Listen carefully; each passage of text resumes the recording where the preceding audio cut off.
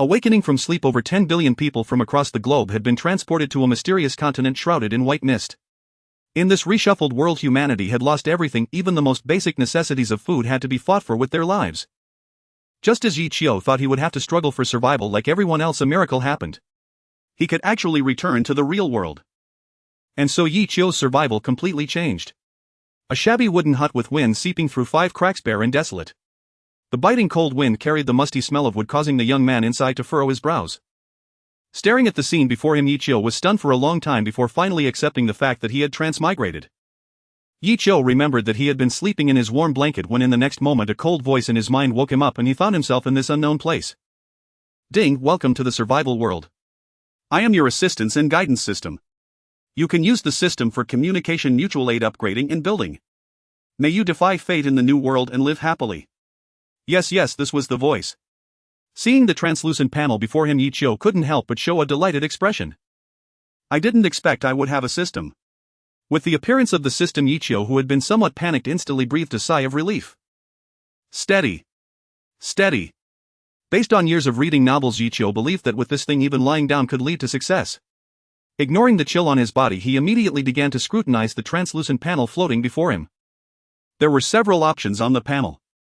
Personal panel, backpack, build, forum, trading hall, but seeing the last 2 options, a bad premonition suddenly surged in Yi Qiu's heart.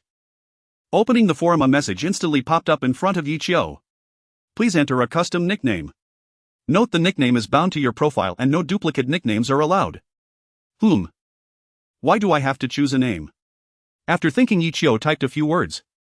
You have successfully set your virtual nickname to anonymous user. A total of 12. 3 billion people from Planet A003 have been transported. Only regional chat channels are currently open. Channel 666 members 10001000 Ha. What's going on? Thank the great God who sent me over. That 10 million loan is finally gone. My house that I just finished paying off. Did you all also run into big luck? Watching the frantic screen, Yi Qiu sighed. So that's it. I knew my luck couldn't be that good. So this is a global transmigration and everyone has a system.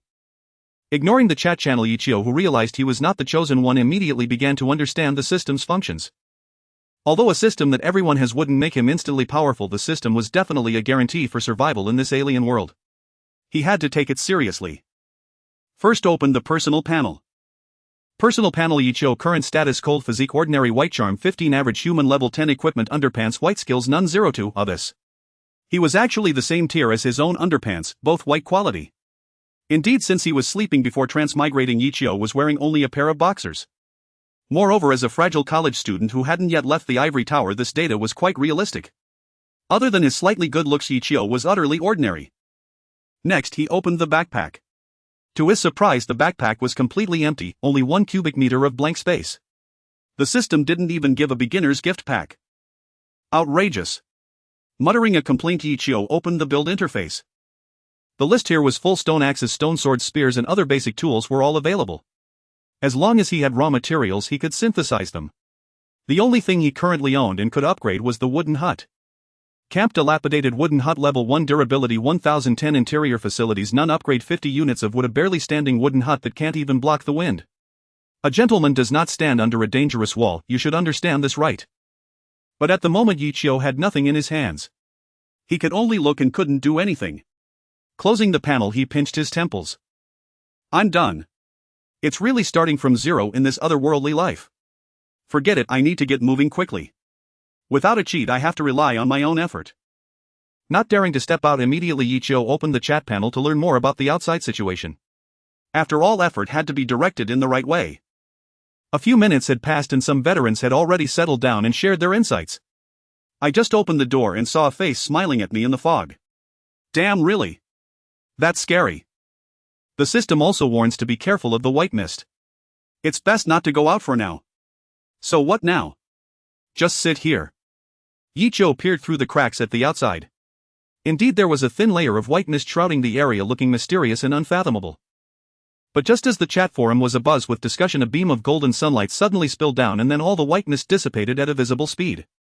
This scene was like a miracle and the entire chat forum exploded. Did you all see that? The sunlight appeared without warning and all the fog disappeared instantly.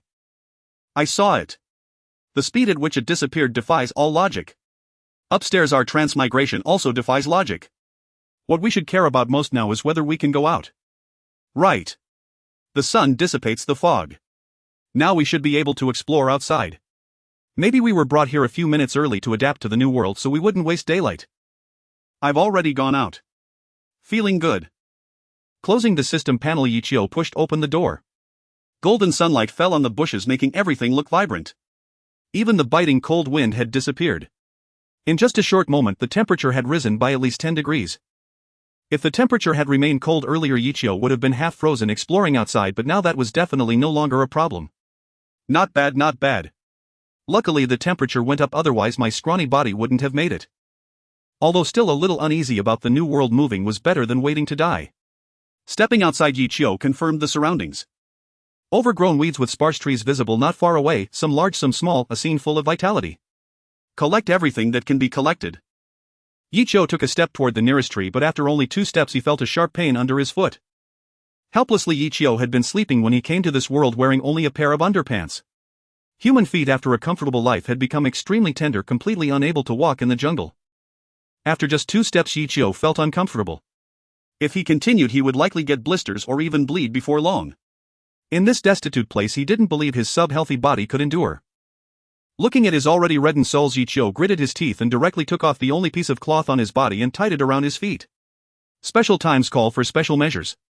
Showing one's bird was a minor issue, getting injured was the real problem. Besides, he was a man, what was there to be shy about? Tearing the small piece of fabric into 2 halves, Yichio managed to wrap his feet. The walking was still quite uncomfortable. At least he could last longer this way. Carefully avoiding sharp stones along the way, Yichio headed toward the nearest tree while gathering nearby resources. Obtain stone white 1, obtain dry grass gray 1.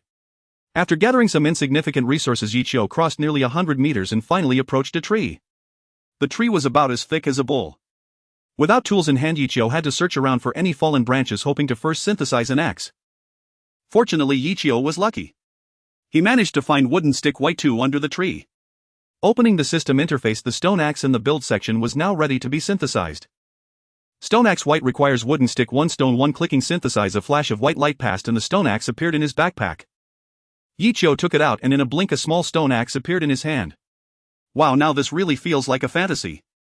Swinging the axe in his hand, a strange sense of novelty and hope rose in Yichio's heart. After all, everything in this new world was unknown. If you want wealth, start cutting trees. Gathering his courage, Yichio immediately began to chop. Thud. Thud. Thud. The rough stone axe struck the tree, leaving shallow marks. Yichio gathered his strength and chopped dozens of times. Soon the drawbacks of his sub-healthy body became apparent. His hands were numbed by the shock, his wrists ached, and the results were far from satisfying. The effortless tree felling scenes from games simply did not exist. With no other choice, Yichio could only chop for a while and rest a while. It took him a full hour to finally fell this not-so-large tree.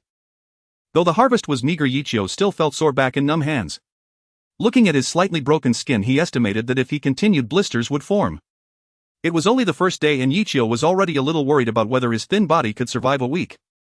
Life in another world without a cheat was truly hard. Yichio had read many transmigration survival novels, but only now when he entered as an ordinary person did he truly understand what survival meant. Ha! I wonder if any chosen one has already unlocked a second system and started a wilderness vacation. I really wish I could go back to my warm bed at home. Just as this thought flashed through his mind, Yichio felt his vision blur and the scenery changed. The hard cold ground beneath him disappeared, replaced by a soft bed. Everything before him was familiar. Wasn't this his own home? In an instant he found himself transported from the overgrown wilderness back to his familiar home, a shift so abrupt that Yichio could barely process it. I am back. Astonishment flickered in Yichio's eyes as he immediately reached for the blanket beside him. The familiar texture made his hands tremble uncontrollably. He had actually returned. Could it be that as long as I wish to come back in my heart, I can really return to the real world? Wrapping himself in the blanket, he picked up his phone to check on the real world.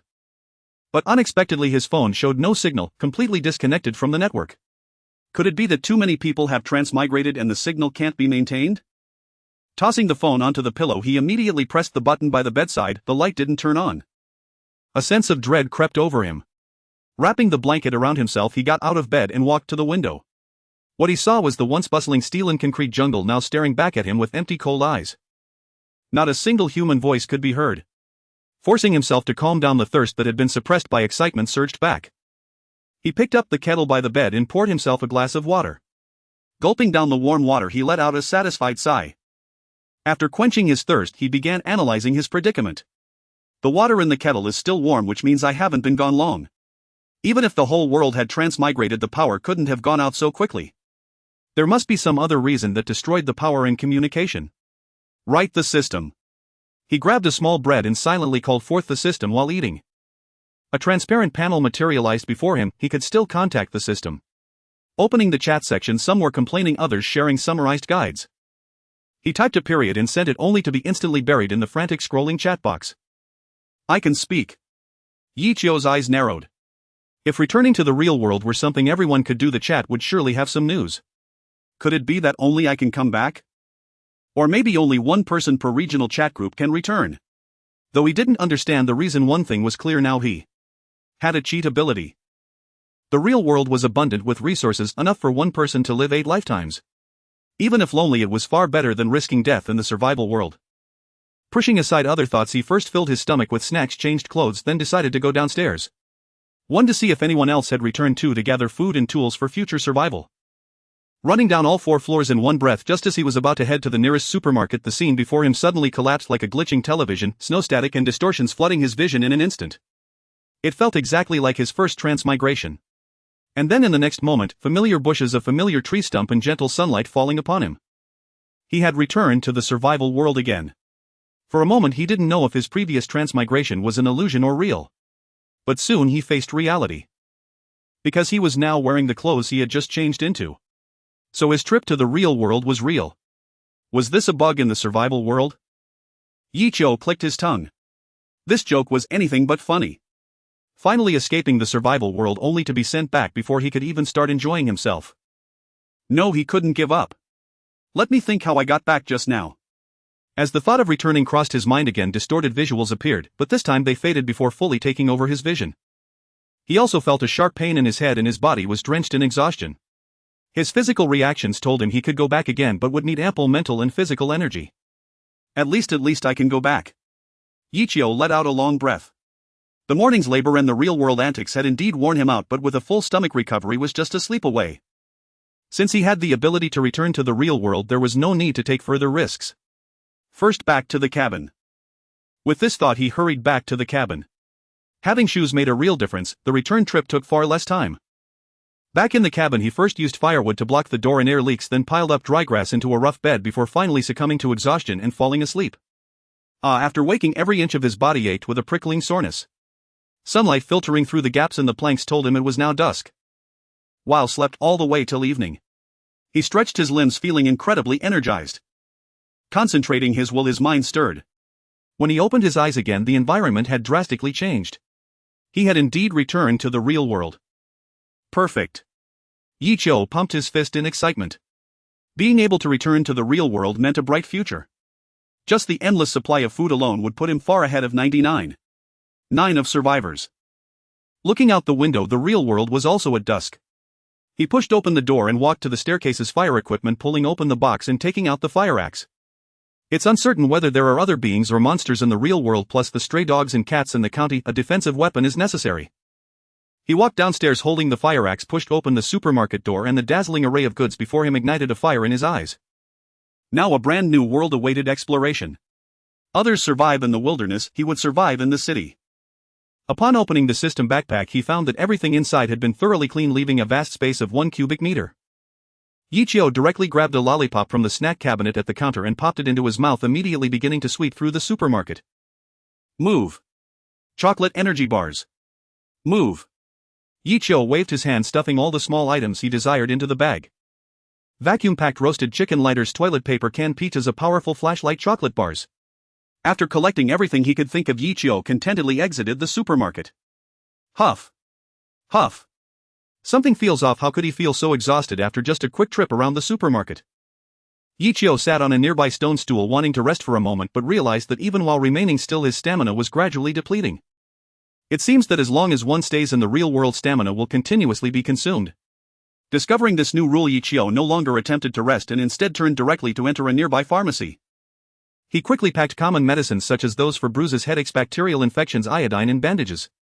Upon exiting the pharmacy, Yichio spotted the country chicken restaurant not far away.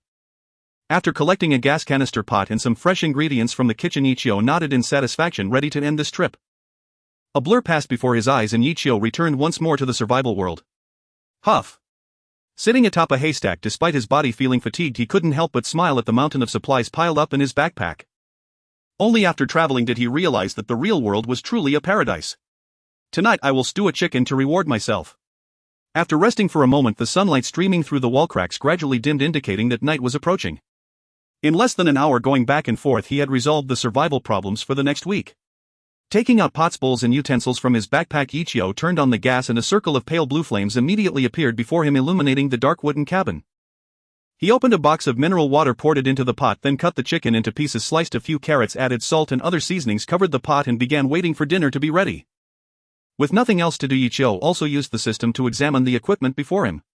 Gas-integrated stove green, a kitchen appliance combining a stove and gas cooker. It seems you were really clutching onto the spatula tightly before your journey. The system's teasing was quite amusing. Yichio chuckled but soon noticed another difference. To his surprise, there was a green label following the item description.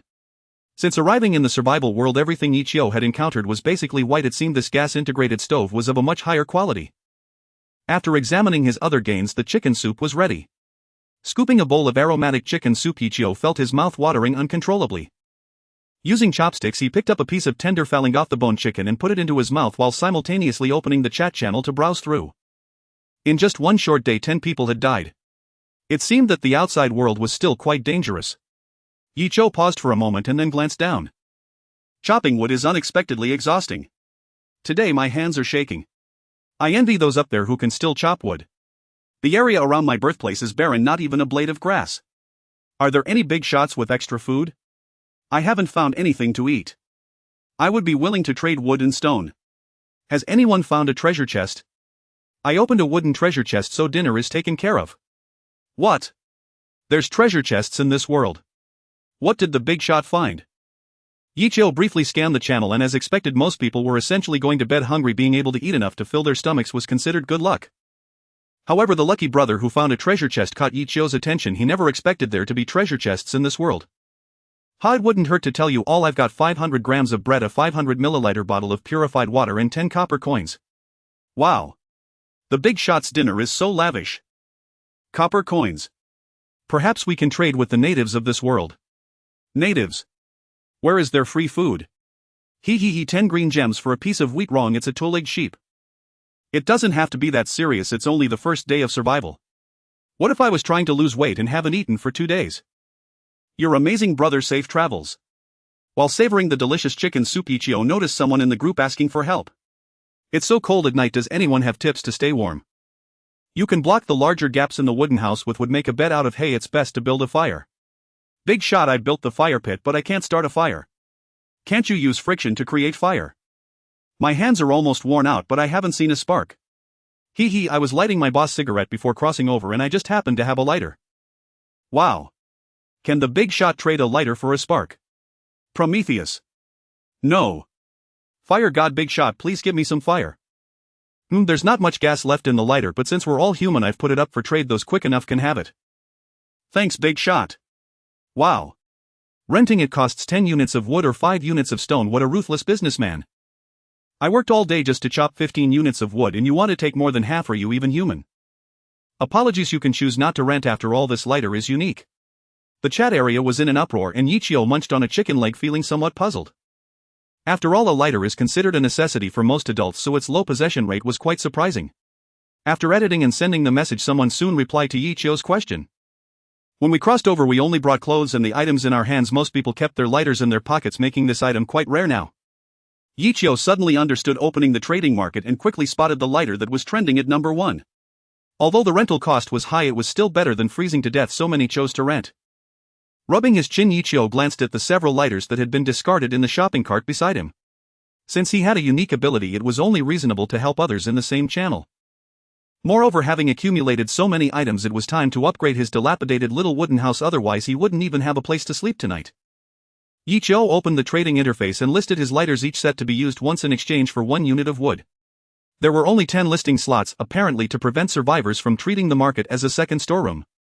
After listing all 10 lighters and enabling the system's automatic trading, Icho returned to the chat and announced as an anonymous user, "I have lighters listed on the market, 1 unit of wood per use, first come first served." This chat can be anonymous. Thanks to the anonymous benefactor for lowering the price of fire, truly a torchbearer. 10 lighters in total. Did the anonymous benefactor unload their entire stock when they crossed over? Thanks, anonymous benefactor. May you always find treasure chests on your travels. Watching the market's activity suddenly overtake his, Yichio received a private message from the first seller, "Brother, there's no need to cut the price so brutally, right? Since it's just the two of us with lighters, we could coordinate, set the price and harvest the gains together. If you want reputation, we can arrange it. One plays the black face, the other the white face. It's far more effective than undercutting yourself." Yichio paused at the message. As expected, people were the one thing never in short supply. On the very first day they were already trying to fleece the whole channel. If he weren't backed by the real world, he might have considered the offer. "Anonymous, sorry, I don't have time to waste on this. Goodbye." Meanwhile, on the other side of the screen, a middle-aged man stared in disbelief. Leaving money on the table, this person must be out of their mind. To him, allowing piles of wood to remain in ordinary hands was almost criminal. Checking his inbox, his already overflowing private messages swelled even further within seconds. Many who had spoken politely earlier were now cursing instead. The middle-aged man, flushed with anger, replied in the trading comments, "I won't deny my prices were high, but the anonymous seller's pricing utterly ignores market principles. Sooner or later that will cause problems." Replies poured in with ridicule. "We're all transmigrants here, spare me the market theory. At the root, it's just people upset they can't make money. Right to the point. Don't worry, I am the invisible hand of the market. I'll stage a great showdown for you. If you profit by dirty means, don't be surprised at the scorn. If the anonymous donor is doing charity, they're a saint. Exactly, if you had set a fairer price, you wouldn't be without a single defender." Unable to continue reading the comments, the man glanced at his drafty shack and with a look of humiliation lowered his price to match Yichio's. Yichio paid little mind to the trading channel. In half an hour he completed over 100 transactions. His wood stack surged past 99 units, spilling into the room. Seeing his storage about to overflow, Yichio lifted his bowl of chicken soup, opened the construction interface, located the dilapidated wooden shack and clicked upgrade. System wood common 50. Current dwelling upgraded to wooden shack level 2. As the notification chimed, Yichio felt the surrounding space expand and the old drafty gaps mend. The once rotten planks gained ring-like patterns as if showing their age, and a faint pleasant scent of wood filled the air. The interior grew to roughly 50 square meters and even acquired a wooden window with shutters before the transformation ceased. From above, the shack that had seemed ready to topple now projected the solidity of a home rooted like a great tree. Yichio opened the system to inspect the shack status. Dwelling wooden shack level 2. Durability 100,100. Interior facilities integrated gas stove 3-piece kitchen set. Upgrade requirement 100 units of stone. We are safe. For now. Poof. This world is not at peace either. The eerie white mist was not ordinary beasts. Even with his real-world advantages, Yichio might not always escape unscathed. I should make good use of the people in the communication channel, let them probe as much as possible. Ideally, I only need to procure everything from the shadows with supplies. Relying on his real-world backup, Yichio resolved to exploit that edge and survive better in this harsh world. After changing the lighter's price in the market to 1 unit of stone per use, Yichio finished the last of his chicken soup and cleared away the trash. Having tidied up, Yichio intended to turn in. But as he flopped onto the haystack, he froze. He had forgotten to bring his bed over. Perfect time to test the transmigration rules. Today's transfers had sent him to his real-life home. Whether he crossed from inside or out, he had logged off in reality from Laoxiangji, so he did not know whether he'd returned to his house or to Laoxiangji after transmigrating. He emptied his backpack and stacked the items in a corner. The small mountain of supplies gave Yichio an ineffable sense of satisfaction. After mentally initiating the transfer, his vision blurred for a moment and he found himself before a familiar sight, his own home. It seemed his home served as a fixed teleport point. With his current stamina, he could probably only explore the nearby area. But the surrounding supermarkets would be enough to keep him fed. He did not linger. Yichio tried to stow his single bed in his backpack, but an error occurred. The bed was too long and wide to fit even on the diagonal. With no other option, he took all his bedding back to the survival world. Using 6 units of wood, he built a simple bed and laid quilts on it. It was surprisingly comfortable.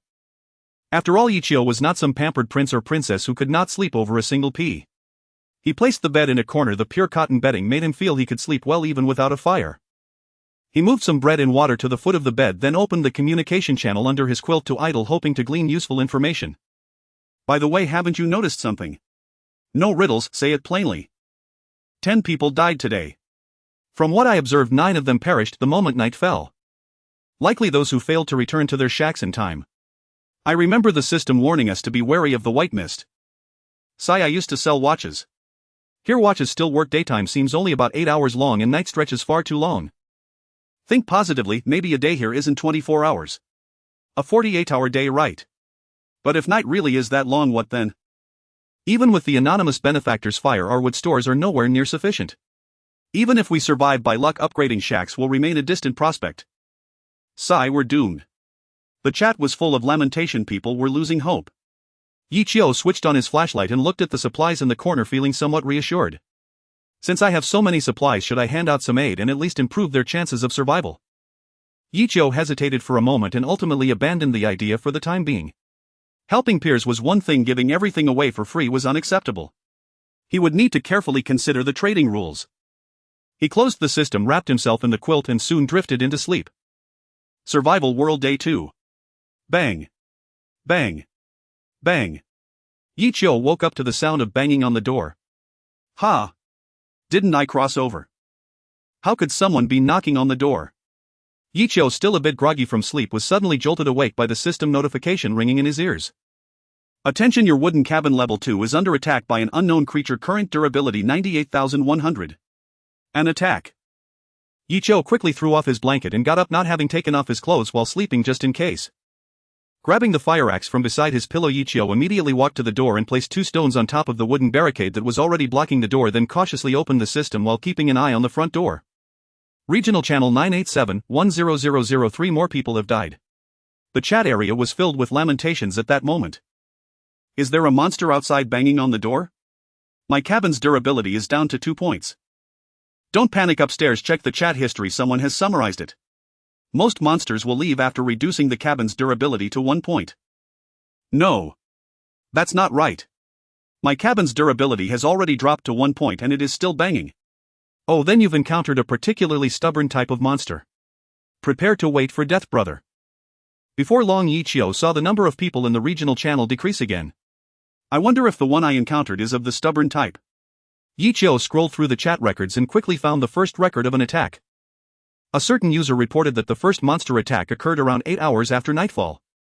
The monsters were divided into 2 types, one that would damage the cabin and leave, and another that would attempt to dismantle it.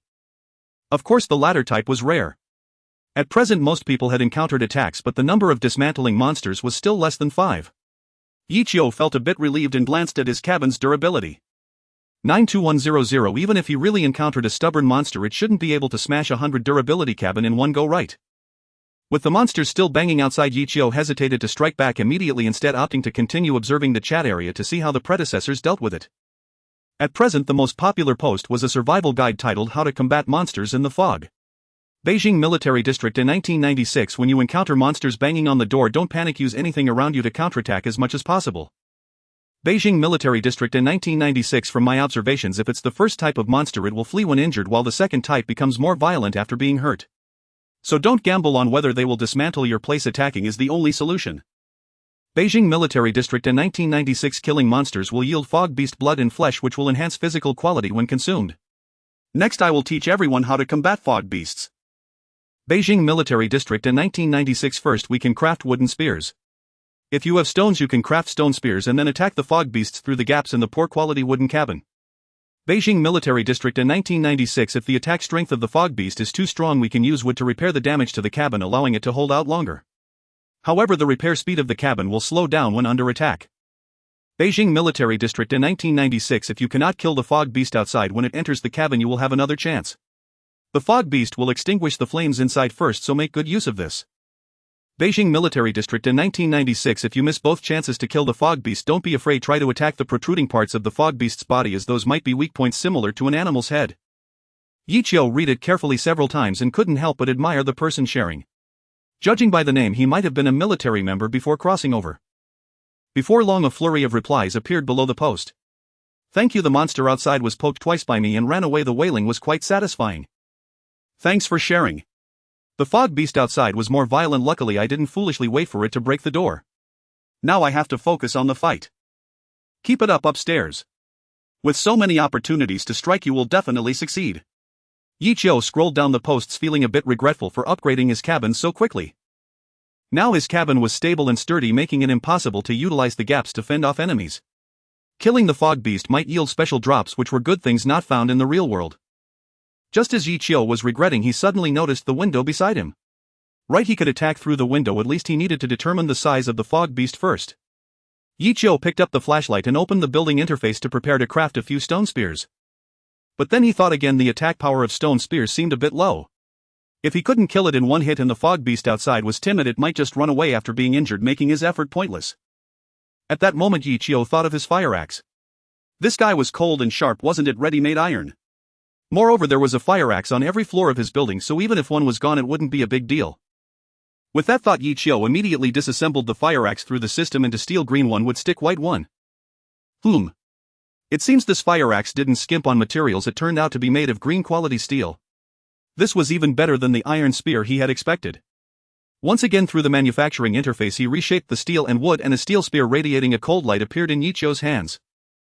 Steel spear, white attack power 20, maximum durability 50-50, a hint of cold light arrives first, followed by a direct empty gun. I feel like this spear's steel tip is less than that of the fire axe by more than just a little, and it's even white of quality, what a loss. Yi Qiu opened the system again but found that the spear couldn't be disassembled back into steel and wood. Scammers. If it weren't for the short attack range of the fire axe he wouldn't have fallen for this trap. After venting his frustrations, Yi Qiu crafted several spare stone spears using stone and wood, then took the spear and approached the window, slowly pushing it open. The window wasn't large enough for Yi Qiu to stick his head out, making it impossible to jump out and escape. However, Yi Qiu didn't mind that. After all, if the window were too big it would be problematic if the fog beast could just walk in through it. At the front door the fog beast was banging fiercely, completely unaware of the window being slowly pushed open beside it. Yi Qiu fixed the powerful flashlight beside the window and gripped the spear tightly with both hands. Outside was a realm of darkness and thick white fog, with the silhouette of the fog beast faintly visible. Crack! The flashlight switch was activated and a beam of bright light immediately shot towards the door. Yi Qiu finally discerned the general shape of the door-banging monster. Its skin resembled swirling fog, standing about 2.5 meters tall, broad and stout, resembling a gigantic upright fat pig. The sudden bright light caused the fog beast to howl in agony, and Yi Qiu immediately unleashed all his strength to thrust the spear. Sizzle! The shell of the fog beast is not hard at all. With just one strike Yi Qiu felt a distinct sensation of piercing into flesh. A sound resembling the mournful roar of a wild boar echoed, and Yi Qiu suddenly felt an immense force propel his body, crashing him against the wall. Surprisingly, it didn't die with one hit. My spear couldn't achieve a single kill. Yi Qiu watched as the massive fog beast vanished into the mist, quickly retracting his spear to cover his shoulder. Though the collision hurt quite a bit, Yi Qiu was more frustrated than pained. Even such a cowardly creature is so tough. I was looking forward to tasting some fog beast meat. But before Yi Qiu could relax, the heavy footsteps emerged again from the thick fog. It's that fog beast, it's back. It turns out it hadn't left but was preparing to charge through the door. Boom! With a loud crash, Yi Qiu felt the house tremble momentarily. Wooden house durability 2, current durability 91,100. Ignoring the injured wooden house, Yi Qiu immediately felt excited. Great, my wooden house isn't afraid of collisions, I'm definitely having fog beast meat today. Grabbing the spear, Yi Qiu thrust fiercely once more. The giant fog beast let out a howl, but it still did not give up on its attack. Today it had already destroyed 2 wooden houses, it certainly wouldn't waver like its companion. Based on its judgment, with another strike this wooden house would surely collapse, and then no one could save the people inside. The pain on its body caused the fog beast to unleash an unprecedentedly powerful strike, and the durability of the wooden house dropped more than ever before by 3 points. But what the fog beast didn't anticipate was that the wooden house in front of it was still standing strong. PFF. Another spear jabbed through the already limited intelligence of the fog beast was further clouded by pain. Right, it has no brains at all, it absolutely miscalculated earlier charge again. Boom. Durability 2 PFF. The fog beast, seemingly bewitched, scratched at the door while Yi Qiu frantically jabbed at its kidneys. Yi Qiu jabbed countless times and finally the howls from outside ceased. Phew. Phew. Phew. The intense physical exertion left Yi Qiu too weak to even retrieve the spear embedded in the fog beast's body, collapsing onto the ground to rest. Feeling his body somewhat drained, Yi Qiu intended to grab a bottle of mineral water nearby for a few sips, but after a moment's thought he put it back. One shouldn't drink water immediately after intense exercise, as it could lead to stomach bloating and nausea. Once his heartbeat gradually calmed, Yi Qiu twisted open the bottle cap and gulped down a few sips, quenching his thirst. Supporting his aching and weak body, Yichio moved the wooden pieces at the entrance and pushed open the somewhat damaged wooden door. The massive fog beast had disappeared without a trace, and before Yichio's eyes lay a pile of resources. Quite considerate, knowing I wouldn't dissect the fog beast. Picking up the items emitting a faint glow from the ground and retrieving the steel spear, Yichio immediately closed the wooden door and barricaded it with wood. Confirming safety, Yichio opened the system to check the status of the wooden house. Wooden house level 2 durability 73100 repair wood 10. Though it's quite expensive, it's not a significant amount for Yichio. After clicking repair, 10 pieces of wood vanished and the visible damage disappeared at a noticeable speed, renewing in less than 2 seconds. With the wooden house repaired, Yichio turned his gaze to the spoils. There were quite a few items. Yichio categorized them, obtaining fog beast flesh white 5, fog core white 1, building core gray 2, unknown biological remains gray 3, wooden fence crafting diagram green 1. What a bountiful haul. Yichio rubbed his hands together and began to read the system descriptions one by one. Fog beast flesh white, flesh of a bizarre beast hidden within the mist. Consuming it can moderately enhance physical attributes. Fog beast flesh can enhance physical attributes. If one wishes to survive in this world, strengthening oneself is essential. Absolutely a great item. I won't be eating those unnutritious things from the real world anymore. Fog core white, a core of a bizarre beast hidden within the mist. Can be used for energy supply upgrading facilities and various functions. Though the fog core seems precious, it won't be of use for a while. Building core gray, a building core left behind after the base has been destroyed. Using it can permanently enhance building durability. Detected possession of building core gray. Would you like to fuse it with base wooden house level 2? Upon seeing this, Yichio felt a chill in his heart. Building core. It seems this fog beast has killed more than one person. Taking out the building core and clicking use, Yichio immediately felt the room space expand a bit and the wooden house's durability rose from 100 to 115. Unknown biological remains gray bones within the fog beast that have not been fully digested. Wooden fence crafting diagram green unlocks the crafting method of wooden fences. Upon use, convenient and quick, can keep some creatures and the white mist outside the fence. Can it expand the territory? It looks pretty good. Yichio opened the system, synthesized a box with wood and placed the valuable items like fog beast flesh and fog core inside. Then Yichio took out a piece of fog beast flesh and built a fire pit. After all, it feels a bit wrong to grill meat using gas. After skewering the fog beast flesh and placing it over the fire, Yichio opened the system to check how others were doing. The first thing that caught his eye was the survivor count 963-1000. In just one night, dozens more had died. However, the chat channel was not dismal. Instead, it was filled with enthusiastic discussions about countering the fog beasts. These fog beasts are only scary in appearance. I just jabbed once and drove it away. Thanks to the reminder from a senior in the Northern Military District, otherwise my house would have been wrecked by that beast. As long as we stand brave, there's nothing to fear in this world. I feel today's attack teaches us this lesson. I dropped a piece of fog beast flesh Graham in for a treat this morning. Under the guidance of the Northern Military District, many people used the terrain advantage to drive the fog beasts away from outside their doors, and some lucky ones encountered extremely weak fog beasts, killing them in one hit. PvE Master brothers, come and taste the fog beast meat today. PvE Master is the local specialty of the survival world. Us ordinary folks must eat it. We can't miss out. PvE Master. Okay brothers, it's grilled. I'll take the first bite. Stop talking nonsense, hurry up with the link folks, can't wait. Stop wasting time, it's just a piece of fog beast meat. Even if it's really posted, you can't afford it. PvE Master, don't mess around everyone, let me continue my tasting. PvE Master, this fog beast meat has a strong earthy taste and it's rather dry. Sigh, if only there was some salt. PvE Master, as for enhancing physique. I feel a warm current flowing chaotically inside me, but it quickly dissipated. It seems I need to eat a few more pieces to break through. As if hearing Yichio's heart, the flesh and blood of the mist beast roasting over the fire gradually changed from white to brown, and the faint oil dripping onto the wood filled the room with a delightful aroma. So fragrant. To be safe, Yichio picked up a nearby barbecue seasoning and gently sprinkled it over the golden roasted meat, enhancing the deliciousness.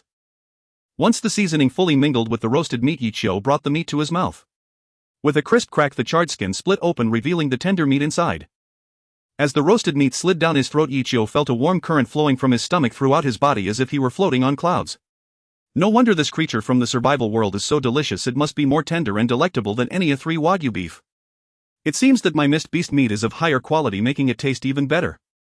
Yichio swallowed the entire portion of mist beast roast in one go and then opened his personal panel. Yichio anonymous user. Current status healthy. Physique ordinary white. Charm 15. Equipment ordinary clothing white. Skills none 02. An upward arrow appeared next to the physique, indicating that the mist beast's flesh was having an effect, strengthening him. Moreover, this warm current did not dissipate quickly as PvE suggested. Instead, it continued to exert its effects, making Ichigo feel as though he was carrying a small heater incredibly warm. It seems that I can only grow stronger by eating more. Ichigo looked at the remaining 4 pieces of mist beast flesh, feeling a bit distressed. His appetite was not that large and he couldn't enhance himself with just the mist beast flesh. Wait. There seems to be something that can help me. Ichigo suddenly had a flash of inspiration and immediately walked to the corner to open the medical box, finding stomach-strengthening digestive tablets. Throwing a few tangy sweet digestive tablets into his mouth, Ichigo walked around the room to aid digestion while keeping an eye on the chat area. However, just as he opened the system, Ichigo received a private message from someone he was not unfamiliar with. From North Military District, a 1996 private message transaction. Do you agree to exchange empty for mist beast flesh white 3 military dagger green 1 military anti-stab suit green 20 damaged 1 stone white 5? Note this is a gift. Ichigo. Why is this like a pie falling from the sky? Not understanding what was happening, Ichigo immediately started a private chat with the North Military District. Anonymous user Big Shot, did you click wrongly? Why send me so many things? North Military District in 1996, I didn't click wrongly, I'm about to die, and as a gesture for you being a good person I'm giving you these things. Meanwhile, in a collapsed small wooden house, Wangwu lay amidst the ruins with several gruesome wounds on his waist, oozing blood soaking his dark green military uniform. Half an hour ago he had been attacked by a mist beast, and with years of training and combat experience Wangwu should have been able to take down this mist beast. However, due to taking a large amount of wood to exchange for fire seeds last night, the wooden house could not hold out any longer and was breached by the mist beast. Although he ultimately achieved victory, he still sustained significant injuries. After half an hour of self-rescue, he understood that under the current conditions he was powerless to recover. In his final moments, aside from sending out a self-rescue message, Wangwu planned to give away all the items on him to prolong his life as much as possible. At that moment he noticed Ichigo, the one selling fire seeds cheaply. Sigh, if I hadn't been so impatient and had waited for a unit of wood for a fire seed, perhaps I wouldn't be dying now.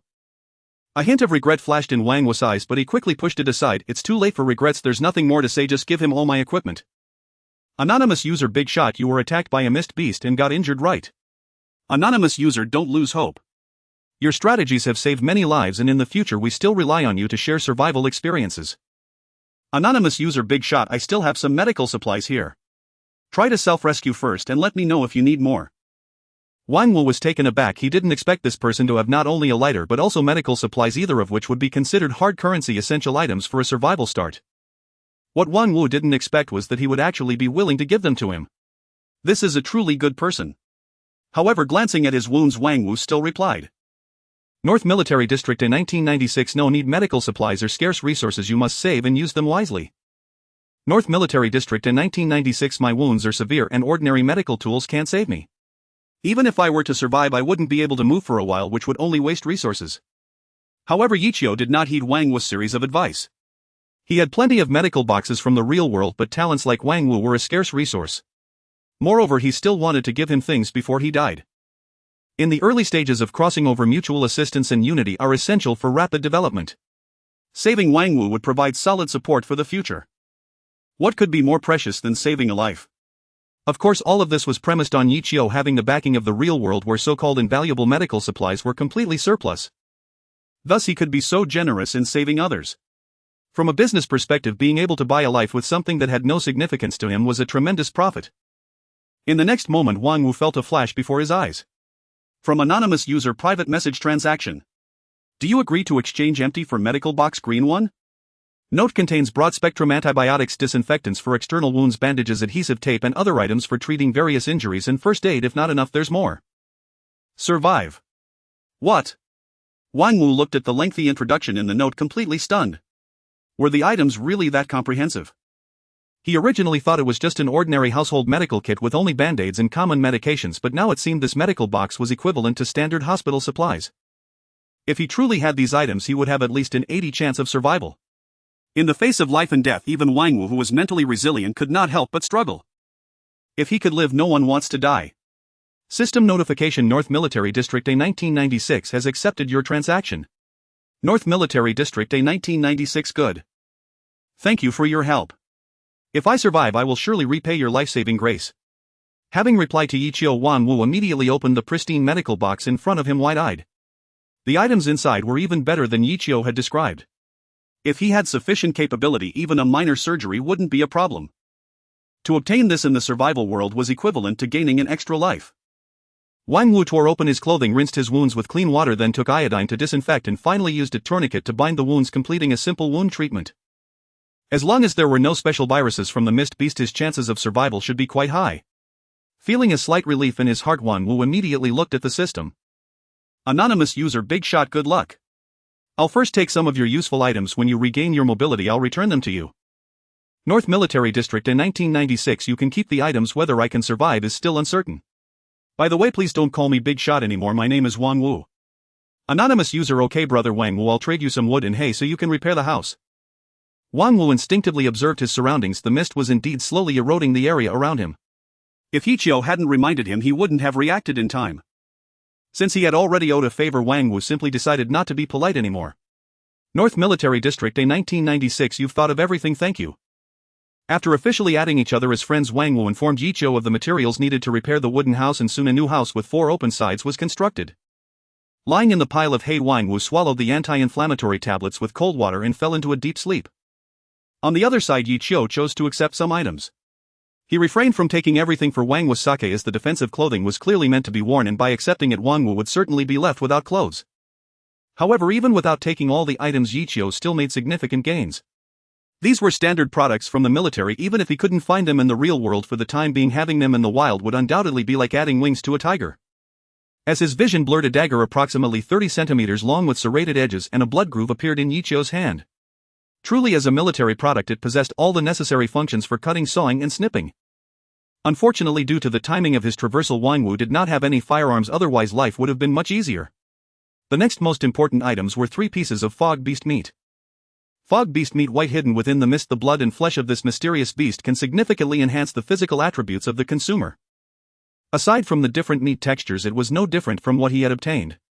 With the help of the digestive tablets, Yichio felt revitalized.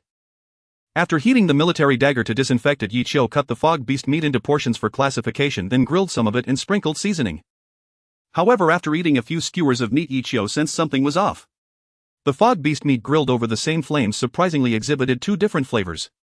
His own fog beast meat warmed him throughout, while the fog beast meat provided by Wang Wu gave him a clear-headed sensation. Nonetheless, no matter how delicious something is, it loses its charm once one is full. It seems having meat for breakfast really isn't a good choice. Yichio got up, packed the remaining grilled meat for Wang Wu, who did not respond, likely resting. Yichio did not disturb him further and simply opened the window to take a look. After killing a fog beast and having 2 meals, a considerable amount of time had passed, but outside the white mist still churned, presenting a scene of darkness. Yichio opened the chat channel. PvE Master and Num, why hasn't the sun come out? Is the fog beast here just to wake us up and let us go back to sleep? According to my cousin, it should be about 2 more hours until daylight. So what should we do during this time? We've even run out of the wood we had. Is there a master who can spare some food? The kid was starving and fell asleep, waking up startled. He's even hungrier now. Yichio closed the system, pondered for a moment, and ultimately decided to take advantage of this time to explore the real world. Staying in the real world could rapidly expend physical strength, and since he hadn't fully explored his surroundings, he must utilize the real world to its fullest. The existence of fog beasts had greatly heightened Yichio's sense of crisis. After emptying his backpack, he blinked and appeared once more in the real world. In the real world, it was already morning, with golden rays illuminating the cold steel jungle, creating an exceptionally desolate and barren scene. Yichio first went downstairs to retrieve a fire axe. After thinking for a moment, he simply took fire axes from several floors above and below and then headed to the medical clinic to replenish his medical kit. There wasn't much to search for in the downstairs area, so Yichio planned to look further afield. The main goal this time was to head west. Before his traversal, he had heard that roads were being repaired there and various building materials would surely be plentiful. Perhaps he could directly elevate his house level to 3. Moreover, if Yichio remembered correctly, there was a police station along the way to that direction. He might even be able to obtain firearms. With a gun in hand, he would feel secure, and it was essential to acquire firearms upon returning to the real world. To traverse vast distances with limited physical strength, transportation was essential. On the streets, numerous vehicles were parked haphazardly, most of which had been teleported away while their owners were still driving, causing cars to uncontrollably crash into roadside shops.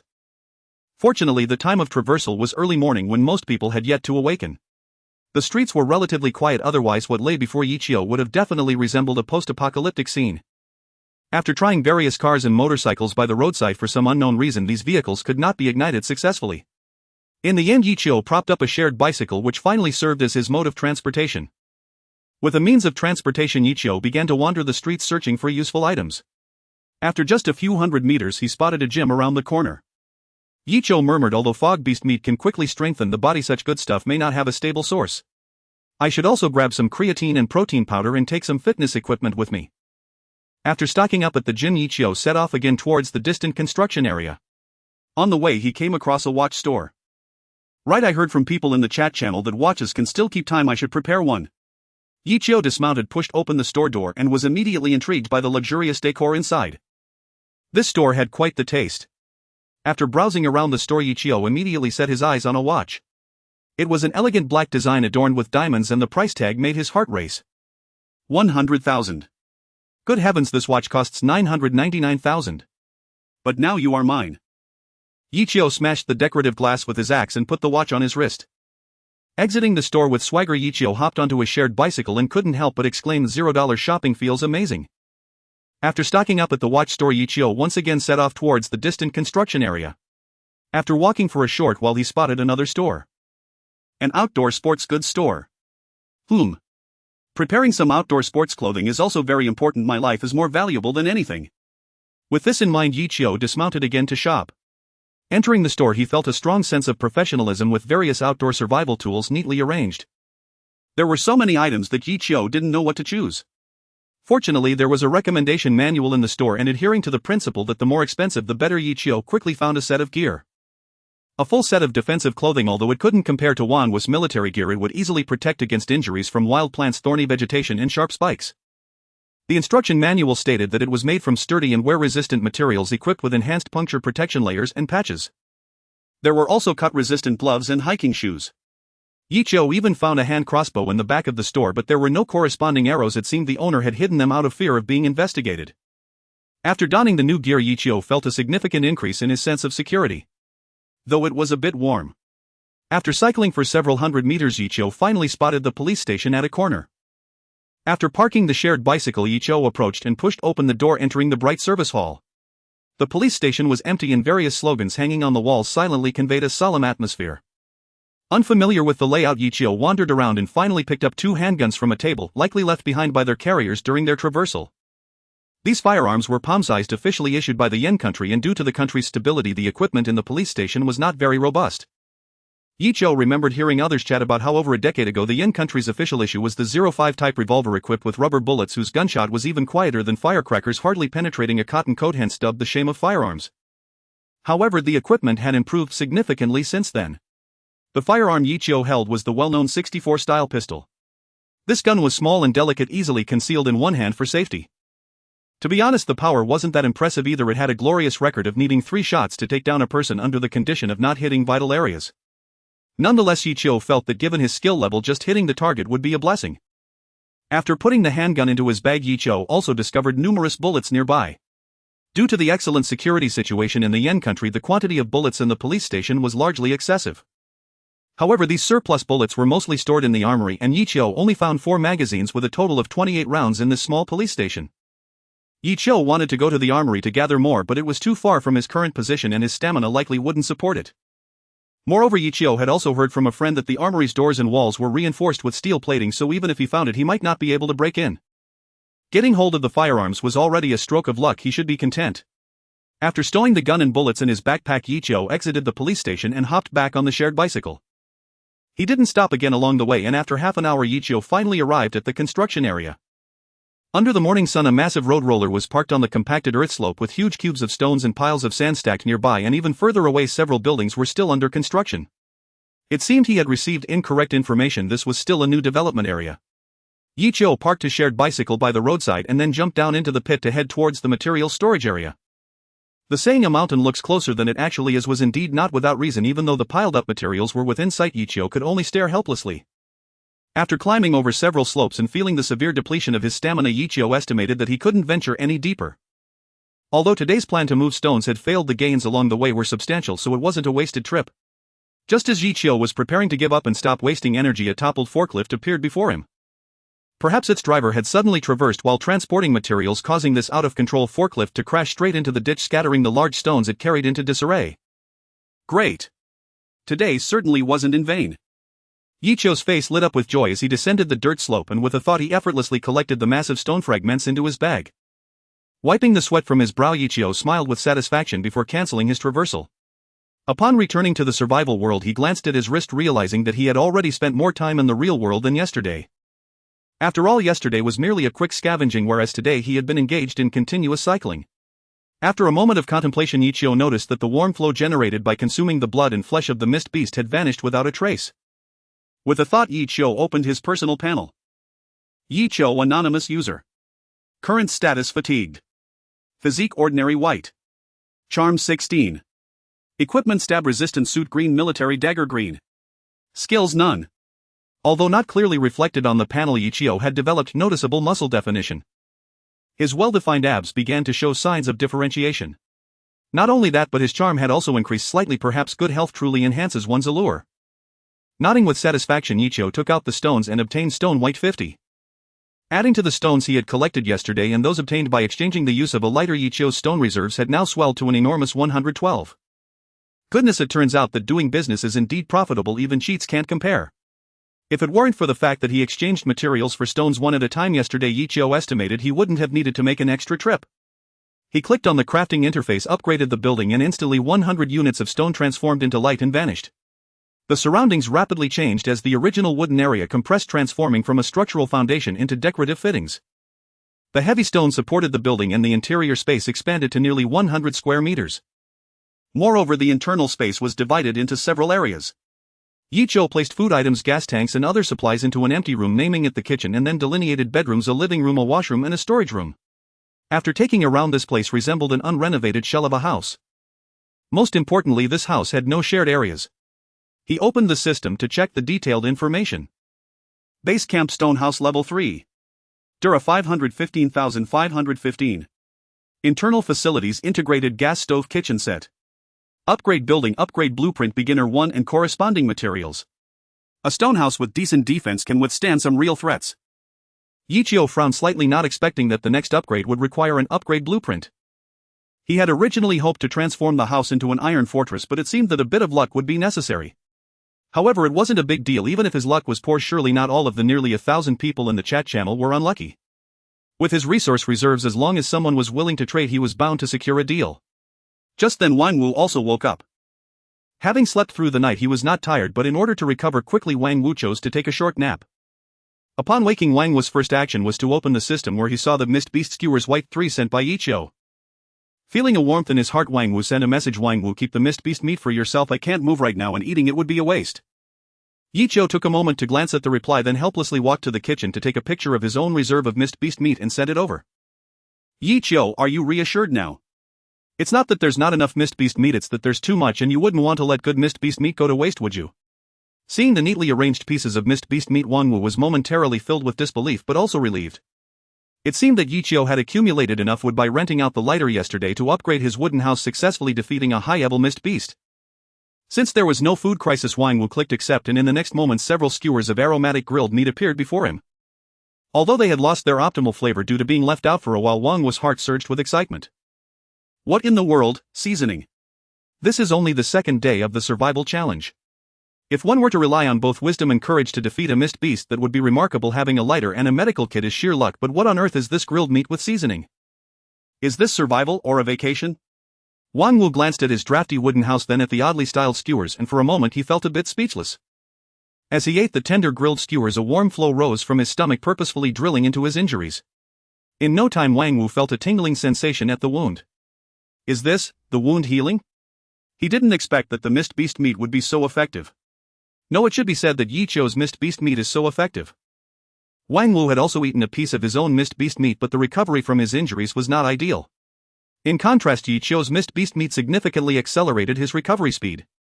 Wang Wu suddenly realized that there might be differences between Mist Beast meats.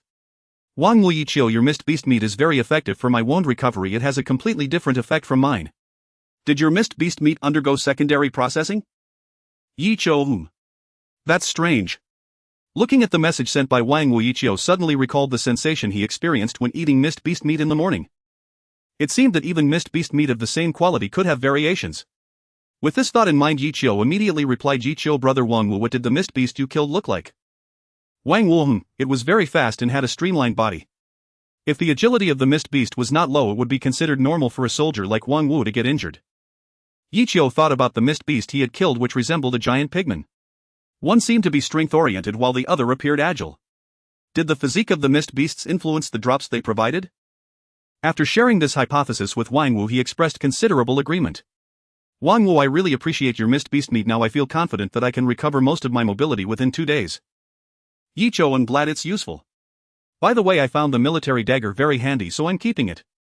I'll trade you my fire axe. Wang Wu, I'm not going out, so I don't need weapons, you can keep it.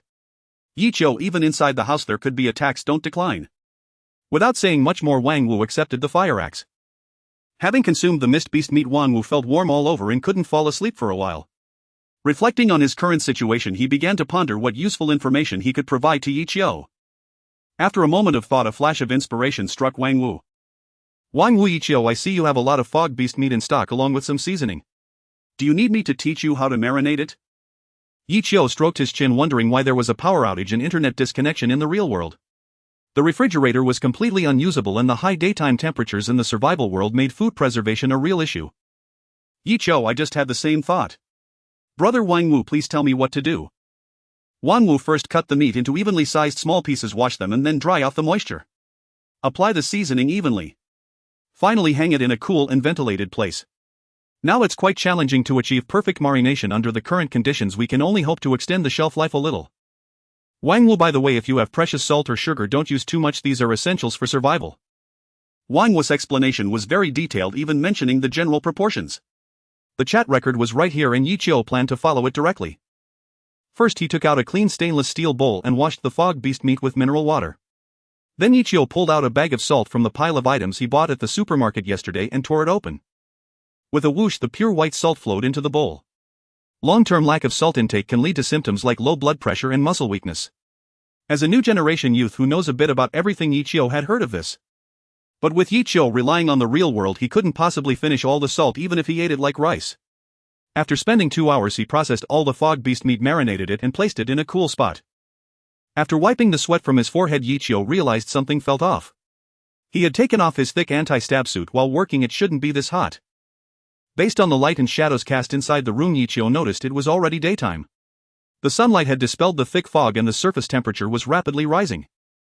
Yi Qiu rubbed his chin, thinking that at this temperature the meat would spoil before it was even marinated. Who would have thought that gathering too much would also be a hassle. Although the newly built stone house was somewhat shaded, it was definitely not a good place for marinating meat. Where would be cooler? Oh right. The real world.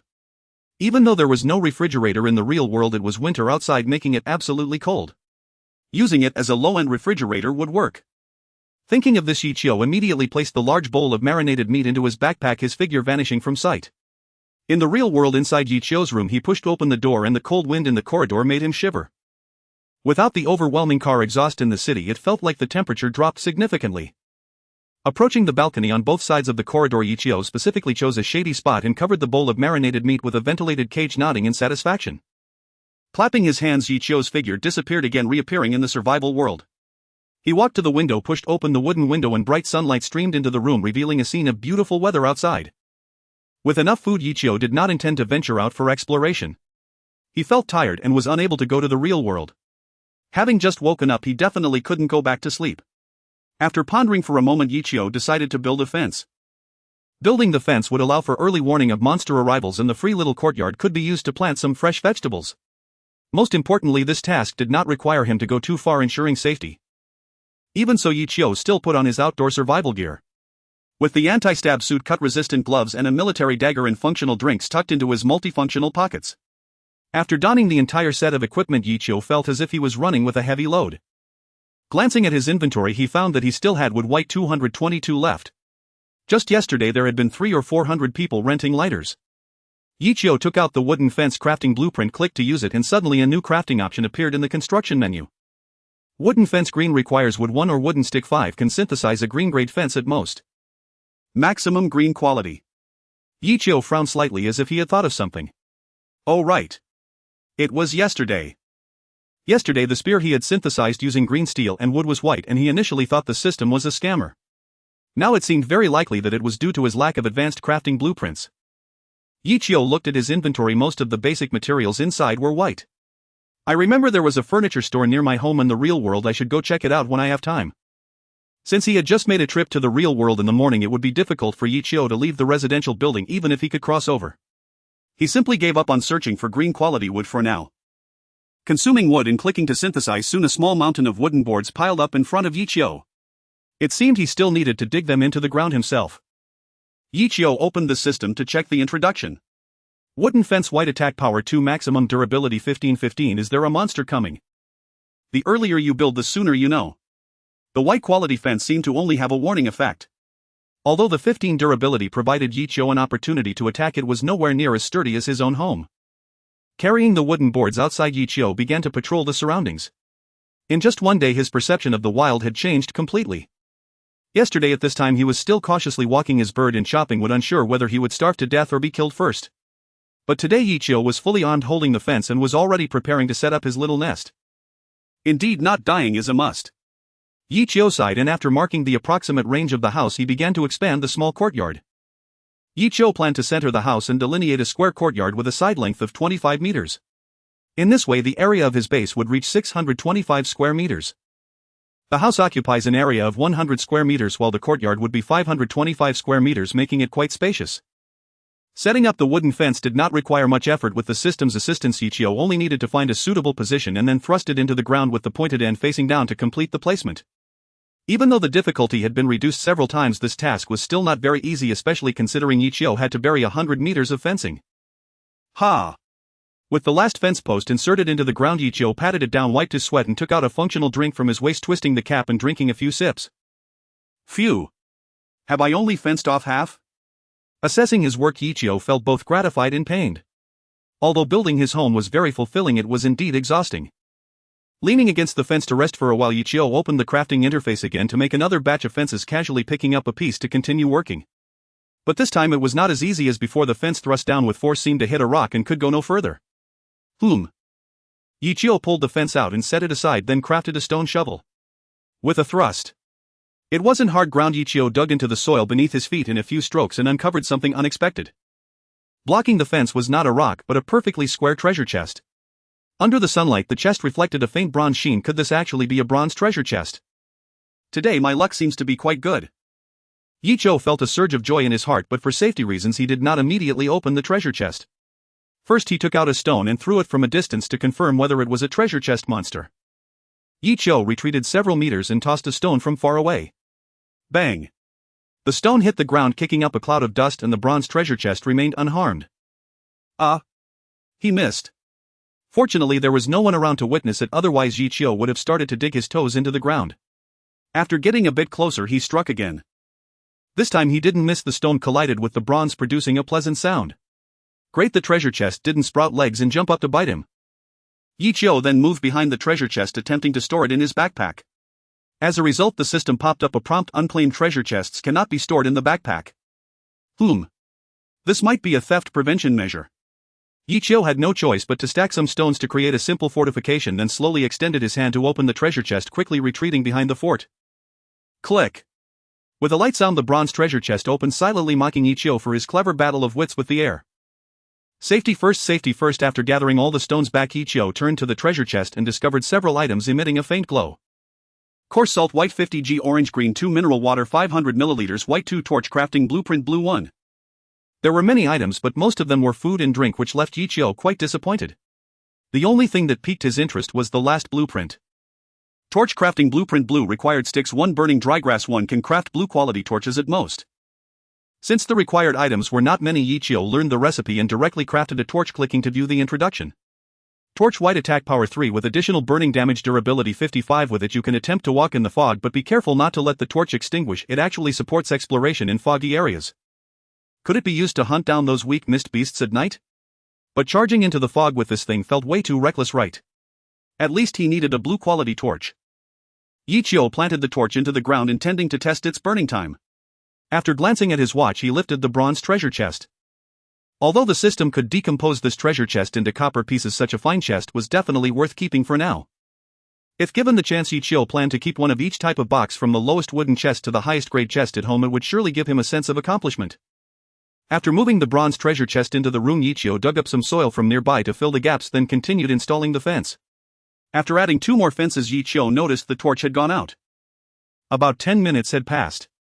As expected, a torch without oil cannot burn for long. In fact, it's a miracle if it lasts for 10 minutes. I just wonder how large an area it can illuminate. I can experiment with that at night. After flipping the burnt remnants into the ground, Yi Qiu planned to use this nearby area for farming, especially since he had 2 green quality oranges on hand. Green quality is better than white. These oranges are surely not easy to find in the real world. Remembering the oranges, Yi Qiu realized he was a bit hungry and checked his watch. It was time for lunch. Setting the fence aside, Yi Qiu returned to the house to cook meat. He didn't take all the mist beast meat to marinate, leaving some for eating. Pouring a pot of mineral water, Yi Qiu added the mist beast meat to the pot, seasoning it with appropriate salt, Sichuan pepper, and other spices. The already high-quality mist beast meat with slight processing became a supreme delicacy. Yi Qiu covered the pot, and while waiting for the meat to cook, he opened the system to peek at the messages. Today I found a wooden treasure chest. As soon as I stepped out, I was so excited that tears were about to flow. Do you know what I found inside? What good thing? A chicken. Damn. Lucky you. Won't you be drinking chicken soup for lunch? Share some chicken bones with the brothers to lick. Don't get your hopes up.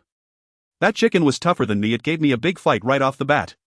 Seriously, you couldn't even defeat a chicken. You let your food escape. Nonsense. You try it. That guy startled me right away. I almost had a chance to catch it, but it flapped its wings and flew off. It flew. Can you imagine how I felt at that moment? It flew so high. You might have encountered a wild chicken. Wild chickens are different from domesticated ones and can fly quite easily. You're so unlucky, bro. At least I got ordinary food and water. Although it's not filling, at least I'm still alive. It seems like quite a few brothers have encountered treasure chests today. Could it be that the planners thought the difficulty was too high and reduced it? Or maybe it's a last supper, better to eat well before hitting the road. Sigh, just live one day at a time. Who knows when this life will end? Yi Qiu browsed through the information. It seemed that today's drop rate had indeed increased and players were starting to have better loot. It was time to reap the benefits. Anonymous user: free tip for everyone, treasure chests are everywhere. I dug one up in the field today. Damn. It's the anonymous big shot. Quick, give the big shot a smoke. Oh no, I have no fire. Can I borrow a light? Anonymous user: 1 stone per light please. Wah wah wah, the big shot is so heartless. Wah wah monster, shut up. This guy just said he could solo a wild chicken. Is the anonymous big shot digging to plant crops? By the way, what is the growth cycle of plants here? Even if it's short, they can't possibly grow in 5 days, or else the crops will starve to death before they ripen. Thanks to the anonymous big shot, I just noticed that there's a treasure chest hanging from the tree. Anonymous user: by the way, just a little advertisement. If you have good items to sell, contact me. I won't disclose the price, but just say it will definitely be the highest market price.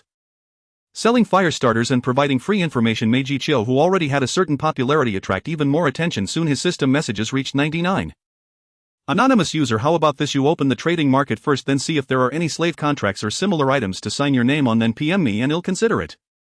The reason I treated Wang Wu so well was that he was willing to give me all his savings before he died, and he was a talent. Someone like this who could only serve as a decoration I wouldn't accept even if offered for free. No. I was just joking. I'll send it to you right away and include 2 extra tissue papers.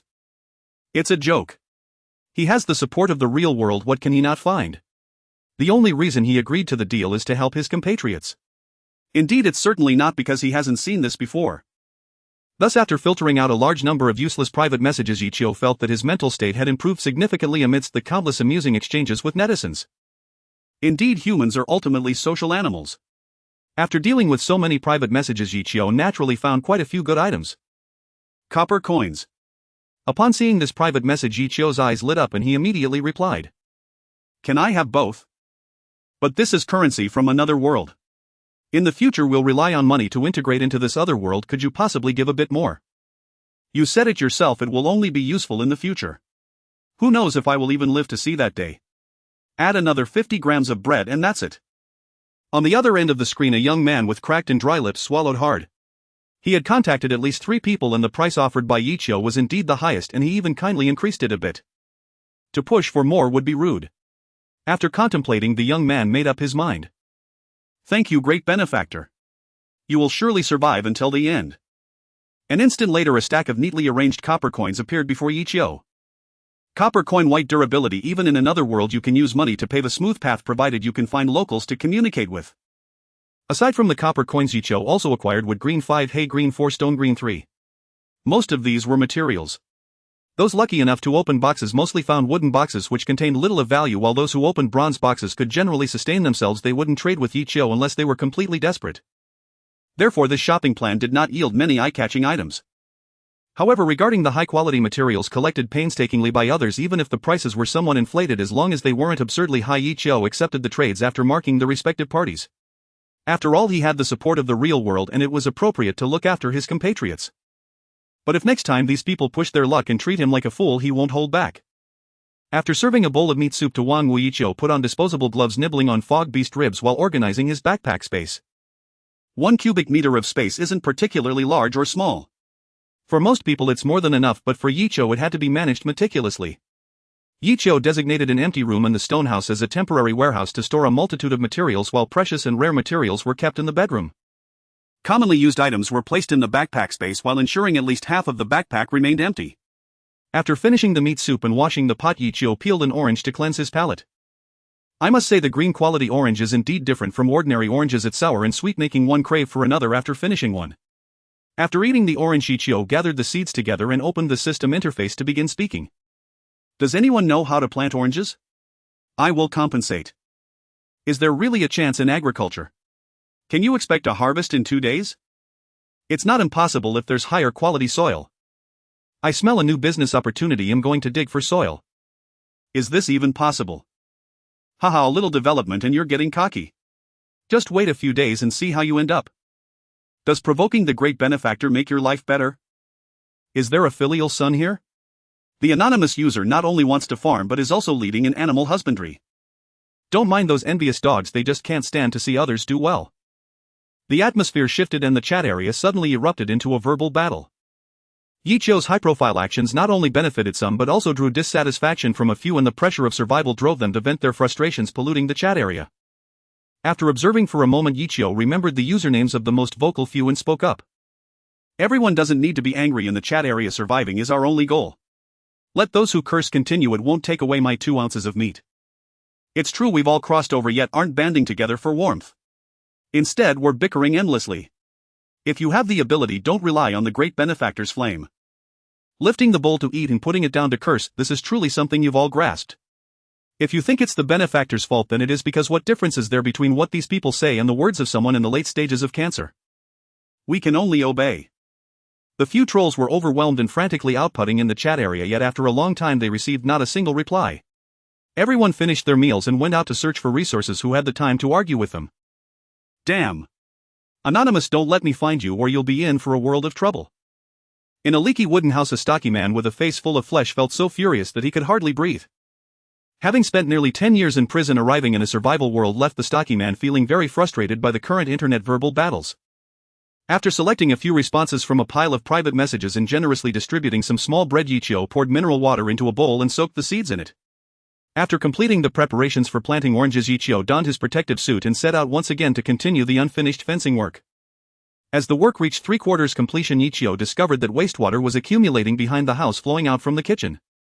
He specifically dug a drainage pipe with a shovel to channel the wastewater to a nearby low-lying area. At dusk, Yicho's fencing project was finally completed. After a day of vigorous activity and consuming the flesh of the fog beast, Yicho felt his physical condition had improved significantly. Upon opening the system, just as Yicho expected, the basic information had transformed into Yicho anonymous user. Current status slightly tired. Physique ordinary white. Charm 17. Equipment stab resistant suit green, military dagger green. Skills none. Although there was still no major breakthrough, Yicho could infer that his physical strength had also changed through the alteration of his charm. At this rate, Yicho felt he would soon become an existence that transcends humanity. Standing under the setting sun, he satisfiedly performed some chest expansion exercises and surveyed his newly established territory. A sturdy stone house surrounded by a circle of fencing delineating a territory that belonged solely to him in the vast wilderness.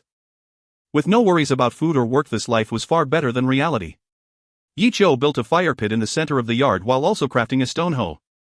Indeed, Yicho planned to stay up late today to level part of the land in the small yard and plant something. Even if he couldn't obtain seeds from other players, he knew where to find seed stations in the real world. Farming was ingrained in the hearts of the people of Yin Kingdom. Even if he didn't reap any harvest immediately, Yichio intended to give it a try. He took 4 wooden sticks and placed them at the corners, then Yichio picked up the stone hoe and began working. But before he could finish turning over 2 furrows of soil, he noticed something green and eye-catching appearing before him. Yichio was taken aback and immediately looked toward the fence, where he saw a green snake crawling on the brown-yellow fencing. In this grass-covered wilderness, green was the absolute camouflage color. Were it not for the snake climbing onto the fence with Yichio's eyesight, he would have undoubtedly missed it. Goodness, how insidious! Yichio quickly distanced himself from the snake's location and manifested a large number of stones. Weighing the stones, he unhesitatingly threw one towards the snake in the distance. Bang! Bang! Put! Of the 3 hits with Yichio's strength, 1 strike was enough to make this half-grown snake bleed profusely. A sharp hissing sound suddenly erupted, and the originally elongated snake twisted into a spiral, making one wonder if it had tied itself in a knot. Meanwhile, Yichio also saw a stream of crystalline liquid spraying from the snake's mouth, shooting out half a meter away. Goodness, lucky I was cautious. Is this venom? Yichio silently stepped back a few more paces and continued his ranged attack. Due to the increased distance, Yichio's stones went from 3 hits to 5 hits, but after being injured, the snake coiled up on the fence, becoming nearly a stationary target, which made Yichio's attacks much easier. With dozens of small stones thrown, the projectiles created a miniature grave for the venomous snake. Only then did Yichio don his gear and cautiously approach. Using a wooden stick to clear away the small mountain of stones, Yichio found the venomous snake, which was nearly turned into pulp in the crevice. Its head was gone. This should pose no threat now. Yichio, with his cut-resistant gloves, touched the bloody remains of the snake, and the system immediately sent a decomposition message. Decompose. Gain snake meat white 100g, venom sac white 1. Indeed, it was a venomous snake. Worried about poisoning, Yichio didn't retrieve the stones he had thrown, but instead tossed them far away, then quickly crafted a few wooden fences to replace the ones he had nearly destroyed. After completing this task, Yichio inspected the perimeter of the fence, confirming that no other monsters had attacked, before finally relaxing. Regardless, this was survival in the wilderness. If any poisonous spiders or snakes managed to intrude, he might not even know how he lost his life. No way, I must defend against this kind of situation. Yichio stroked his chin, preparing to clear the nearby weeds to avoid letting enemies sneak in without his knowledge. However, time was ultimately limited during the day, especially in this world with only 8 hours of daylight. While Yichio pondered, the sky gradually darkened. The night of the following day had arrived. Yichio temporarily abandoned the idea of working and first built a fire pit in the center of the yard. The soft yellow light illuminated the yard. Yichio saw the wall of mist gradually stopping outside the fence, swirling and writhing as if it were alive. Truly an alternate world. Even natural phenomena are so bizarre. Yichio newly crafted a torch and extended it outward. The faint light met the white mist as if a chemical reaction occurred, producing a sharp explosion sound. But this sound lasted only a moment, like an illusion. Once the illuminated area stabilized, Yichio estimated it should be a circle with a radius of 1 meter. Very small. He definitely shouldn't take this thing outside. After holding the torch for a moment, it quickly extinguished under the invasion of the dense fog. Yichio glanced at his watch. The burning time was merely 3 minutes. After throwing the torch remnants into the mist, Yichio turned back to the fire pit and began preparing dinner. Too lazy to wash the pot, he decided to continue roasting meat tonight. In the blink of an eye, back in the real world, Yichio quickly went downstairs to acquire some items from the nearby Old Wang barbecue stall, including some disposable skewers and charcoal. In fact, Yichio had long planned to do this, but previously lacked the venue. The stall couldn't be set up. Now that he had a yard, he could finally hold a proper barbecue. Returning upstairs, Yichio took some fog beast meat that had been marinated for a day. Even without seasoning, this meat was undoubtedly delicious. After gathering his items, Yichio returned to the survival world, filling the charcoal while opening the chat area. It was once again mealtime, bustling with activity in the chat area. Even those without food came to gaze longingly at the bread. Today's harvest was minimal. He simply had a hamburger. Image. JPG. Sigh, when hungry, everything tastes good. I didn't expect that as a wealthy young master worth billions I would be so happy gnawing on a steamed bun today. Today I caught a mouse. The meat is a bit gamey, but at least I'm still alive. To the person above, mice carry a lot of bacteria. Are you really daring to eat? What's there to be afraid of? I can't starve to death. With the temperature turned up, any demons can go meet Yama. Damn it, why does everyone else have food while I haven't encountered anything today? I haven't eaten for 4 days. I feel like there are many stars spinning around. Hee hee, stars.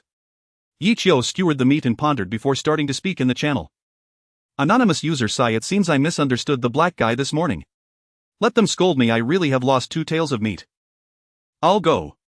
Boss, are you alright? Boss, don't die. Let me borrow a fire. Okay, I have fire now. Boss, safe travels. As strong as a tiger, I knew someone like you who relies on looks can't survive such a waste of resources. Yichio stared at the guy named as strong as a tiger who had scolded him the most that morning. Big shot, is your injury serious? I have a band-aid, do you need it? Anonymous user, thank you for your concern, but I am not injured. Anonymous user, today I plan to take out 100 grams of snake meat for a lottery. Do you like this 2 tails of meat?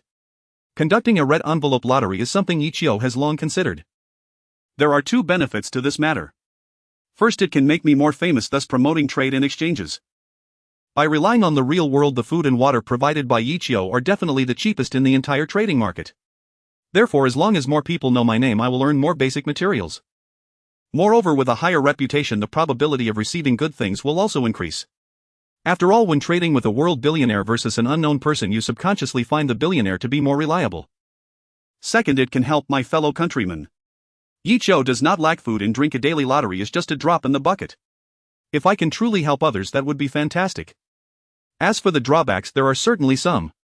Just like robbers will definitely target the rich, once Yichio becomes famous, he must be extremely cautious when meeting people.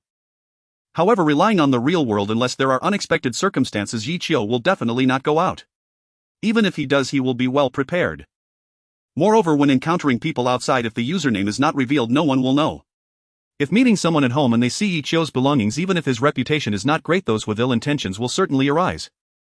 Aside from that, Yichio cannot think of any other drawbacks. Moreover, even if he does not create a big name now, bulk purchases of materials will eventually make it impossible for Yichio to hide. Fearing the unknown threat of kidnapping will not slow down Yichio's development. He believes he will not do such self-restrictive things. Wow. Is the big shot this generous? Is there not enough meat to eat? Really? Did the big shot's food overflow? I like it so much. The big shot must choose me. I have been a fan of the anonymous big shot since 2008. Anonymous user, mainly the wild snake meat is too fishy and I can't finish the fog beast meat in my hands. Sigh, do you understand my pain? Anonymous user, I have eaten fog beast meat 3 times today and I am a bit injured from it. Why do I have to open my eyes? Is it because I am a masochist? Have you heard the people's words? As soon as the words fell, the chat group fell into silence. Anonymous user, speed hand red envelope, 10 milliliters of mineral water 1. Anonymous user, speed hand red envelope was snatched within 0.3 seconds. Unknown person is the speed king. Ha! What kind of speed do you all have? The network lagged, otherwise it would definitely have been me. Open it, report it. I reported it. The chat area suddenly erupted into a storm and the screen simply wouldn't stop. Meanwhile, in a drafty little wooden house. Wow. I won. What the hell, what did you win? Zhang Biao slapped his younger brother's head with a grim expression, extremely displeased after being played by Yichio. The younger brother immediately spoke like a treasure. Brother Zhang, I won the anonymous red envelope. There are 2 tails of snake meat. Zhang Biao's expression changed. Does this count as him screwing over the anonymous one? Thinking that the anonymous snake meat would end up in his belly, Zhang Biao immediately felt refreshed. What are we waiting for? Hurry up and grill the meat. Boss, he hasn't given it yet. The younger brother explained. The red envelope he sent is 10 milliliters of mineral water. Zhang Biao patted the younger brother's shoulder. Then why not hurry and ask? Yes. The younger brother immediately opened the system to speak. Unknown person, anonymous big shot, where is the snake meat? Unknown person, the big shot wouldn't be lying to me, right? Is he reluctant to give 2 tails of meat? What are you talking about?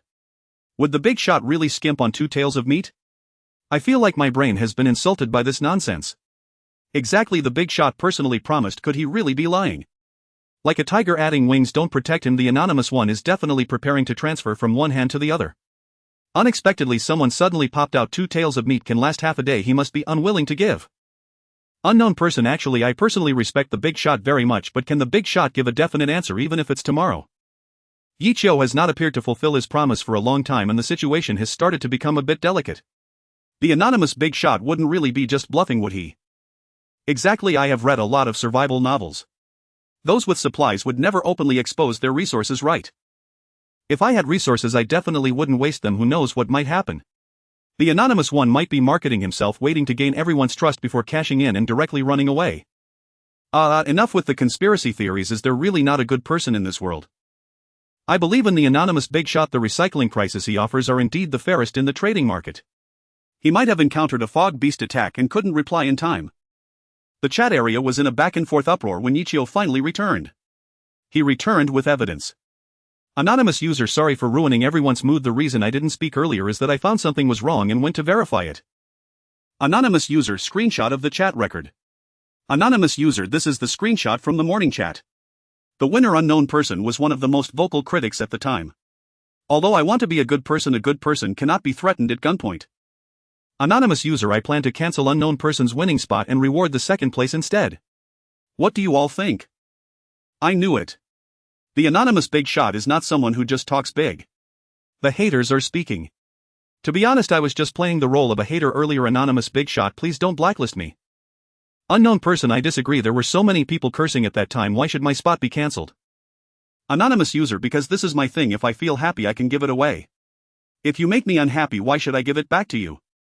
Anonymous user, when doing things you must consider the consequences. You better pray not to meet me offline, otherwise you will have a good time. The big shot did well. Who was unknown person anyway? Now I understand why the big shot first put out 10 milliliters of mineral water filtering out the trolls. Anonymous user, next I will trade the snake meat to the second place diet for 2 days, then cross over. You can verify this. It turns out it's this unfortunate brother. Is he still unfortunate? 2 tails of meat should be enough for him to get up and explore, right? Diet for 2 days, then cross over. Woo woo. Is it really me? Big shot, I can't express my gratitude in words. Yichio quickly sent the trading information to this lucky one, and Diet cooperatively sent the proof image. Diet for 2 days, then crossover. Thank you, Anonymous big shot, for the sponsorship. Anonymous big shot even helped me grill the snake meat. Woo woo. The meat is so fragrant I will never be able to lose weight in this life. Image. JPG. NV. 1. Damn. Did I see it wrong? This meat has seasoning on it. Stop, zoom in again. I will just look at this picture for dinner today. Anonymous user, everyone, as we enter this strange world, I hope we can all survive until the end. Anonymous user, I will sell food, water and other survival resources at prices evaluated by the system for the long term. You can purchase them using basic materials, limited to 1 transaction per person per day. If you have special materials, you can privately message me. The price will definitely be the highest. Anonymous user, additionally, starting today I will select a lucky person every day to distribute some resources for free. Therefore, even if you gain nothing, don't despair, strive to live until the next day. With the real world at his back, food and water were essentially limitless for Yichio. The supermarket downstairs was enough to support his extravagant spending. In a massive 1 cubic space he could transfer about a ton of food and water each time, and with the purchase limit per person, Yichio only needed to make 1 trip every few days. Zero cost purchases while enjoying oneself, helping others and gaining fame. It was truly a threefold achievement. The price estimated by the system is a reasonable price compiled based on the trading market, and generally sellers would add a bit more on top of that. Selling food at the system's estimated price essentially meant it was the lowest market price. Thus, once he finished speaking, the chat channel immediately erupted with a storm of excitement. Holy cow! The big shot truly deserves the title. While we struggle to keep to ourselves, the big shot has already begun to help the world. Anonymous big shot, we admire you. You would rather consume your precious resources to give us hope for survival. Damn it, with such a dominating thought, how can I resist? Has the anonymous big shot achieved material freedom? Could it be that he is being supported by the local natives? Yeah, where did the anonymous one get so many resources? I say, during this special period humanity should help each other. With so many resources from the anonymous one, he could easily distribute some for free to save lives, and no one would forget his kindness. Are we really going down the moral coercion route? All you think about is free handouts. Why not share something of yourself to ease everyone's frustration? Ignore such people, they probably won't be around in a few days. Let's consider how to survive on our own. Tomorrow I will venture deep into the jungle. Anonymous user, everyone, don't get too carried away. The wild can be very dangerous. Today I almost fell victim to a venomous snake. You all should search your homes carefully to prevent any foreign creatures from invading. Got it. Holy cow. Thanks for the reminder. Do you know what I just saw? After hearing the big shot's words, I checked immediately, and as soon as I looked up I saw a spider the size of a basin above me. Damn, it scared me to death. Image. JPG, don't send ghost pictures. My eyes. The groundhog screams. JPG, hurry and roast it. The protein content of spiders is quite high. Many people remained vigilant about their surroundings, but most couldn't maintain constant alertness. Under Yichio's reminder, the chat was filled with screams. Fortunately, most invading creatures only looked terrifying but were not very aggressive. The scariest looking spider was actually one that only caught small flying insects. Ignoring its frightening appearance, keeping it at home wouldn't hurt. If things got desperate, it could serve as a food reserve. In contrast to the jovial chat channel, some places were not so pleasant. Zhang Biao's room. Damn. Not even able to eat the food delivered right to your mouth. What is going on in your head? Zhang Biao slapped his little brother on the head, causing the little brother, who had barely eaten for a day, to stagger and almost lose his balance. Looking at the cursing Zhang Biao, a flash of resentment appeared in the little brother's eyes. If it weren't for this guy making him lash out, he would have been able to eat snake meat tonight. Damn you, dog thing. After watching some good shows online, Yichio sent barbecued meat to Wanwu, then started checking his private messages while eating. After tonight's appearance, almost everyone in the channel knew of his existence as a wealthy person, leading to another wave of private messages. Of course, many were drawn to Yichio's generosity, hoping to get something for free. Yichio ignored such individuals. His daily free benefits were to give these people hope for survival, not to raise a bunch of freeloaders. Even if he had resources to spare, Yichio would not give anything to those who only knew how to mooch. Skipping over a pile of nonsense, Yichio finally found what he wanted. Anonymous big shot, I heard you planned to farm recently. Do you want the planting box manufacturing blueprint blue? Planting box manufacturing blueprint blue requires stone 5 wood 10 water 2000 ml, can manufacture up to blue quality planting boxes. No wonder this person is willing to part with it, the requirements are too high. In a time when food is scarce, no one would go through the trouble of making this. Though it was a blue quality manufacturing blueprint, it was essentially a dead end in the early stages. Of course, Yichio was an exception. Such manufacturing blueprints are nearly impossible to discern as good or bad without actually creating one, but logically they should be more suitable for farming than regular land. Yichio pondered and began to reply. Anonymous user, sure, do you want food or water? Anonymous user, how about 2 liters of mineral water? Everyone knows blue quality items are definitely precious, but in this era of hunger and cold, food and water hold power above everything else. Moreover, with Yichio providing unprocessed mineral water, the price was already far ahead of anyone else's offers. After all, except for players who landed right beside rivers, most people were in a state of water shortage. Even players by the river couldn't find proper utensils to boil water, so clean water was still in high demand. Thank you, big shot.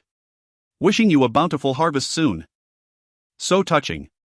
The big shot even gave away 4 plastic bottles for free. With these, even if there's no water source later, one can barely make a water collector. He opened a bottle of mineral water and gulped down a couple of swigs, then poured the remaining water into his homemade container. That person immediately began modifying the plastic bottles, ultimately burying them beside the fire. This way at night they could rely on temperature differences to collect some dew, though not much, it was still precious. Meanwhile, Yichio crushed the planting box manufacturing blueprint. Having learned how to make the planting box, Yichio immediately prepared to create one. He could now manufacture planting boxes of 3 levels, white, green and blue, but as he lacked blue quality materials, he couldn't achieve the blue level. However, after 2 rounds of looting, Yichio still had enough green materials to synthesize 1 planting box. Acquired planting box green 1. Your backpack space is insufficient, please select a manifestation location. Yichio looked at his backpack space, which was less than half occupied, and couldn't help but sigh again. 1 cubic meter was truly insufficient for him. If only he had a billion cubic meters of space. Then he could directly pull his home planet in, going wherever he needed. After fantasizing, Yichio casually walked to a corner of the yard and chose to manifest. In the next second, a rectangular dark box appeared before him with traces of water flowing around it. He opened the system to check the details. Planting box green, attack 5, max durability 50/50, insert soil and seeds, then harvest beautiful fruits. The planting box automatically irrigates, remember to replenish the water source. Yichio patted the planting box with satisfaction and then collected 5 units of green quality soil from his private messages. Initially he thought the users were just talking, but someone really went to dig soil for him. After placing 4 units of soil, the planting box was filled. Yichio browsed the trading market again but found no green quality seeds, so he had to plant his oranges first. Orange green growing. Planting box green soil, green bonuses, mature time approximately 15 days later. In about 2 weeks he would be able to eat oranges. One must say that speed is already considered quite fast. Without paying attention to the planting box, Yichio finished the remaining barbecue and tidied up the barbecue tools. Just then a private message from Wangwu came in. Wangwu, Yichio, the meat from the fog beast has been very helpful for my recovery. I estimate I can regain my mobility by tomorrow. Perhaps it was his medication that blocked the wound from festering, allowing the fog beast meat to exhibit its value. Regardless, Wangwu's recovery was definitely good news. Yichio, brother Wangwu, you don't need to push yourself, make sure you fully recover before taking action. In the dilapidated wooden house, Wang Wu sat on a piece of timber, slowly adding fuel to the fire. Seeing Yi Qiu's reply, he couldn't help but smile. Although his movements were still a bit clumsy, he hoped that taking a stroll around the house wouldn't be a problem. Perhaps he could find something useful for Yi Qiu. It was not in Wang Wu's nature to live off others.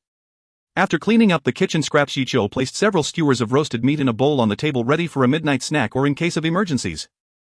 He then set up a makeshift target in the yard to train his shooting accuracy. Backed by the realities of the world, Yi Qiu was not planning to step out of the house easily. Relying on his family's firearms would likely be his most crucial combat strategy, so it was necessary to practice his marksmanship. Cautiously emptying a magazine after completing his training, Yi Qiu took out his handheld crossbow that lacked bolts, examined it, and ultimately placed it back with disappointment. With a limited number of bullets and the situation in the Great Yan Kingdom, Yi Qiu couldn't find a way to acquire bolts and bullets in the short term. He might as well hope that someone in the survival world could provide blueprints for bolts. After sufficient activity, Yi Qiu was just about to sleep when he realized he felt sticky. After 2 days without a shower and intense exercise, he felt like he was turning into a salted fish. However, with power and water outages in the real world, Yi Qiu could only choose to wipe himself down for now. Fetching a towel from the storage room, Yi Qiu boiled a pot of water with gas, then mixed it with enough mineral water to reach a suitable temperature before starting to wipe his body. Sigh. So refreshing. It seems only I can manage to take a full shower using an entire box of water on the second day after crossing over. After rinsing his hair with the last of the water, Yi Qiu dumped out the dirty water. Though he considered that this could be exchanged for quite a bit of resources, he wasn't ready to engage in such a lowly act just yet. By the fire, he dried his hair and warmed up a bottle of milk to drink before comfortably burrowing into his blankets. 9 in the evening. Good night, Makabaka. Survival World Day 3. Bang. Bang bang. In the morning of the survival world, before dawn, the familiar enthusiastic neighbor called for Yi Qiu to get up for morning exercises. Throwing off the covers, Yi Qiu picked up the iron spear and stone spear beside him while also opening the chat area. 666 channel 910-1000. In 2 days, nearly 100 people had died. Yi Qiu paused for a moment, then continued to read. The fog beast is back, knocking on the door every morning, truly punctual. Forget it, stab it twice to scare it away, then go back to sleep. Oh what damn. The monster outside my house is huge. It knocked 4 points off my house's durability with one slap. I can't even repair it in time. Oh what am screwed, brothers. I definitely can't fight this thing. Looks like I won't be seeing today's red envelope. Oh what, the speed hand red envelope contains wood white 5 stone white 4 water gray 78 milliliters. Oh what, brothers, I fought with it, you must survive. Meanwhile, in a drafty wooden house, a pale-faced person held a stone spear in his hand, a sickly flush appearing on his face. Damn. I've been stingy my whole life, never thought being generous would feel so good. Facing the fog beast, which was even taller than the wooden house, a glint of madness flickered in his eyes. Damn you, fog beast. Die for me. Using all his strength, he thrust the spear forward, but against the massive fog beast, the spear couldn't even break its defense. Smack. A massive palm fell and a living person was instantly turned into mush. Brothers, don't give up, there might still be a chance to turn the tide. 666 channel 909-1000. The sudden loss of life immediately stifled all comfort in the remaining survivors, and the chat channel fell silent. Even Yi Qiu, who had just gotten up, couldn't help but look a bit grim. Even though eating was easy, the presence in the mist constantly reminded him that he could not relax.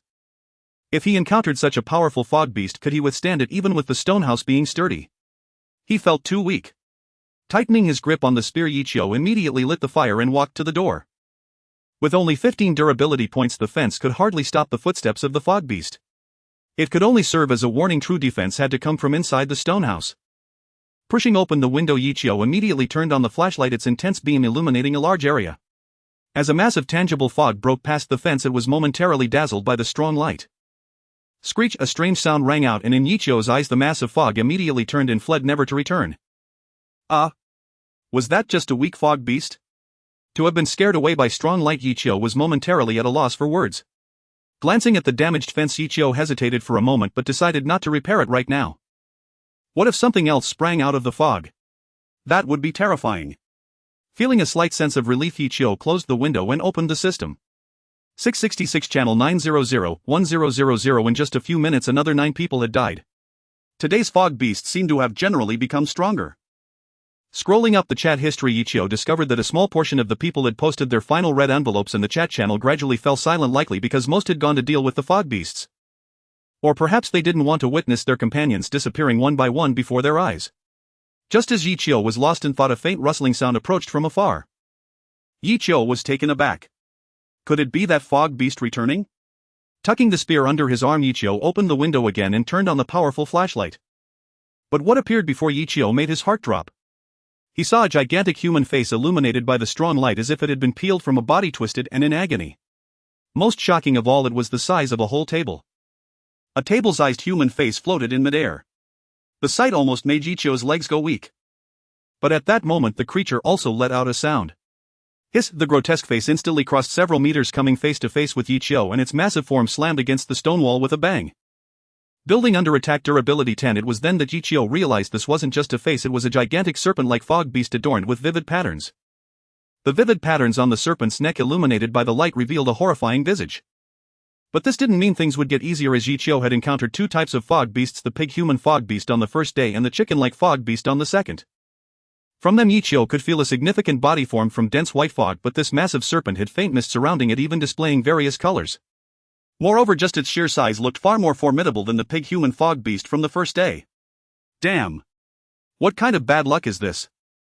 Yi Qiu seriously suspected that all his luck had been spent on something else. The monsters he had faced in the past 2 days were all increasingly stronger. Cursing under his breath, Yi Qiu felt adrenaline surging within him, making him feel more alert and powerful than ever. His body instinctively reacted, giving him a boost. At this moment he could either fight to the death or flee. Run! Without hesitation, Yi Qiu's vision blurred and he immediately returned to the real world. But why return to the real world now? Was Yi Qiu being cowardly? Undeniably he was a bit scared. Who could remain unafraid in the face of such a massive monster? But Yi Qiu understood that staying in the real world was not a solution, because sooner or later he would have to return. With 7 or 8 hours until dawn, he couldn't hide until tomorrow. And if he returned to find his house gone, he would be a lamb to slaughter. The reason Yi Qiu came to the real world now was to prepare safety measures. He pushed open the door and immediately ran downstairs. Damn. Ha! Ha! What was I thinking? Why didn't I prepare a helmet? That's right, just as Yi Qiu was about to fight to the death, he suddenly remembered the snake he had killed in the afternoon. Venomous snakes can spray venom. Though he didn't know if the fog beast had such a habit, Yi Qiu certainly didn't want to fall victim to carelessness. With a single breath, Yi Qiu rushed down the stairs and immediately targeted a motorcycle. Thanks to the helmet policy, it was a great help. Yi Qiu quickly picked up the helmet and strapped it onto his face. After a moment's thought, he stowed the motorcycle into his backpack and immediately returned to the survival world. The stone house was under attack, current durability 420,515. Goodness, how could it be only a few minutes and nearly 1/5 was already destroyed? System, immediately disassemble the motorcycle and repair the damage to the house. Motorcycle green disassembled, obtained gasoline green 2L and steel green 5. The house is under attack, repair speed has decreased, currently recovering 5 durability points per minute. Disassembling the motorcycle surely meant losing quite a few parts, but being able to disassemble it was already a blessing. Yi Qiu immediately crafted 4 brand new steel spears from the steel and took 2 of them under his arms. As he opened the window, the grotesque pattern resembling a rotting human face reappeared before Yi Qiu. Abomination die. Yi Qiu kicked over a table to use it as a shield, then pulled out his service pistol and emptied the magazine at the mottled human face at the window. Bang! The service pistol erupted with brilliant flames as the bullets pierced into the mist beast's body, instantly provoking its mournful wails. The steel bullets struck against the scales but did not easily penetrate, instead producing a grating sound. If it weren't for the 2 bloodstains appearing on the human face, Yi Qiu might have thought he hadn't inflicted any damage at all. This service pistol is trash. If I had an AK, it would all be dead. Despite cursing the small pistol in his heart, Yi Qiu did not give up hope and continued to shoot. If it can be injured, it can be killed. Bring it on. Without even having time to reload, Yi Qiu grabbed another gun and emptied its magazine again. Although no bullet landed in the same spot, the target was so large that he couldn't possibly miss, and in an instant several more bloodstains appeared. Hiss! The sharp shriek sounded again, and Yi Qiu's heavy breathing had already fogged up his helmet considerably. But it didn't matter, the enemy was too large and he didn't need to see its specific position. Shoot! Shoot!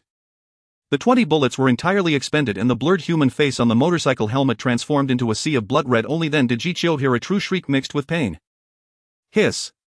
After that piercing cry, the blinding colors in front of Yi Qiu finally faded and the giant serpent mist beast had retreated.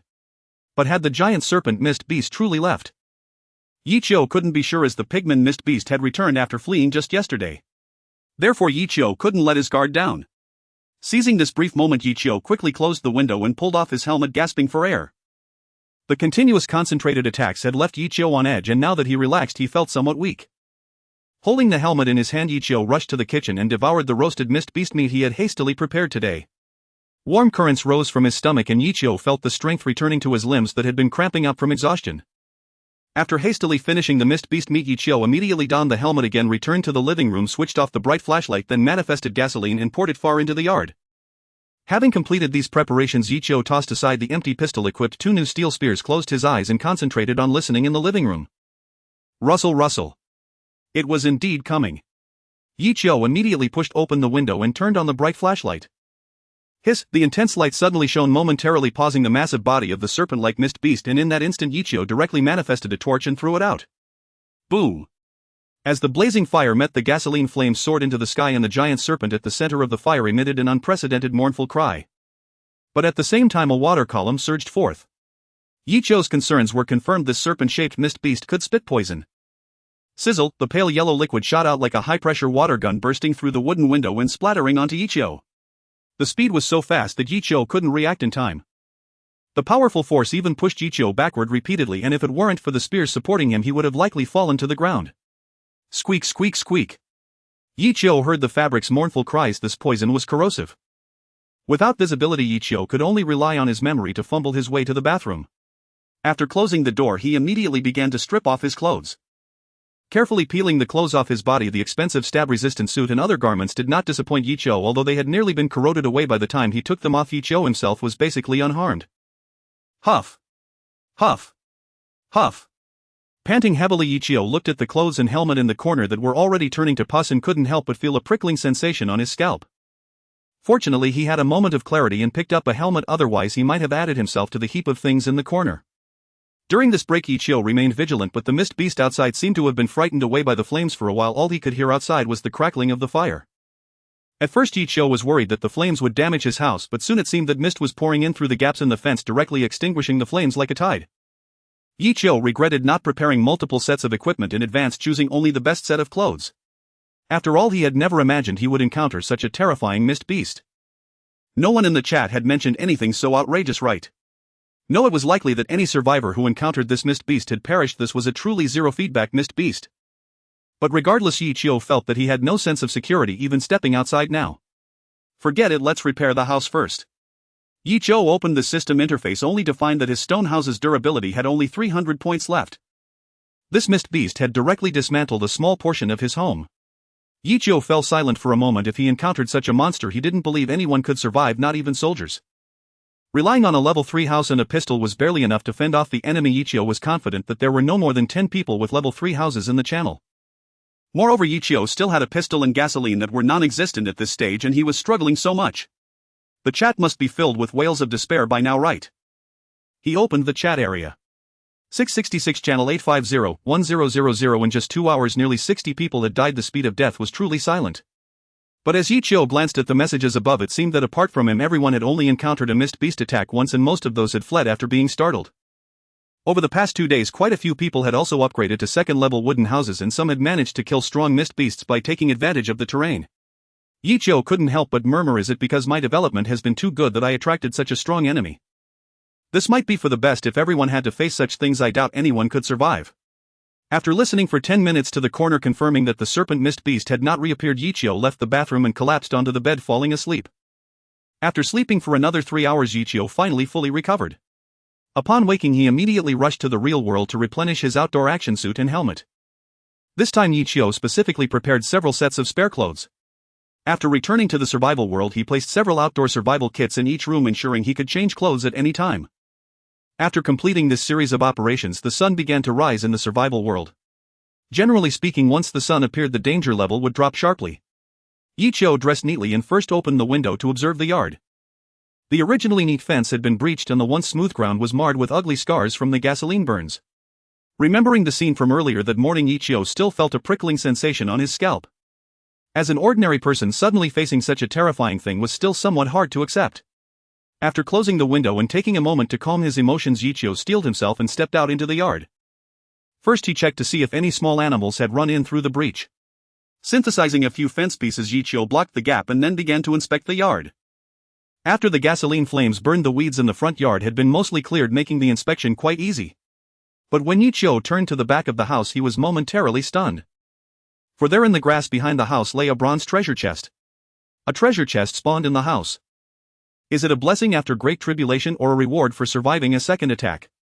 Without a control group, Yichio couldn't determine which possibility it was. But this did not prevent Yichio from opening the chest.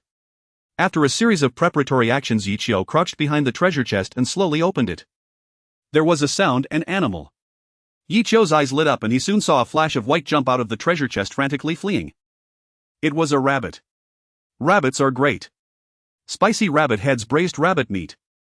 I'm in for a treat today. Yichio glanced into the treasure chest, saw a few more items, took them, and planned to chase after the rabbit. After all, there's a fence at home. If this isn't some extraordinary rabbit, it definitely can't escape. But just as he chose to collect the items, Yichio felt a flash before his eyes and the bronze chest vanished. Can open chests be collected? Yichio felt he had learned another survival tip. Setting this thought aside, he immediately went to chase the rabbit. Hastily turning to the front yard, the rabbit was indeed struggling with the fence, gnawing away at it, furiously damaging its durability in mere seconds. But since Yichio had already appeared, he wouldn't let it gnaw on the fence.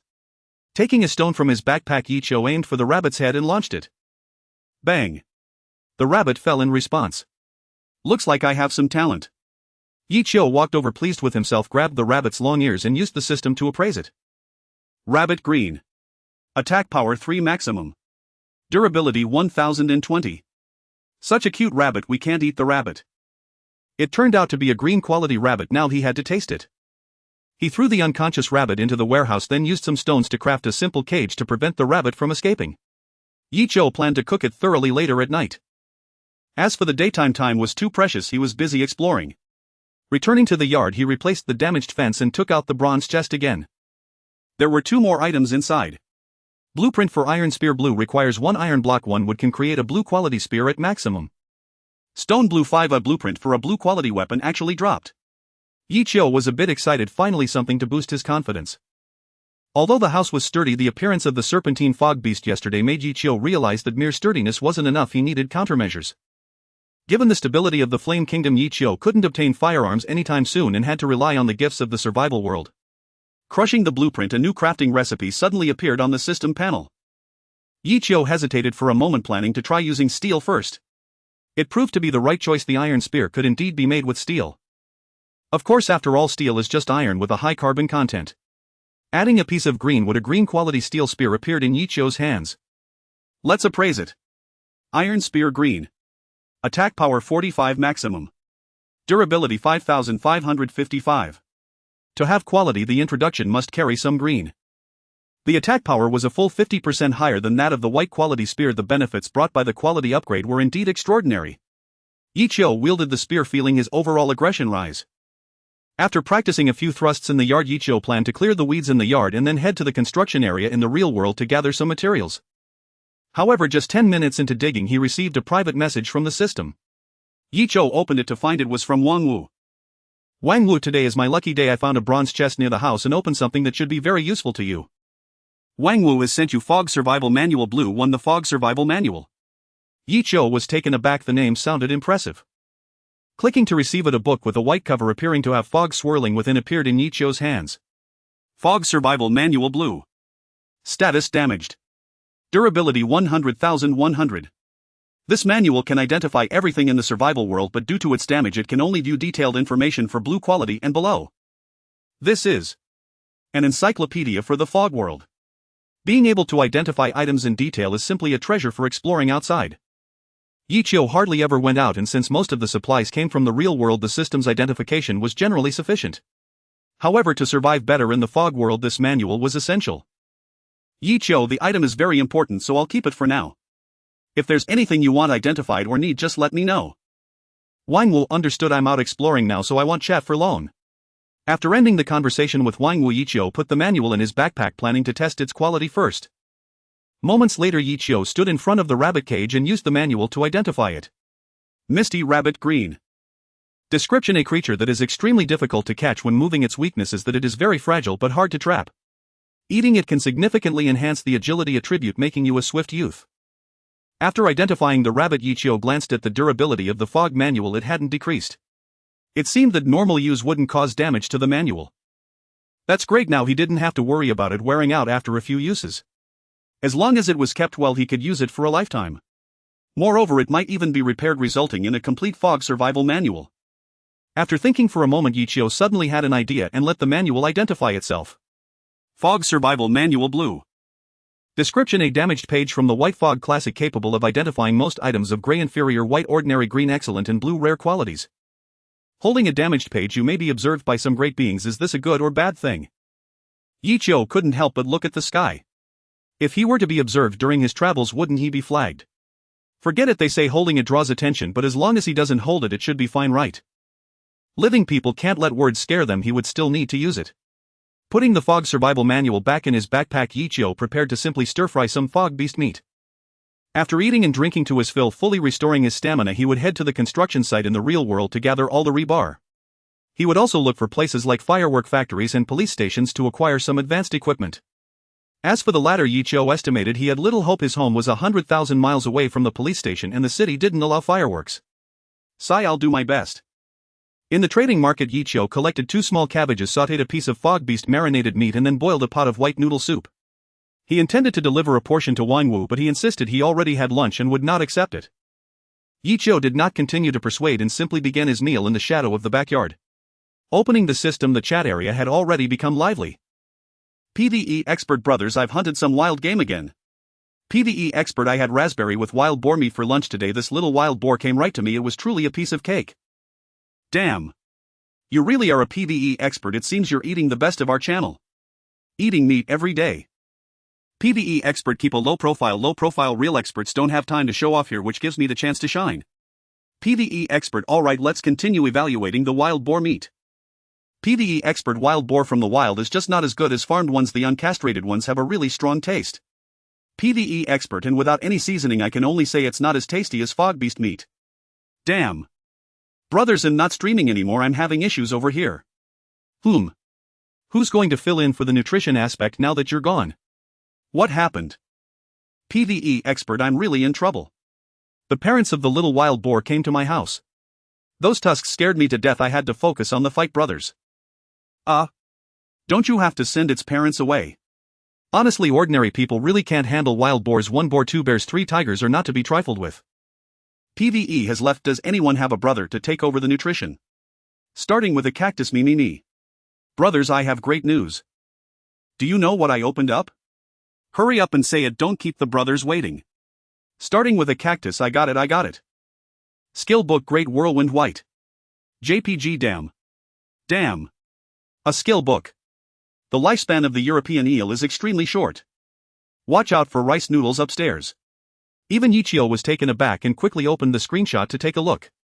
Indeed, it was a system screenshot. Except for the name, there was hardly any other information. What's the skill effect? Recorded for everyone to see. Starting with a cactus. Learning it. Goodness, it has requirements for physique. Starting with a cactus. Fortunately, I was lifting weights before I crossed over. Just yesterday I killed a fog beast barbecue. JPG, I just came to see the skill evaluation. I didn't expect to get a bite too. I'm so hungry. Starting with a cactus. Great, I've learned it. Now let me demonstrate for everyone. Starting with a cactus. Great Whirlwind. Avi. Yichio opened the video. A muscular man, almost completely covered with cloth except for his eyes, appeared in the center of the screen. Beside him stood a wooden post with a backdrop of yellow sand. The man first clasped his fists in salute, then picked up a stone-long knife beside him, striking a strange pose. In the next moment, the man swung the knife at the wooden post like a whirlwind, driving it a quarter of the way into the solid wood post. Such power. If the weapon were a bit better, that post might have been split in 2 with a single strike.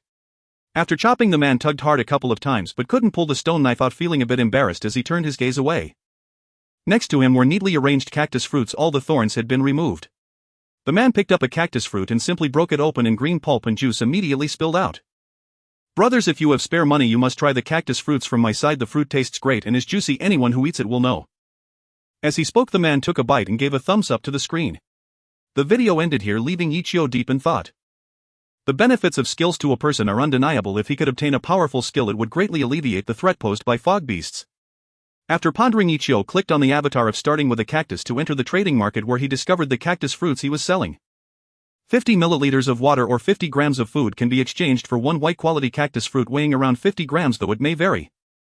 It must be said this price is quite reasonable. After all, cactus fruits also contain moisture and can fill one's stomach, making them suitable survival food. Yichio scrolled down and found that all the cactus fruits listed were of white quality, so he opened the private chat interface. Anonymous user: brother, do you have cactus fruits of higher quality?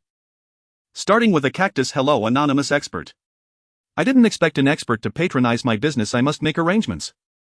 Starting with a cactus fruit, green one. This one is 200 grams, considered the best in my stock. What do you think? Anonymous user: that sounds good. What does the brother want? Starting with a cactus. Hee, I don't want anything else, just want water.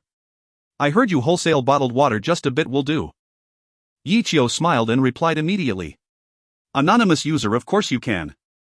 System prompt: anonymous user is offering bottled mineral water white 1L in exchange for cactus fruit green 200G. Do you agree? 1 liter of water, if used sparingly, is enough to last several days. Starting with a cactus. As expected of the expert, it's truly a pleasure to do business with you. Starting with a cactus. In the future, if I have good stuff to sell, I will definitely think of the expert. In an area covered in yellow sand, the muscular man, having removed his headscarf, immediately chose to agree to the transaction. Looking at the bottled mineral water suddenly appearing in front of him, the muscular man caressed the precious water resources as if he were touching a lover. In the past, whenever he traded, others would see him in the desert and would try their best to drive the price down. It was his first time encountering someone as generous as Yichio. The expert is indeed an expert. In the future, trading really has to find the right person. After the transaction was completed, Yichio asked in detail about the skill book, and the other party shared everything without reservation. After a friendly exchange, the two ended the chat. Meanwhile, the sun was high and Yichio was enjoying his meal. Next to him was the already cut open cactus fruit. The flesh of the cactus fruit is not much different from that of dragon fruit, and the green quality cactus fruit flesh is particularly refreshing and tasty, making one feel as if they were sipping on a chilled drink in the summer, exclaiming in comfort. After putting away the cactus fruit seeds, Yichio sat in the courtyard gazing into the distance.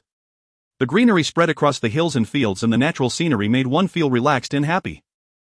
Suddenly, under the sun, Yichio noticed something in the distance that seemed to be shimmering with blue light. On an endless green plain, this patch of blue, with careful observation, reveals an obvious sense of incongruity. Is it a gift from nature or a lure set by a peculiar creature?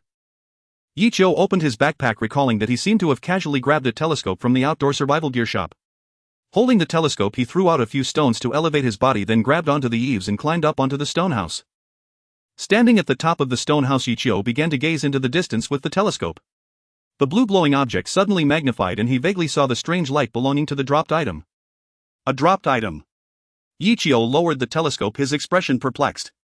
However, to avoid attracting the attention of predators in the sky, he decided to jump down from the roof before continuing to ponder. Back in the safety of the stone house, Yichio began to analyze the possible origins of the dropped item. First, the battles of wild monsters could also produce dropped items. Second, there are survivors in the vicinity. A prey could have been injured and ultimately died in a place unknown to that person. Third, this is the dropped item from the serpent-shaped mist beast from yesterday. If it were the first 2 points, it wouldn't be a big deal for Yichio to stay in for safety, but if it's the last point, that simply won't do. Not to mention the strong power of yesterday's serpent-shaped mist beast, the dropped item is certainly extraordinary. Just the demonstration of its skill earlier had already sparked thoughts of adventure in Yichio. Although he has the backing of the real world, relying solely on it is unreasonable, especially since he was an ordinary person before his transmigration and had no ability to seek out those true weapons of mass destruction in reality. Moreover, sometimes food is not omnipotent, like that survivor selling cacti earlier, who without a second thought chose to use the skill book in his hands for himself. Knowing the subtle from the obvious in this world, as long as one can barely maintain a full stomach, there are hardly any who would sell such good things. Thus, becoming stronger in the survival world is a very urgent matter. One cannot just pin their hopes on the trading market, but must also learn to strive on their own. If one does not dare to take risks now, things will only become increasingly difficult in the future. It's decided time to set off. Wearing a full set of protective gear, Yichio held a green quality iron spear, dividing the well-cooked mist beast meat into small bit-sized pieces, packing them into small bags and placing them in his pocket. If he gets injured, he can use this as a makeshift recovery item. With a military knife strapped to his waist and functional drinks in hand, Yichio shook his wristwatch and glanced at the compass. After confirming everything was in order, Yichio stood before the fence and slowly pushed the door open. On the third day of traversing the survival world, Yichio was going out for the second time. Creak. Creak. The dark green boots trampled over countless grasses. Yichio vigilantly observed everything around him, moving like a ghost entering a village. Swish! Suddenly Yichio jabbed out with his spear and a piercing scream erupted from the grass. Chirp! What the heck, it's just a rat. Yi Qiu sighed in relief, collecting the rat that had died from blood loss into his backpack. At least it's meat. Hell, use this fellow as tonight's dinner. On the way to the dropped item, Yi Qiu encountered several wild animals such as snakes hanging from trees, colorfully patterned giant spiders, and nameless birds. It turned out that the human figure does hold a certain deterrent power in nature, as almost no animals dared to attack Yi Qiu. Most merely kept their distance and watched him leave. In the most dangerous moment, Yi Qiu encountered a beast resembling a leopard, but after a brief standoff it retreated before the glinting tip of his spear. He was sweating profusely along the way, but the actual threats he encountered were few. Yi Qiu even discovered 2 wooden treasure chests on the road. He opened them and found 2 fire-starting stones, green 100 g of flour white and 100 milliliters of pure water white. It's better than nothing. After about an hour of walking, Yi Qiu finally approached the area emitting a blue glow, and just as he reached a spot not far from his destination he felt a sense of silence. Although he had seen few animals on the way, the symphony of insects in the grass had never ceased, and only upon reaching this place did Yi Qiu hear nothing but the wind. Rustle, rustle, rustle. After preparing thoroughly, Yi Qiu took a deep breath and parted the grass before him. What came into view was an enormous colorful human face. Damn! Seeing the familiar face, Yi Qiu's hair stood on end, and without hesitation he lunged forward with his spear. As the spear struck, the originally eerie human face twisted even more. However, it did not move, and precisely because of this Yi Qiu's heartbeat gradually steadied. Holding the spear, he took 2 steps back, assuming a stance to charge at the human face on the ground. Identify. Colorful serpent shed blue. Description: a part of the substance condensed from a dead mist beast. The stronger the mist beast, the more remains it leaves behind. This is the outer shell of a certain mist beast. Special traits: fearsome human face. Due to having devoured too many humans, it shows signs of partial anthropomorphism, yet this trait does not lure humans but instead instills greater fear. Upon being seen by humans it may cause them to panic. Colorful: the strange colors symbolize its dominant position in the natural world. Equipping it can enhance all attribute resistances. So it turned out to be a serpent shed with special abilities. Yi Qiu sighed in relief, feeling a bit less fear at the sight of the human face. Still, it felt a bit eerie. Yi Qiu waved his hand and the gigantic terrifying human face was promptly stowed away in his backpack, finally making it less frightening. Besides the serpent shed, there were several other blue items on site, a true bounty. Yi Qiu immediately packed everything up, planning to inspect them after returning home. After cleaning up the spoils, Yi Qiu immediately returned the way he came. Following his own path, he took less than half an hour to return home. After closing the gate of the fence, Yi Qiu finally sighed in relief, unable to contain himself. Staying vigilant outside was truly exhausting. Back inside the house, Yi Qiu immediately took out several unidentified dropped items for appraisal one by one. Poison Fang Dagger. Blue description: a dagger formed from the fangs of ferocious beasts. It not only glimmers coldly but is also infused with deadly poison. One must never use it to cut food. Special traits: violent poison. Pressing the button on the dagger's tail can spray a stream of deadly liquid from the tip. It can seal the throat upon contact with blood with a cooldown time of 24 hours. Good lord, it's the old 6 dagger. Yi Qiu nodded in satisfaction, planning to find a sheath to properly store it. This item must not be mishandled. Mist beast flesh. Green description: a part of the substance condensed from a dead mist beast. The stronger the mist beast, the more remains it leaves behind. This is the flesh of a certain mist beast. Special traits: enhancement. Consuming it can improve physical fitness. This flesh greatly enhances physical qualities and aids in the recovery of body and spirit. After appraising this piece of flesh, Yi Qiu then identified the remaining mist beast flesh in his hands. As Yi Qiu had suspected, the flesh dropped from the pigman mist beast was beneficial for recovering physical injuries, while the flesh dropped from the agile mist beast invigorated one's spirit. Unlike the flesh Yi Qiu had before, this type not only significantly boosts physical fitness but also restores physical and spiritual damage in one go, making it the most precious mist beast flesh Yi Qiu had ever encountered. A total of 12 portions. I can take my time eating them. While others worried about not having enough mist beast meat, Yi Qiu found he couldn't finish it even if he ate 5 meals a day. Oh, what a fortunate dilemma. Mist core. Green description: a part of the physical entity condensed from a deceased mist beast. The stronger the mist beast, the more it leaves behind. This is the core of a certain mist beast.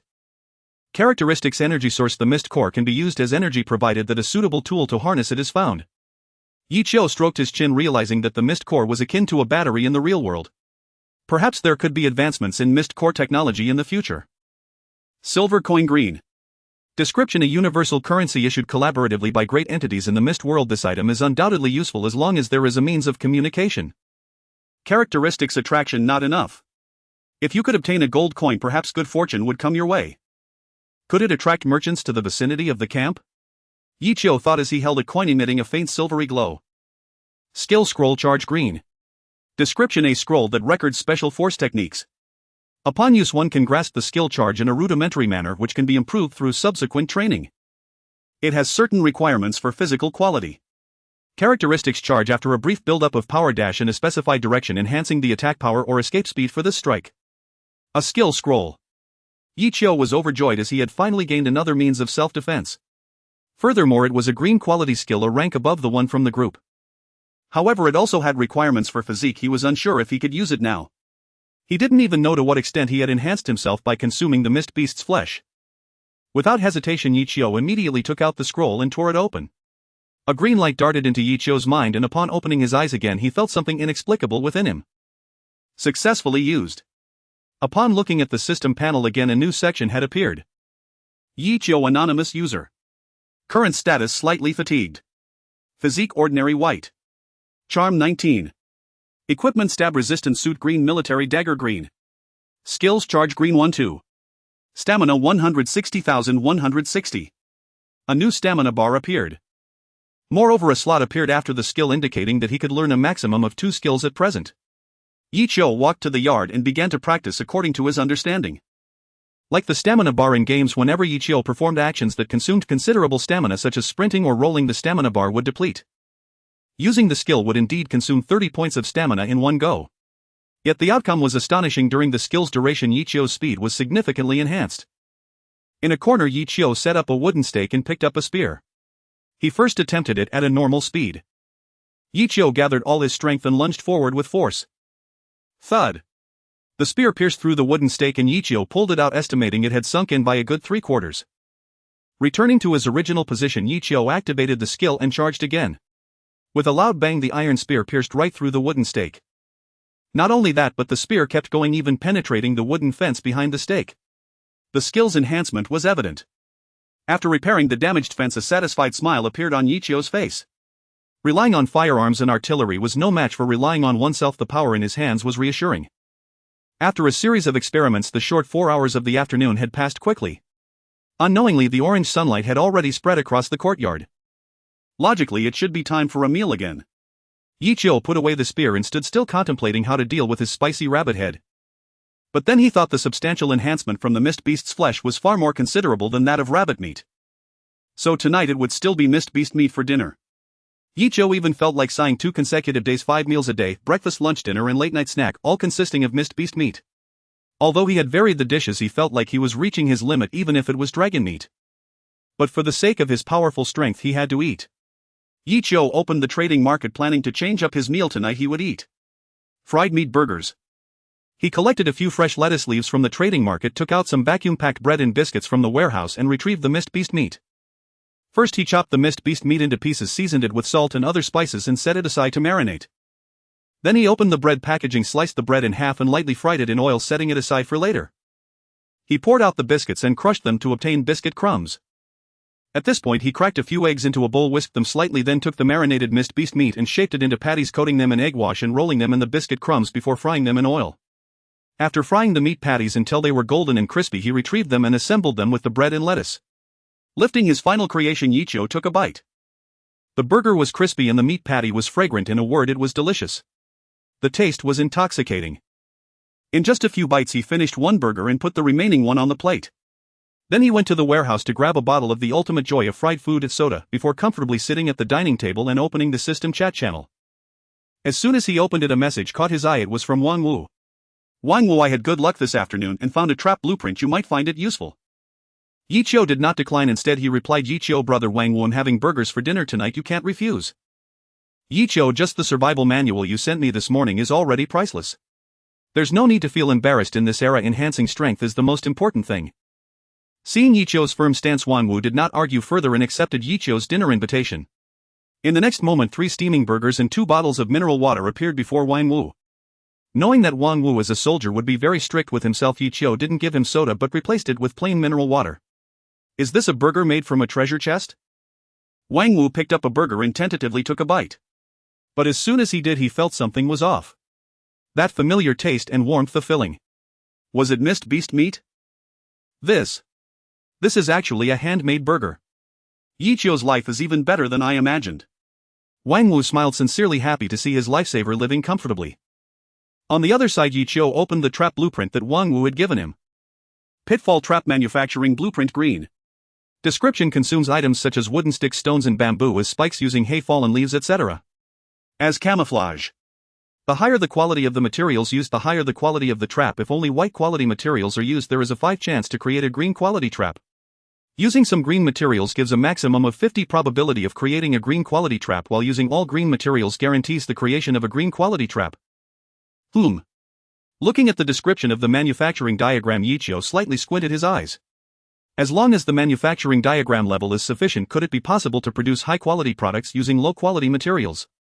If it weren't for the survival manual, Yichio wouldn't have known how long it would take to discover this mechanism. Understanding this, Yichio immediately thought of his spear manufacturing diagram. Does this mean he has a chance to produce a blue-quality iron spear? Even if the probability is a bit low, would he lack the materials relying on the real world? Without hesitation, Yichio opened the manufacturing page and immediately used the survival manual, and sure enough, he found what he wanted. If all green materials are used, there is a 0.8 chance to produce a blue-quality spear. The probability is pitifully low. At least with a gold draw there is a guaranteed minimum. If this guy has bad luck, he might not even be able to produce a blue-quality spear after refining dozens of tons of iron. But it doesn't matter, the real world will provide, and just in time his physique will be further enhanced. This operation will definitely allow him to access the construction site, and then he can pick up steel bars everywhere. Is he still worried about not being able to synthesize a blue-quality spear? Having made up his mind, Yichio quickly finished his dinner and chose to return to the real world. Right now it is just dark in the survival world, and the real world should be at dusk, which is a great opportunity to go out. If he waits until it is dark in the real world, although there may not necessarily be any danger, Yichio might not recognize the way. Without turning pale or out of breath, Yichio went down the 4th floor, hopped on a shared bicycle, and immediately headed towards the construction site. Since he didn't waste time on the way, Yichio quickly arrived at the construction site boundary. With physical qualities far exceeding those of ordinary people, Yichio climbed over dirt mounds and crossed muddy pits, finally reaching his destination. He patted the giant roller that was taller than himself, and Yichio couldn't believe how much steel he could get from breaking it down. Unfortunately, this thing is too big to fit into his backpack space. So Yichio turned his attention to the construction site beside him. Piles of sand, dry powder, red bricks, and neatly stacked steel bars and iron plates. At this moment, Yichio once again realized the smallness of his backpack space. 1 cubic meter is not small, but these things are too long. With no other choice, Yichio had to choose to pick up scraps nearby. Even the scraps were far more numerous than Yichio could imagine. Steel bars cut by a cutter, slightly smaller steel pipes, boxed iron nails, and rolled up iron wire weighing over 10 pounds. After turning around a couple of times, Yichio filled his backpack with steel materials. Almost reaching his physical limit, Yichio didn't linger and immediately chose to return to the survival world. Gained iron nails green 500, iron wire green 1000 meters. All decomposing yields steel green 50. 50 units of steel, still of green quality. Yichio nodded in satisfaction. He had checked the trading area, and even if some lucky ones encountered open iron ore, it would still be difficult to mine. Even if he could dig out 1 or 2, they would all be gray or subpar quality, and he wouldn't even see green quality. Yichio did not immediately choose to decompose, but planned to dig out a trap first. The fog beasts generally attack about 8 hours after nightfall. If he wakes up tomorrow and encounters something stronger than a snake-shaped fog beast, Yichio cannot guarantee he will survive. Therefore, even if there is a slight chance to increase his odds, he won't let it slip away. Crushing the trap manufacturing diagram, a trap building called Pitfall Trap Green immediately appeared on the construction interface. Pitfall Trap Green materials required to function as traps such as sharpened sticks and materials for camouflage such as dry grass can produce traps of up to green quality. Yichio added iron nails green 10 and dry grass green 3 to the construction page, and a light red projection appeared before him. The projection should indicate where the trap is to be placed. Yichio placed the projection against the wall, and the system immediately prompted this location cannot accommodate this building. Not intending to install the trap inside the house, Yichio opened the door and walked into the yard, only to find that it also displayed light red.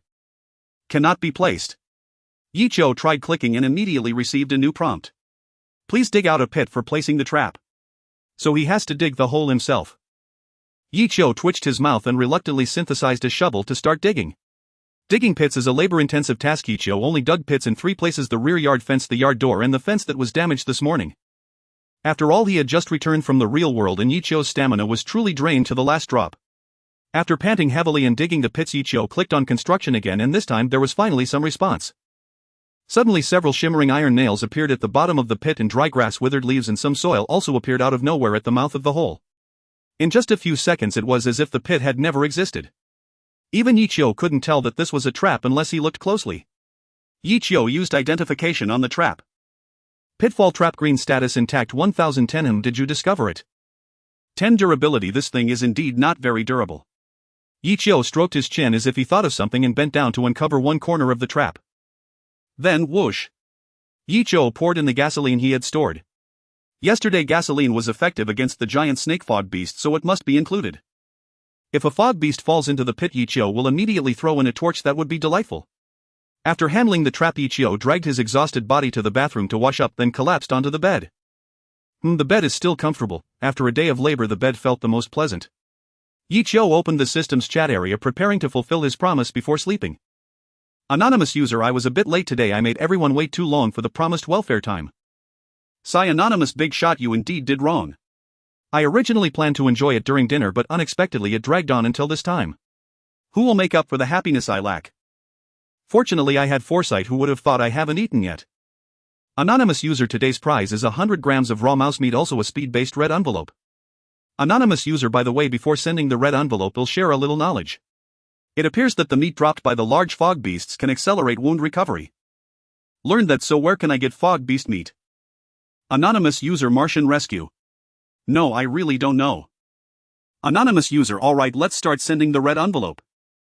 Anonymous user, speed-based red envelope, 10 milliliters of mineral water. 1. The speed-based red envelope from anonymous user was snatched in 0.2 seconds. Is the speed king. Wow. So fast. By the way, is this really not opened? Why does it get better every day? I seriously suspect this guy is here to rob food. After being well fed, a starving person cannot react that quickly. After confirming that the winner didn't do anything out of line, Yichio sent the reward. After splashing water in the channel for a while, Yichio opened construction and began to draw cards. Today 40 portions of steel and 40 portions of wood. Let's draw a round to test the waters. Blue quality iron spear come out. He conducted a small 10 consecutive draws. Green, green, green, green. Endless green. Yichio reluctantly nodded. Yichio felt a surge of joy in his heart, having not experienced such good fortune in a long time. His backpack was already filled with gleaming steel spears, and he got out of bed to toss most of the spears into the storage. Without mentioning anything else, over 30 spears standing together truly exuded a certain intimidation. Yet as Yichio gazed at the spear in his hand, his eyes blazed with enthusiasm. The finest among spears, a blue quality existence. System, identify it for me. Steel spear, blue attack power 80, maximum durability 90. Description: a resilient shaft with a glimmering spearhead, known to be the finest among spears. Traits: sharp, can pierce through enemy defenses more easily. Incredible. Not only did the attack power soar to 80 points, but it even came with an additional trait called sharp. Now my offensive capabilities have reached a new level, and combined with the shell-like defenses of my house, my chances of survival have greatly increased. Not bad, you will be my trusted weapon from now on. Yichio caressed the smooth shaft, nodding in satisfaction. He sent 2 of the crafted spears to Wang Wu along with a photo of the storage taken with the system. Lying down in bed, it didn't take long for Wang Wu to indeed send a message talking about the rarity of the weapons. Yichio sent the photo directly. Yichio, brother Wang Wu, don't worry, I won't put myself in danger. You can use anything without concern, survival is the priority. Upon seeing Yichio's message, even Wang Wu felt a wave of disbelief. Isn't it the time when steel is in abundance? Yichio has boxes all around outside. After a moment of surprise, Wang Wu felt relieved.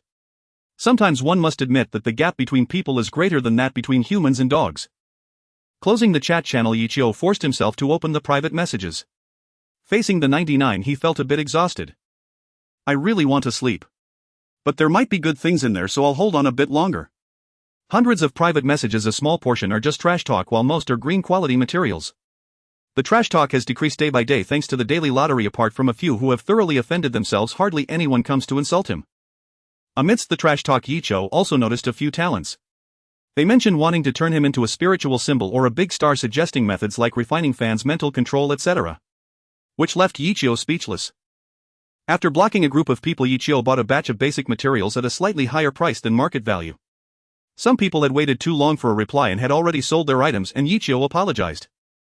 After all, he didn't have the time to constantly check private messages. Heaven rewards those who work hard, and Yichio found a few good items. Diet for 2 days, then crossover. Anonymous, big shot, I opened a silver coin from a box today, and it's for you. Silver coin green. 1 anonymous user, the silver coin is of considerable value. I'll trade it for a liter of mineral water and a bag of roasted chicken. Although everyone knows that currency is important, without a price list this item is basically worthless. Yichio's price is almost on a different level. On the other end of the screen, the Dieter read the word roasted chicken and nearly ground his silver teeth to dust. Although his original intention was to repay kindness, that was roasted chicken. Next time if I encounter something good, I will definitely give it to the big shot for free. Diet for 2 days, then cross over. Anonymous big shot, you are truly a good person. Next time I have something good, I will definitely give it to you. Another silver coin was added to his account, and Yichio glanced at his backpack, which now held 2 silver coins and 198 copper. Although some people are collecting currency in the market, no one is as generous as he is, making this currency almost equivalent to the total gains of everyone in the channel. Although he hasn't encountered a merchant yet, Yichio believes that once a merchant arrives he will definitely make a fortune. Continuing to scroll down, Yichio saw another crafting blueprint. Big shot, I have a oil lamp crafting blueprint blue here, do you need it? Yichio opened the manual for identification. Oil lamp crafting blueprint blue. Description: consuming 1 wood stick, 1 glass and 1 silk thread can synthesize an oil lamp of a maximum quality of blue rarity with fuel from items containing energy like grease, gasoline or mist. Core traits: dispel mist, can dispel a certain range of mist for a certain time based on the quality of the lamp and fuel. This is a mist dispelling device just like a torch, but it looks far superior to a regular torch. With a glass cover and mist core for energy, it's definitely going to be more effective than a torch. I must acquire it. Yichio immediately contacted the seller. Given that there aren't many people with spare cash at the moment and even fewer willing to venture into the mist, Yichio easily acquired it for the price of 2 meals. Next, Yichio saw some blue quality basic materials. Wood blue 3 big shot, this is the result of a day's work with a green axe, please spare the child. Yichio chose to pay him with food equivalent to a regular person's meal. Anonymous user: whole wheat bread white 750g, purified water white 500 milliliters, I'll accept it if you agree. Thank you big shot, your offer is indeed the highest. He'll also give you a portion of blue quality soil dug from under a tree. Yichio was taken aback, not expecting an unexpected gain. Blue quality soil, I'll keep it for now, waiting to use it when I encounter blue quality seeds later. Speaking of seeds, Yichio hadn't been busy with collecting seeds these past few days as he had too much mist beast meat on hand. If the fruit doesn't have any enhancements, he wouldn't even bother to plant it. After all, his appetite is limited, each additional bite of mist beast meat increases his chances of survival. After handling the private messages, Yichio pulled up the quilt and fell into a deep sleep. Survival World, Day 4. Bang. Bang bang. The familiar sounds woke Yichio up. It must be said that Yichio has developed a conditioned response to these familiar sounds. Throwing off the quilt, Yichio immediately grasped the spear at the headboard and walked towards the living room. Putting on his helmet, he came to the living room, opened the window and turned on the strong flashlight. Bang.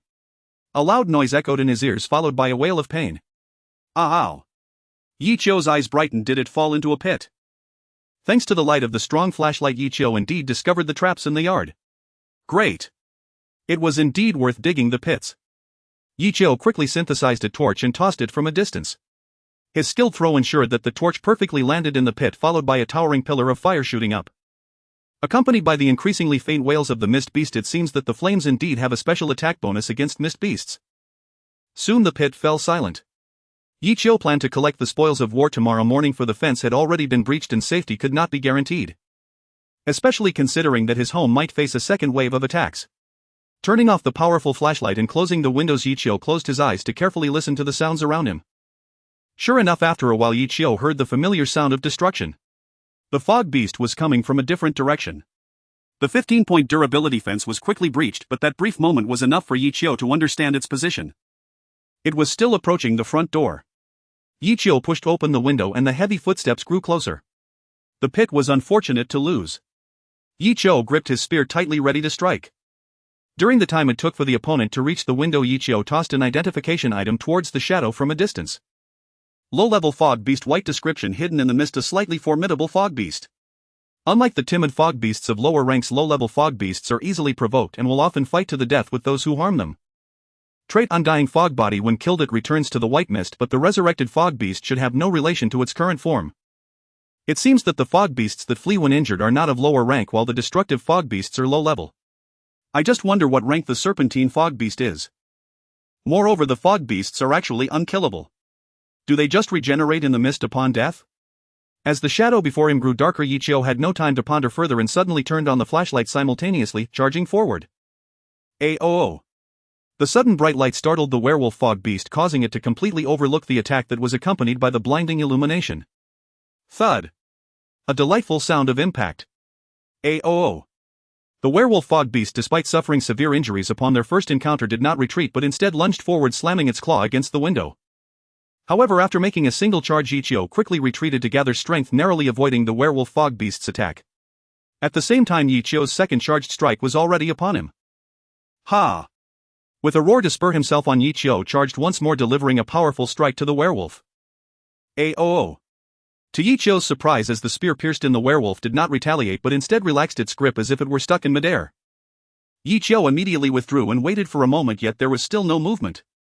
It was then that a thought surged into his mind. Could it be that the fog beast is dead? The flashlight still held its efficacy, and Yichio propped a piece of wood under his feet to peer out the window, where he indeed spotted the unique glimmer of fallen items.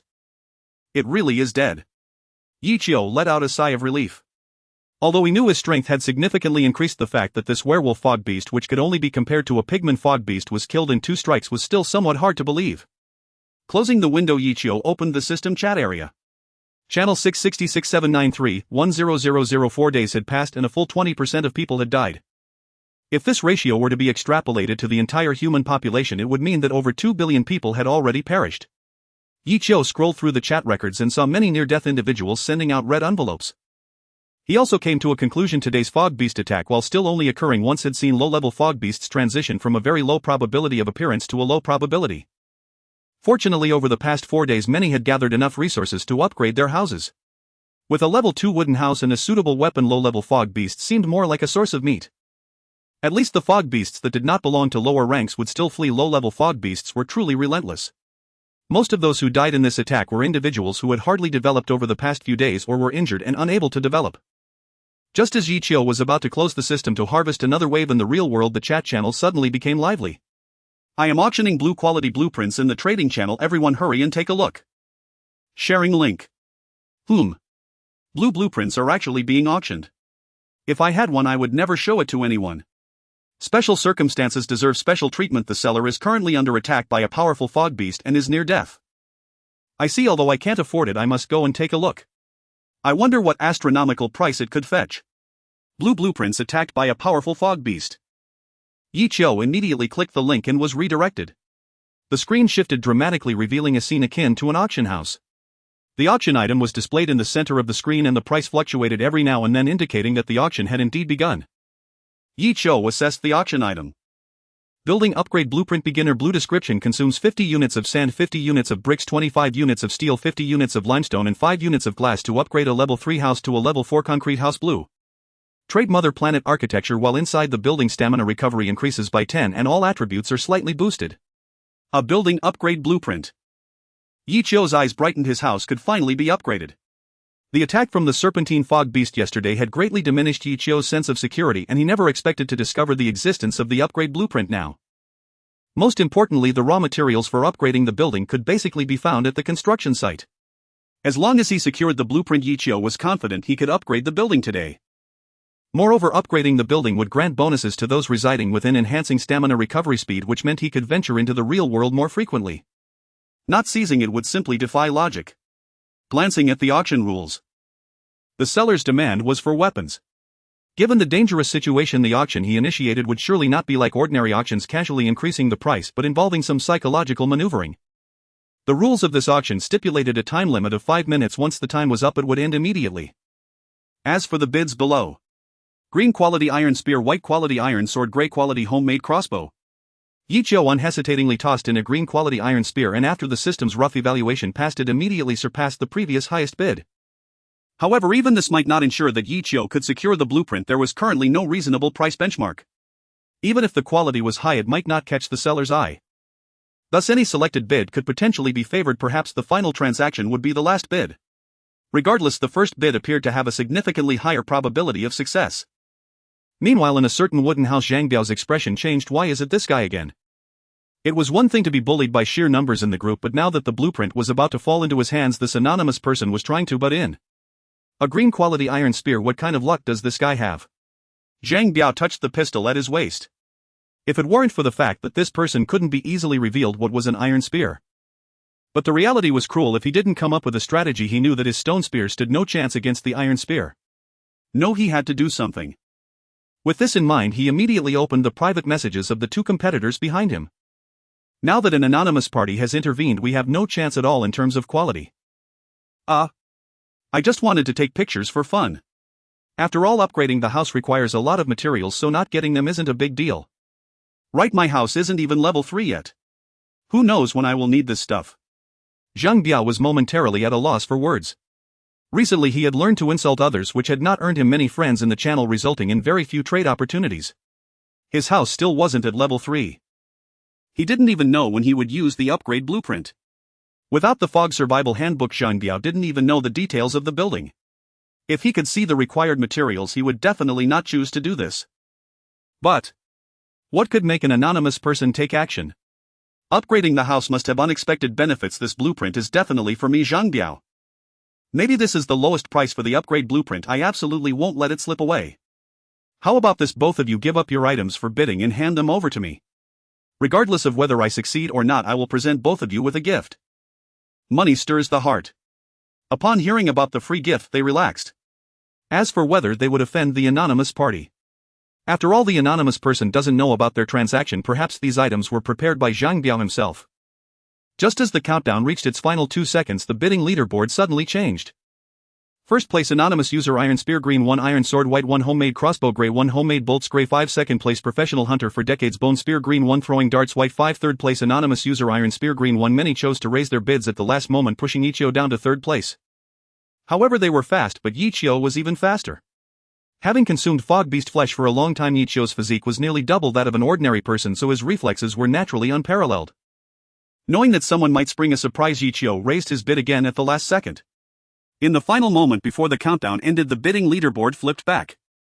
First place, anonymous user Iron Spear green, 2. Second place, anonymous user Iron Spear green, 1 iron sword white, 1 homemade crossbow gray, 1 homemade bolts gray, 5. Third place, professional hunter for decades bone spear green, 1 throwing darts white, 5. What, 2 iron spears?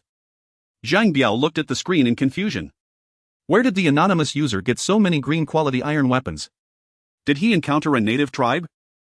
Weapons like the iron spear are basically the top tier weapons at this stage, yet the anonymous user has brought out 2 at once.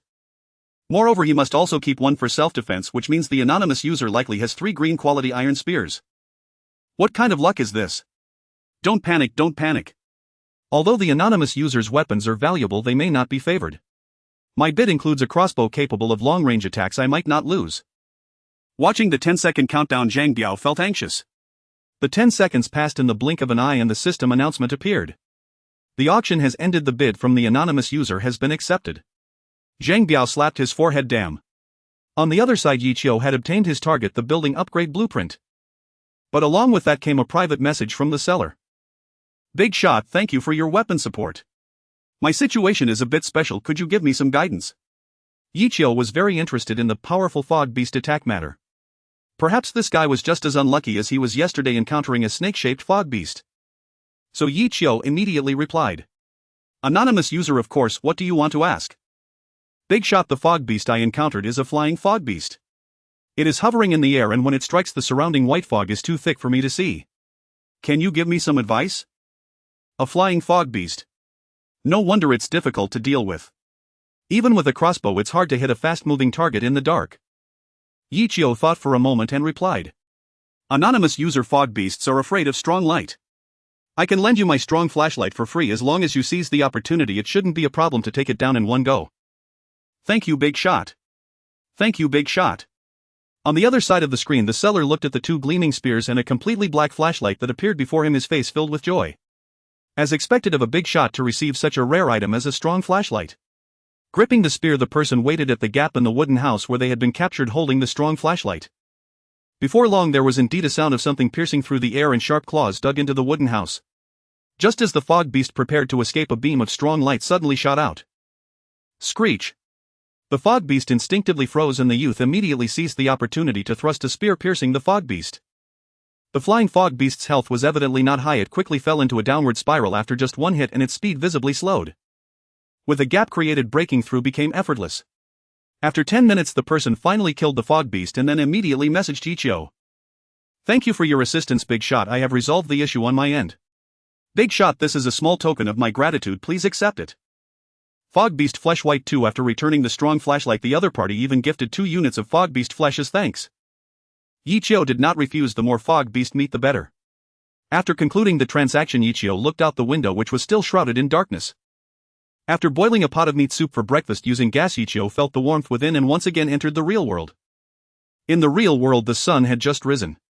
Ichio looked downstairs and found that there were no shared bicycles left for his use. With no other option, Ichio had to set his sights on the locked shared bicycles.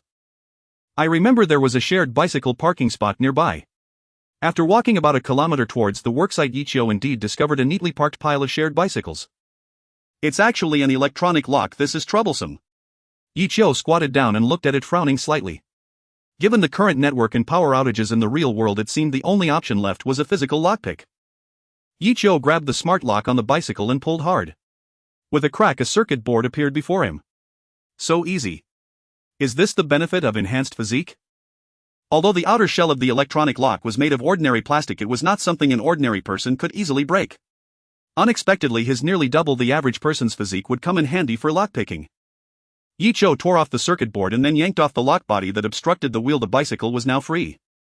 After pushing the shared bicycle out, Ichio set off again towards the worksite. On the way, Ichio began to think about what he needed to move. The backpack space is only 1 cubic meter, and based on previous experience, it can hold about 50 units of materials when full. The materials needed for building a house include sand 50 units, bricks 50 units, steel 25 units, limestone 50 units, glass 5 units. The real world is like a vast safety net. If today is wasted entirely on collecting raw materials, that would be a significant loss. These raw materials, the sand, can be easily acquired from people who were born in the desert. This is definitely obtainable, and glass is everywhere. I just need to break a few windows to gather 5 units of glass. So I only need to get bricks, steel and limestone, which means I can make one less trip. At that moment, Ichiyo's peripheral vision suddenly caught sight of a hardware store. Right. Steel doesn't necessarily have to be obtained from the construction site. The stock at the hardware store is definitely sufficient. If worst comes to worst, I could pick up a few motorcycles off the street. With this, I only need to make 2 trips to the construction site. Ichiyo nodded in satisfaction. Following the shortest path he had devised, he quickly approached the construction site, collected a backpack full of bricks, and immediately chose to return to the survival world. Acquired bricks green 50 units. Indeed, filling a backpack amounts to 50 units. After neatly stacking the bricks in the warehouse, Ichiyo surprisingly felt little fatigue. With his physique enhanced, Ichiyo could stay in the real world for a significantly longer time. He glanced at his wrist. There was still an hour until dawn. Ichiyo estimated his remaining stamina. Another trip to the construction site would not be enough, but a visit to the hardware store should be a breeze. Not wanting to waste time, Ichiyo headed back to the real world. After unlocking the shared bicycle, Ichiyo quickly arrived at the nearby hardware store and began to stock up. Screws, copper wires and more were all swept away by Ichiyo, easily filling more than half of his backpack space. Just as Ichiyo was preparing to return to the survival world, a vehicle outside the hardware store caught his attention. It was a tricycle with a large cargo bed. Ichiyo had a strong impression of this kind of vehicle as he used to transport corn and wheat with it during his childhood in the countryside. Of course, it occasionally served as a tool for carrying passengers and transporting timber. The one Ichiyo saw was currently acting as a delivery vehicle. The vehicle was parked outside a furniture store, and the few pieces of wood still in the cargo bed were not particularly eye-catching. What drew Ichiyo's attention was a bright orange chainsaw next to the wood. Ichiyo rolled down the window and walked towards the nearby tricycle. From the cargo bed, he discovered that besides the chainsaw there was also a hand-pulled saw and 2 barrels of oil. One barrel was likely for lubricating the chain and the other was for fuel. Ichiyo shook the chainsaw. There should still be a bit of fuel inside. However, after pulling the chainsaw showed no response at all. It felt as if it were out of power, the world having stopped after humanity's disappearance. Even the most basic rules like 112 seemed to have ceased, which felt extremely bizarre. However, this was not necessarily a bad thing for Ichiyo. If electricity and other equipment were still functioning normally, perhaps he would find it easier to operate at first, but areas like power plants and nuclear power plants without maintenance would definitely encounter problems. Especially since Ichiyo had heard there was a nuclear power station in the nearby wasteland by the sea. If that thing exploded, he wasn't sure if it would affect this area. Moreover, if we entertain conspiracy theories, if nuclear weapons from certain major countries automatically launched after being idle for too long, other countries' defenses would automatically activate. Ichiyo might just land face first into a nuclear bomb one day. Thinking of this, Ichiyo felt less disappointed and tossed the chainsaw into his backpack. Ichiyo originally planned to take advantage of the last bit of activity time to grab some furniture from the furniture store to furnish his small house, but after entering he realized it was too small. 1 cubic meter simply can't hold much. In the end, Ichiyo only took a few pieces of glass and a reclining chair. Sitting on wood all day was uncomfortable for his backside. Returning to the survival world, there were still 20 minutes until dawn. Yechio lay back down on his bed and opened the system. He was too tired and needed a rest. Opening the chat area, many people had already woken up for their second sleep, eagerly preparing to embark on a new day's adventure. To Yiki's surprise, there were quite a few discussions about him in the chat area. Most were about his exchange of 2 green quality steel spears for blueprints and helping sellers through the Mist Beast crisis. The blueprint seller wasn't stupid and didn't mention the flashlight, but this only made Yechio seem even more mysterious. If you said someone anonymously dropped a flashlight, I would have taken it out in a second. Everyone would just say that the anonymous big shot was lucky to have a flashlight. But if you vaguely say that with the help of an anonymous big shot you successfully killed a flying mist beast, the scene would be entirely different. Some say Yechio is a survival expert in the real world, able to point out a survival master in just 2 sentences, while others say he possesses 2 systems and is now living a life akin to a vacation. There are also shamans from Miaojian who directly use insect curses to attack mist beasts, and dragon teams Dragon King. Even the white mist has to retreat. In short, the more absurd the more. Someone is idly writing a novel with Yechio as the protagonist. Yechio glanced a couple of times and rewarded a piece of bread as encouragement. 666 Channel 785-1000 Sigh, a new day has finally begun. I'm already eager to die. Speaking of which, when will the night time be reduced? Although sleeping 12 hours a day is indeed a great thing, sleeping too long also leaves one feeling drained. Isn't the person upstairs doing some side job? The one writing the novel just got rewarded with a piece of bread by the anonymous big shot they can eat without even going out. Staying up late, lonely and unable to sleep. Click on my profile to see my selfie photo collection. I have everything you want. Wow, even the survival world has a photo, brother. I'm impressed. It's all for survival. It's not cold in here. Poor big brother can't let the second brother suffer anymore. After spending some time in the silly chat group, Yechio felt his mental state had improved quite a bit. As dawn was about to break, Yechio posted a message in the trading channel looking to buy sand.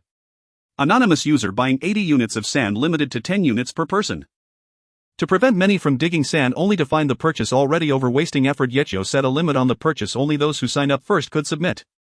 Anonymous big shot is buying sand. Good job. I'm right next to the desert.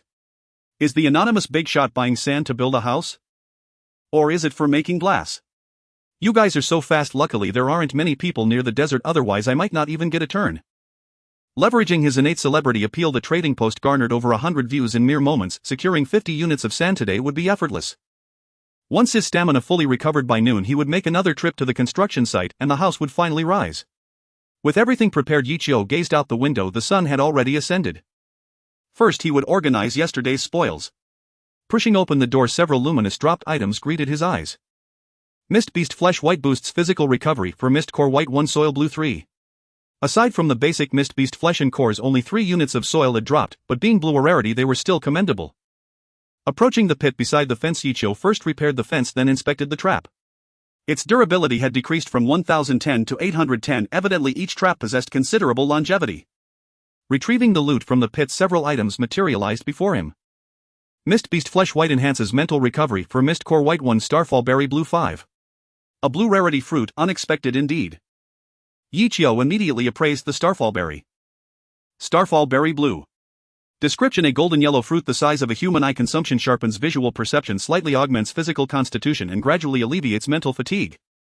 Trade zealotry: excessive consumption within a short span transforms the eater into a raving fool who chants only praises to stars and moon. Praise the stars and moon. An exceptionally fine fruit, though this side effect. Yechio stroked his chin. Rather sinister. Could it be a gift from some eldritch deity? He retrieved 1 starfall berry, rinsed it with mineral water and took a cautious bite, then paused. Too small to savor. Better swallowed whole. Like popping a grape, he felt an explosion of tart sweet nectar in his mouth. His very soul seemed to ascend. The weariness accumulated in the real world vanished almost entirely. His body felt lighter, more agile. So this was the power of a blue rarity fruit. He adored it. After savoring the aftertaste, he spat out the seed, a tiny shimmering kernel radiant as a star piercing the night sky.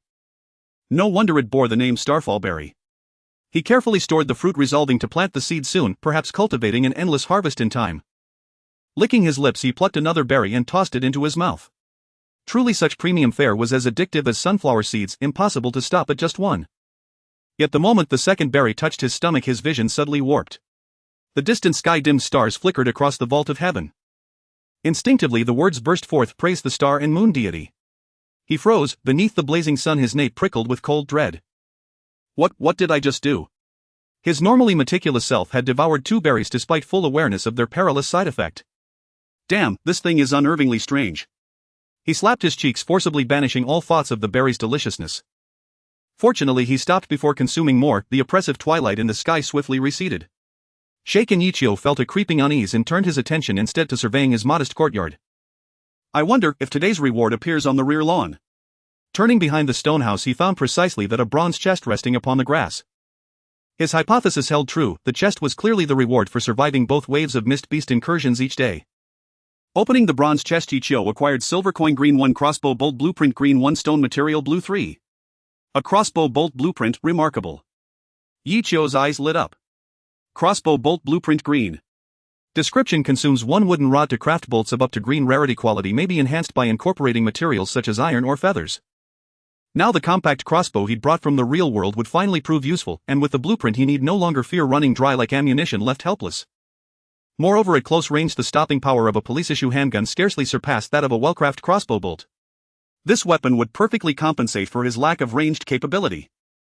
He carried the chest inside and immediately shredded the blueprint, then began crafting bolts with relentless focus. Thanks to his recent stockpiling of base materials, he soon produced crossbow bolt white 50, crossbow bolt green 25.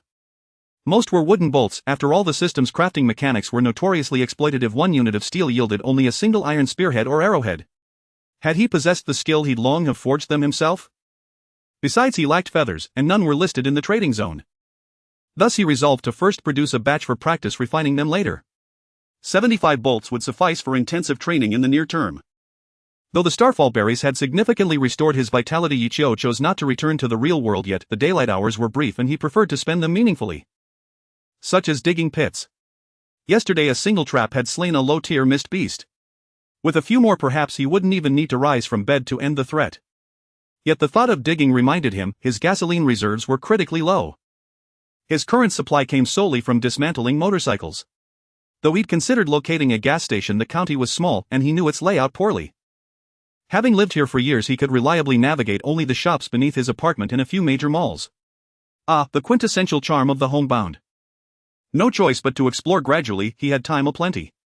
As he dug several traps along the fence perimeter, something struck him as profoundly amiss. It was the landscape beyond.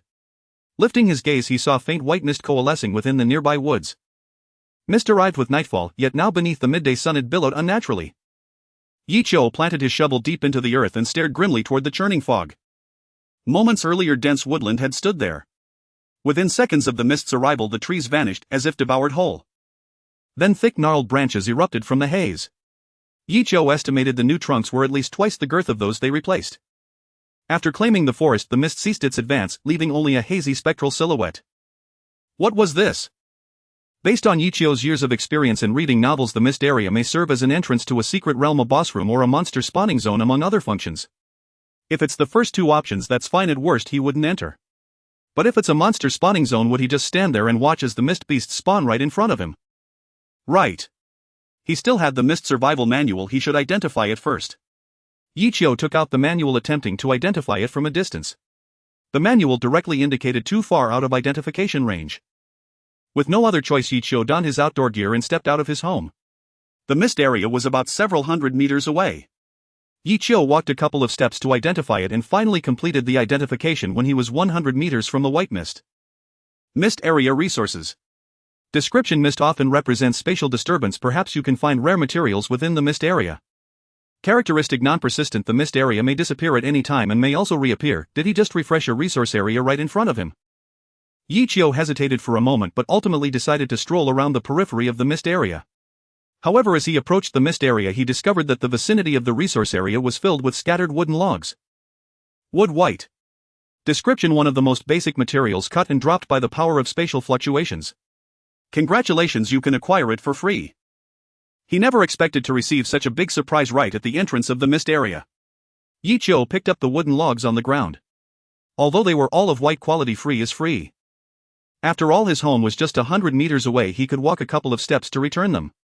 After circling around outside the mist area, Ichio gathered 50 units of wood, and the feeling of getting something for nothing was particularly pleasant. After collecting the wood outside, Ichio approached the perimeter of the mist area. The mist enveloping the area was far less dense and thin than the mist at night, appearing completely non-threatening. However, for safety's sake, Ichio still made an oil lamp to hang at his waist, serving to dispel the mist. Arriving at the edge of the resource area, Yichio first identified the newly grown trees. Iron tree blue. Description: a tree species with hardwood that yields blue quality wood when harvested. Characteristic: hard, extremely difficult to harvest, slightly increases the attack power of the finished product when consumed as material. Is this entire area filled with blue quality wood? Yichio was still uneasy and identified everything around him, confirming a fact. The dense thicket of trees before him was almost entirely composed of blue quality trees. Even if there were occasional trees that weren't of blue quality, they were at least of green quality. After several days of survival, Yichio had basically understood that in this world, aside from special mist beast meat, green quality was the limit for ordinary items. Anything that reached blue quality would possess some peculiar effects. Because of this, blue quality materials were extremely rare, and even Yichio didn't have many on hand. Now a whole forest of them was right in front of him. Not harvesting would be an insult to his luck. Yichio rubbed his hands and took out his axe, but then felt a bit uneasy. He had purchased several pieces of blue quality wood yesterday, and the seller had said he spent a whole day chopping with a green quality axe. Although this might be a bit exaggerated, using a green quality axe to chop blue quality trees was definitely not an easy task. Right. The chainsaw. Yichio remembered the chainsaw he casually tossed into his backpack. If he could use it to chop trees, its efficiency would probably rival that of a blue quality axe. But in the real world, the chainsaw couldn't start. He wondered if it would be the same in the survival world. Forget it, why think so much? He could just take it out and try. Taking the chainsaw from his backpack, Yichio pulled the chain and took a deep breath. Pull. Vroom, a familiar buzzing sound rang out, and Yichio's face lit up with joy. In the survival world, the chainsaw actually worked. Now he could really take off. While others were chopping with axes, he would be using a chainsaw. Moreover, this also implied that vehicles, electronic products, and other items from the real world might still be usable in the survival world. Yichio felt a surge of excitement, but then remembered his 1 cubic meter of space, probably not enough to fit even a car. In addition, electronic products needed power to operate. Generators and gasoline were nowhere to be found. Forget it, no need to dwell on impractical things, let's chop the trees first. Suppressing the trembling chainsaw with the fog-dispelling oil lamp hanging from his waist, Yichio hummed a little tune as he walked to the tree and began chopping. Zzzzz. As the sharp steel chain made contact with the tree, a large cloud of wood chips flew out, and the iron tree, thick as a waist, was chopped down at a visible speed. Although the chainsaw's identified quality was only green, it cut through trees at a remarkable speed. Perhaps this is the essence of specialization. In just 10 minutes, a blue-quality iron tree let out its final mournful cry and fell at Yichio's feet. Acquired wood blue 5, wood stick blue 10, leaves blue 4. Great. Let's continue. Watching the blue quality wood pour into his backpack like a stream, Yichio couldn't stop the smile on his face. Even for lunch, he ate while chopping trees. In a rush, he spent the entire day and all his gasoline to acquire a total of 350 blue-quality woods, along with several wood sticks and leaves. Before leaving, Yichio also dug up a lot of soil which was of at least green quality to support the growth of blue-quality trees. More importantly, Yichio also obtained 5 iron tree seeds. Iron tree seed blue. Description: the seed of the iron tree plant tolerates cold and high temperatures with minimal environmental requirements. Characteristic: iron tree, when planted near a mining area, it can absorb underground mineral elements to accelerate growth and enhance quality. With seeds, even if the mist area disappears, Yichio can attempt to plant trees himself. As the sky darkened, Yichio hurried back to his yard while the mist area in the distance gradually faded and eventually vanished. It lasted just long enough for Yichio to maximize his gains. The warehouse was overflowing with wood, and there was also a significant pile in the yard. Yichio sat in a recliner in the yard, letting out a comfortable sigh. Although it was easy to chop trees, with the chainsaw being out all day made him feel somewhat fatigued. If it weren't for Yichio's now robust physique, he might have struggled to get up. But he couldn't rest just yet, as dinner still needed to be made. While instant food could solve the problem, the mist beast meat could enhance his physique. Skipping a meal would be a significant loss.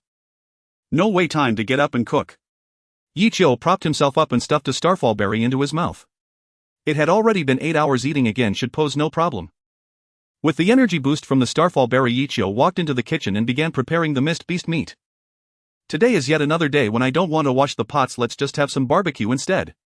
Yichio sliced the large pieces of mist beast meat, skewered them, and took the seasonings to the outdoor barbecue.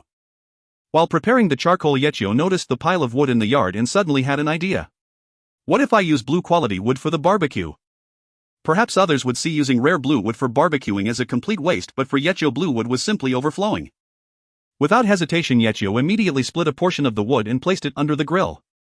However, he didn't use it all. He opted for half ordinary wood and half blue quality wood, planning to conduct a comparative experiment. The flames were vigorous, and Yichio quickly prepared 2 skewers of barbecue and proceeded to appraise them. Grilled Mist Beast Meat Green description: food made from the meat of mist beasts. The chef's skills are not excellent, but the ingredients and seasonings compensate for all shortcomings. Characteristics enhancement: consuming it will increase 4 basic attributes. Grilled Mist Beast Meat Blue description: food made from the meat of mist beasts with a faint woody aroma. The chef's skills are not excellent, but the ingredients, seasonings and fuel make up for all shortcomings. Characteristics enhancement: consuming it will increase 4 basic attributes. Resilience: consuming it will increase stamina for a certain period. Wow, indeed there's a change. The meat grilled with blue quality would not only became blue quality but also had the effect of enhancing stamina. Just in time. I plan to upgrade my house today. It's the perfect moment to use it. Replacing all the fuel with blue quality would Yetcho open the system while barbecuing, settling the task and collecting 70 portions of sand. The decision made back then to collect 30 extra portions of sand was undoubtedly very wise. Someone who accepted the commission encountered an accident and couldn't submit their share of sand. Thus from the 80 portions only 70 were obtained, but this was more than enough. After settling the task, Yetcho engaged in a conversation with Wangwu for a while. Wangwu: Yetcho, today I noticed that the temperature has decreased compared to yesterday and the trend for the past few days has been a decline. I suspect we might soon face a cold snap. Wangwu: the aggressiveness of the creatures in the wild has also increased. The ones who brought us here may be gradually raising the difficulty of survival. Wangwu: today I also found a bronze treasure chest and 2 wooden treasure chests. I'll send you the contents, let me know if you need anything. Yetcho glanced at the screenshot Wangwu sent and there was an iron spike net crafting diagram blue that piqued his interest. Iron spike net crafting diagram blue description: consuming 1 iron allows you to craft a barbed highest blue quality iron wire net which can be placed over buildings to prevent intruding creatures and cause them harm. Once I finish upgrading my house along with the iron spike net, it will be like a spiked turtle, no worries at all. Yetcho, I'll take this crafting diagram, I'll send you some of the finished products once they're ready.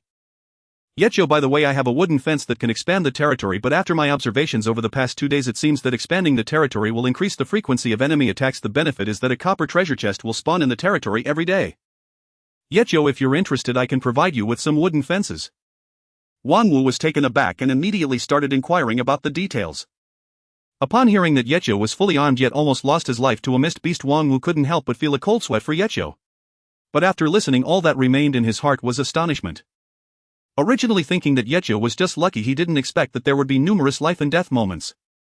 After hesitating for a moment, Wangwu decided not to expand the base area for the time being. After all, facing mist beasts that could attack from a distance, even their proud defensive measures might not be effective. The greater the reward, the greater the risk. Without Yetcho's meticulous preparations, it would be wise not to challenge oneself.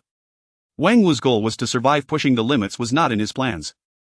After discussing this matter, Wangwu also asked if he could post the news of the impending cold snap and the aggressive behavior of wild beasts in the chat area. In the past, Wangwu would have done this without hesitation, but now that Yetcho saved his life, he had to consider Yetcho's feelings before doing such things.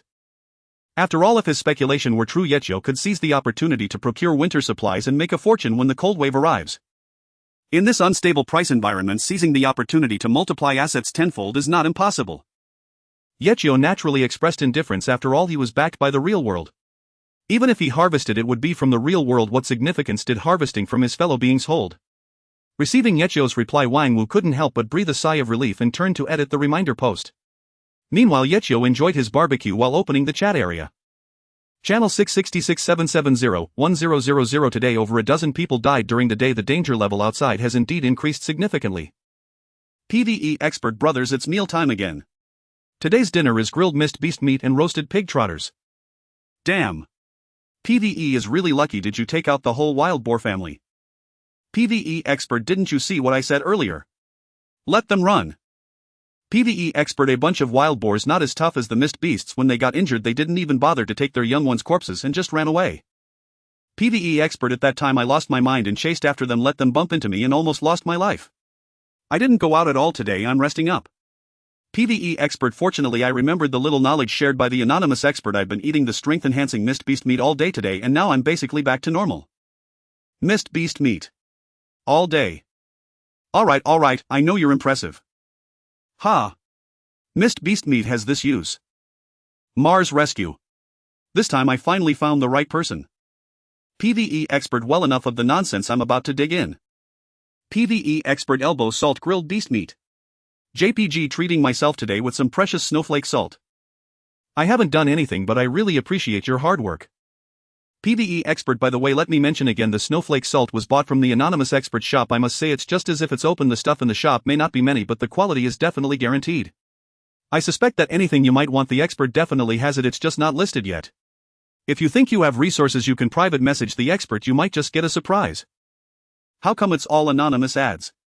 How much has PvE received? If you encounter a mist-shrouded zone during daylight, remain calm. It is a mist zone, a realm akin to a hidden immortal sanctuary.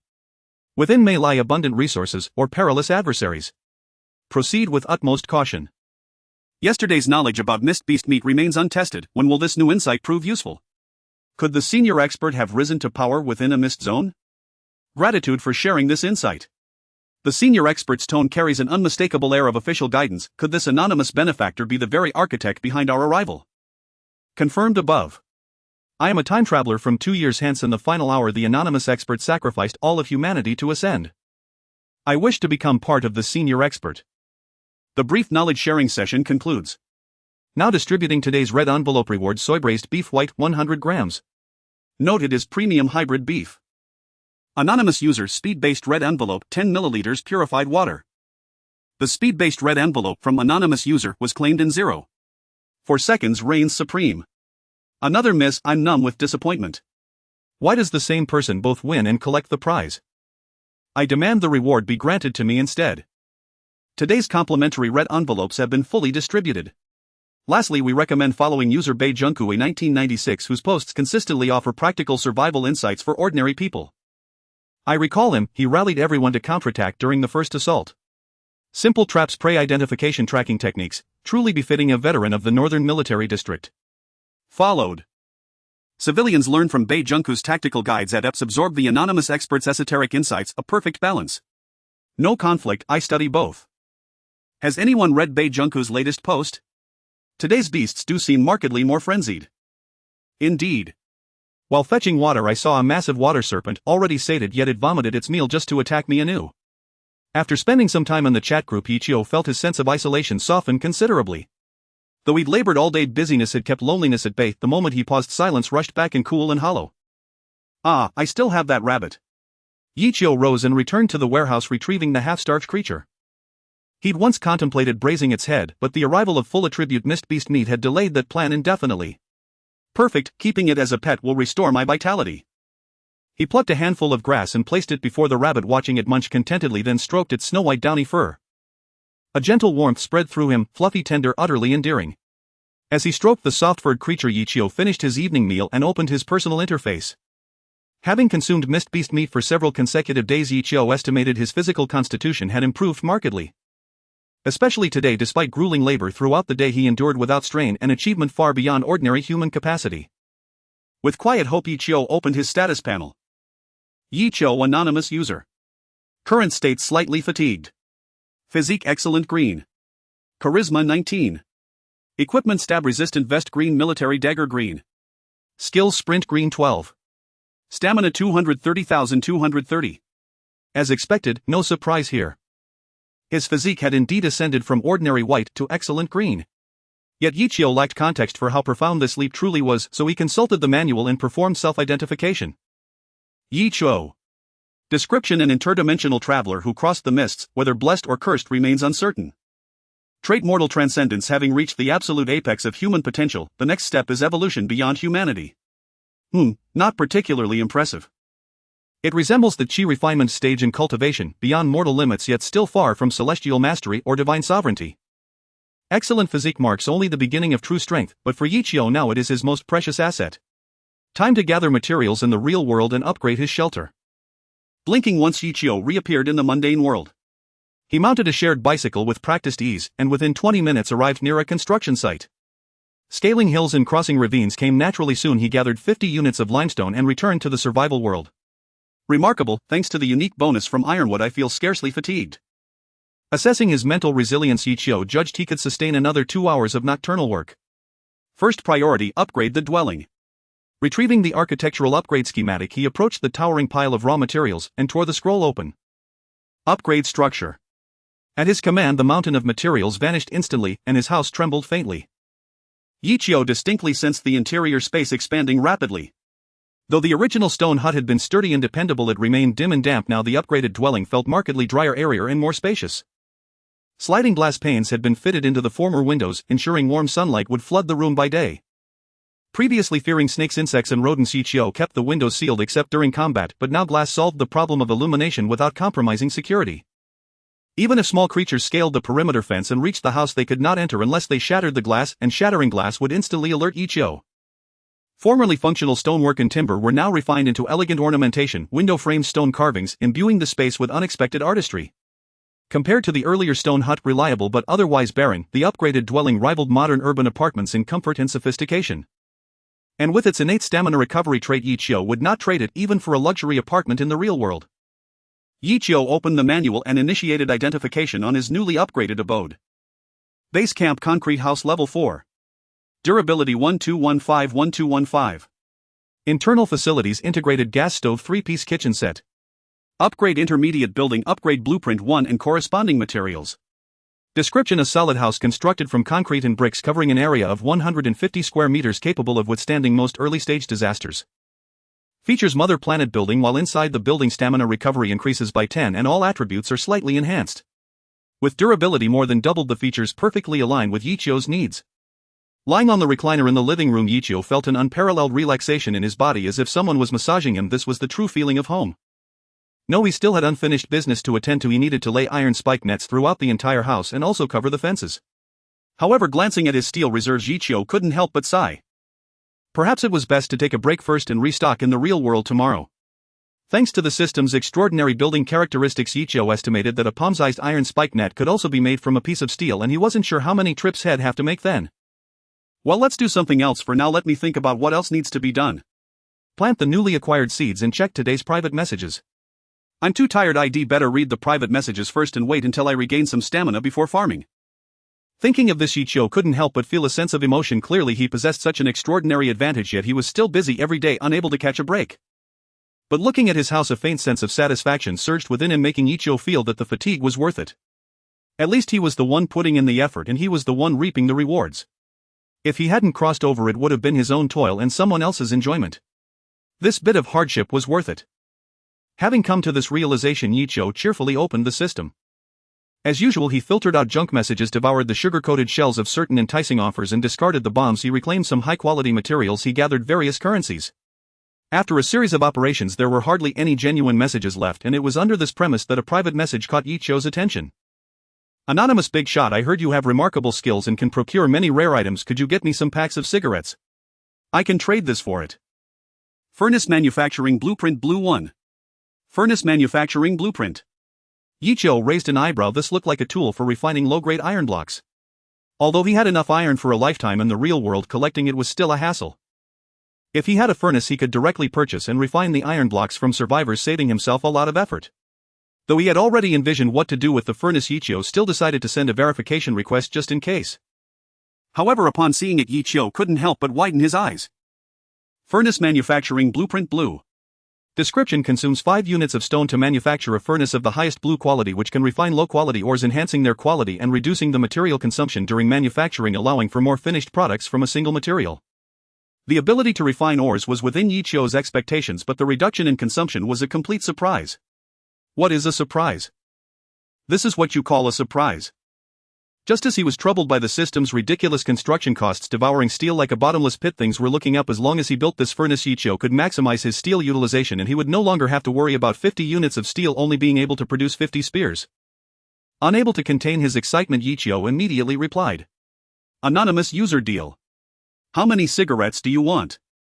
Lung Itchy, no wonder you're a big shot, you can even bring this out. Lung Itchy, this furnace is at least a blue quality manufacturing blueprint. I know cigarettes are a rarity now, so we'll offer 4 packs as the base price, and I can't go lower than that. 4 packs of cigarettes. According to the rules of crossing into the survival world, each person could only have 1 set of clothes and a small item on their person before crossing. Cigarettes, lighters and phones had a relatively high probability of being among those items. However, it had already been 4 to 5 days and the cigarette trade had long since been declared over. Any rare appearances were just 1 or 2 sticks, which were practically negligible for a heavy smoker. Therefore, Lung Itchy did not have high hopes of obtaining 4 packs of cigarettes, although he stated it was the base price. As long as Yichio negotiated, he could accept even less. To his surprise, the other party actually replied with 1 word. Anonymous user, sure. Anonymous user, hold on a moment, and going to get the goods. Lung Ichi had already browsed the trading market and was certain that cigarettes were indeed a scarce and luxurious item now, but he never expected Yichio could actually procure them. Meanwhile, Yichio strained his body to traverse once more. Just going downstairs, he estimated he could hold up just fine. He quickly ran down to the supermarket. Yichio waved his hand and cleared the counter of all the cigarettes and liquor in one sweep. Since he was already here, shouldn't he fill his backpack completely? With a backpack full of cigarettes and liquor, Yichio returned to the survival world and unhesitatingly traded 4 packs of Huazi. System prompt: anonymous user is trading your furnace manufacturing blueprint blue for Huazi white 4 boxes. Do you agree? Agree. Immediately agree. Lung Ichi quickly chose to agree, fearing that Yichio might change his mind at any moment. With a flash of light, 4 well-packaged Huazi appeared before Lung Ichi. Lung Ichi opened the package, took out a cigarette and lit it over the fire pit, trembling hands slowly taking a puff. As the familiar taste of tobacco swept through his lungs, this man who had endured 4 days of grueling survival felt tears welling up in his eyes. The heavy pressure of survival finally found an outlet. At that moment, Lung Ichi exhaled a smoke ring and choked slightly as he said, "I should have asked if the big shot had any cigarettes. 4 packs aren't enough to last." Inside Yichio's survival cabin. Looking at the blueprint that appeared in his hands, Yichio couldn't hide his joy. It's no wonder he was a bit out of control. The furnace's capabilities were truly astounding. With the furnace, the utilization of steel would not just double. Without hesitation, he crumbled the blueprint and immediately an option for the furnace appeared in Yichio's construction menu. Yichio then checked his backpack. Although blue quality stone was hard to collect after a few days, he still had 6 units in stock, which was more than enough to build the furnace. After clicking to build, a faint light flashed before Yichio's eyes and a heavy-looking cubic stone pillar about 1 meter tall appeared before him. There were holes on the front and top which were used for placing fuel and materials respectively. Let's get it appraised first. Furnace blue. Description: fuel can be added to process certain materials, enhancing their quality or improving their utilization. The fuel-based materials and furnace quality will all affect the results. Characteristic: economical. Each use has a chance to yield material fragments. 3 identical fragments can be combined into one material. Great! Since there's a blue quality furnace, it's time to create iron spike traps. Yichio planned to refine the steel in his possession first. Though green quality steel is good, he couldn't settle for anything less than blue quality steel. Yichio checked his inventory and found he had 10 units of steel left. Most of it had been spent on today's upgrades. It wasn't a big problem as he would go to the hardware store again tomorrow. He placed the steel into the furnace using all blue quality ironwood just in case. After refining, Yichio obtained 7 units of blue quality steel and 2 steel green fragments. Upon reopening the construction menu, Yichio discovered that 1 unit of steel could create 3 iron spearheads or 6 iron arrowheads. At this moment, remembering the more than 30 long spears in the warehouse, Yichio felt like he could bite through his own teeth. "I knew you were a scam, but I didn't expect you to be this bad." After calming himself down, Yichio looked again at the iron wire mesh. 1 unit of steel can create an iron spike trap covering 5 square meters. For a house occupying 150 square meters, this was simply too little. However, Yichio decided to produce some first. Transforming the 7 units of steel into iron spike traps, a bundle of glimmering iron spike traps appeared before him. Iron spike trap blue. Description: a defensive item used for wrapping around buildings, which also inflicts harm on those who touch it. Characteristic: resilient, sharper and more durable than ordinary iron wire mesh. It looks like the iron spike traps used in prisons, with barbed hooks appearing every few centimeters. More insidiously, these barbs are specially designed. At first touch, one feels no sensation, but when you pull back, a small piece of flesh is ripped away.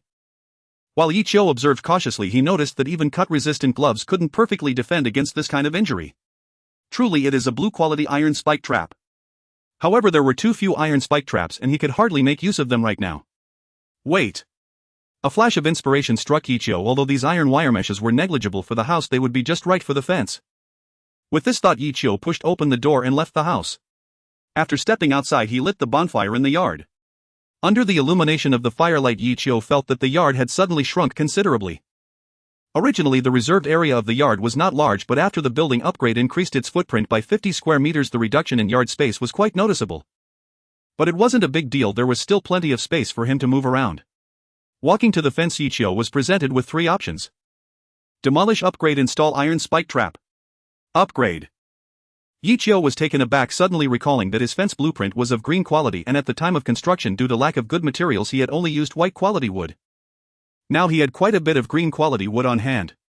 Originally, he thought he would dismantle and rebuild it when he had the time or find better materials to replace it. He didn't expect to be able to upgrade it directly on the foundation, saving Yichio the effort of rebuilding. Using green quality wood, Yichio upgraded all the fences. The durability of the green quality fence had significantly improved, allowing it to withstand the attacks of the fog beasts for longer. Yichio then installed all the iron spike traps. Illuminated by the orange glow of the fire, the iron spike traps glimmered with a chilling light, filling Yichio with a sense of security. After gifting the remaining iron spike traps to Wang Wei, Yichio patrolled around the fence, then looked at his only planting box. The orange tree had grown to a considerable size, about 10 centimeters in height. At this growth rate, Yichio estimated he would soon be able to eat oranges. However, right now Yichio was not interested in this planting box.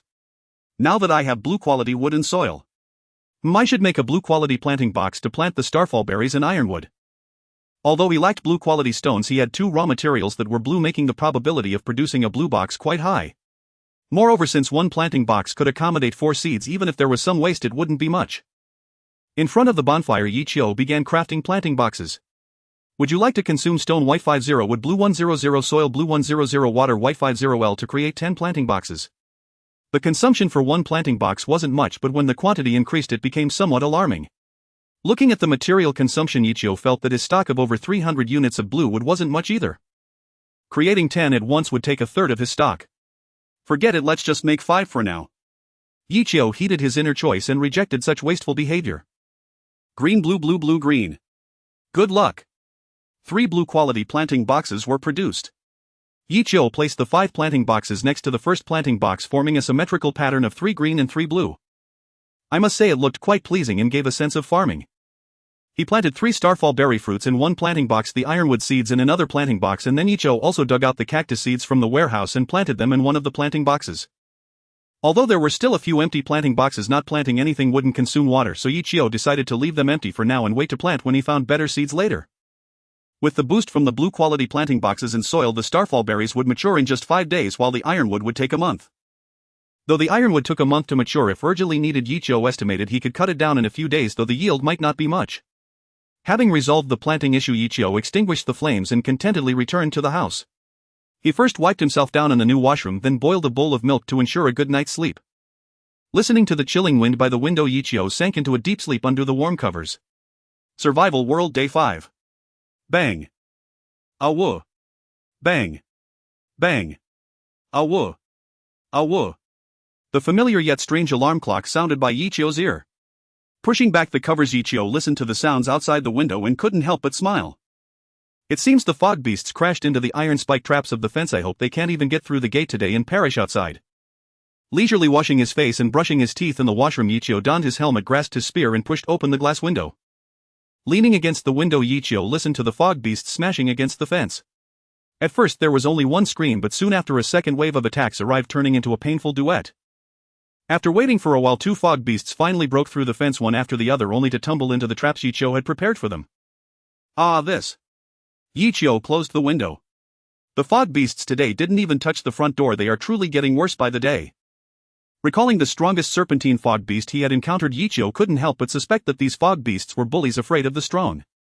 When he was still weak they struck hard, but once he developed they immediately turned coward. Moreover, there was no third wave. It seems the frequency and area of the fog beast attacks are related to their territory, not to the level of the house.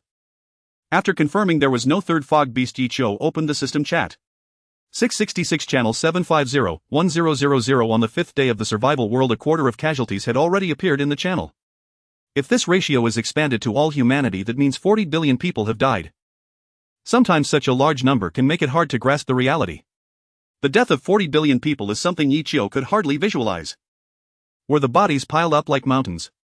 Were their heads scattered all over the place? Yichio didn't dwell on it any longer, for now was not the time for sorrow. If he let his guard down, perhaps his name would be on tomorrow's death list. In the chat channel, most people were not concerned with this heavy topic but were sharing their own predicaments and gains. Yesterday I worked hard to chop wood and upgraded my house to level 2. Sure enough, I can now stay home and slay fog beasts. It's exhilarating. Did you just upgrade? I haven't encountered any demolishing fog beasts in days. My luck is really good. Hey, did you all feel it got colder last night? I used to be able to withstand the fog beasts knocking at my door, but today I was actually frozen awake. It seems the big boss of the North Military District was right, it is likely to get colder soon. After glancing at the chat in the group, Yichio warmed up the leftover roasted meat from yesterday for breakfast and fed the rabbit. After taking care of everything at home, Yichio blinked and returned to the real world. Today's goal is to collect more iron and look for a gas station. He hopped on a shared bike and set off in an unfamiliar direction. Soon Yi Qiu heard a sound. It was not the wind but the sound of a living creature. However, this sound didn't cause Yi Qiu to panic, as he had already seen the source of the sound, a scruffy stray dog. Since the disappearance of humans, domesticated pets and stray animals have become the rulers of the city. Yi Qiu occasionally hears animal cries, but this was the first time he had seen a living creature up close. The dog, upon suddenly seeing Yi Qiu, showed a rather puzzled expression. Perhaps to it, humans should have completely vanished. But in just a moment it recalled the fear of being dominated by humans and ran away with its tail between its legs. The place it returned to had a sign that read "Dog Meat Retail." Yi Qiu pondered for a moment and realized where he was. This area was the fresh produce market, the largest meat and vegetable market in the county. Although he usually bought groceries at the supermarket downstairs out of laziness, he was very familiar with this well-known place. Many people like to set up stalls here, whereby fresh meat stalls for pigs, dogs, chickens and fish can be found everywhere. As expected, when Yi Qiu walked into the market area, he startled a flurry of chickens and dogs. On both sides, stalls were laid out on the ground, and Yi Qiu even saw fresh vegetables continuing to take root, bursting forth with renewed vitality. In a nearby puddle he could still see 2 fish swimming around. He parked his bike and grabbed 2 small cabbages. At a nearby stall, Yi Qiu also found potatoes and sweet potatoes, crops that could be cut and planted to yield plenty. He took quite a few, preparing to plant them back home. After collecting some vegetables, Yi Qiu began to gather iron. At the meat stalls, various bone saws, meat cleavers and iron hooks for hanging meat were all collected by Yi Qiu. Perhaps he had previously looked down on these iron tools, which varied in quality, but ever since acquiring the furnace he had become less particular. After all, everything needed to be remade and quantity was key. Later, at a fruit stall, Yi Qiu discovered many shriveled fruits. Thanks to the cold weather, they had not rotted but had been preserved. Many packaged fruits still appeared fresh. For those fruits that were still well preserved, Yi Qiu took a few of each. If he couldn't find a higher tier alternative in the survival world, he would plant them. If there was a higher tier alternative, he would taste them. Compared to fruits, meat was practically doomed. Most of the meat had already been devoured by the liberated cats and dogs days ago, and of course chickens couldn't escape the fate of being slaughtered. However, Yi Qiu still found something useful: a pile of chicken feathers. Just right as the production of genuine crossbow arrows requires feathers, Yi Qiu picked up quite a few chicken feathers to take home. This outing yielded quite a lot. As his backpack was about to be full, Yi Qiu promptly cancelled the manifestation and returned to the survival world. After refining all the steel in the furnace, Yi Qiu once again returned to the real world and explored a different direction. This time, less than 5 minutes after setting off, he saw a hardware store. Without a doubt, this was the closest steel reserve point to Yi Qiu. He immediately began to ransack it. There was a substantial stock of steel inside, and Yi Qiu made 3 trips back and forth without emptying it. His stamina was completely depleted. After several hours of effort, Yi Qiu's steel reserves finally broke the 100 mark, reaching a height of 157. According to the system's calculations, Yi Qiu's house surface area was about 500 square meters. If he wanted to cover the entire house with iron spike nets, he would need at least 100 units of steel. After some operations, Yi Qiu's steel reserves dropped back to double digits. Just then the sky brightened. Yi Qiu pushed open the door, intending to appreciate his residence in the yard. As he opened the door, a cold wind instantly invigorated Yi Qiu. It seems the weather is indeed turning colder. Even I can clearly feel something is off. Yi Qiu estimated that compared to the first day when he felt warm even without clothes, today's temperature had likely dropped by nearly 20 degrees. However, this was not a bad thing for Yi Qiu. After all, he was fully equipped when going out. If it were too warm, he would even find it hot. This temperature was just right for him to go out. As he pushed open the door under the golden sunlight, Yi Qiu truly felt how absurd the building before him was. The cold gray walls were covered with glistening barbed wire, which looked painful to the eyes. Any intelligent creature would likely not want to gnaw on something so hard and prickly. Yi Qiu nodded in satisfaction. Although it didn't look like a place for normal people to live, the sense of security was incredibly high. After lowering the iron spike nets over the windows, Yi Qiu opened the window to ventilate the room, then prepared to start counting today's harvest. After repairing the damaged fence, Yi Qiu found the 2 fog beasts that had attacked in the morning in the 2 trap pits with blue glowing loot piled at the bottom of the pits. As for the harvest, it was still the same 3 items: fog beast meat, fog cores, and 1 random item. The 2 random items were trap making diagram blue and contract card blue. Yi Qiu threw in 2 identification tokens. Contract card blue. Description: a card used for signing contracts. If the other party is not excessively powerful, one cannot escape the cost of breaching the contract. It can be used for romantic vows, contracted pets, contracted servants, and various other aspects. Can only be used once. Features rooted in the soul: the signing of the contract is incredibly sacred. If it is too weak, once breached, it leads to eternal consequences. If the first trap for capturing beasts was an ordinary and common item, then the second contract card is something infused with a sense of fantasy. Yichio flipped the non-metal non-jade card in his hand with both sides blank and carefully stored it away. In the future, when encountering particularly handsome and powerful creatures, he might try to contract them. If he could acquire many of these, he wouldn't need to work at all, just contract a bunch of slaves. Thinking of this, Yichio paused for a moment. Someone like him might consider becoming a Pokemon master, but for some people, would it lead to a triangular trade of fog beasts in the future? After letting his thoughts wander, Yichio turned and went to the backyard, ready to check today's treasure chest. In a familiar spot, a well-known bronze treasure chest lay there. Opening it, he obtained 50 copper coins and a thickened plush quilt green. This item might be decent for someone else, but for me it's somewhat useless. Yichio lifted the quilt, estimating that it weighed at least 15 pounds, providing ample warmth against any storm. However, after finishing with the treasure chest, Yichio furrowed his brow in confusion. Why did he feel something was off? Feeling the heavy quilt in his hands, Yichio suddenly realized what was amiss. It was the rewards that were off. The rewards from the bronze treasure chest seemed to be gradually diminishing. Let me think. On the first day, I apparently got a misty rabbit green, a iron spear blueprint blue, and stone blue. On the second day, it was stone blue, silver coins green, and a crossbow blueprint green. Yet today I only received copper coins and a green quality quilt. The rewards are indeed decreasing.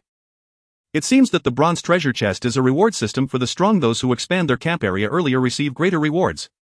If I wait a few more days to expand the camp area, perhaps I won't receive any rewards at all. Thinking about the diminishing rewards, Yichio couldn't help but recall the fog beasts. Although fog beasts have always been the greatest threat to survival, as long as development is steady combined with a certain amount of courage and wisdom, these creatures are akin to providing meat. The recent discussions in the chat area about creatively hunting fog beasts are a prime example.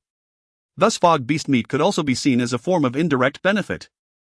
Thinking of this, Yichio quickly opened his backpack and only then noticed that the description of fog beast meat had changed at some point. Due to consuming the significantly enhanced fog beast meat dropped by the serpentine fog beast over the past few days, he only now realized that the meat dropped by low-level fog beasts had changed from moderately enhanced to slightly enhanced. If he followed his thoughts, then the reality should be just as such. The stronger the fog beasts killed in the early stages, the better the drop rewards. This also explains why the fog core and fog beast meat from the serpentine fog beast are both green, yet the dropped equipment is blue. Because it was too extraordinary at that time, the rewards were elevated by a tier. Clearly, if the effectiveness of fog beast meat diminishes, the growth rate of humanity will be further slowed. Yichio murmured, cold wave descends, rewards diminish, beasts become frantic. This is just the current known disaster. If there are even more terrifying crises, can humanity survive with their strength? Yichio opened the system and informed Wang Wu of his discoveries. Upon hearing the news for the first time, Wang Wu fell silent for a moment. Originally, he thought that in the survival world, one just needed to develop steadily to survive, even to restore the glory of human civilization. But now it seems that merely having enough to eat and drink is not enough. If a version update occurs, the current stable state will be shattered. He must seize every moment to become stronger, leaving no room for complacency. Before long, Wang Wu told Yichio that he planned to expand the camp's area. Although the daily rewards were now almost negligible, even a little is still something. Moreover, the greatest gain from expanding the camp's area should be the fog beast meat. Yichio did not stop him, accepted the wood from Wang Wu and processed it into fences. Though with Yichio's financial capability, accepting it for free would be no problem, but Wang Wu insisted on not letting Yichio lose out. As he was uncertain about the specific rules of monster spawning, Wang Wu planned to expand an area at the same size as Yichio's, fearing he wouldn't have much time to venture outside today. After collecting today's gift pack, Yichio first took a stroll around the house, checking for any new fog areas. After a thorough search, Yichio sighed in disappointment. Special entities like fog areas indeed do not appear. Casually encountering one is already a stroke of luck. Taking out the seeds he had acquired in the real world, Yichio planned to plant them in the empty plots of land. The potatoes and sweet potatoes he held were both white quality crops, and they could be propagated via tubers. Yichio cut them into small pieces and planted them in 2 planting boxes. The sweet potatoes were planted in the blue quality planting box with a maturation time of 3 days. The potatoes were planted in the green quality planting box with a maturation time of 6 days. The quality of the planting box visibly affects the maturation of the crops. After planting the vegetables, Yichio did not plan to venture outside for risk. His current stamina was insufficient for long-term activity in the real world, so he simply took out his crossbow and began practicing archery. He set up a target in the courtyard and began training behind the planting box.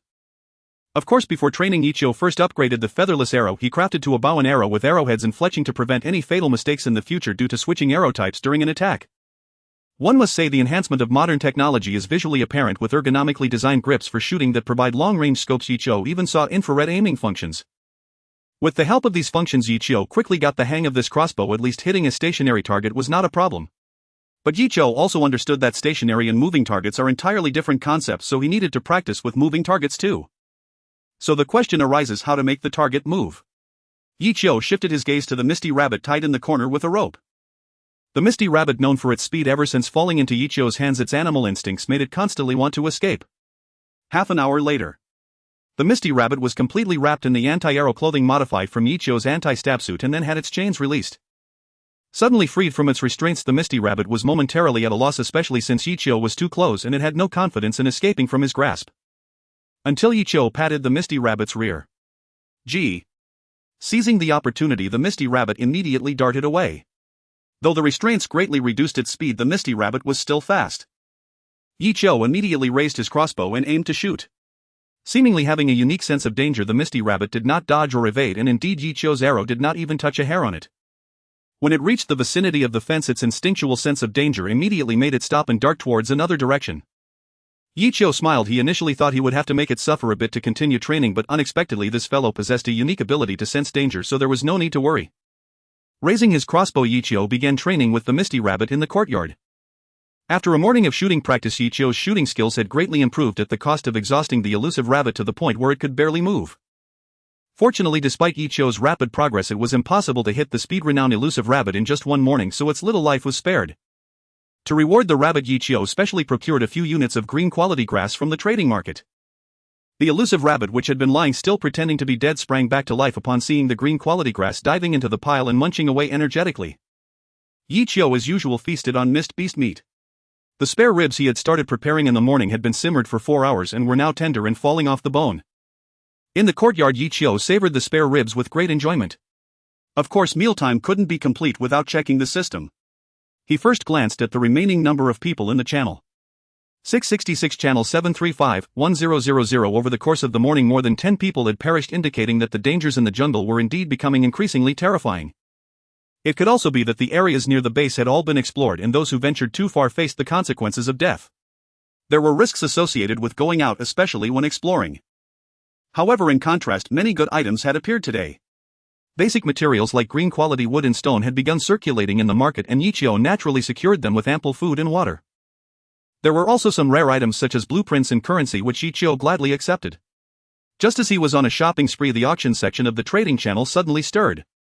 Yichio clicked in, and the auction item that appeared on the screen instantly caught his eye. Seller Stone Wholesale A006 auction item: explosive arrow blue 10 requirement, external injury medicine time limit 10 minutes, explosive arrow blue description: a special arrow that can produce an explosion. Even if it cannot hit the target, it can still pose a certain threat with a maximum damage of 120 points and potential additional effects like burning or bleeding. Characteristic: artistic. Explosion range has been increased. It's actually an explosive arrow. If my hand crossbow could be fitted with such arrows, it would be like a handheld cannon. The destructive power of an ordinary handgun would likely not dare to challenge my hand crossbow. I must secure this. Pulling out his medical kit, Yichio immediately quoted his price. In just a blink, the former highest bid was toppled. First place: anonymous user, bandages green, iodine green, anti-inflammatory medicine green. Second place: A025 homemade anti-inflammatory herbs white, homemade bandages white, outdoor injury self-rescue manual handwritten version gray. Third place. Once Yichio's bid was announced, the entire audience fell silent. Although Yichio had made a bold bid last time, there were at least some offers that could compete. This time his bid was a complete dimensional strike. Everyone was here for survival in the wild. Did you bring an entire pharmacy with you? Compared to Yichio's legitimate healing medicines, the other bids were utterly lacking. In the final 3 minutes, the leaderboard didn't move at all, and seeing Yichio's bid, others directly gave up.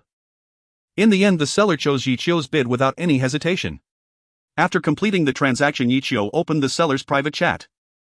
Anonymous user: are the medicines sufficient? Xianyu Tuchu: they're enough. Thanks for saving my life. Anonymous user: that's good. I wanted to ask if you have any more explosive arrows. Xianyu Tuchu: to be honest, I found those arrows in a mist zone's mine, but the mist zone has now disappeared. Yichio was taken aback, not expecting to encounter a lucky person who had encountered a mist zone. Anonymous user: alright, take care of your injuries. Xianyu Tuchu: although I don't have explosive arrows anymore, I do have something that you will definitely be interested in. Xianyu Tuchu: gunpowder manufacturing blueprint blue. JPG gunpowder manufacturing blueprint blue description: consumes sulfur nitrate and charcoal to produce the highest blue quality gunpowder. can add sugar or other additives to enhance product efficacy. Upon seeing this manufacturing blueprint, Yi Chou's eyes widened in astonishment. Gunpowder. He was clear on the method for making basic gunpowder: 1 part sulfur, 2 parts nitrate, 3 parts charcoal, and a bit of sugar. It's worth mentioning that the first half of this sentence is not the same unit: 1 gene of sulfur, 2 tails of nitrate, and 3 tails of charcoal for the true ratio. Moreover, gene refers to the ancient measure and the real ratio should be 1623. Sigh, it's a pity that I remember it so clearly yet I can't use it now. Yi Chou understood that if he followed this method, even if he could really make gunpowder by hand, its power wouldn't be significant. But having the manufacturing blueprint was an entirely different matter. The system-certified blueprint is not only convenient and quick but also operates like an assembly line. Even if it cannot surpass manual production, the quality is absolutely guaranteed. It would definitely be much better than doing it himself.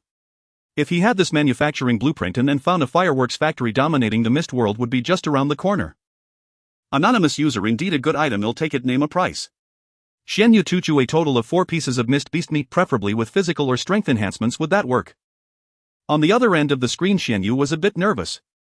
He knew that the gunpowder manufacturing blueprint was precious, but now sulfur and nitrate were elusive. Even if he obtained the blueprint, it would be useless, and he needed to recover quickly from his injuries. Thus, trading the blueprint was inevitable. His only worry now was whether his price was too high. Although killing mist beasts was no longer a particularly difficult task, most people were just starting to develop and had very little stock. The daily drops amounted to only 2 or 3 pieces, and being able to eat their fill was already a limit. An anonymous big shot, being referred to as such, should be able to offer some mist beast meat, right?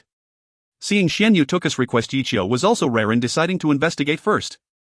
If he were asking for something from the real world, Yi Chou would certainly not hesitate to give it, but since mist beast meat was related to his growth, he still needed to be cautious.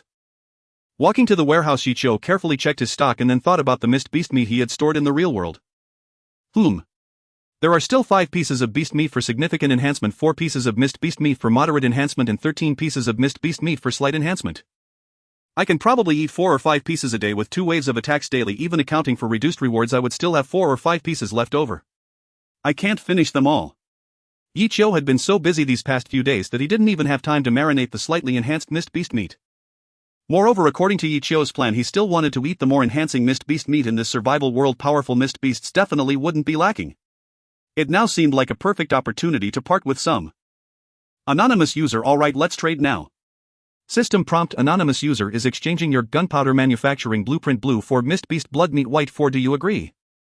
Agreed.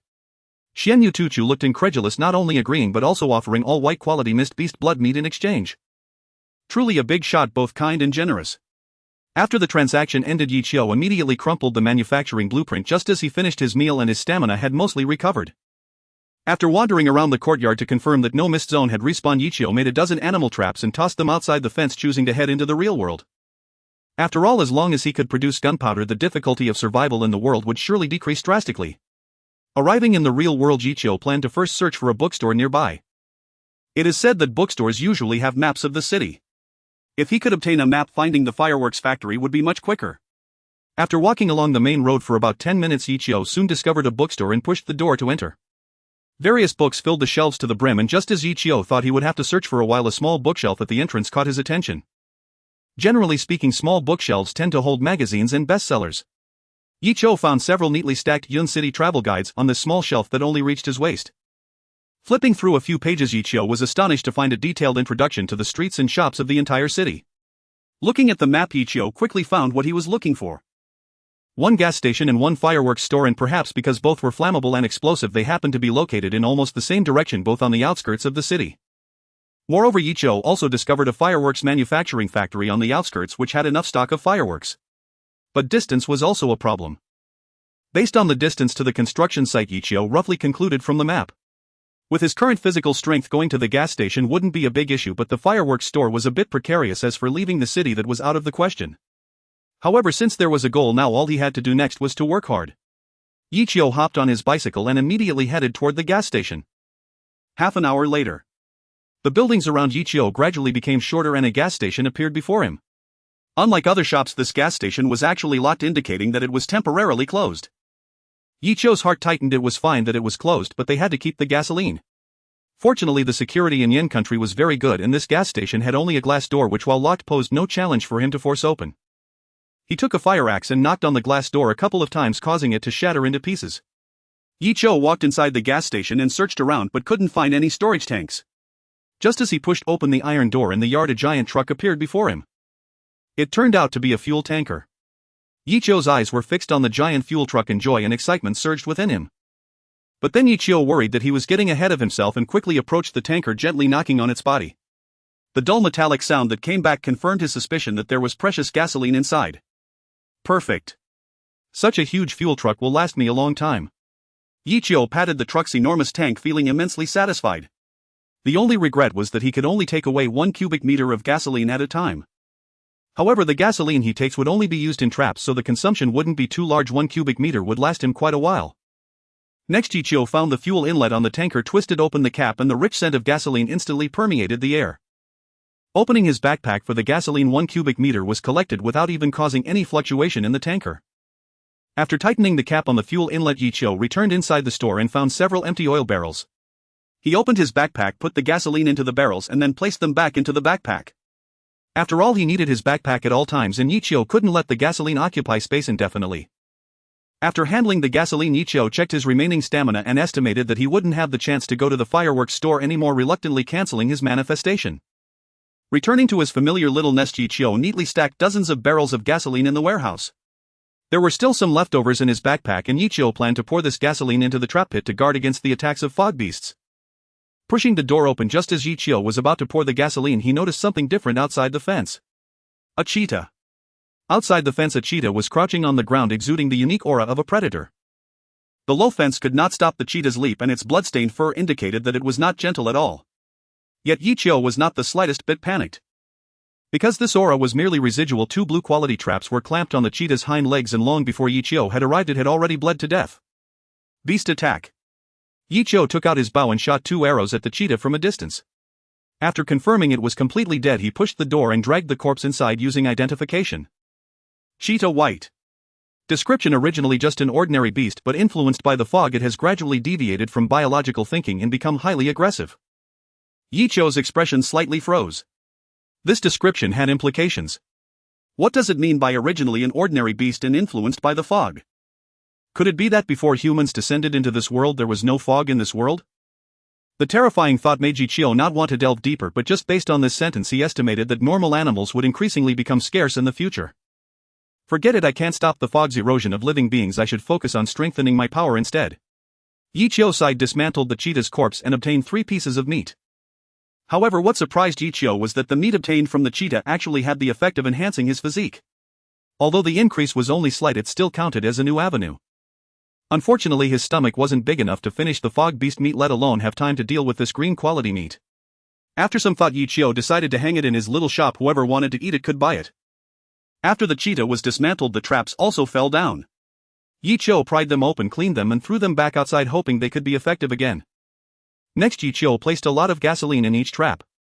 By the time he finished all of this, it was already close to dusk. It was time for dinner again. Yi Chou took out a piece of fog beast meat and estimated in his heart. After finishing dinner and resting for a while, he should have enough stamina to go to the real world again and get the fireworks from the fireworks store. However, for safety's sake, the fireworks in the fireworks store definitely wouldn't be powerful enough, and he would need to process them a second time. Fortunately, he had the crafting diagram, so he didn't need to worry about the gunpowder's purity. After finalizing his plan, Yi Chou prepared tonight's meal: sweet and sour ribs. He chopped the fog beast meat into pieces and tossed them into the pot to blanch. On the other side, he mixed white sugar, white vinegar, and cooking wine to prepare the sauce. Once both were ready, he heated oil in the pan, frying the ribs until golden brown on both sides, then drained the excess oil and added the sauce. In no time, the aroma of the meat and the sweetness of the sauce filled the entire kitchen, making Yi Chou take a deep breath. Finally, he added an appropriate amount of water, covered the pot, and simmered on low heat. During this time, Yi Chou went to the warehouse, cut open 2 small lemons, and mixed himself a glass of lemonade as his drink for dinner. After a few minutes, the sun had completely set and the sky was dark. Yi Chou lit the bonfires inside and outside the house. Originally, he planned to place some torches in the dark areas, but recalling the gasoline in his warehouse and traps, he couldn't help but abandon that idea. Tonight, I still need to bring in a batch of gunpowder. I feel like my house is getting more and more dangerous. Yi Chou stroked his chin, wondering if he should expand the courtyard area again and build a small warehouse. With gunpowder, he wouldn't have to be so busy every day. The free time would be just right to expand the living space, and who knows, it might even attract 3 waves of fog beasts. Although he couldn't finish the fog beast meat, having more of it was definitely better. It might even become a hard currency in the future. In his plan, Yichio added another line, continuing to ponder over the issue of light. Currently there are only 2 campfires at home. While they are certainly sufficient for basic needs, wouldn't it be a waste if he only settled for the bare minimum? The quality of life must be improved.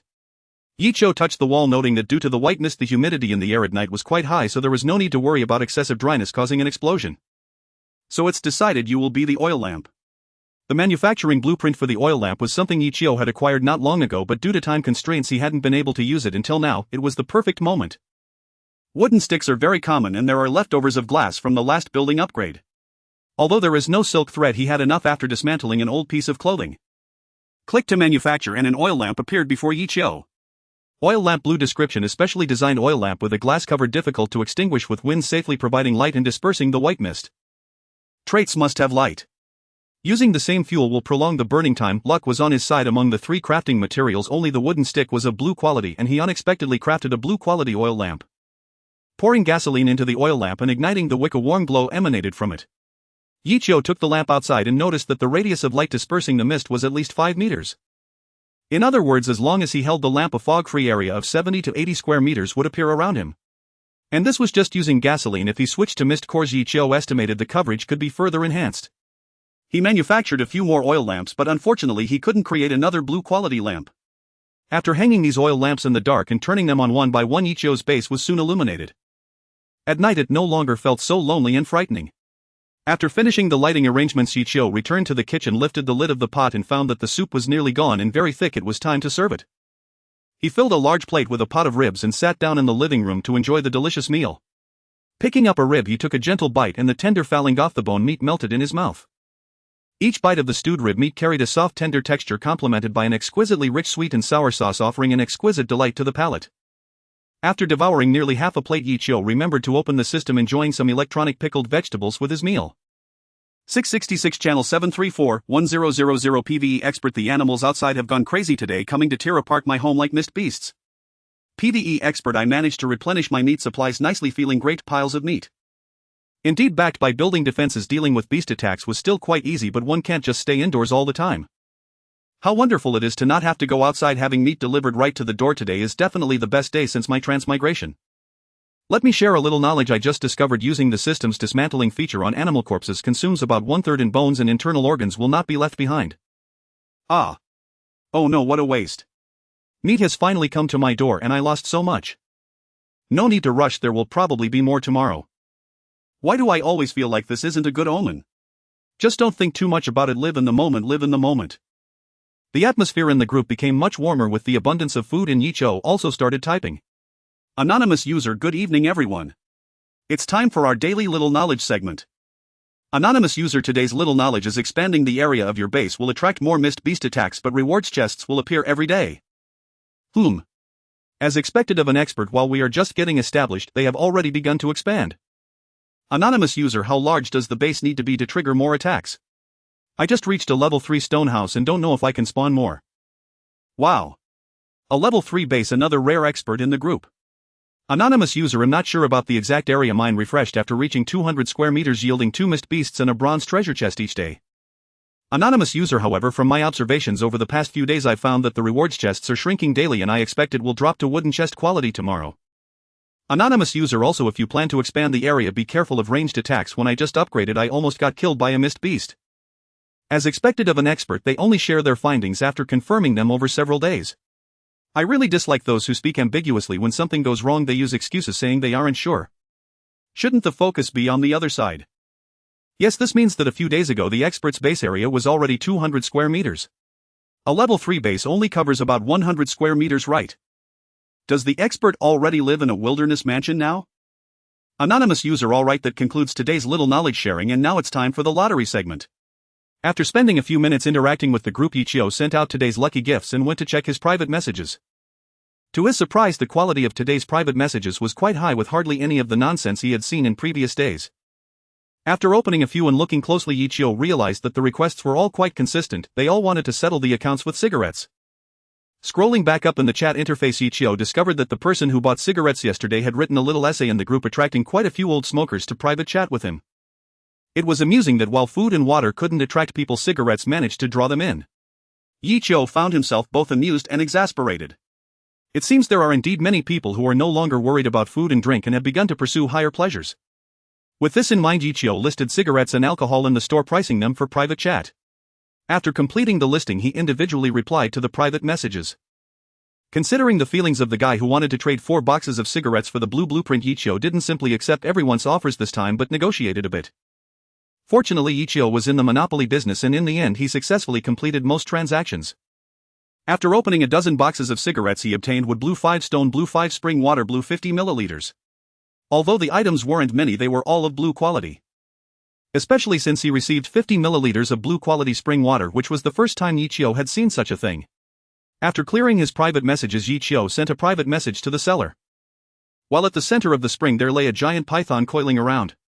Today when the python went out to hunt, I intended to see if there were any treasures guarded by it, and thus I managed to collect blue quality spring water. However, the output there is very slow. Afraid of the python's return, I didn't dare to stay long, and now I only have a few hundred milliliters on hand. Moreover, I do not plan to go back. That python is too terrifying. Looking at that massive figure, Yichio estimated that this snake must be around 30 to 40 meters long, far exceeding any python in the real world. Yichio paused for a moment and continued typing. Have you seen the posts from the North Military District? The recent beast attacks are becoming more aggressive. You should have seen today's messages in the group. Be cautious of python attacks. Thank you for the reminder. I was worried about this very thing and planned to buy a few cigarettes to relax. By the way, Anonymous, you must have some powerful weapons, right? Can you sell me a few for self-defense? Yichio was taken aback. This was indeed feasible. Ever since he obtained the furnace, blue quality steel was no longer a scarce commodity. How about this iron spear blue? Does that work for you? 300 milliliters of blue quality water, what do you think? After all, blue quality weapons are already extremely rare, let alone a steel spearhead. However, Yichio was not lacking in steel, especially with the furnace. He could easily produce hundreds of brand new steel spears. Thus he readily agreed. Thank you so much, Anonymous. I know my price might seem a bit unfair to you. How about this? If I manage to kill the python and survive, I'll offer you a 20% discount on purchasing spring water. Thanks. Also, you should check the posts in the North Military District. They should have methods for hunting snakes. Although this snake doesn't seem like a regular one, it might still have some weaknesses common to snakes. Got it. I will be careful. After trading all his spring water, a young man held a brand new steel spear, reflecting on his situation. Since entering the survival world, he relied on the spring water, considering himself part of the first echelon, and he wasn't particularly fond of the praises directed at the anonymous user in the group. He believed that most people were just pretending to be experts. If it came down to a real showdown, he too could hold his own against Anonymous. However, after genuinely conversing with Anonymous, he realized how wrong he had been. Anonymous was not just putting on a facade to win people's hearts. He genuinely had the means and sincerely helped everyone who sought his aid to survive. Having been in business for a while, he understood that although 300 milliliters of blue quality spring water was precious, it was nowhere near the value of a blue quality steel spear, which was at the apex of offensive capability at this stage. But in order to save his own life, Anonymous did not hesitate to agree to the trade. He was a truly good person. A real saint. If everyone were selfish and measured everything by value, he probably wouldn't have made it past the python blocking his way. After today's events, he looked at the daily shares from Anonymous in the group. Although most people wouldn't need them, it just proved how rare and precious this information was. Especially with Anonymous sharing information completely for free, many people began to emulate him and daily information sharing became common in the group. Although most of it was common knowledge, seeing those words reminded people that they were not alone in survival. Everyone was helping each other, living together as a human collective in this world. Unknowingly, Anonymous had created an atmosphere of coexistence and survival in the channel. If Anonymous hadn't taken the lead, these messages would probably have been marked up and sold at high prices on the trading platform. The young man sighed, genuinely identifying with this person he had never met. On the other side, Yichio, after ending the private chat, chose to browse the trading market. The prices of food and water remained high. White quality items were mainstream, green quality items were extremely rare, and blue quality items were practically non-existent. However, Yichio still found some good items. Fire Kong customization, single bed 3 stones, double bed 6 stones, highest blue quality. With the cold wave approaching, the prices of warm winter supplies have been high in recent days, and if one desires warmth and comfort, the Fire Kong is the best auxiliary item. While heating the furnace, it can also warm the bed, completely compensating for the flaw that Yichio had to warm his own quilt every day. Looking at his wooden bed. Since the first day he couldn't bring his beloved bed over, these planks merged together became Yichio's bed. Because the bottom layer was very thick, Ichio had never really felt uncomfortable. Now it seems that he must replace it. Replace it with a fire con. Just thinking about crawling into a warm bed tonight, Ichio was extremely looking forward to it.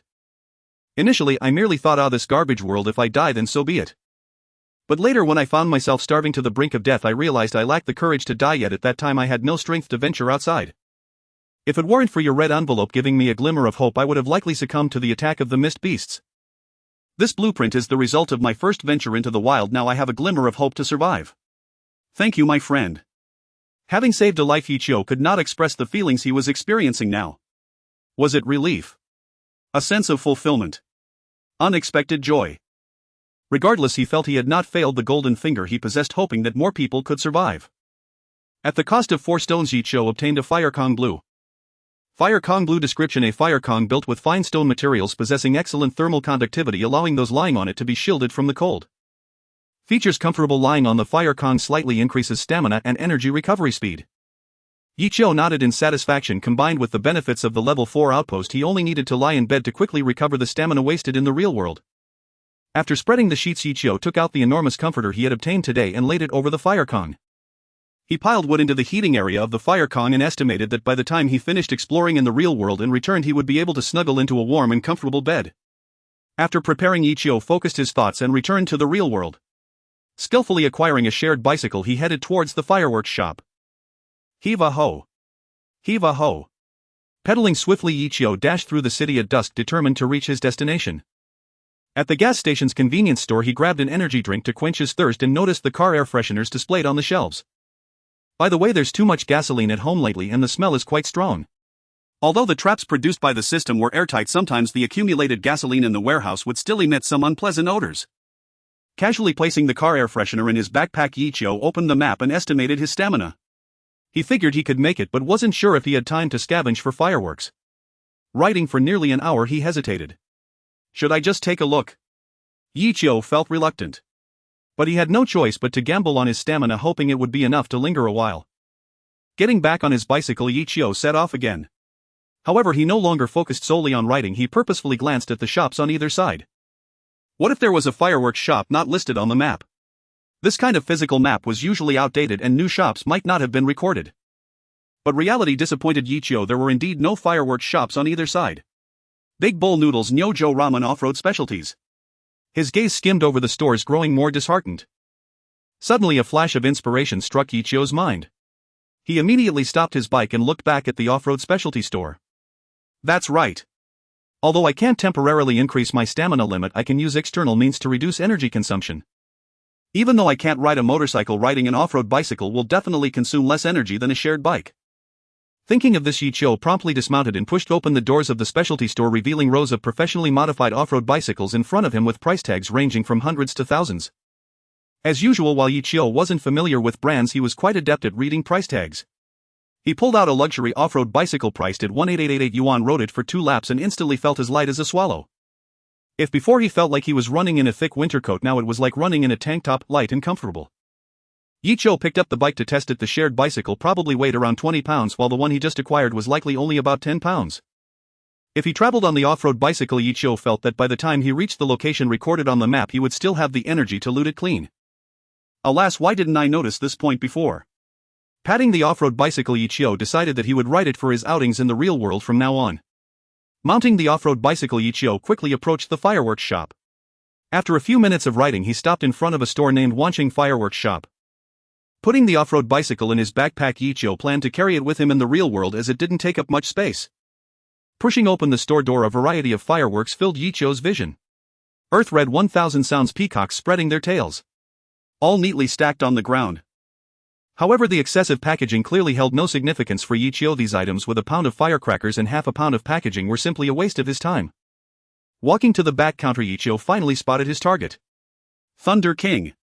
A series of firecrackers the size of grenades appeared before him, and the amount of gunpowder inside would undoubtedly not disappoint him. Using a knife to cut open the outer skin, these large firecrackers were also easier to dismantle. With Ichio's strength, which was twice that of an ordinary person, tearing off the skin was a breeze. In no time, Ichio had looted all the big guys from this fireworks shop, and his backpack was now stuffed with gunpowder. Blinking back to the survival world, Ichio immediately opened the system to begin processing the gunpowder. Checking his backpack, he found he had obtained 1,500 kilograms of chemical mixture white. Although this could be considered gunpowder, Yichio still chose to decompose it into basic materials for the system to reprocess. The entire backpack of materials was quickly digested, and what appeared before Yichio was gunpowder with an even deeper hue. It proved that Yichio's approach was correct. After the system's synthesis, he obtained 1,000 kilograms of gunpowder green. With so much dynamite, I truly have a thick and solid trump card. After acquiring a wooden barrel manufacturing blueprint at the trading market, Yichio placed the black gunpowder into the newly crafted barrel and set it on a shelf to prevent moisture. Grabbing a handful of black gunpowder and feeling it, Yichio couldn't help but chuckle. This is my capital for survival. Reluctantly patting the round belly of the dynamite barrel, Yichio prepared to lie down and sleep. The significant gains of the day instantly lifted his spirits. However, upon returning to the bedroom, Yichio realized something was amiss. Touching the wall. It seemed he was separated from the gunpowder by just a wall. Moreover, there was a heated bed in the bedroom. No way, I can't sleep now. Yichio spent another 10 minutes moving the gunpowder barrels to an empty room further away from the bedroom, finally feeling at ease enough to sleep. After taking a shower in the washroom, Yichio hummed a cheerful tune as he returned to the bedroom, casually tossing the car air freshener onto the table. He stretched into the warm quilt, feeling as if it could melt his heart. Just as Yichio was about to change into his armor for sleep, a bold idea flashed in his mind. Tonight I'll sleep in my pajamas. Since crossing over to this survival world, Yichio had gone to bed every night fully armed, fearing that he might be caught off guard and killed by mist beasts the next day. But now there was a fence outside the house, traps beyond the fence, iron spikes on the fence, a pitfall in the yard, and a ton of black gunpowder in the warehouse. What was Yichio afraid of? Sleep comfortably, however, I like. Yichio neatly folded the armor and set it aside, crawling into bed wearing the high-end pajamas he got for free from the real world. Ah. So comfortable. The warmth of the quilt exceeded Yichio's imagination, causing him to involuntarily squint his eyes. The benefits of the level 4 base and the heated bed made his bed an unparalleled sanctuary. A powerful seal that even Yichio could not break. In the cold wind of the night, Yichio sank into a deep sleep. Good night, Makabaka. Survival World Day 6. Awu. Awu. The sound of the alarm was somewhat unfamiliar, and Yichio lazily yawned and turned over to continue sleeping. Clang. Awu. Awu. The sound vanished. Just as Yichio was about to slip back into a deep sleep, a second sound suddenly rang out. Screech. At the same time, a system alert sounded. Base is under attack by an unknown creature, durability 10, current durability 12051215. Ha. What's causing this? Yichio opened his eyes in confusion, and then the second sound rang in his ear again. Base is under attack by an unknown creature, durability 10, current durability 11951215. Ha. Ha. Yichio immediately widened his eyes. Something was off. Someone was breaking into his home. Screech. Another sharp cry rang in his ear, and Yichio immediately realized he was being attacked by a flying mist beast. What kind of terrible luck is this? Not daring to delay, Yichio quickly rolled out of bed, donned his gear, and grabbed his crossbow as he headed to the living room. The screeching continued, and the durability of Yichio's house was dropping rapidly. But regarding the attacker, he couldn't even see. Yichio leaned against the window, deep in thought. His house was too big a target. Even if he knew where the mist beast was attacking, by the time he got there it would have already fled. As for going out to attack in the yard, Yichio believed he was not afraid of most mist beasts inside the house, but if he went outside and encountered a mist beast of the same level as Snake Brother, he would be as good as dead. Should he wait like that person who sought his help, letting the house be damaged before attacking through the breaches? That wouldn't do either. He needed to use explosive arrows against the mist beasts, and what if it triggered the gunpowder barrels? The yard. The yard. Right. Yichio's eyes lit up as he saw the bonfire in the yard. The rule of the mist beast's attack was to first destroy the house, then extinguish the bonfire, and finally kill the people. Wang Wu mentioned this point in the tutorial, and he himself won by using this trick. Thus a plan formed in Yichio's mind. The essence of the mist beast is to kill, and as long as he appears in the yard, wouldn't that mean the house is already broken? And now in a broken house, if Yichio and the bonfire appeared simultaneously, the mist beast would choose to extinguish the bonfire first before killing Yichio. As long as he seized the opportunity, he could kill the mist beast. Tightening his grip on the crossbow, Yichio felt a long-lost sense of tension. But Yichio also did not intend to let the mist beast destroy his home. He took out the colorful snakeskin dropped from the last kill of the serpent-shaped mist beast from the warehouse. This item could enhance defense, but Yichio had never found a use for it. At this stage, all Yichio could do was wrap it around himself. The theory stands, let's give it a try. He immediately made a torch and threw it into the yard, igniting the bonfire.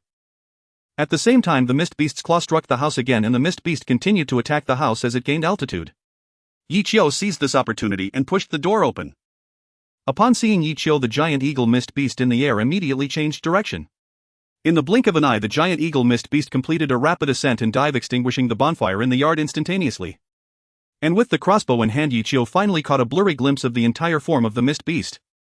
Just standing there, it was as tall as an adult man and its wings spread out, giving an overwhelming sense of dread. Whoosh! The sound of wings flapping echoed in his ears as Yi Qiu felt a gust of wind hit his face. The giant eagle mist beast was about to take off. So fast. Yi Qiu immediately pulled the trigger of the crossbow and the explosive arrows shot out, detonating upon impact like grenades. Boom! A basin-sized pit was blown into the yard, but Yi Qiu's expression was not good. Because the giant eagle mist beast was merely grazed by the explosion and had vanished into the night, suffering almost no damage. If it weren't for the explosive arrows being area damage, Yi Qiu's shot would have completely missed. Without hesitation, Yi Qiu immediately turned and went back inside. The giant eagle mist beast in the sky was momentarily stunned and then swiftly charged towards the house. Base is under attack by an unknown creature. Durability 10. The familiar system alert rang in Yi Qiu's ears again, but now he was completely unfazed. Although he couldn't match the speed of the giant eagle mist beast now that he understood its behavioral logic, Yi Qiu only needed to wait for the rabbit to come. After lighting another torch and throwing it into the yard, Yi Qiu seized the opportunity and pushed the door open again, stepping under the eaves. The eyesight of a hawk can spot a rabbit from hundreds of meters high, and after being modified by the mist, Yi Qiu was as good as right in front of the hawk. Sure enough, the giant eagle mist beast hesitated for less than a moment in the sky before immediately diving towards the torch. And with that leap, it landed right on the explosive arrows that Yi Qiu had prepared. Boom! This time it hit solidly and the giant eagle mist beast let out a piercing scream. Waving its wings to disperse the smoke, the giant eagle mist beast immediately searched for Yi Qiu's figure, but the reality told it that Yi Qiu was inside the house. The giant eagle mist beast let out a sharp cry and continued to attack the house. Then a torch was thrown out from within the house. The giant eagle mist beast remained unmoved. Then Yi Qiu emerged. The giant eagle mist beast's eyes lit up, immediately changing direction. No, why is there that annoying light? Forget it, I'll deal with that little human later, let me extinguish the light first. Whoosh! The torch went out and the arrows came. Boom! The giant eagle mist beast took another solid hit. At this moment, the condition of the giant eagle mist beast had already begun to deteriorate. As a flying creature, its health was not very robust to begin with. It had been continuously counter-damaged by the iron spike net on the roof, followed by 2 direct hits from high-temperature explosives. After this combination of attacks, the fact that the giant eagle mist beast could still stand showed its formidable strength. Taking off at more than double the usual speed, even Yi Qiu could catch its trajectory now. However, catching the trajectory was one thing, hitting it was another. Yi Qiu did not push his limits but instead lit another torch. With a stable means of securing kills, there was no need to attempt to shoot the giant eagle. The giant eagle circled in the air. Then a torch was thrown out from within the house. The giant eagle mist beast remained unmoved. Then Yi Qiu emerged. The giant eagle mist beast's eyes lit up, immediately changing direction. No, why is there that annoying light? Forget it, I'll deal with that little human later. You think I would do that? Wrong. We mist beasts are simply foolish, not mindless. The giant eagle mist beast immediately hovered in midair a few meters away from the torch. At that moment, the explosion occurred and the torch was already extinguished. Haha, the torch is out, human, wait to die. By the way, where is the human? Yi Qiu. Of course, he returned to the house again. Completely unconcerned about the giant eagle mist beast's fate after shooting the crossbow arrows, Yi Qiu immediately went back inside. Such a cautious human, not even willing to stay outside for a second longer. The giant eagle mist beast looked at the tightly shut house and immediately fixed its gaze on the window. Though the window was small and not large enough for it to enter at this moment, the human was right by the window and it could easily break the window and kill him. Now is the time. As the smoke from the explosion had not yet dissipated, the giant eagle mist beast took advantage of the terrain and fiercely clawed at Yi Qiu's figure. But just at that moment, Yi Qiu seemed to see the giant eagle mist beast's figure and quietly stepped back 2 paces. Bang! The sound of shattering glass suddenly rang in the living room. The giant mist beast's enormous claws grabbed nothing but air and its entire body became ensnared in the twisted iron spike net firmly stuck in the window. Screech! A weak sound came from outside the window. Without hesitation, Yi Qiu picked up a steel spear from beside him and thrust it directly at the giant eagle mist beast. With a final piercing scream, the giant eagle mist beast exploded into a heap of loot. Huff! This kill of the giant eagle mist beast seemed simple, but in reality it was fraught with danger. At the start, the giant eagle mist beast was at its peak, moving so fast that even Yi Qiu couldn't react. If it had come to the courtyard to fight, he probably wouldn't have had time to escape. Later, after being heavily wounded and its behavioral logic disrupted, Yichio thought victory was in his grasp. Unexpectedly, in its final strike, the giant eagle mist beast suddenly changed tactics and nearly clawed him to death right by the window. If it weren't for the fact that the giant eagle mist beast was already severely injured, its speed drastically reduced, and he had consumed a starfall berry enhancing his vision while observing the battle through the window, he would probably be lying on the ground right now. This also shows that the mist beasts are not purely mindless creatures, they possess unique hunting intelligence like wild beasts. Fortunately, my skills were superior. Yichio exhaled a breath of turbid air and his heartbeat gradually calmed down. After consuming some resources to repair the damage to the house, the shattered glass on the ground also disappeared and Yichio picked up the loot. Obtain Mist Beast Flesh Green 8, Mist Core Green 2, Eagle Wings Blue 1, Silver Coins Green 2, Skill Scroll Rapid Fire Green. Indeed, high risks mean high rewards. Judging by this drop rate, this Mist Beast is at the same level as the Serpentine Mist Beast. Moreover, given its aerial attack capabilities, this Mist Beast is much harder to deal with than the Serpentine Mist Beast. It's a pity that the beginner's welfare period has already passed. Had this eagle come a few days earlier, the flesh might have significantly enhanced physical attributes. However, powerful enemies also come with victory compensation. Although the Mist Beast flesh provides a moderate enhancement, there is also an additional drop of blue quality. No need to elaborate on the skill. As for the eagle wings, they are a pair of wings that dropped. Could it possibly allow me to fly? Yichio immediately took out the manual for identification. Eagle Wings Blue description: a part of the entity condensed from the dead Mist Beast. The stronger the Mist Beast, the more it leaves behind. This is its remaining wings. Traits: takeoff consumes a certain amount of stamina to soar high. Gliding in areas with height differences consumes a small amount of stamina to glide. Can I really fly? Yichio lifted this heavy pair of wings and examined them carefully. When folded, they would be about as tall as a person and as thick as a person, with feathers of deep black color. As he touched the wings, a prompt appeared asking equip. After clicking confirm, the wings appeared on Yichio's back, but due to the small area of the living room, the wings could not fully expand. Feeling the dense feathers, Yichio estimated that even using them just for warmth would be an excellent material. Very good. I will test the detailed performance during the day. It was worth the effort to kill this Mist Beast. Every effort does yield returns. Next is the skill scroll Rapid Fire. It looks like it would suit me well. Yichio tossed the scroll for identification. Skill Scroll Rapid Fire Green description: inscribed with a skill that allows for rapid learning. Rapid Fire can shoot arrows continuously as long as sufficient arrows are equipped. The longer the duration, the greater the stamina consumption. Tearing open the scroll, Yichio immediately felt enlightened. So my hand crossbow has become a Juga crossbow. With this skill acquired, Yichio's memory slots were now full. Among them, two skills: dash for escaping in combat and rapid fire for ranged attacks, form a very reasonable combination. After sorting his spoils, Yichio stowed the remaining explosive arrows. Such potent measures were best conserved. Having completed today's trial, he lay back on the bed and opened the system chat channel. Channel 666-700-1000. Unlike yesterday's leisurely affair, today's assault had once again resulted in numerous casualties. Yichio scanned the report: small-scale appearances of mid-tier mist beasts and large-scale swarms of low-tier mist beasts. The insignificant varieties were nearly absent. It was already the 6th day in the Choshing world. This large-scale mist beast onslaught had effectively culled those who survived by luck. Those who remained more or less possessed some measure of strength. Though most still went hungry, at least survival was no longer in doubt. After fully restoring his stamina beneath the covers, Yichio rose reluctantly, preparing to return to the real world for another run of supplies. A ton of gunpowder, though brutally powerful, was a trump card best buried deep. With a blink, he returned to the real world, balancing on the windowsill and brimming with anticipation. Now that he bore the eagle's wings, he could fly down from the 4th floor instead of trudging the stairs. Strapping the wings on, Yichio glanced to the ground and felt a tremor of unease. Yet besides the eagle wings, he also possessed a blink-fast travel ability, so there was little reason to panic. He inhaled, exhaled, slowly braced the sill and leapt out. A whoosh! Huge wings unfurled midair. Yichio felt the passing wind take on a tangible quality, carving a long runway through the sky. Eyes open, he skimmed the steel forest. A dozen meters above, the once familiar landscape presented itself with fresh, unexpected sensations. Flight, the longing of millennia, proved exquisitely wondrous. Gliding nearly 100 meters, Yichio touched down on his toes when close to the ground and landed smoothly. To glide from such heights, truly the artifacts of the Choshing world were no ordinary things. He stowed his wings, grabbed his mountain bike and sped toward the fireworks shop. Nearly 2 hours later, Yichio reappeared in the Choshing world laden with gunpowder. After the system's conversion, he now held a staggering 2 tons of gunpowder. With such a formidable trump, Yichio considered himself among the vanguard in the mist-shrouded world.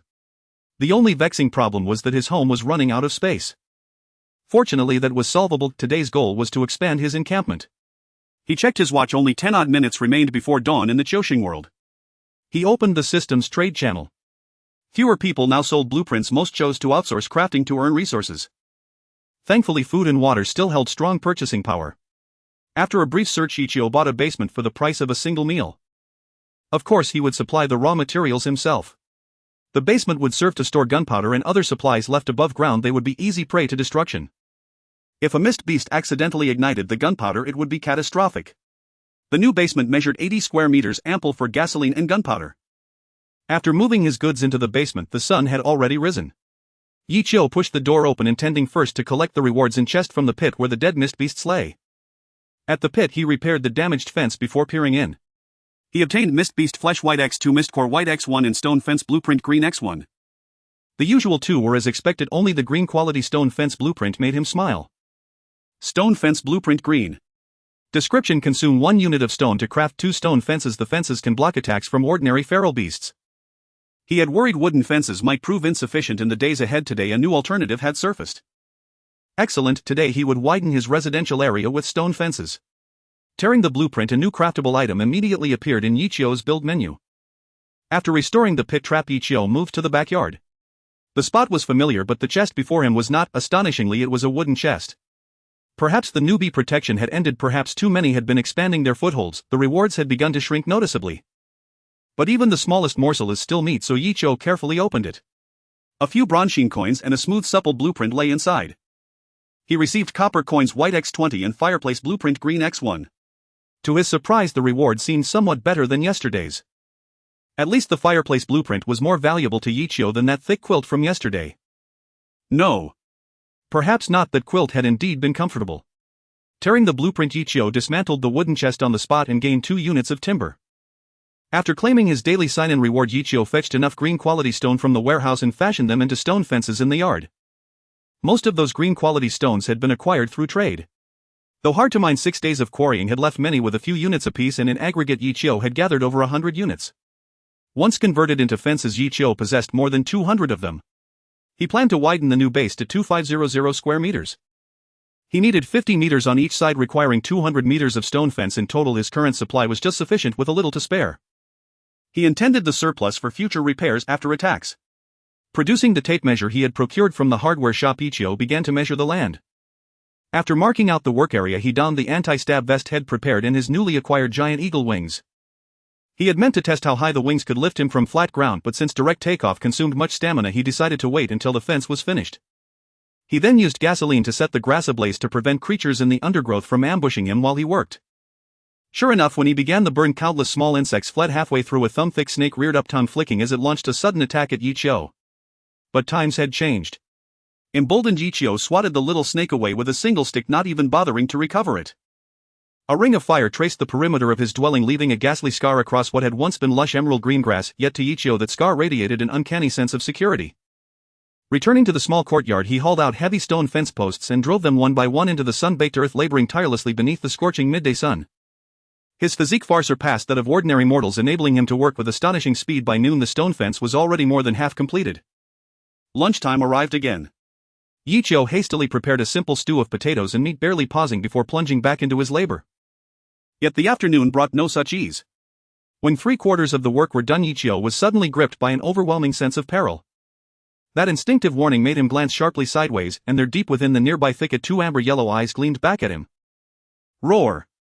A bestial roar erupted like thunderclap at his ear, and in the next instant a lion the size of a water buffalo burst from the undergrowth, lunging straight toward him. What a colossal lion! Realizing this was no ordinary beast, Ichio instantly unfurled the wings behind his back and launched himself skyward.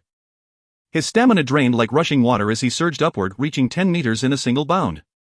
He estimated the ascent had cost him nearly 1/10 of his total strength. At that very moment, the great lion slammed headlong into the newly erected stone fence. The impact wrenched the stones askew. A wooden barrier would surely have shattered upon contact. Shaking its massive head, the lion lifted its gaze toward Ichio, who now circled downward through the air. Confusion flickered across its feral expression. Since when had monkey-like creatures taken to the skies? But there was no time for contemplation. Ichio had already drawn his crossbow and struck back without hesitation. SHH. In a flash, he loosed 3 arrows using his skill, the projectiles flying in a perfect pin formation, aimed to strike the lion down where it stood. Could he succeed? No. With a swift sidestep, the lion evaded 2 arrows outright. The third pierced its flank, but only drew a trace of blood. Enhanced by the mist, this lion proved even more formidable than a mid-tier mist beast. Roar! Though the wound was slight and hardly impaired its combat prowess, injury only stoked the beast's primal fury. Anticipating Yichio's descent trajectory, the lion charged forward at blinding speed, only to shriek in sudden agony as if struck by a venomous serpent. It skidded to a halt, then stared in disbelief. Embedded deep into its foreleg was a steel trap gleaming with cold lethal brilliance, not a serpent's bite but a hunter's cunning. Was Yichio truly foolish? Far from it. Though he hadn't maximized the distance between them, he had laid the maximum number of traps along the lion's path. Arg! Gritting its teeth against the searing pain, the lion gnawed desperately at the iron jaws, striving to wrench its leg free from this bizarre, unyielding maw. Yet biting a lifeless object in hopes it would relent, that was sheer delusion. Yichio did not stand idle. Landing inside the wooden fence, he reached into his pack and withdrew an object. It was a wooden barrel, and within it lay something unmistakable: gunpowder. Ha! Since you've delivered yourself to my doorstep, let me test just how potent system-forged gunpowder truly is. A gleam of exhilaration flickered at the corner of his lips as he bored a small hole in the barrel and hurled it straight toward the lion. Startled by the sudden projectile, the lion instinctively swiped with its massive paw, yet even as its claw made contact, a burning torch flung moments later struck the barrel first. The next instant. Boom!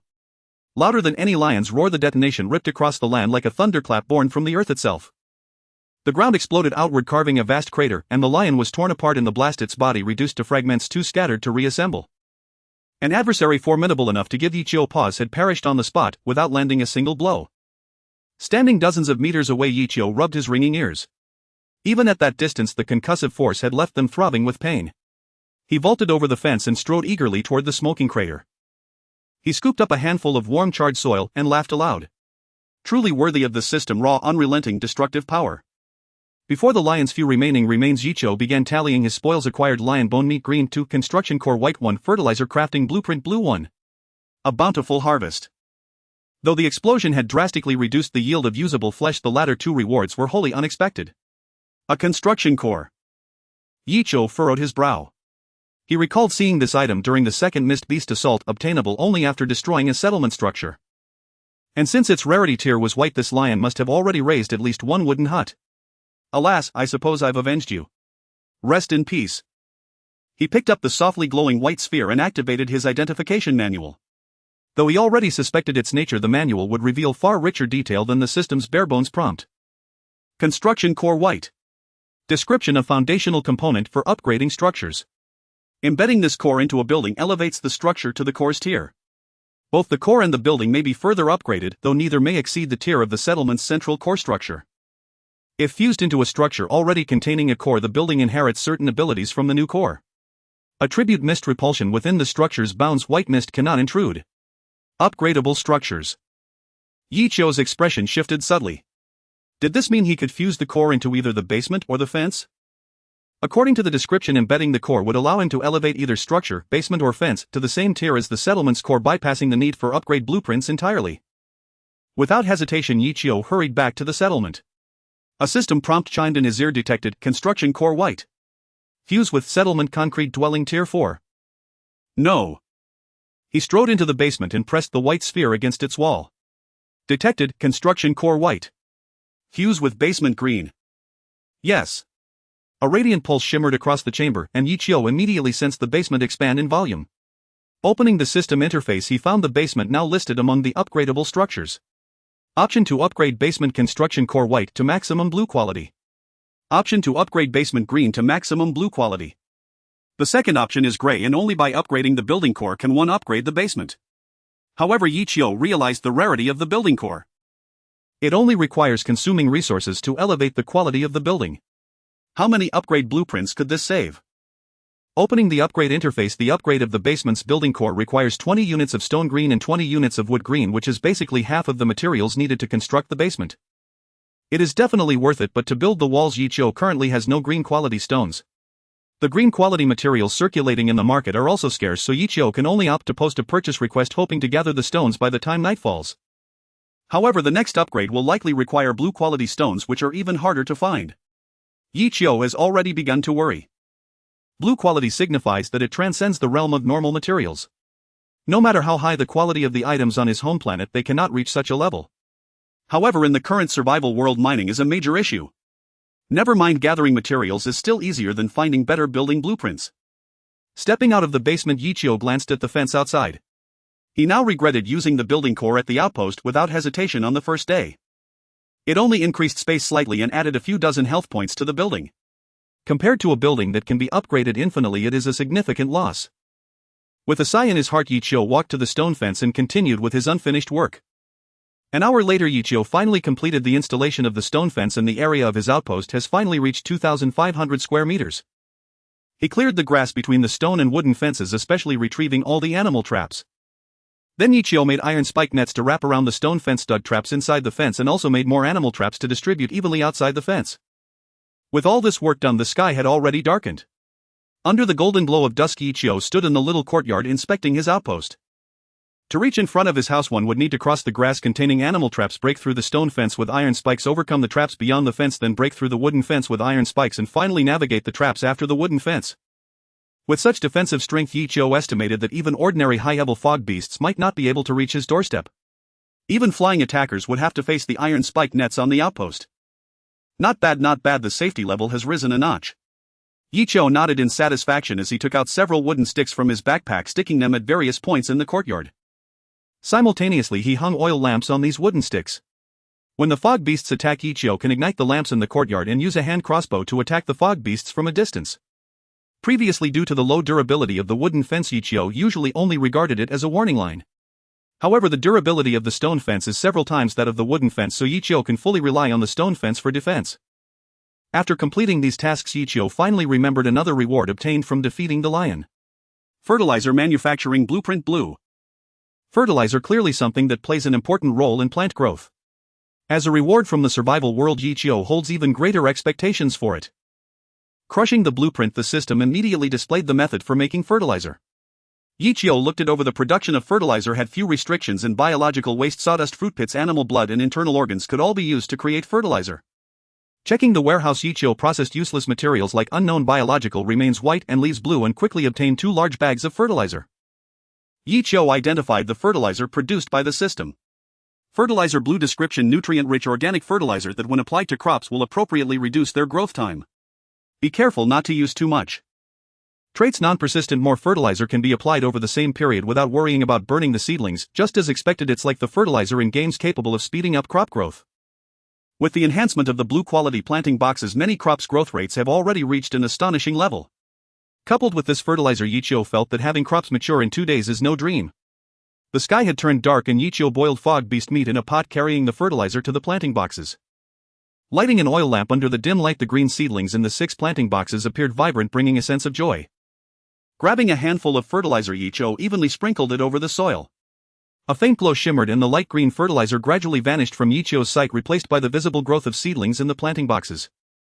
The small orange tree suddenly shot up, and Yichio even spotted a couple of pure white flower buds.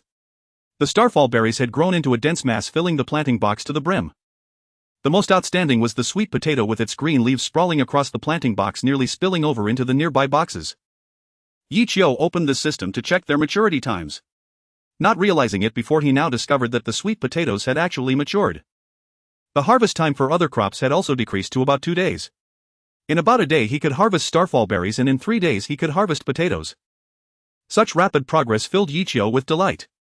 Although sweet potatoes and potatoes are ordinary crops, starfall berries are genuinely of blue quality. Ignoring the other crops for now, Yichio grasped the long sweet potato vine and began to harvest the sweet potatoes. With a strong pull, large plump sweet potatoes along with moist soil popped out one after another. Each one was the size of a forearm, with the largest one being as thick as Yichio's calf. After removing the sweet potato vines, Yichio estimated that the harvest of sweet potatoes weighed at least 30 to 40 pounds. Having planted the sweet potatoes yesterday, today he welcomed the harvest. The survival world truly brings endless surprises. After cleaning the sweet potatoes, Yichio didn't discard the sweet potato vines and leaves. After washing and cutting them, he directly tossed them into the meat soup pot. Yichio remembered drinking sweet potato leaf soup when he was young. It tasted quite good and was just what his meat-heavy diet needed for some vitamins. After tasting the saltiness of the meat soup, Yichio added a little more salt. Setting the gas to medium heat, Yichio went back to the courtyard. The blue quality planting box is incredibly precious and certainly cannot be left idle. Adding soil and moisture, Yichio replanted the sweet potatoes. Since the new sweet potato seedlings had not absorbed any fertilizer yet, Yichio added another portion and the harvest date changed to 24 hours later.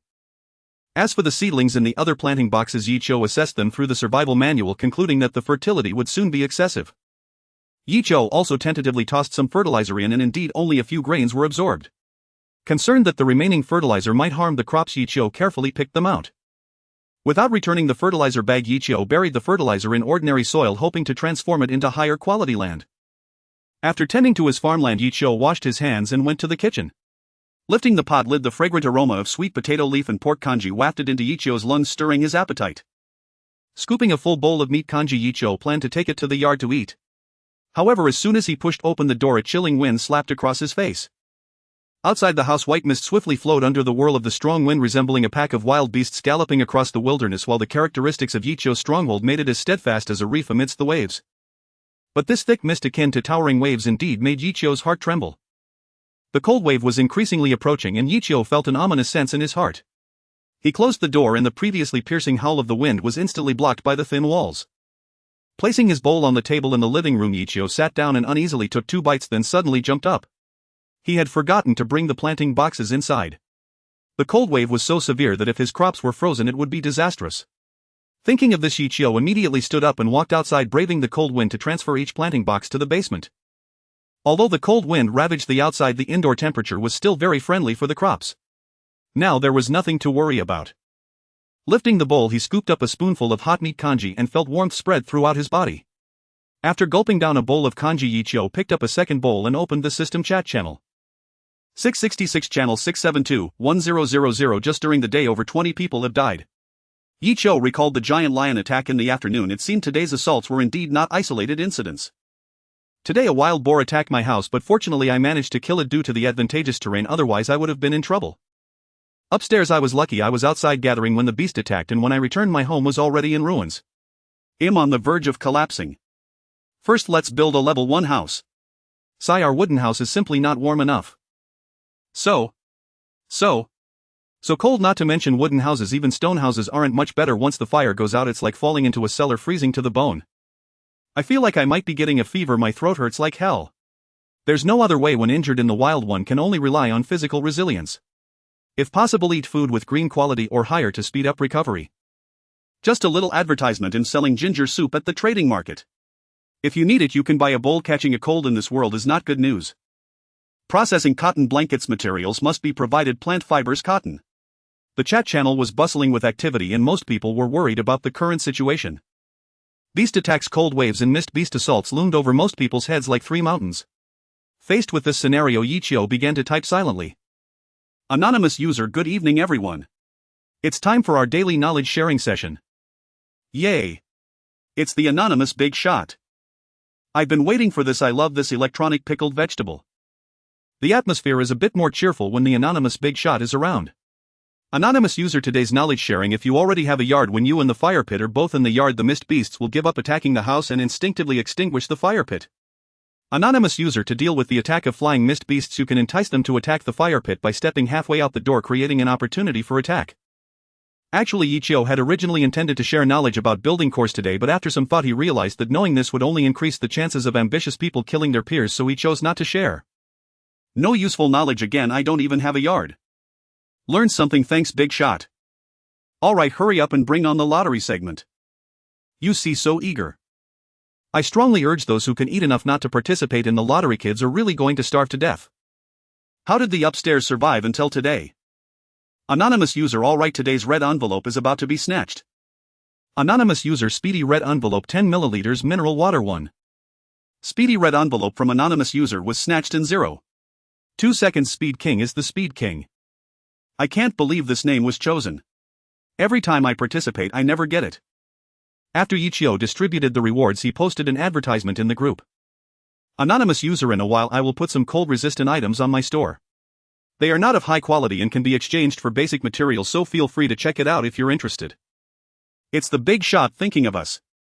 The big shot has an amazing supply channel. I heard they can even get cigarettes and alcohol. I didn't expect there would be a large quantity of cold resistant items this time. Can get alcohol. Wow, I just found out. No more talking, I'm going to private message the big shot. Is it something found in the misty area? Why are all the misty areas I encounter just rocky hills? Is it possible that those stones have high quality? Wow. I really am brain dead. I was so focused on finding treasure chests that I forgot to mine stones. Damn, what luck. I've never seen a misty area. After chatting in the group for a while, he went to the trading channel to collect some basic materials. In terms of food alone, Levski believed he would not lose to anyone, but he did not anticipate that Anonymous held a status and enjoyment comparable to his own in the culinary world. Levski Anonymous, I never expected you to conduct such a grand business in the survival world. I truly admire you. This bear skin shall serve as my gift for our meeting. System prompt: Levski has gifted you bearskin green one. Upon seeing Levski's response, Yichio couldn't help but smile. Anonymous user, I am more than willing to be friends with someone who can fight brown bears. Please do not refuse my gift. System prompt: Anonymous user has gifted you Erguoto green 5 Hua Z white 5 spices white 200G. Looking at the pile of luxury goods before him, Levski felt quite emotional. Levski comrade Anonymous, you are the most generous survivor I have encountered. May our friendship last forever. This statement was indeed true. Since Yichio's arrival in this world, it was the first time he met someone who gifted bear skin upon their first meeting. In an era of cold waves, the value of bear skin was absurdly high. With a wave of mutual flattery, the bond between the two grew warmer. Two exceptionally wealthy survivors forged their friendship through unparalleled generosity. In the survival world, not lacking basic resources meant that even when they met, they would not turn against each other over trivial gains. Thus, powerful figures generally preferred to team up with others of their caliber. After adding each other as friends, Yichio naturally inquired about the source of Levski's dazzling full-body armor. Upon learning about Levski's method of traversing worlds, Yichio couldn't help but feel deeply moved. It was a night filled with bright stars and a clear moon. After indulging in too much strong liquor, Levski felt a sense of melancholy and donned his ancestral bear hunting outfit to seek friendly sparring with brown bears in the forest. At the moment he brutally killed the bear, he found himself transported to another world. Starting with a bear hunting outfit that provided maximum defense and a bear carcass weighing several hundred pounds. Carrying several hundred pounds of meat upon his arrival, this was the most substantial load Yichio had ever heard of someone bringing. With such a fortuitous start, Levski charged through the jungle, his hunting spoils nearly filling his home. Apart from the first day's fog beast attack, which he narrowly escaped, all other fog beasts were crushed without mercy. Looking at the wall of spoils hung by Levski, Yichio couldn't help but feel a deep sense of admiration. It seemed that the true top-tier players in the survival world were likely far more formidable than he had imagined. Although he lacked food, Yichio still exchanged some meat, sausages and coarse ham from Levski, intending to keep them as a collection. As for the exchanged item, it was an oil lamp crafted by Yichio. Knowing that holding onto this item would allow him to delve into the white mist, Levski's fighting spirit was ablaze. The most precious item was a massive bear paw, at least as big as Yichio's face. According to Levski, this was a bear he hunted in the survival world, and at one point he nearly lost his life to it. Even green quality bears should not be underestimated, as they could rival intermediate fog beasts. Levski's ability to single-handedly slay such a ferocious beast filled Yichio with admiration. This is truly impressive. Although I also killed a green quality lion, it was accomplished through the power of gunpowder. If it had been me in close combat, I wouldn't have much confidence. Worried that Yichio might not know how to process it, Levski kindly performed basic handling, requiring only boiling to make it edible. Just as Yichio's attribute-enhancing meat was about to be consumed, he planned to stew this bear paw tomorrow. Fortunately, the weather had gradually turned colder recently. At this temperature, these items could last for 10 days to half a month without spoiling. After completing these tasks, Yichio blinked and returned to the real world. This time the objective was to clear out the clothing store not far downstairs. Having worked all day, Yichio's remaining stamina was not optimistic. Coupled with the abundance of gasoline and gunpowder, he didn't plan to sleep surrounded by explosives, so he decided not to venture too far today. Getting some winter clothes to trade would be sufficient. It could also serve as a little holiday for himself. With Ziracost, he acquired a cubic meter of winter clothing, placing the goods on the shelves of his small shop, still limiting each person to one item priced at market value. After completing this task, Yichio filled the bed with firewood to warm it. It was at this moment that Yichio suddenly remembered he still had a blueprint for a fireplace. Although with his current physical condition he would hardly freeze, why not create a warm environment at home? One must know that due to his prolonged charitable business, Yichio's basic materials below white quality were piling up like mountains, with wood stacked all over the yard. It was also a perfect opportunity to clear out some wood, which was a win-win situation. With this in mind, Yichio built 2 fireplaces in the bedroom and living room, filling them with ample firewood, keeping them lit 24 hours a day. Not long after, Yichio felt the house had become as warm as spring. In this weather of sub-zero temperatures, he could walk around the house bare-chested.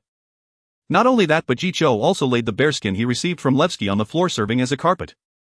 Made from bear skin and laid on the ground, it felt soft and pliable underfoot. Yichio almost felt he could directly sleep on it. After taking a hot shower in the bathroom, Ichio wrapped himself in a bathrobe and walked to the living room, sitting in a recliner drying his hair by the fireplace. Outside, the chilling wind howled, while before the fireplace, glowing with a faint yellow light, Ichio sat in the recliner with a thick bearskin carpet beneath his feet. It certainly felt like a medieval nobleman's ambience. The softness beneath him and the warmth in the air fully awakened his lethargy. Before long, Ichio's eyelids began to droop and he fell into a deep slumber. Survival World, Day 7. Awu. Awu. Awu. The distorted sound of the bell awakened Ichio from his sweet dreams. Ichio opened his sleepy eyes and glanced at the clock hanging on the fireplace, realizing he had slept through the fog beast attack. Alas, the house was too warm and the recliner was so comfortable. What could he do? Ichio got up, stretched slowly, put on his stab-proof suit, picked up his crossbow and pushed open the door. Whoosh! Facing the biting cold wind, Ichio was fully awake. Cold. This feeling Ichio recognized once again. With a swift motion, Ichio closed the door and took a mercury thermometer out of the warehouse before stepping outside again. Hanging the thermometer on the iron spike net of the window, Ichio ignited the 3 bonfires he had built in the yard. After confirming there were no flying fog beasts attacking for the time being, he lit the oil lamp he had prepared earlier. In an instant, light illuminated the area around the base and a ferocious fog beast appeared right before Ichio. Although the sharp iron spikes tore through the fog beast's body, and as it dismantled the stone barricade, the fog beast began to suffer injuries. Ichio retreated inside, opened the window and took aim at the fog beast with his crossbow. Whoosh! Whoosh! Whoosh! A flurry of arrows was launched and the fog beast outside the barricade cried out before collapsing completely. Before long, Ichio spotted another fog beast appearing from another direction. This was the second one. Relying on the advantage of the terrain, Ichio managed to shoot it dead with his hand crossbow before it got too close. After slaying the second fog beast, Ichio continued to listen intently. Sure enough, the expansion of their encampment attracted more fog beast attacks, and soon a heavy thudding sound echoed in Ichio's ears. The fog beast was back. The third fog beast, and Ichio estimated that this one was at least of intermediate level. To prevent it from attacking him directly, Ichio immediately grabbed a barrel of gunpowder and dashed outside, igniting it before throwing it in the direction of the approaching footsteps. Boom! A crimson light suddenly erupted in the black night, followed by a deafening explosion accompanied by smoke and waves of heat as the piercing wails of the fog beast filled the air. Roar! Bang! Bang! Bang! The heavy footsteps sounded, and through the mist Ichio saw a massive shadow. It was a gigantic creature conservatively estimated to be 4 meters tall. The enormous fog body was already severely damaged, with its bloated belly emitting clouds of smoke, and even its rolling intestines were clearly visible. It seemed that taking the hit from the gunpowder barrel had severely wounded this fog beast. While being able to withstand a gunpowder barrel makes this creature quite terrifying. Ichio immediately rolled out a second gunpowder barrel. In that case, let's send you another one. Igniting the gunpowder barrel, Ichio threw it out through the window, pulling the window down as he did. Boom! The violent explosion sounded again, and Ichio felt the window shake. Looking ahead, even the newly installed stone fence was blown away by the massive shockwave. The fog beast, which had seemed so enormous, now lay pitifully on the ground, appearing to have lost all combat capability. Owo, owo. A weak roar echoed in the night wind, but compared to its earlier vigor, the fog beast's current roars were filled with confusion mixed with anger. What happened? Why was it lying down without even seeing the house? Unlike the fog beast's confusion, Ichio had only one thought in his mind. This guy is still not dead. Ichio couldn't help but marvel at the vitality of this fog beast, and he quickly took out the third gunpowder barrel. Boom!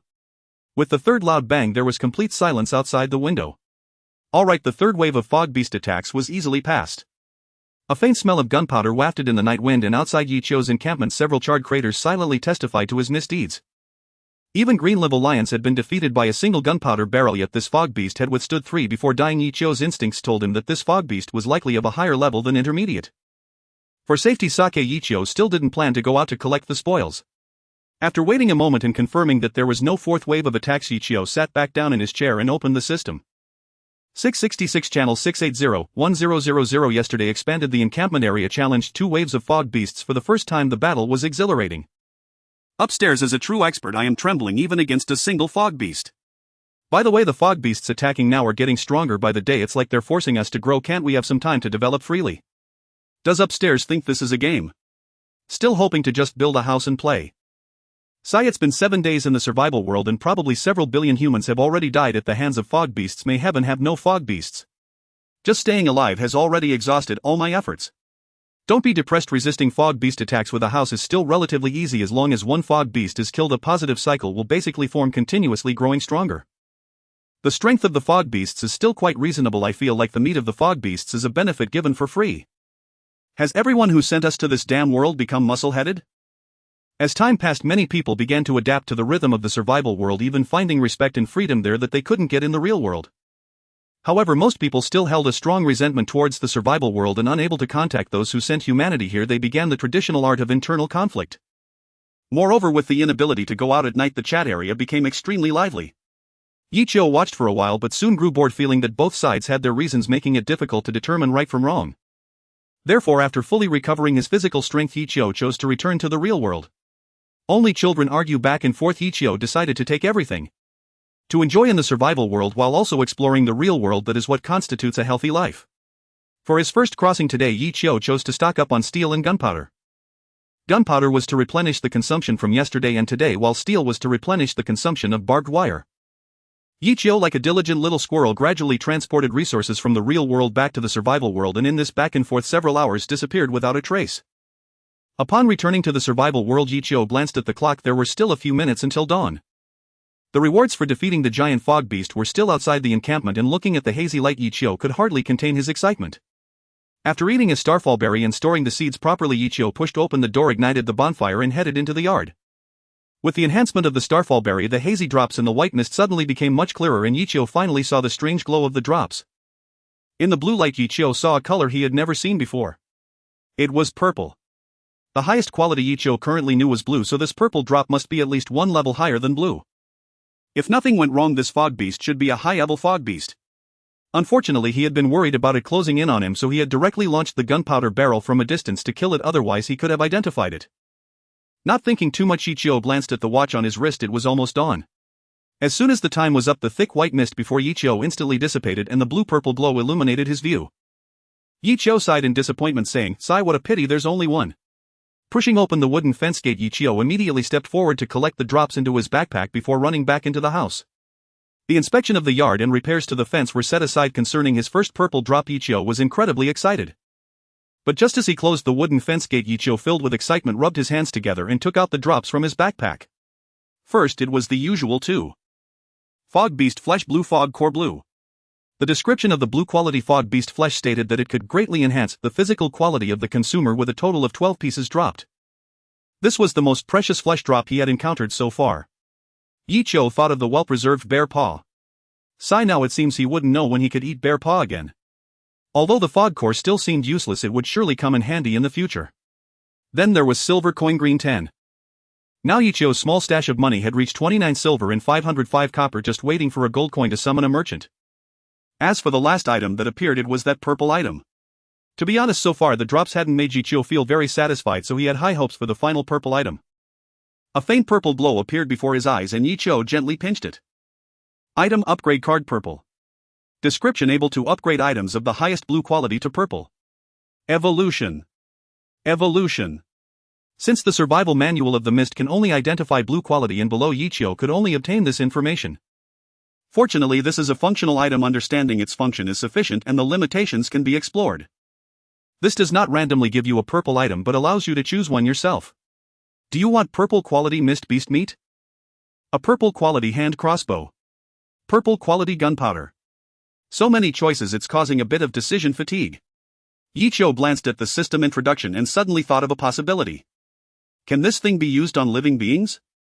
Yichio picked up the card and attempted to use it on himself. To forge iron, one must be strong oneself. If his physical quality could reach blue quality, wouldn't he become a walking high-level mist beast? After all, being killed would result in dropping a piece of meat of one quality. The gap between himself and a high-level mist beast shouldn't be that significant, right? System prompt: item upgrade card purple cannot be used. Yichio stroked the soft fur of the mist rabbit and looked at the item upgrade card in his hand. Well, since it cannot be used on himself, the choice of what to upgrade is very clear. That's right, it's the survival manual of the mist blue. If it were just a bit higher in rank, he could identify the detailed information of the item upgrade card. Sometimes intelligence can save countless detours. Since he couldn't upgrade the internal muscles, he could only upgrade the external brain. Taking out the survival manual of the mist, Yichio glanced at the card with a hint of pain and closed his eyes, crushing it. A touch of purple light fell on the survival manual of the mist, dissipating some of the white mist above the book and revealing a rugged cover. Goodness, I feel like this book could be used to smash someone. Weighing the now 10-pound thin manual after the upgrade, Yichio couldn't help but complain. However, since it has already been upgraded, Yichio first used the manual to identify itself and see what changes occurred. White Mist Holy Classic Fragment Purple. Description: a tangible fragment of the rules of white mist eternally flowing in the cracks of all worlds, capable of identifying most items of 5 qualities: gray, poor quality, white, ordinary, green, excellent, blue, rare, purple, treasure. Holding the fragment, you will embark on a path full of unknowns. Is this good or bad? Characteristics: pure white mist. By holding the fragment, you can blend into the mist for 10 seconds without fearing being consumed by unknown beings. Usable once a day.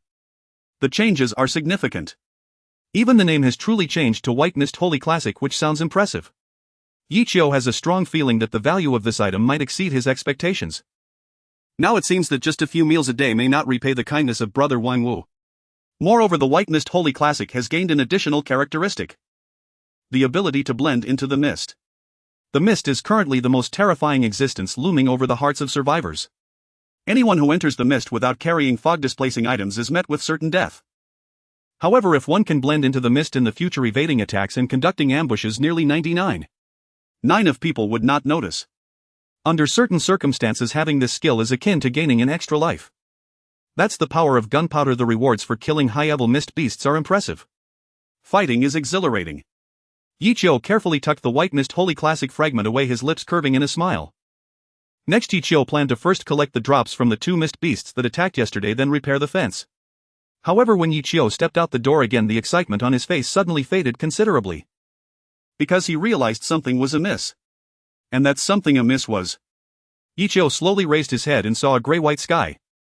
Today the sun did not appear at all. Sunlight is a crucial condition for raising surface temperatures. Today there are no clouds yet. Without the sun, the daytime temperature in the survival world is surprisingly not much different from the nighttime temperature. Yichio picked up the thermometer he had left outside, which displayed a current temperature of -12 degrees. Feeling the biting cold wind, he estimated that this temperature would drop further. Opening the system chat, it was unusually active during the day. Why isn't the sun out today? Will it be dangerous to go out?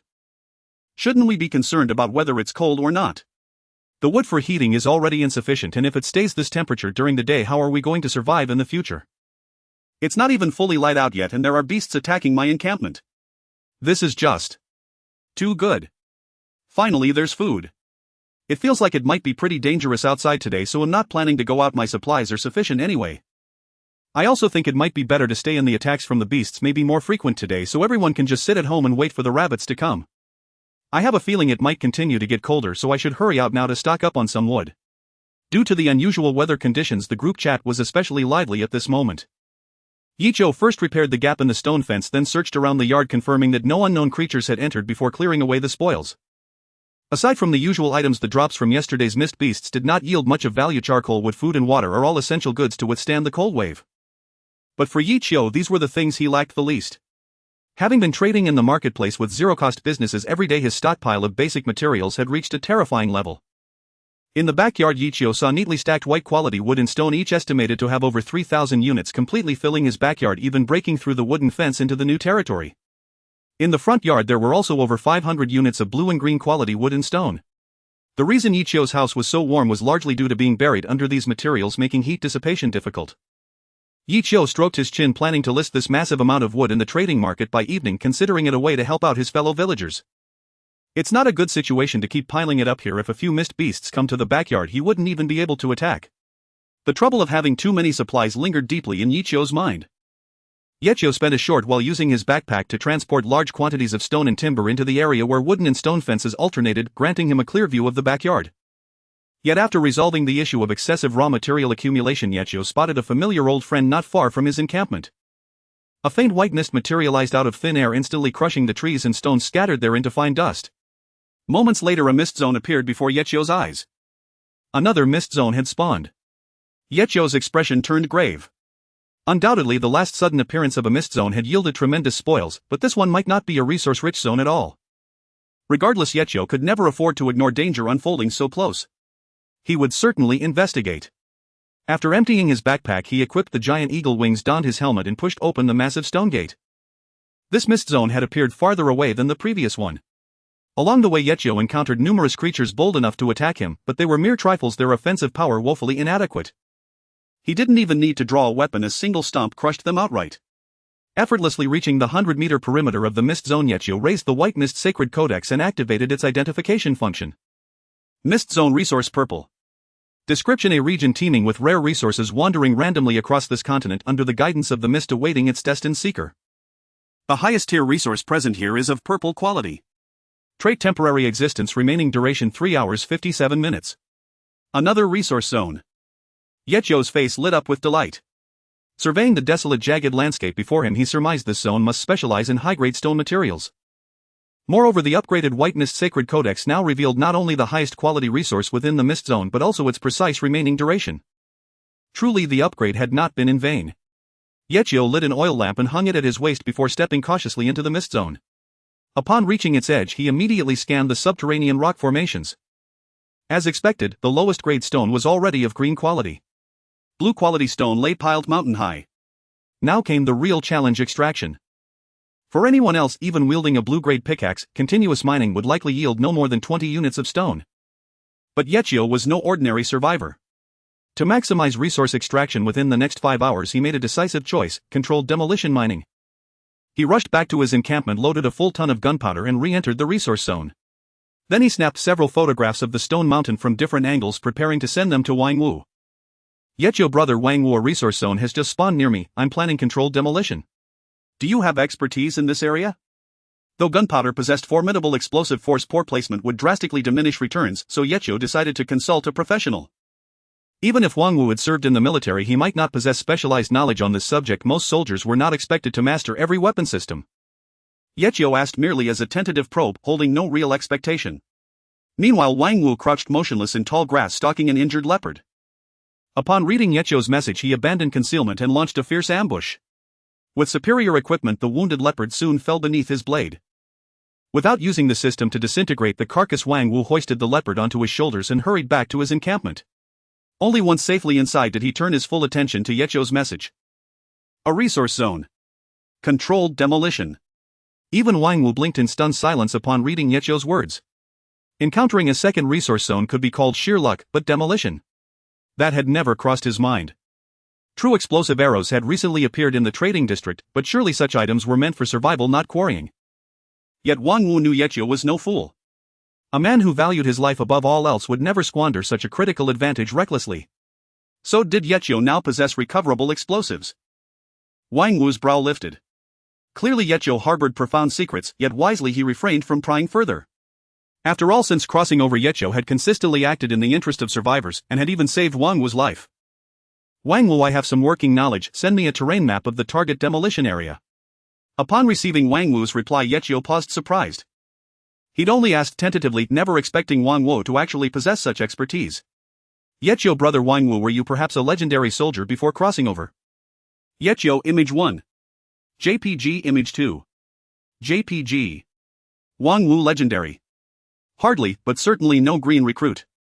On the battlefield one learns everything. Wang Wu, I'll need to study this terrain. Please specify the required blast intensity, it'll help refine the analysis. Yetio immediately returned to the front of his encampment, positioned a gunpowder barrel at the site where he'd previously detonated it against an elite mist beast, and took several photos. Yetio, this crater was formed by one gunpowder barrel explosion. Image. JPG. Wang Wu, impressive purity, its explosive yield is excellent. Wang Wu, in that case, I'm confident. Just place barrels at the marked locations. I anticipate higher powder requirements. Wang Wu, if your supply runs low, I have a secondary plan, though yields may be somewhat reduced. Yetio, will 1 ton suffice? Off-screen, Wang Wu's lips twitched faintly. 1 ton. Did Yetio's encampment sit atop a niter vein? How could he amass a full ton of black powder by day 7? It felt as though Wang Wu was still hunting with a spear, while Yetio had already unleashed a Gatling gun. Wang Wu, more than sufficient. I'll mark the optimal blast points and send them to you. Inside the resource zone, Yetio followed Wang Wu's instructions, placing 500-kilogram gunpowder barrels in 2 designated sectors. Detonate the left sector first, then the right. Yetio flipped open his windproof lighter, ignited the fuse, and sprinted without hesitation in the opposite direction, away from the resource zone.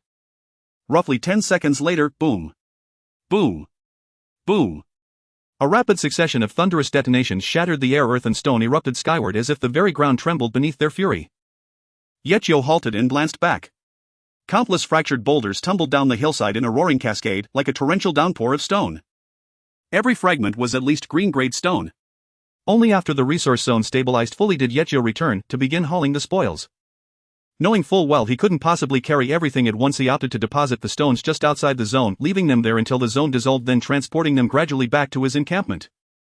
Yet when he reached the 150-unit mark, Yichio suddenly sensed something amiss. The stones beneath his feet began to shift. Instinctively he assumed residual tremors from the blast had triggered a secondary landslide. Though the stone hill wasn't towering, he retreated instantly, without hesitation. Only after withdrawing beyond the zone did he realize his assumption was wrong. The quaking wasn't from collapsing earth, but from something emerging from the stones themselves. Rough-hewn bodies coalesced from fragmented boulders, each standing at least 3 meters tall. Stone golems. Since arriving in this survival world, Yichio had encountered no fantastical beings beyond mist beasts.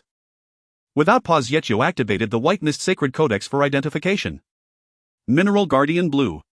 Description: a rock creature guarding the minerals with high defensive power and extremely difficult to be killed will appear when the surrounding environment suffers massive destruction. Characteristics: rock body. When the bonus damage is below 40, it will slowly recover its life to 100 by absorbing rocks.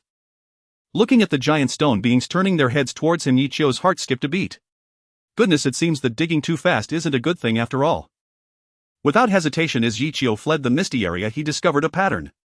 Although the stone beings exuded a heavy sense of oppression, they could not venture too far from the misty area. As long as he didn't enter the misty area, the mineral guardians wouldn't come out to chase after Yichio. This discovery made Yichio breathe a sigh of relief. Seeing that Yichio had no intention of approaching, the mineral guardians began to move the shattered rocks back to the mountainside, and with a flicker of pale yellow light the rocks transformed back into part of the mountain. If he didn't find a way to eliminate these mineral guardians, 100 units of green quality stones and 50 units of blue quality stones would be his only harvest for today. Although this amount is not small, it is merely a drop in the bucket compared to the vast expanse of the enormous mine. Yichio was unwilling to leave just like that. Walking around the edge of the misty area, several mineral guardians also moved within the circle, keeping a close watch on Yichio, the culprit who disturbed their home. After observation, Yichio reached a conclusion. Just like the common flaws of small monsters in games, the large and powerful mineral guardians were not as fast as Yichio. Although he could easily escape from the grasp of a mineral guardian at this moment, obtaining more stones seemed unlikely, for while Yichio could dodge one or two, he couldn't stop to gather resources under the watchful eyes of all the mineral guardians. Therefore, to truly reclaim the rocks he had blasted, Yichio had only one method: to eliminate all the mineral guardians on the field. Achieving this was quite simple. Although Yichio was no match for a single mineral guardian in an unknown fight, the 1,000 pounds of explosives buried in another area would provide them with endless surprises. Hell, let me prepare the show I've set up for you. Without hesitation, Yichio activated his sprint skill and dashed into the resource area at lightning speed. Upon realizing Yichio's arrival, the two stone beings watching him turned around, while the mineral guardians repairing the stone mountain also raised their heads. Faced with Yichio suddenly entering the resource area, the mineral guardians all sprang into action. With close-range punches and long-range rock throws, Yichio found himself in a perilous situation. Fortunately, the explosives had disrupted the terrain, allowing Yichio to hide easily. After drawing the attention of all the mineral guardians, he immediately fled towards another explosive zone. More than a dozen mineral guardians immediately followed closely behind Yichio, determined to eliminate the intruder who had disturbed the mountain. However, their speed still lagged behind Yichio, but with the throwing capabilities of the guardians, Yichio would have no chance to take any stones. But Yichio's original goal was not to take the stones, rather when the mineral guardians stepped into the explosive range, Yichio's plan had already succeeded. Casually crafting a torch, Yichio tossed it far away while also utilizing the dual acceleration of the giant eagle wings and sprint swiftly, hiding under a natural cover several dozen meters away. Boom! Boom! A series of loud explosions erupted and debris and dust filled the air. When Yichio rose from his cover, he could see the devastation before him and the fallen mineral guardians along with the blue loot light. It worked! Yichio's face lit up with joy as he rushed forward to inspect his gains. The mineral guardians had shattered into pieces of slightly different colors, but in reality they were still blue quality stones. Yichio used identification on this pile of stones. Guardian Mineral Blue. Description: a special material dropped from living rock creatures, sturdier and more durable than ordinary stones. Characteristics: Earth Guardian. When buildings crafted from guardian minerals are erected on the ground, the durability limit increases and durability automatically restores when damaged. Without a doubt, even among blue quality stones, guardian minerals can be considered unique. Yichio planned to use this guardian mineral to upgrade his stone fence, which would save resources on repairing fence damage in the future. Aside from the stones, the remaining loot was the core. A total of 12 blue quality earth-type cores, which looked very similar to fog cores and could also be used for energy. After placing the cores away and gathering the guardian minerals, Yichio was just about to continue his unfinished task of moving stones when he felt a tremor beneath his feet. Could it be that there are also mineral guardians on this side of the explosion? After blowing up one batch, another batch emerges. This resource area is too stingy, not nearly as abundant as the last forest.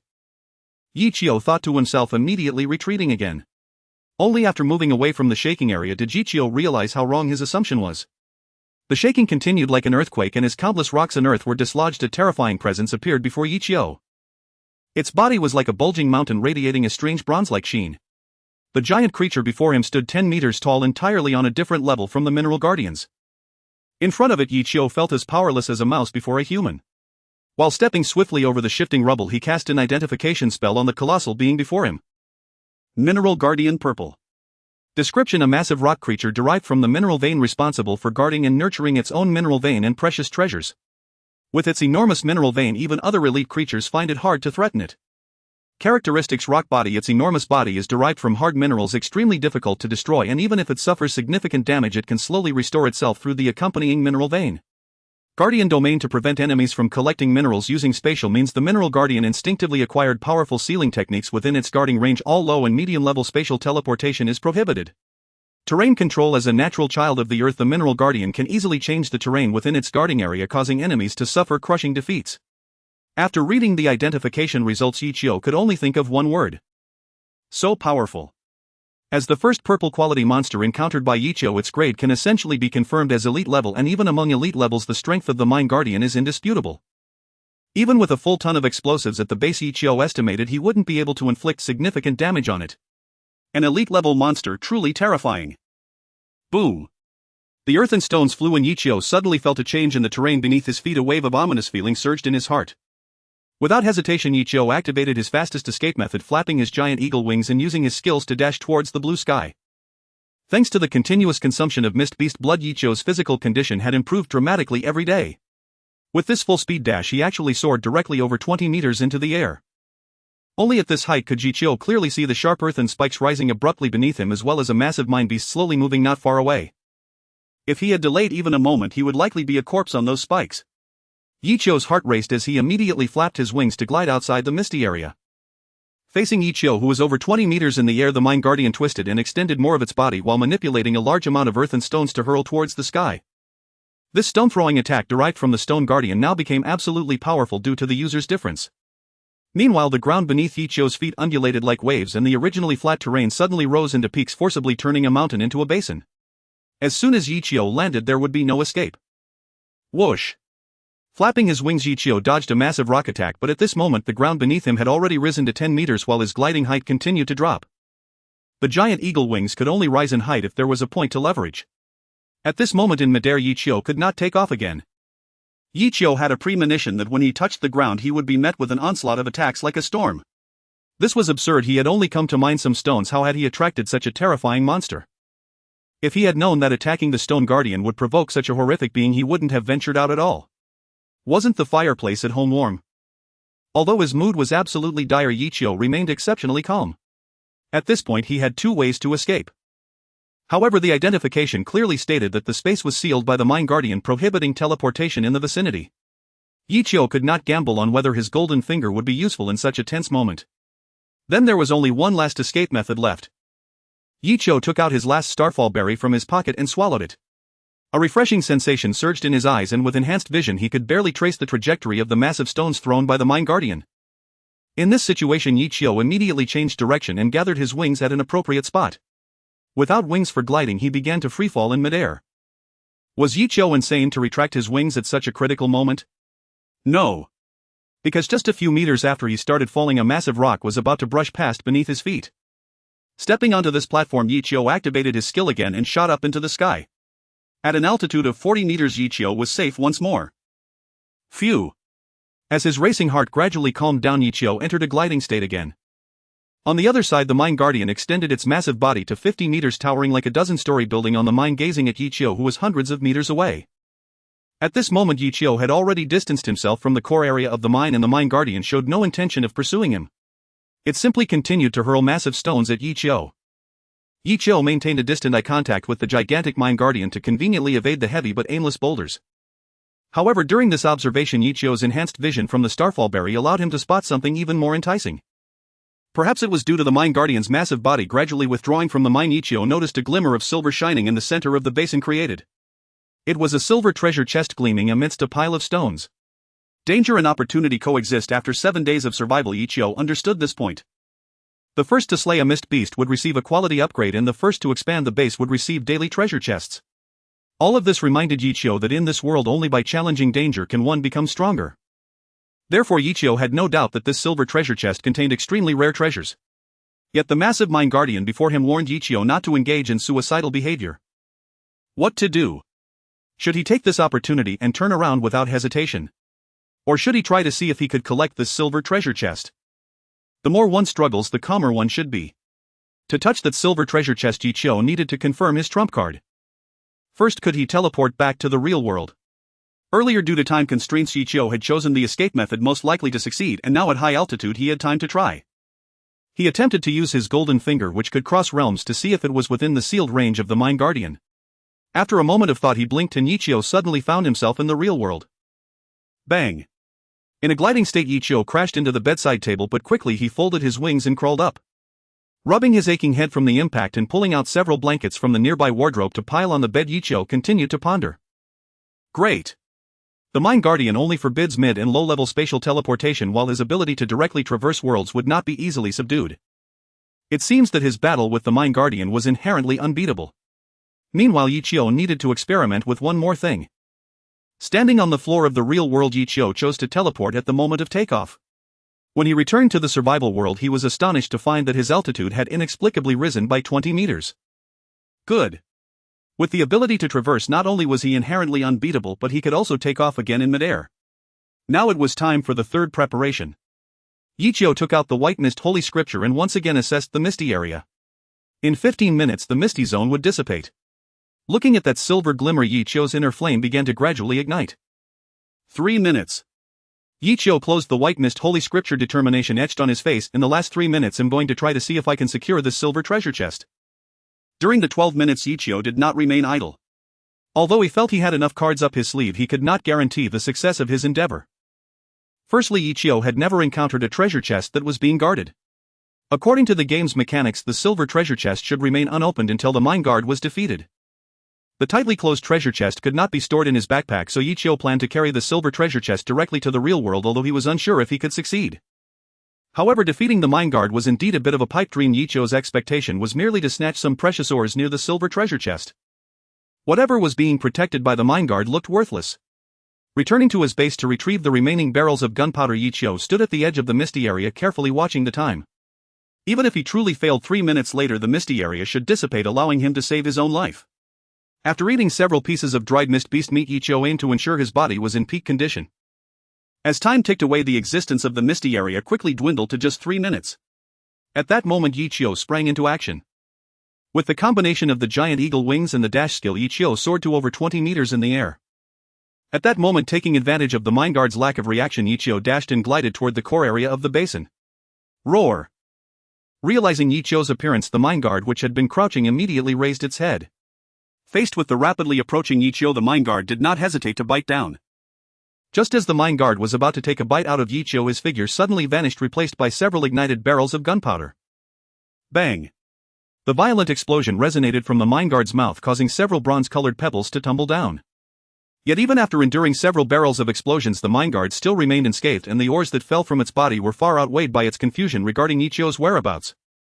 Where is he? Here he comes. In the blink of an eye, Ichio reappeared at the spot he had just vanished from and quickly ascended 20 meters before charging toward the core area once more. Roar! The mine guard, enraged and embarrassed, launched another attack, but this time the result was still as expected. Boom! The explosions from several barrels knocked the mine guard's head to the side as if it had been slapped hard while in midair. Meanwhile, Ichio reappeared, now much closer to the treasure chest. Roar! Though lacking intelligence, the mine guard still sensed something was amiss. Instinctively it coiled its massive body, attempting to conceal the core area. But would Ichio comply with its wishes? Without hesitation he ignited all the remaining barrels of gunpowder and threw them down, choosing not to return to the real world in order to reach the silver treasure chest first. Boom! A thunderous roar far exceeding any explosion Ichio had created echoed throughout the basin as the mine guard's gigantic body was blasted back, creating a visible gap. Even Yichio suspended in midair felt his insides jolt from the shockwave of the explosion. But this was a minor issue as Yichio seized the opportunity he had created for himself. Using the dash skill twice in succession, Yichio swiftly embraced the massive treasure chest with the ferocity of a giant eagle swooping down. At this moment he did not forget to collect the surrounding purple quality crystals into his backpack. Roar! An unprecedented roar erupted within the mine guard's head. Its 100-meter-long body immediately coiled up like a giant python, tightly enclosing the core area. But just as Yichio, the silver treasure chest and the nearby blue crystals were about to be crushed into pulp, they vanished in an instant. Roar! All that remained was the mine guard's unwilling roar. As the white mist thickened, this earth-shattering roar gradually disappeared. Vanished. In the real world. Bang! Yichio crashed into his bedding in a very familiar position. As he felt both the softness of the bedding and the cold hardness of the silver treasure chest in his mind, a smile involuntarily appeared on his face. He. Ha ha ha. Ha ha ha. Rolling over in his bedding, Yichio raised the silver treasure chest high and kissed it fiercely. I did it. I actually succeeded. Having obtained a silver treasure chest for free, Yichio's mood was 10 times happier than ever before. However, recalling the dangers of just moments ago and feeling the injuries from the explosion's shockwave, the smile on Yichio's face slowly faded. Although he had succeeded, the process had indeed been perilous. Patting the silver treasure chest beside him, Yichio suddenly remembered something and solemnly placed his hand on the opening mechanism, gently pressing down. If the treasure chest couldn't be opened because the mine guard was still alive, then his gains would be greatly diminished. Thankfully, a familiar click sound rang in Yichio's ears. As the treasure chest opened, 3 purple and 1 blue orbs appeared before Yichio. 3 purple and 1 blue. The greatest reward since entering the survival world. Yichio closed the treasure chest, letting out a satisfied sigh. What a delight! Although he was very eager to know what was inside, he intended to wait until he returned to the survival world to open them one by one. After all, using the white mist holy cannon in reality might attract unwanted attention, and the constant physical exertion prevented Yichio from fully enjoying the pleasure of opening the treasure chest. Looking at the watch on his wrist, theoretically the misty area should have dissipated by now. Yet for safety, Yichio chose not to return to the survival world immediately. After 10 minutes worried about expending too much stamina in the real world and being unable to evade external threats, Yichio finally took a deep breath and chose to return to the survival world. Whoosh! Blinking his eyes, he was greeted by the howling cold wind, and at that moment before Yichio lay a landscape resembling land. Stripped of its surface, the misty area had dissipated. Woohoo! Yichio launched into the air, releasing his excitement. Revving up, he flew in the direction of his base, and along the way he spotted an unexpected surprise. It was the stones thrown out by the mine guard. To knock down Yichio, who was soaring in midair, the mine guard manipulated numerous stones to strike at him, but the aim was poor and most of the stones flew far away. Moreover, the stones that had flown out of the misty area did not leave with it. All these stones were high-quality blue gems. Thank you for the generous gift, mine guard. Yichio surveyed the offerings left by the mine guard, feeling satisfied as he quickly arrived at his base. At the corner of the base, a wild canine creature was gnawing on its stone fence. Holding his crossbow, Yichio swiftly dealt with it with 2 arrows and landed gracefully. Stuffing the free beast meat into his backpack, Yichio pushed open the door, shutting out the cold wind behind him, and returned to his cozy little room. The fireplace that had been burning for 24 hours provided ample warmth to the wooden cabin. Yichio retracted the giant eagle wings and lay down in the recliner.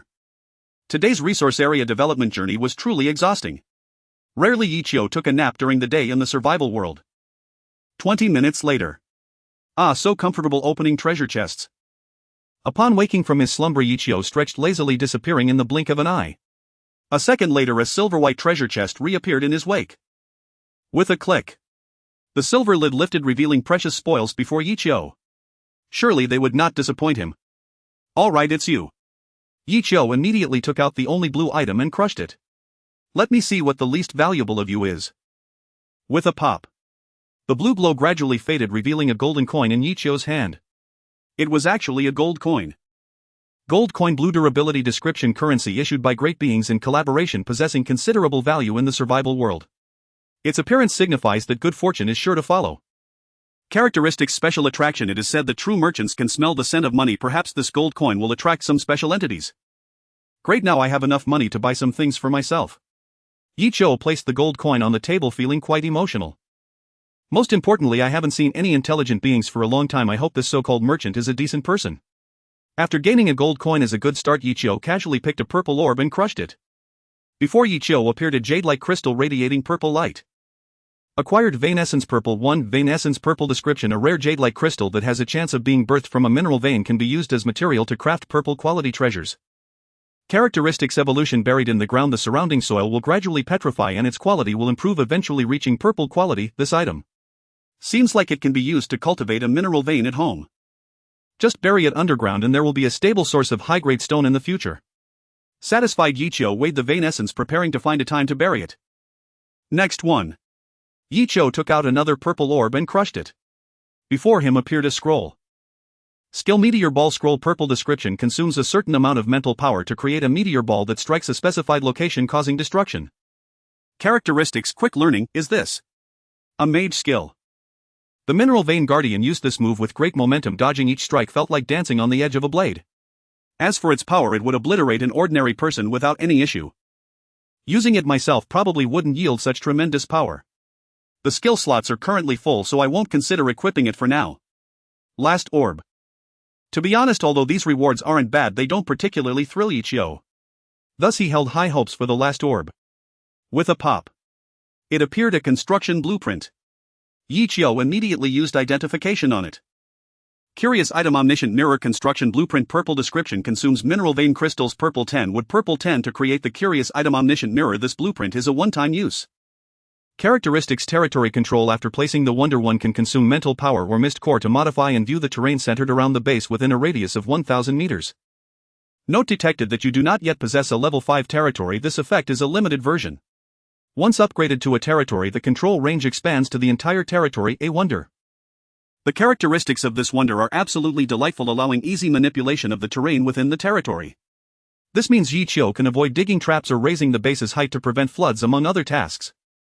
Moreover, being able to view the terrain is tantamount to installing a surveillance system within the base. The absolute control over the base is undoubtedly a rare blessing. Even though his base has not yet been upgraded to level 5 to become a territory, this effect is still astonishing. However, the resources required to construct the wonder should not be underestimated. Both mineral vein crystals and would need to be of purple quality. The probability of obtaining purple quality wood may increase over time, as basic materials of the same quality tend to be the cheapest. But mineral vein crystals are something I've never even heard of. Wait. Yichio was taken aback when he took the silver treasure chest. He also picked up the crystals near the chest. Perhaps those are mineral vein crystals. With that thought in mind, Yichio promptly opened his backpack, revealing a dozen pale blue crystal fragments before him. Mineral vein crystal. Purple description: precious crystals nurtured within mineral veins, extremely rare materials. Characteristics: shadow recording, able to record images occurring within a certain range and replay them. The characteristic is shadow recording. It seems this is the main source of the surveillance function. The last item certainly did not disappoint Yichio. As long as he collects purple quality wood, he can construct a wonder.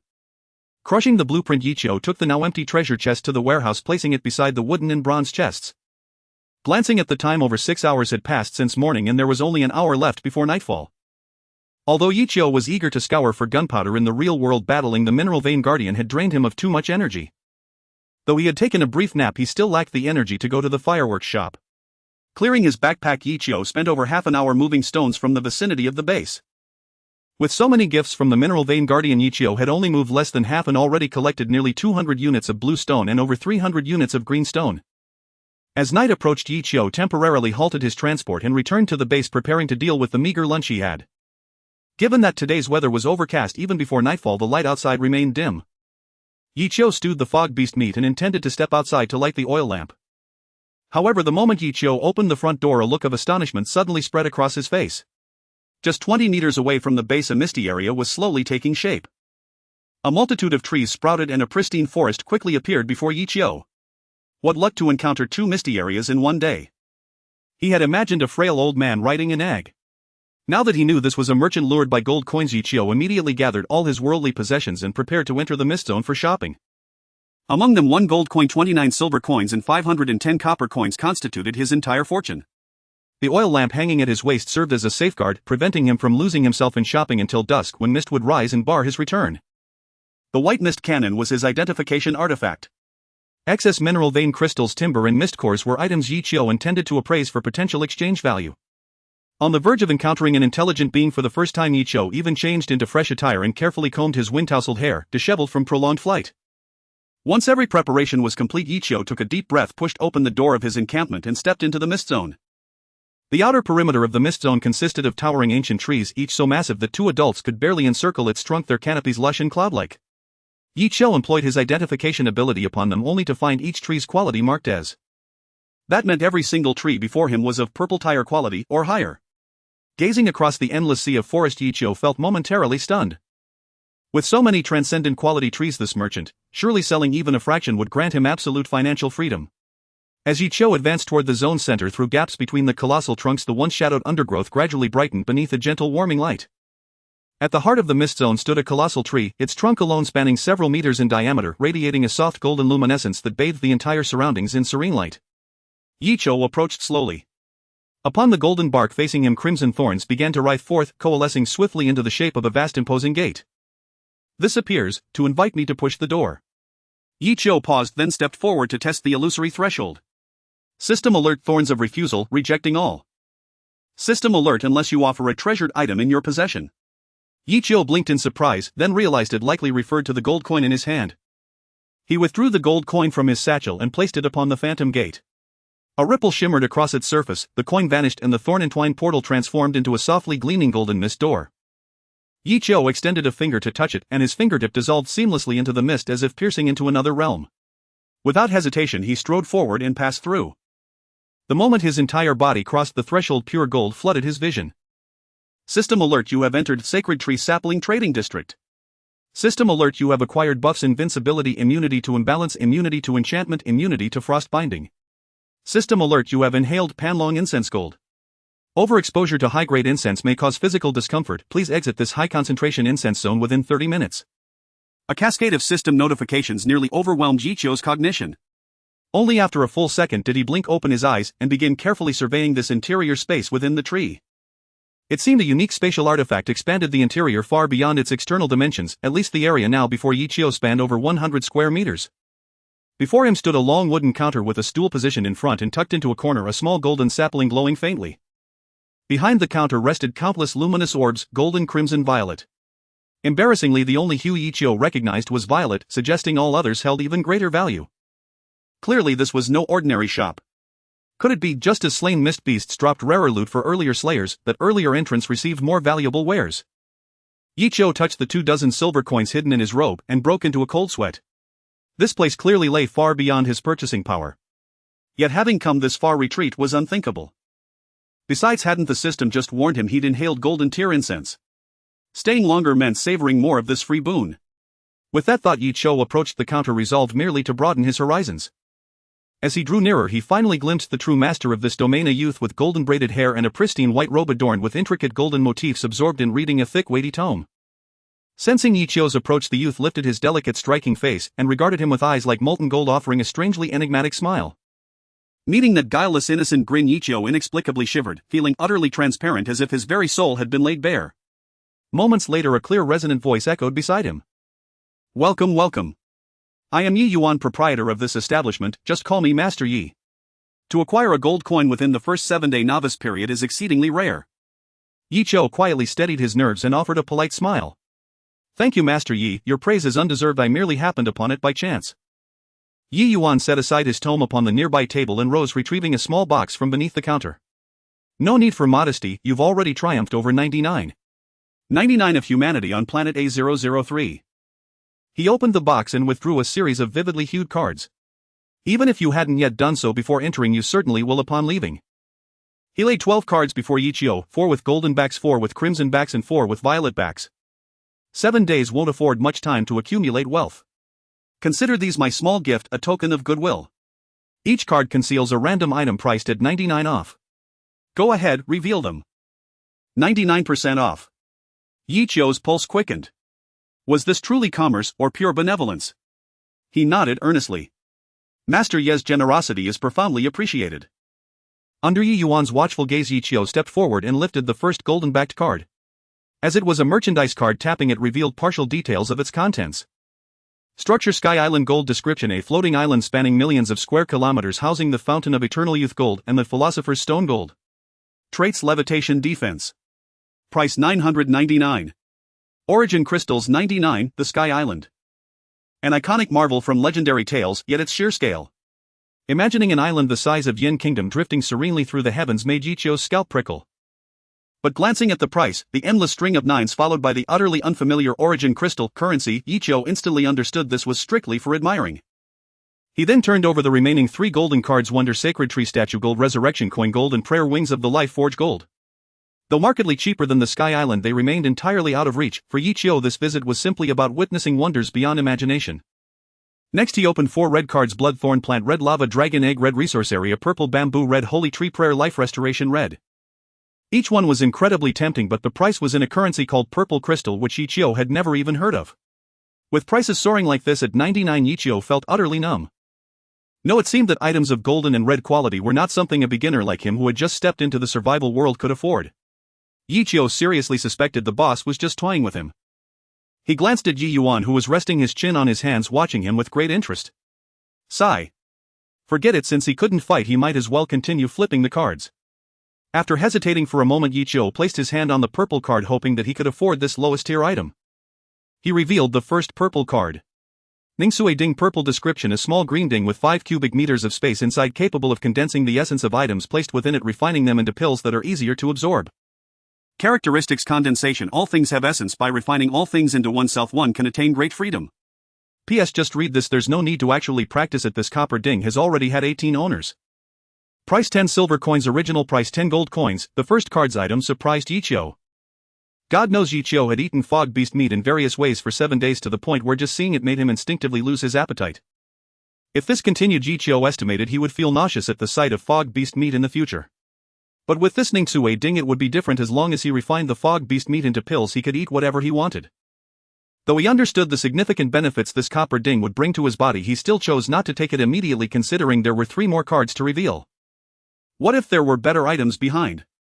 Even if it meant compromising himself, he had to think of the bigger picture. With that in mind, Yichio immediately flipped over the second card.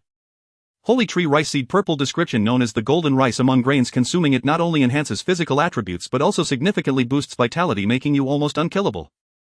Characteristics: strengthening. Consuming it greatly enhances physical attributes and boosts vitality. Price 10 silver coins. This is also a great item. Planting the rice seeds will yield more wheat seeds, and consuming them will increase health limits, making it more precious than starfall berries. Putting that aside for now, Yichio flipped over the third card. Living Wood Armor. Purple description: a wooden vine armor that is alive, requiring the absorption of flesh and blood to exert its powers, capable of defending against attacks up to 2,000 points of damage. Characteristics: carnivore. Gains strength by consuming flesh and blood. If high-quality flesh is consumed, its quality may increase and undergo marvelous changes. Price 15 silver coins. A powerful piece of armor. Yichio's eyes lit up. Even the damage from explosive arrows didn't reach 200, while a barrel of gunpowder only dealt around 500 damage. If he equipped this vine armor, Yichio could withstand bombardment from rocket launchers. This life-saving artifact must be acquired. Glancing at his small fortune, Yichio eagerly flipped over the fourth card. Emerald Vine Staff. Purple description: a staff entwined with vines topped with a green life crystal. It requires very low mental demands from the user, making it one of the most suitable staffs for beginners. Characteristics: Earth and Wood affinity. Holding it enhances control over earth and wood spells. Price 10 silver coins. A staff that can enhance spells. Quite a nice item, but for Yichio it was currently the least useful to him. Now his goal was to purchase the first 3 items, which would cost a total of 35 silver coins. Looking at his backpack, Yichio asked, "Boss, do you support exchanging copper coins for silver coins?" Of course. Yi Yuan snapped his fingers, and a potted money tree in the corner of the room suddenly grew legs and scampered to Yichio's front. "Just throw the copper coins in and it will spit out silver coins for you." Yichio nodded. "Thank you, boss." Since he had already spent his only gold coin on the entrance fee, all Yichio had left was 29 silver and 500 copper. Ha! Taking a deep breath, Yichio suddenly felt a bit lightheaded. Oh no! He had inhaled too much Longpan incense. He had intended to relax, only to forget that he couldn't linger in this place. Quickly he exchanged. Swish! Opening his backpack, over 500 copper coins fell into the money tree's pot. The money tree extended its roots, pulling the copper coins into the soil. Before long, 5 shiny silver coins and 9 copper coins were spat out. It seemed they only charged a handling fee of 1 copper coin, which was quite reasonable. Yichio now had 34 silver coins in hand. He was just 1 silver coin short of obtaining the 3 items he wanted. Opening the system, Yichio intended to make a purchase in the trading area, but found the system displaying "not in contact area." Why could he chat through the system in the real world but not in the trading area? Yichio was taken aback. It seemed he only had one option left now. Looking at the full array of lowest tier purple materials laid out before him, Yichio awkwardly spoke. Boss, do you recycle materials? He was just one silver coin short, and if he missed out on the holy tree rice seeds or the Ningsue Ding, Ichio would be absolutely unwilling. Noticing Ichio's embarrassment, Yi Yuan held no contempt. Of course we do, just feed them to the money tree like before. Clap clap. Hearing Yi Yuan call it the money tree, immediately turned in a circle like a dog. Thank you. Not only offering a 99 discount but also providing so much convenience to me. Perhaps to him it was just a small effort, but to Yichio it was a tangible benefit. Full of gratitude toward the boss, Yichio fed the blue materials in his backpack to the money tree named Fortune. After consuming over 10 portions of blue quality wood, the tree spat out another silver coin. Not continuing to feed, Yichio neatly stacked 35 silver coins on the table and said, I would like to purchase the first to third purple cards.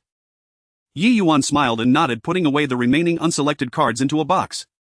At the same time, the silver coins on the table disappeared. Then the transaction is established. These 3 cards are yours. A 003's lucky one. Goodbye. I have a feeling we will meet many more times in the future. Yichio nodded, wishing you prosperous business. The lingering scent of Longpan incense had already made Yichio feel a bit dizzy, so after the transaction was complete he took the cards and turned to leave. Yichio's figure disappeared into the golden mist door, leaving only Yi Yuan alone in the vast treehouse. Picking up the thick tome that had just been closed, Yi Yuan slowly began to read again. Suddenly the tightly shut wooden door was pushed open, accompanied by hurried footsteps as a youthful and vibrant figure returned to this place. Brother. I'm back. The tall girl with waist-length red hair tossed the red-yellow orb in her hand onto the table, sat beside Yi Yuan and eagerly gulped down tea from the pot. Yi Yuan leisurely flipped through the pages of the book. What brings you back with this? Sigh, don't mention it. Today, while dealing with the surrounding world, those 2 main gods started fighting again. The girl Lilith said helplessly, there's no other choice. Once the 2 main gods start fighting, all the spectators have to join in. I just happened to think that the light bulb at home needed replacing, so I brought one back. Yi Yuan closed the book. Is it still Yeyue and Xingyue? Who else but those 2? Lilith twirled a strand of her hair around her finger. By the way, today it was still Yeyue provoking and getting beaten up. In return he was directly blown apart halfway. I really don't know how he became a main god. Although Yeyue falls quickly, he's not easy to kill. Yi Yuan took a sip from his teacup. Any other news? Oh. Brother, if you hadn't mentioned it I would have almost forgotten. Lilith slapped her forehead and hurriedly prepared to speak. Before she could speak, Yi Yuan frowned slightly. Wait, not yet. As soon as he finished speaking, a curtain woven from stars and moons enveloped the area. What happened here was concealed. Who? Leaving the trading area, Yichio immediately lit the oil lamp hanging at his waist to dispel the fog in the night and took a deep breath of fresh air. Although the Panlong incense is indeed a rare treasure for Yichio at this stage, having good fortune does not ensure safety. He rushed back to his small room, not even bothering to open the 3 purple cards, and immediately stripped down completely clean to take a cold shower in the washroom. The immense energy within him surged, almost turning Yichio into a thoroughly cooked shrimp. Although he was taking a cold shower, it felt like he was in a sauna. And it was at this peak of heat that Yichio suddenly felt clarity in his mind. Following that, the endless scorching heat receded and an overwhelming sense of power surged within him. With such a significant change occurring within himself, Yichio understood one thing. He might have broken through. With this thought, Yichio immediately opened his personal panel to confirm. Yichio anonymous user, current status good physique, rare blue charm 3264 due to special circumstances, charm 4 within 3 days, equipment white mist, holy text fragment purple, military dagger green. Skills dash blue rapid fire green. 22 traits Panlong body, your life vitality significantly increases compared to others of the same level. When similar beings approach you they are more likely to develop a fondness for you. Endurance 10001000 as expected. His physique successfully upgraded from green excellent to blue rare. If categorized by the quality of items, he had now surpassed human existence. Moreover, his charm had not only reached 26 but had also inexplicably gained a temporary enhancement along with a new trait. Aside from the flesh of the mist beast, blue quality is the lowest quality to possess traits. However, when Yichio truly obtained a trait he still felt somewhat incredulous. This trait was likely obtained because of his exposure to the Panlong incense. The golden quality incense is terrifying. Just 2 inhales allowed Yichio to break through the blue barrier, successfully advancing while also increasing his charm and even affecting his trait. If he could occasionally get a couple of inhales, wouldn't that be equivalent to leveling up while lying down? With a sigh in his heart, Yichio donned his bathrobe and returned to the living room. Then immediately dashed to the kitchen. Damn! I forgot to turn off the stove before leaving. The meat is burnt. Sensing the peculiar burnt smell lingering in his nostrils, Yichio hurriedly turned off the gas. Opening the pot lid, he saw the remaining black mist beast meat emitting a crimson glow seemingly containing boundless energy. Alas, it seems this can't be eaten. But thankfully there's still a chance for remedy. Yi Qiu swiftly took out 3 purple cards. What he was about to use was the condensing cauldron which could extract the essence of nutrients. Snap! Breaking the cards, a faint purple light flickered and a bronze tripod the size of a fist appeared before Yi Qiu. Using the same method to manipulate his backpack space, the burnt mist beast meat was immediately collected into the cauldron. A countdown also popped up. 1001 minute later, a pill containing the essence of energy would be refined. Excellent! Throwing the burnt iron pot into the furnace for decomposition, Yi Qiu took out a new pot from the warehouse and placed it on the stove, turning back to the living room. At this moment it was time to check the remaining 2 cards. In the living room, Yi Qiu sat by the fireplace observing the purple cards in his hand under the rising flames. Holy tree wheat seeds. Yi Qiu planned to plant them later. Although he didn't have a purple quality planting box with fertilizer, he estimated that the harvest time wouldn't be too long. Most importantly, the living wood armor. This was the best guarantee for his safety. He had to take a look at it. Crushing the card in armor, all in deep green resembling countless intertwined vines, appeared before Yi Qiu. The vines on it seemed to be moving slowly. Just thinking about wearing this living thing made Yi Qiu shudder. But for the sake of his life he had to do what needed to be done. The question was, how does one wear this thing? It looked like a small shield, it didn't seem like clothing at all. Holding the living wood armor, Yi Qiu tentatively placed it on himself. As if merging with armor the moment it touched Yi Qiu's body, the living wood armor immediately expanded in all directions, wrapping him tightly in less than a second. Yi Qiu originally thought this was just a half-body armor. Unexpectedly, it turned out to be a full-body suit offering comprehensive protection. As for the breathing issue, it seems that the living wooden armor, being a plant, produces oxygen for the wearer to breathe. Well, that's great, there's no need to worry about poisoning.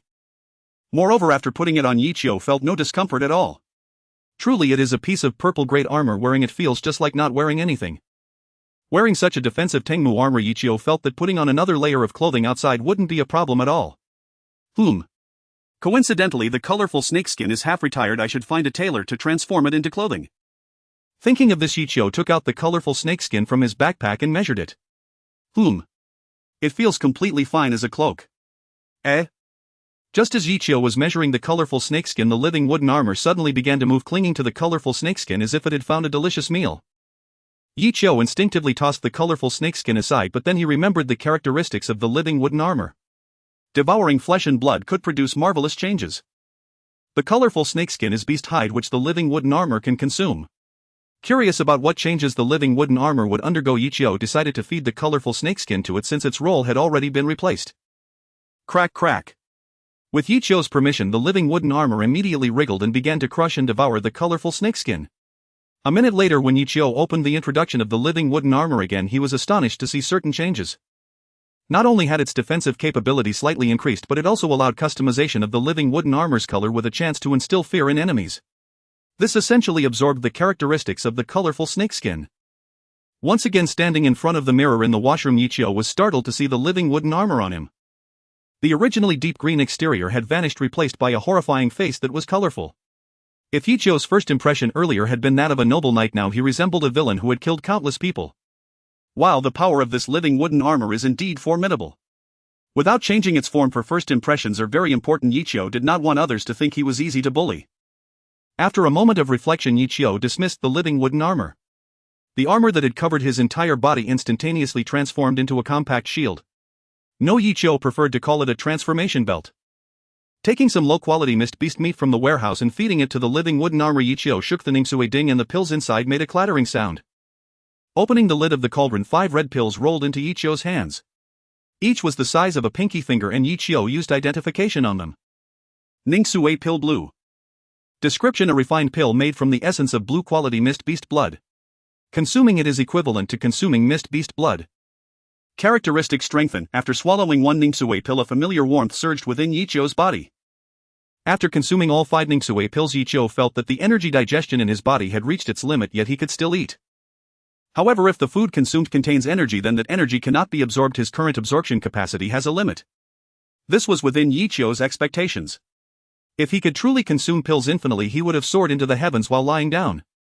What he valued most was the ability of the Ningsue ding to liberate his stomach. After 6 days, he could finally indulge himself, eating whatever he desired. 10 minutes later. Whoosh! A bag of gigantic potato chips standing half a meter tall, a box of turkey noodles, several cans of sparkling water, and various snacks were laid out on the round wooden table. Night had fallen and Yi Qiu was ready to feast. Although mist beast meat is delicious, eating too much diminishes its appeal. On the other hand, these small snacks commonly found in supermarkets seemed even more delectable to Yichio at this moment.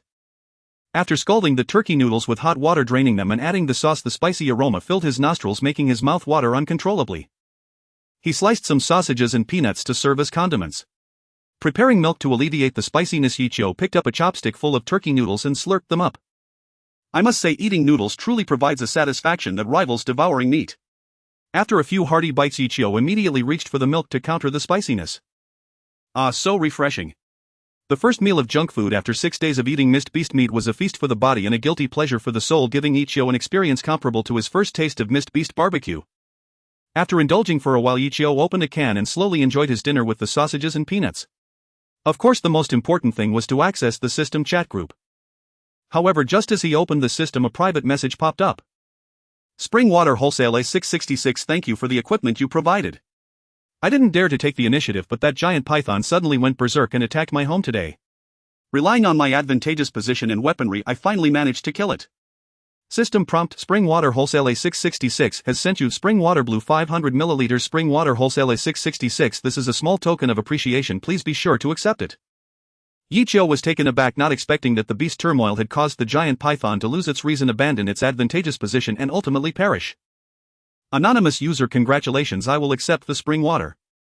After packing the blue quality spring water, Yichio planned to drink it tomorrow. Having consumed enough Ningsue pills, he had already reached his digestion limit for the day. 666 Channel 666, 1000. Today the animals attacked my encampment like they had gone mad. Fortunately, I was more skilled. I probably don't need to worry about food for the next week. Indeed, after the temperature dropped, it was like having a natural refrigerator, significantly extending food storage time.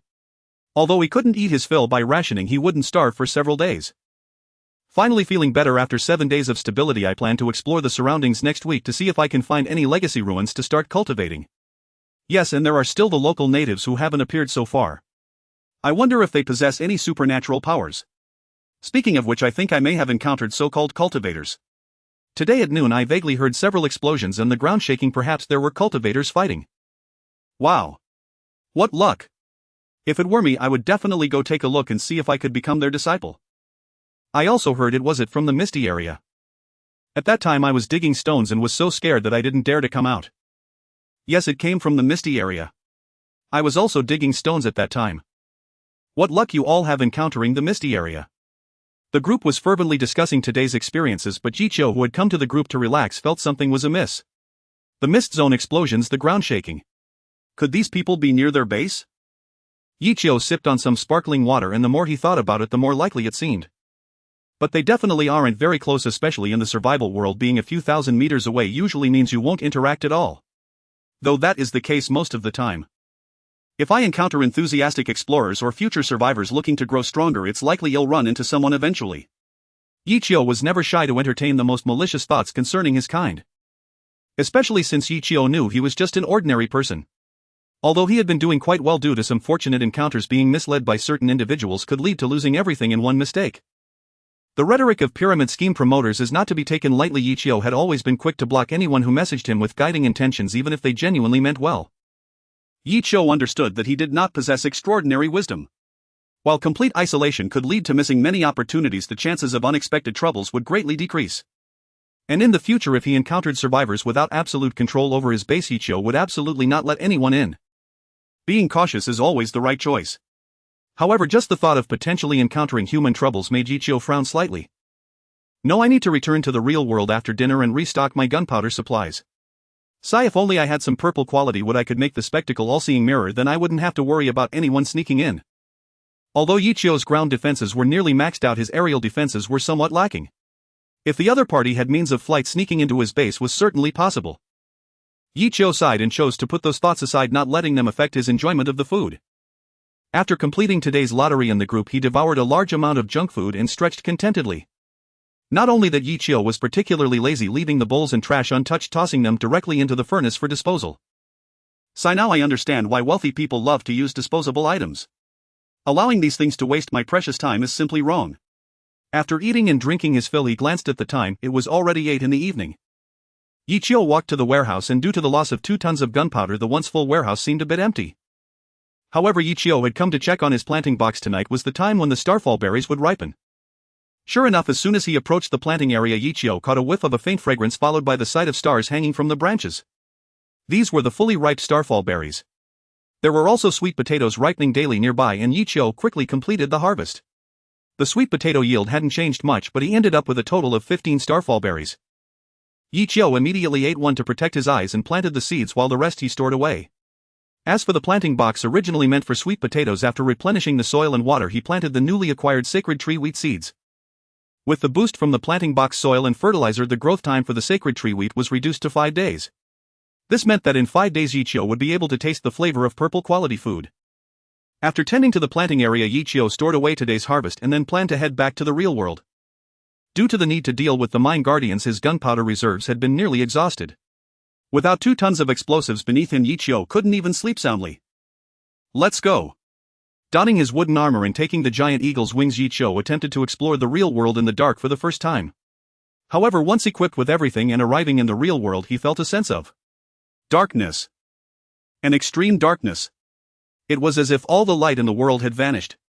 With his hand outstretched, he couldn't see his fingers. If it weren't for the wooden floor beneath his feet and the vision boost from the starfall berries, Yichio would have thought he had plunged into a black hole. With a snap, the bright beam from his flashlight illuminated the familiar home, and seeing the unchanged furniture, Yichio finally let out a sigh of relief. The extreme darkness was particularly terrifying, just like how a pitch-black room could drive any so-called strong-willed person to madness. Yichio had never encountered such a situation before. Holding the flashlight, he walked to the window and looked outside. An endless expanse of blackness, not a single star was visible in the sky, and even the moonlight couldn't penetrate the thick clouds. Clouds. Yichio stared at the pure black sky. It should be clouds, otherwise with the intensity of sunlight reflecting it shouldn't be this dark. With such thick clouds it might rain heavily tonight. I should set off quickly. Unfolding his wings, he descended onto the street, and Yichio rode his mountain bike in the familiar direction. Though tonight was terrifyingly dark and strange, Yichio attributed it to having spent too long in the city blinded by the ever-bright neon lights. Without human interference, it was normal for the night to be pitch black.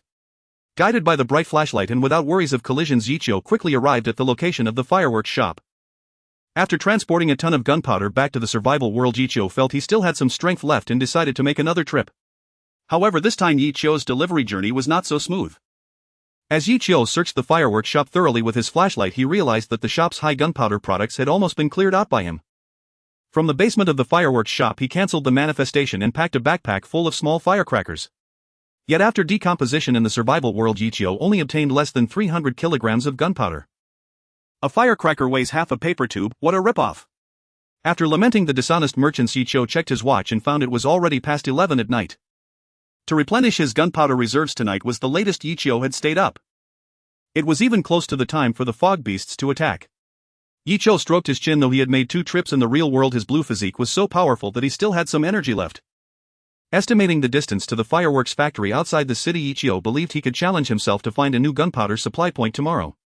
But since the fog beast attack was imminent, he might as well deal with the fog beasts first before sleeping. After warming a cup of bedtime milk, Yichio discovered that his food reserves in the warehouse were running low. There was probably only about 50 liters of water and 500 kilograms of food left. Due to the daily competition for affordable food, Yichio's consumption had always been quite significant. Fortunately, with his current stamina, going downstairs to the supermarket for supplies was not a big deal. A cubic meter is neither too big nor too small. It holds a ton of water or food at a time. Plus, with Yichio's daily purchase limits, a single stock-up guarantees 2 to 3 days of supply from the system's trading mall. If it weren't for the hassle, Yichio wouldn't have continued his charitable activities. Seizing the opportunity before the fog beasts attacked, he prepared to go to the supermarket downstairs in the real world. Blinking his eyes, Yichio arrived in the real world, turned on his flashlight, and quickly made his way downstairs. As a large supermarket, the food supply inside was definitely ample, and since survivors were not picky eaters, Yichio picked items at random. The water was in 5-liter large barrels and the bread was in big packages of whole wheat. In no time his backpack was filled to the brim. With a backpack full of food and water, just as Yichio was about to return to the survival world, he noticed that the originally pitch-black supermarket suddenly lit up. At midnight, where did such intense light come from? Yichio was taken aback, instinctively walking towards the supermarket exit. As he reached the exit, he saw something that was absolutely impossible. Sunlight. At midnight, sunlight actually appeared. For a moment Yichio felt completely bewildered, but considering the phenomenon of global human transmigration, having sunlight at midnight didn't seem too absurd after all. Upon reaching the supermarket entrance, Yichio suddenly realized that at some point a sun had emerged in the sky, and this sun was completely different from the original one.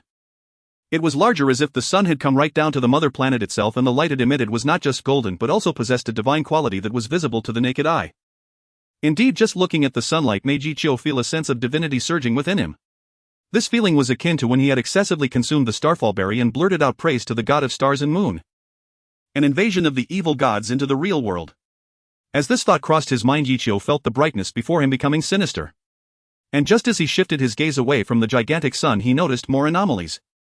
The sunlight seemed not to illuminate every patch of soil. Fearing he might become a madman who could only praise the sun, Yichio dared not step outside to bask in the sunlight. Instead, he went to different windows in the supermarket to gaze at the sky.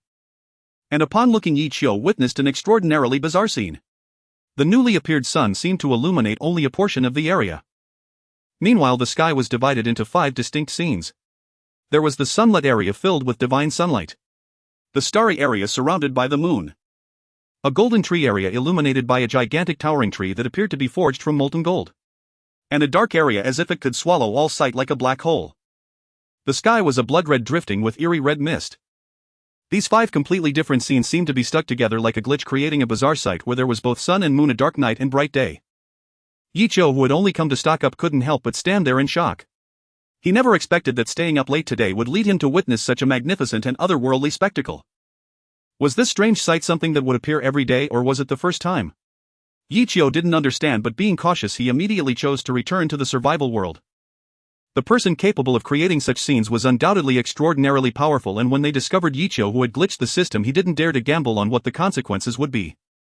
As soon as he returned to the survival world, the system, which had always acted as a tool, suddenly malfunctioned and jumped out. A voice that Yichio had only heard upon his first transmigration echoed in his ears. Survivors of Planet A003, congratulations on surviving the initial 7 days. However, at the same time, I must inform you of a tragic fact.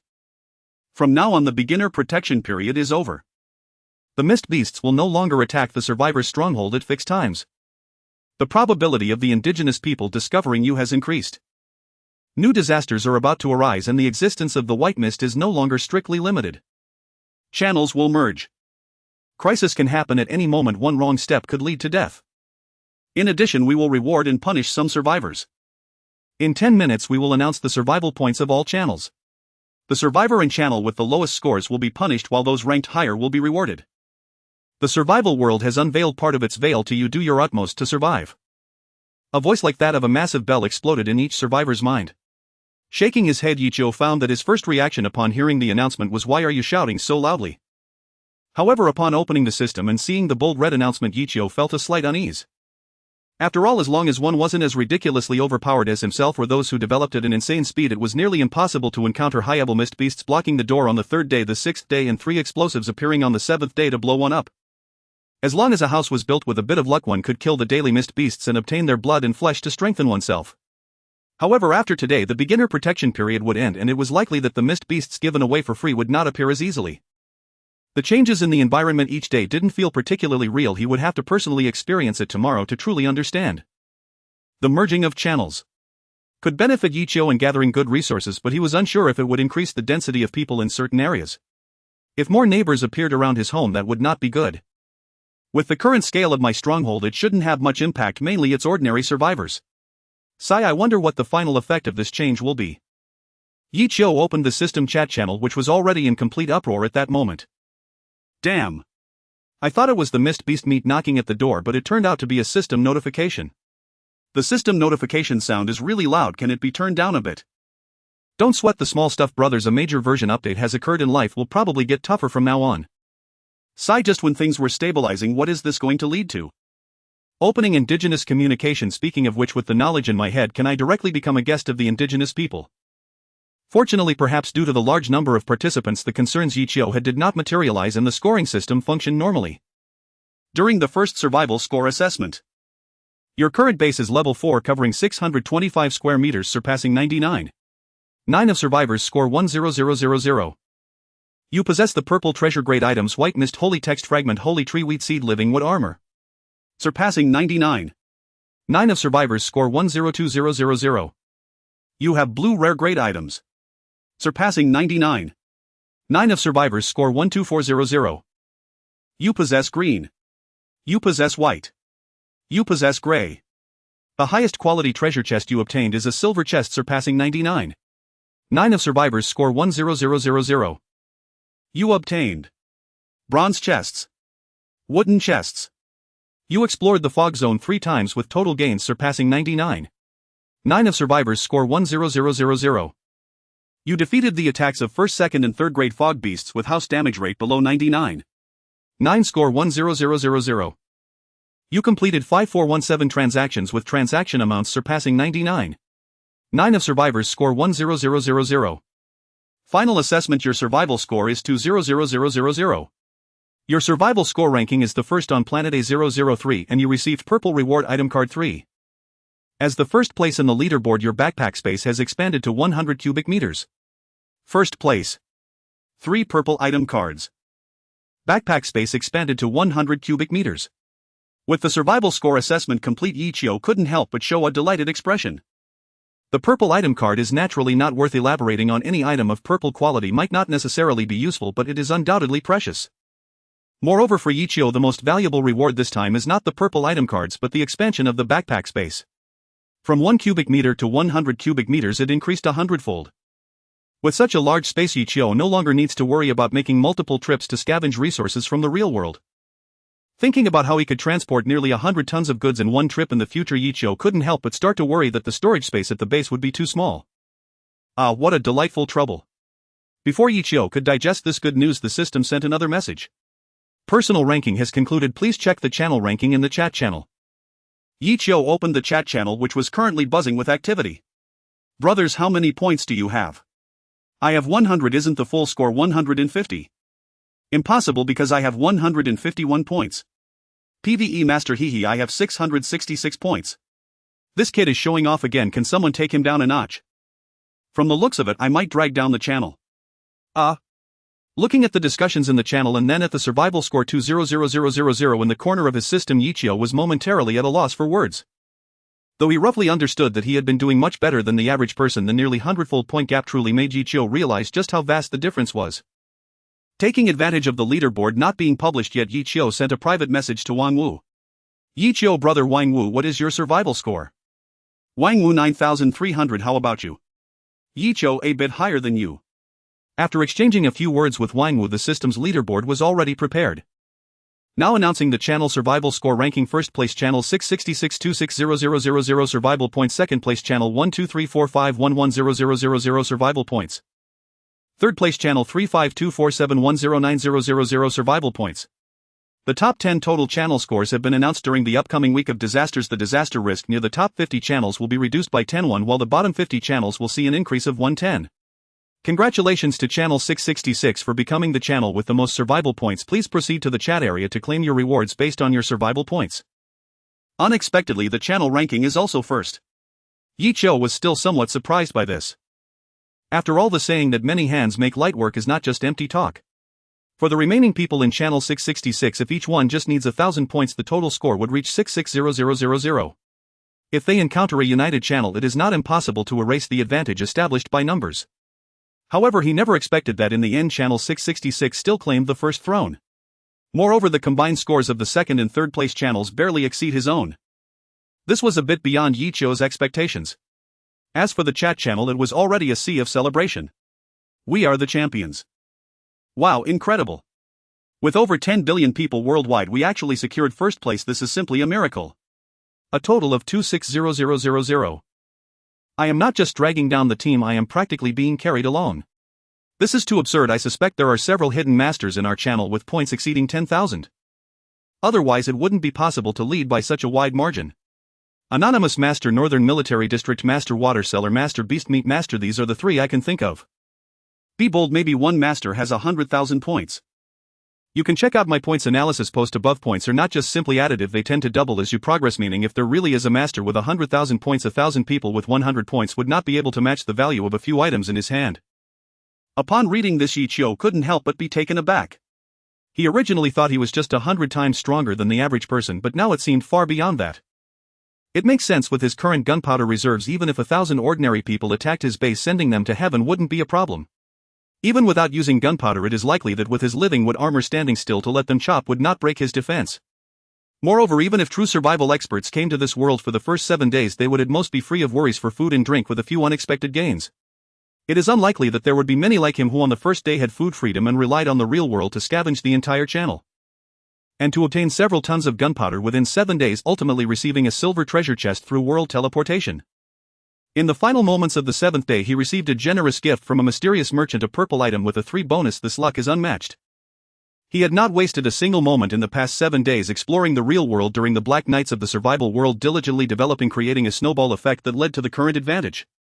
If he couldn't even surpass those who were not using hacks, that would truly be wasteful. Recalling the bits and pieces of the past 7 days, Yichio couldn't help but feel a sense of emotion. As Yichio pondered the reasons behind his victory in a corner of the survival world, a tall white man looked at the large second place on the leaderboard before him, frowning slightly. In the spacious stone hall, the little brothers who heard this news also wore expressions of disbelief. It's impossible. We've only been in the survival world for 7 days. Who could possibly outshine Boss Edward? Our organization has gathered hundreds of people. Could it be that the combined resources of hundreds are still inferior to just one person? Edward was equally perplexed. As the leader of the West States underworld, he had been trading with his subordinates before his journey, armed with firearms. Not only that, but he had also brought along a large stash of high-purity goods to this world. Under the deterrence of his firearms and the control of his drugs, Edward had unified the entire channel and established the Edward Federation within just 7 days. The Edward Federation was mostly made up of foreigners, each possessing some firearms. For the early Misty world, this was akin to a dimensional strike. After a week, aside from a gigantic monster in the resource zone that even firearms couldn't breach, he had practically swept the area. Despite such a fortunate start, upon learning the point rankings, he still cautiously urged all members to contribute resources, striving for first place. To his surprise, with his abilities, he could only manage to secure second place. He simply couldn't fathom how the first place had developed. Without killing the beast that could ignore firearms, his 40,000 points were definitely his limit. However, he soon caught sight of the channel rankings. Total points first, 260000. How could that be? Edward felt a wave of disorientation, ultimately letting out a sigh. It seemed that there were indeed many experts in this 666 channel. They must have teamed up to take down that nearly invincible boss. Only by achieving this could they surpass him. But he never expected that the boss's bonuses would be so substantial. After a moment of reflection, Edward did not become despondent. Instead, he felt invigorated once more. Just wait, next week I will definitely surpass all of you. At the same time, the system's prompt sounded again. The personal and channel rankings have now concluded. In 10 minutes, channel merging will begin with the maximum number of participants raised to 2,000. Survivors ranked from the bottom 10 billion have had their spatial backpack privileges revoked, while those ranked from 20 billion to 10 billion have had their backpack capacity halved. The top 1,000 survivors' spatial backpack capacity will receive varying increases. In the 7 days of the novice period, there have been 66,760,577 deaths on planet A003. Hopefully next week we can meet again. Though the final prompt was brief, the information it revealed was undeniably shocking. First was the channel merging. A channel with 2,000 participants would likely be much livelier than one with 1,000. Then there was the issue of spatial backpacks. He never expected the punishment for being ranked at the bottom would be this. It must be said that although every survivor had a spatial backpack, its rarity was certainly extraordinary. Most survivors' gains over 7 days could not compare to the importance of the spatial backpack. Losing the spatial backpack would make life even tougher for those at the bottom 10 billion. The information conveyed in the last sentence was even more astonishing. With a population of 12 billion on the home planet, half of them had died in just 7 days. Although most of them were likely too old or too young, when faced with this astronomical figure, everyone could feel a deep sense of helplessness. What was the purpose of this mysterious crossing that wiped out over half of humanity in just 7 days? Could human civilization continue to exist? Within Yichio's base, the joy of earning first place points was somewhat diminished by these words. However, Yichio quickly adjusted his mindset. Let's take a look at this little home in front of me. A cozy 600 square meter nest with a warm large fireplace. I can work according to my mood and come back to delicious food every day. Is a new beginning without loans or social obligations. I can go grocery shopping every day for free, building a beautiful life, humming an inexplicable tune. Yichio lay on the recliner beside the fireplace, filled with emotions. If viewed from the perspective of all humanity, the current situation was undoubtedly grim, but when Yichio focused solely on himself, he found that life in the survival world was much better than before. Sometimes one must be content and happy living each day well. Oh, by the way, today's rewards haven't been opened yet. Due to the 7-day settlement, Yichio received a total of 3 purple item cards and 1 silver treasure chest.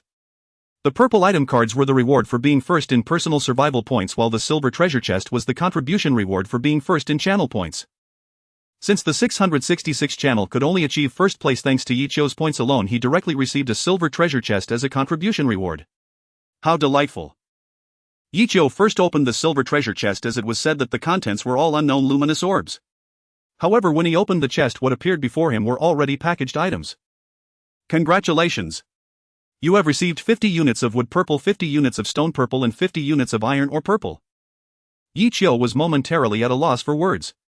If one were to say they were precious, they were all purple quality, and there were as many as 50 units, they certainly weren't cheap.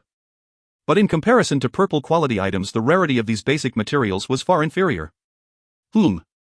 Actually, it's still quite good. My unique item lacks purple quality wood, so I can build my unique item now. Closing the silver treasure chest, Yichio turned his attention to the 3 random purple cards. Snap! He casually crushed one card, and accompanied by a faint purple glow, an item suddenly appeared before Yichio. Unique item: hunting fog beast statue, purple description, able to repel advanced fog beast attacks in the form of an ordinary person. You can be considered both wise and brave. This statue is your reward. Features: hunter consumes fog cores to activate the statue, which can provoke fog beasts wandering near the base to attack it. An intriguing item that requires no materials for construction. Looking at the stone statue that stood a meter tall, Yichio curiously reached out to touch it, for the statue was indeed crafted in his likeness. The statue was lifelike, depicting Yichio sitting atop a monster's corpse. One must admit the sculptures produced by the system were indeed exquisite, capturing Yichio's handsomeness to an impressive degree.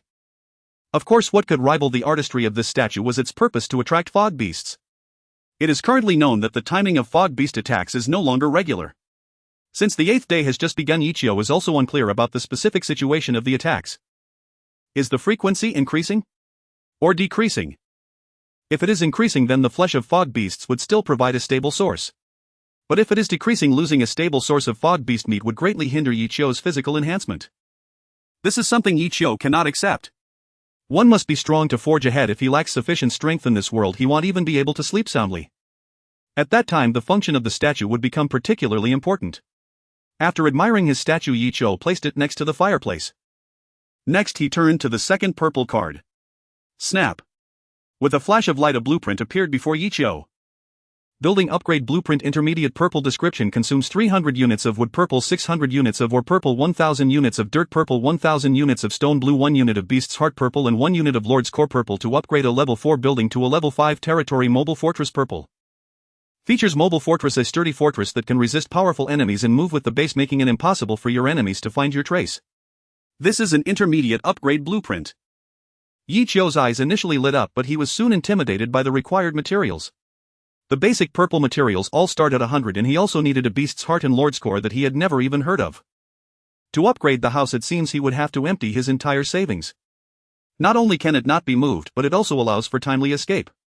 It perfectly aligns with Yichio's safety philosophy. Isn't it just over 1,000 units of purple quality materials? No big deal, accumulating slowly will eventually yield results. After calming his eager desire to reside in the mobile fortress, Yichio crumpled the blueprint, transforming it into a long-term task within the system. With 2 consecutive purple cards, the rewards perfectly struck Yichio's sore spot, and he looked forward even more to the last purple card. Snap! Crushing the card, a massive funnel-shaped machine appeared before Yichio. Fog energy converter, purple description, a marvelous converter that makes your journey into the survival world smoother. Features: conversion capable of transforming all devices that require electric energy, gasoline, thermal energy, and various energy sources into devices that consume fog energy within the fog core. Surprise! Even though he had seen many purple quality items, at this moment Yichio's heart was filled with only 2 words.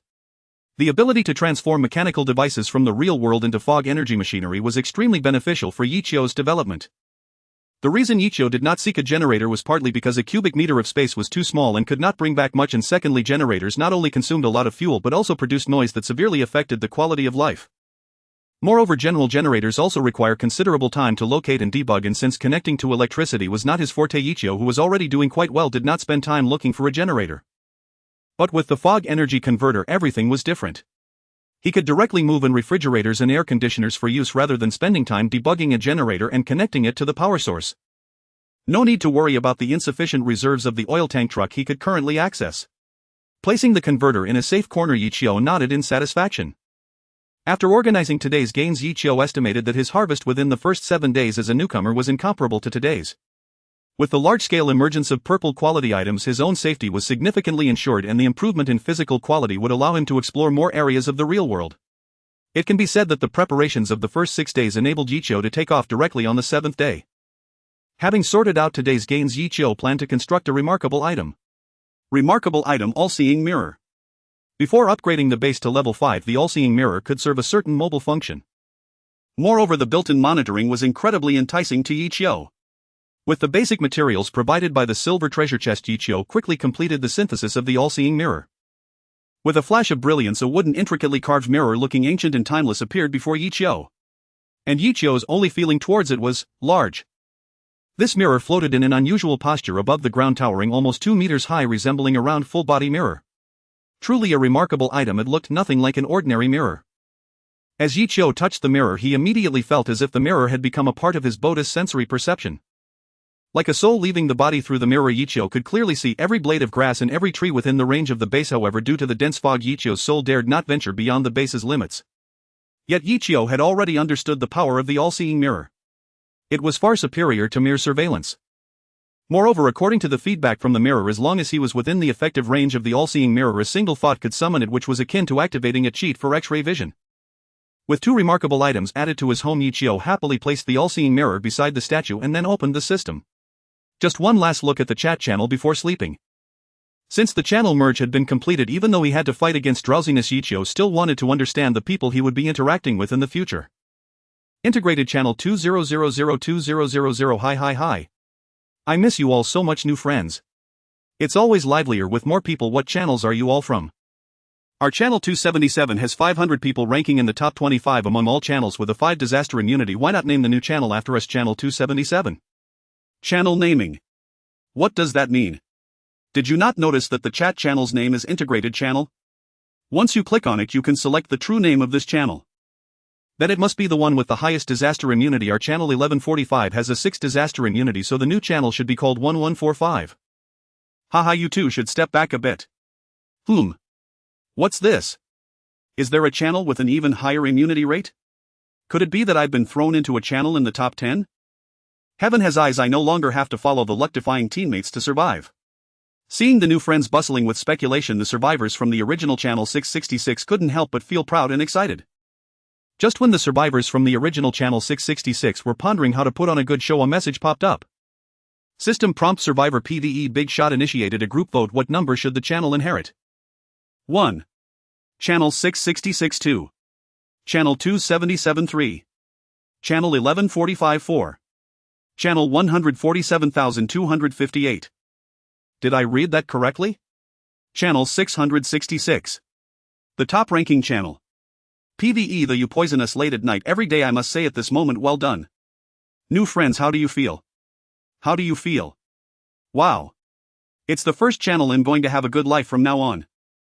Once the channel name was disclosed, it immediately stirred up a massive wave in the group, and shortly within a minute the vote concluded with 1892000. The others who did not vote were either asleep or busy. Channel 66620002000. Great, I didn't expect to become one of the people in channel 666. I feel like I'm on a higher level now. What benefits does channel 666 offer? Is there a cluster shelter? I want to sign up tomorrow. PvE Big Shot. As for benefits, just check out the posts marked as Essence and the most popular shops in the trading area. As for cluster shelters, to my knowledge most survivors are solo survivors. I see why your posts are all free to share. The posts on our side are all locked behind resource barriers. You can't open them without spending resources, and most are exclusive to internal factions. Even with money you can't see them. Now I finally understand why channel 666 can be number 1. The sharing spirit is incomparable. Our posts aren't often locked. Everyone gathers together to survive, with several soldiers in charge, at least ensuring we can survive. What the heck? What's going on in your trading area? The prices for the items listed by the anonymous user are all question marks. Is this a small convenience store? That is one of our most powerful big shots who has a wealth of resources at their disposal and has set price fluctuations. You must be new to the channel and the prices haven't stabilized yet. Once they do, you'll find that the prices of the big shots food are almost always the lowest. It doesn't sound that impressive, it's just a little cheaper. Is that not shocking? It's like you bought a $100 item for $80 with the $20 being a gift from the anonymous big shot. Exactly. Over the course of 7 days, the anonymous big shot has essentially given away tons of food and water for free. If they kept it for themselves, they'd definitely be living better than anyone else. The anonymous big shot might be going to bed hungry every night just to let more people have a bite to eat and a sip of water. Why didn't you say so earlier? Giving away several tons of food and water for free is nothing short of a living saint. By the way, the anonymous big shot has also shared a lot of high-quality strategies. What a waste. It turns out that expanding the base area has treasure chests and a second wave of fog beast attacks. If I had known this earlier, I could have aimed for 2,000 survival points. The integration of the channel instantly ignited countless sparks, and Yichio's name quickly spread throughout the new channel. Those who already had a good impression of Yichio were brainwashed through repeated promotions of Yichio's deeds, almost idolizing him. Yichio had become a spiritual symbol, and with the intervention of outsiders this symbol became even more deified, attracting more attention. However, amidst the escalating discussion, some wise leaders began to realize something was off. Their attitudes toward Yichio varied greatly. In the channel, various organizations began to make announcements. Dayen Mutual Aid Survivors, we are the official organization of Dayen. Humanity is currently at a life and death moment. We have established a refuge dedicated to accommodating every survivor and preserving the spark of humanity. Dayen Mutual Aid, if you wish to return to the embrace of civilization, please contact us. Although we cannot return you to the days of being well-fed and well-watered, we can certainly ensure you a good night's sleep. After sending the message, Dayen Mutual Aid also shared several photos. Yichio took a look. They showed tightly arranged wooden houses, nearly 100 of them surrounded by wooden fences with people patrolling while holding torches. The leader of the patrol wore military attire. It seemed this channel was fortunate, as the administrative and military departments were working together to better navigate through the crisis. Even if there were some rabble within, no one dared to act recklessly in the face of the crisis. Humans are most united in times of danger. Woo-woo. I knew there would be an official organization to protect us. Better to be a peaceful dog than a person in chaotic times. For ordinary people, life was truly much better in the past. I was so foolish to think that crossing over was a good thing. Exactly. When I first crossed over, I thought I would become a god and an ancestor. Who would have thought that now I'm gnawing on tree roots, chewing on bark, and can't even drink a sip of hot water? These genuine words resonated with many survivors, and in no time many wanted to enter the refuge. I want to join the refuge. How do I get there? Dayen Mutual Aid, we have mastered 2 methods of convergence. The first is through a trading guide needle. You can actively head to our refuge. Dayen Mutual Aid, the second is through the fog gate. By using the guide needle in the foggy areas that appear during the day, you can traverse a great distance to reach the vicinity of the refuge. Dayen Mutual Aid survivors who wish to come to the refuge can come to Dayen Mutual Aid's storefront to receive the guide needle for free. Dayen Mutual Aid, and don't forget to destroy your wooden house while preserving the core structure so you can rebuild your base within the refuge. Undoubtedly, in the survival world, 99% of survivors live worse than in the real world. Most ordinary people are still ordinary people, and it is basically impossible to seize the opportunity and soar to greatness. For a moment, the channel was filled with words of gratitude. Yichio believed that if he did not have a golden finger, he would have to risk his life to find a way to the official refuge. However, now that he had a golden finger, Yichio did not plan to go to the official refuge. Developing himself was the right path. Before long, a new organization began to make announcements in the group. Conscientious Business Official. Hello survivors. We are a conscientious business dedicated to ensuring that all resources are fully utilized. Conscientious Business Official. In the days to come, we will be listing many affordable supplies, hoping to assist more survivors and establish cooperative relationships with more survivors. After speaking, the people from Conscientious Business also shared numerous photos, such as neatly hung pieces of meat and flatbreads, large barrels filled with boiled water, and some homemade herbs and other common items. Conscientious Business is indeed a good organization. The prices in our channel haven't skyrocketed because they are regulating them.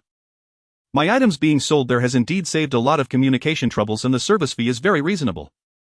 Since Yichio has raised the overall moral standards of the entire channel almost single-handedly, even without establishing an organization, the 666 channel, despite having organizations, is still small and cannot compare to dominant organizations like Dayen Mutual Aid and Conscientious Business. I estimate that in a few days the original residents of the 666 channel will integrate into these new organizations. For this, Yichio felt indifferent, as he did not plan to team up for survival. Those who hoped to establish their own survival organizations would only be disappointed. Because Yichio understood that he had no leadership skills at all. His current prestige was entirely built on the resources he had. If he were truly leading hundreds of people, he would either be overwhelmed or be sidelined. Leveling up slowly alone and when tired come to relax in the group is indeed a wonderful thing. As long as one has strength, they will be a guest of honor wherever they go. After peeking at the screen for a while, Yichio indeed received contact from 2 large organizations. Dayen Mutual Aid Anonymous Comrade. Hello. We wanted to know if you have any intention of joining our organization. Moreover, given the feedback from the channel, the anonymous user definitely possesses a considerable amount of resources, so feeling vigilant is only natural. Not at all pretending to be diplomatic. Must be a young lad, bold and daring. Shall Li reply to him according to the second plan. The communications officer referred to as Shao Li immediately nodded yes. Commander Zhang. Great Yin Mutual Aid, alright, but no matter when, Great Yin Mutual Aid will always welcome your arrival. We are dedicated to helping every survivor. Shortly after, Shao Li edited a long message to send out, and Yi Qiu's response was very concise. Anonymous user, alright, I understand. After communicating with Yi Qiu, Shao Li immediately contacted the next person in the channel based on the collected information. To maintain the stability of the shelter, a large amount of supplies is indispensable. On the other hand, the people from the conscience business were also contacting Yi Qiu. As the saying goes, when arriving in a new place, one must pay respects to the local powers. The 666 channel has become the top channel without any major organizations, so the few most prominent figures inevitably attract immense attention. Yi Qiu is the one receiving the most attention. Conscience Business Official. Hello, esteemed Anonymous, I am the representative from Conscience Business in contact with you. Conscience Business Official, it is indeed our business fortune to come to the 666 channel. Regarding transactions, could we establish some rules to avoid any unpleasant occurrences? Anonymous user, you don't need to worry about me. I conduct business as a form of charity. Everything I offer is limited, so it won't affect the overall situation. Anonymous user, when it comes to business, you are the experts, no need for me to teach you. Meanwhile, inside the headquarters of Conscience Business. After sending a screenshot of Yi Qiu's words, several merchants within the business let out a sigh of relief. This anonymous user indeed doesn't seem to be the type to seize the market good. But we still need to be cautious for a few days. According to the data, the anonymous user possesses too many resources and we must be on guard. Indeed, I really don't know where this guy got so many supplies. The cost of winning people's hearts alone is astronomical. No wonder the people of 666 regard him as a leader. Could it be that the anonymous user really made contact with the indigenous tribes? It's possible. Let's keep a close watch on him. If we can tap into the connections he has, we will definitely make a fortune. Conscience Business Official, thank you for your generosity, esteemed Anonymous. In the future, whenever you shop at our business, you'll receive a 10% discount. If you have any items to sell, we will certainly offer you the highest price. Anonymous user, if your business has any good items, feel free to contact me first. I won't treat you unfairly. After greeting these two major powers, Yi Qiu's private messages were also filled with letters from several smaller factions. He replied to them in a unified tone and glanced at the time. It was already 2 a.m. Ha, so sleepy. After yawning, Yi Qiu shut down the system and collapsed onto the bed, falling into a deep sleep. Survival World Day 8. Woo. Whoa. Yi Qiu slowly opened his eyes in bed, lazily rolling over. However, upon this turn, Yi Qiu became much more alert. For he saw that the alarm clock on the bedside table surprisingly displayed 10 a.m. Daytime had already arrived 2 hours ago. He never expected to sleep for such a long time, rarely staying up late. Yi Qiu felt he still lacked energy. Well, since I don't usually go out during the day, sleeping in is fine. The cold wind outside howled louder than ever. Yi Qiu stretched out his hand from under the covers. Yes, the house remained warm. After being drowsy for a while longer in bed, Yi Qiu finally got up after yawning. He first went to the bathroom to wash up, then ate a starfall berry in the living room. A faint refreshing sensation flooded his mind and Yi Qiu felt completely rejuvenated. Next, Yi Qiu went to the basement using the condensation cauldron and the blood and flesh of the mist beasts to refine enough condensation pills. After satisfying his body's energy needs, he specifically picked a few large sweet potatoes before leaving the basement. Burying the sweet potatoes under the fire in the fireplace, Yi Qiu went to the kitchen to warm up some milk.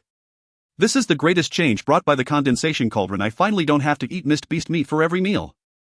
For breakfast, I still need to eat something less greasy. Humming a little tune, Yi Qiu poured the warm milk into a cup and took a sip to warm his stomach.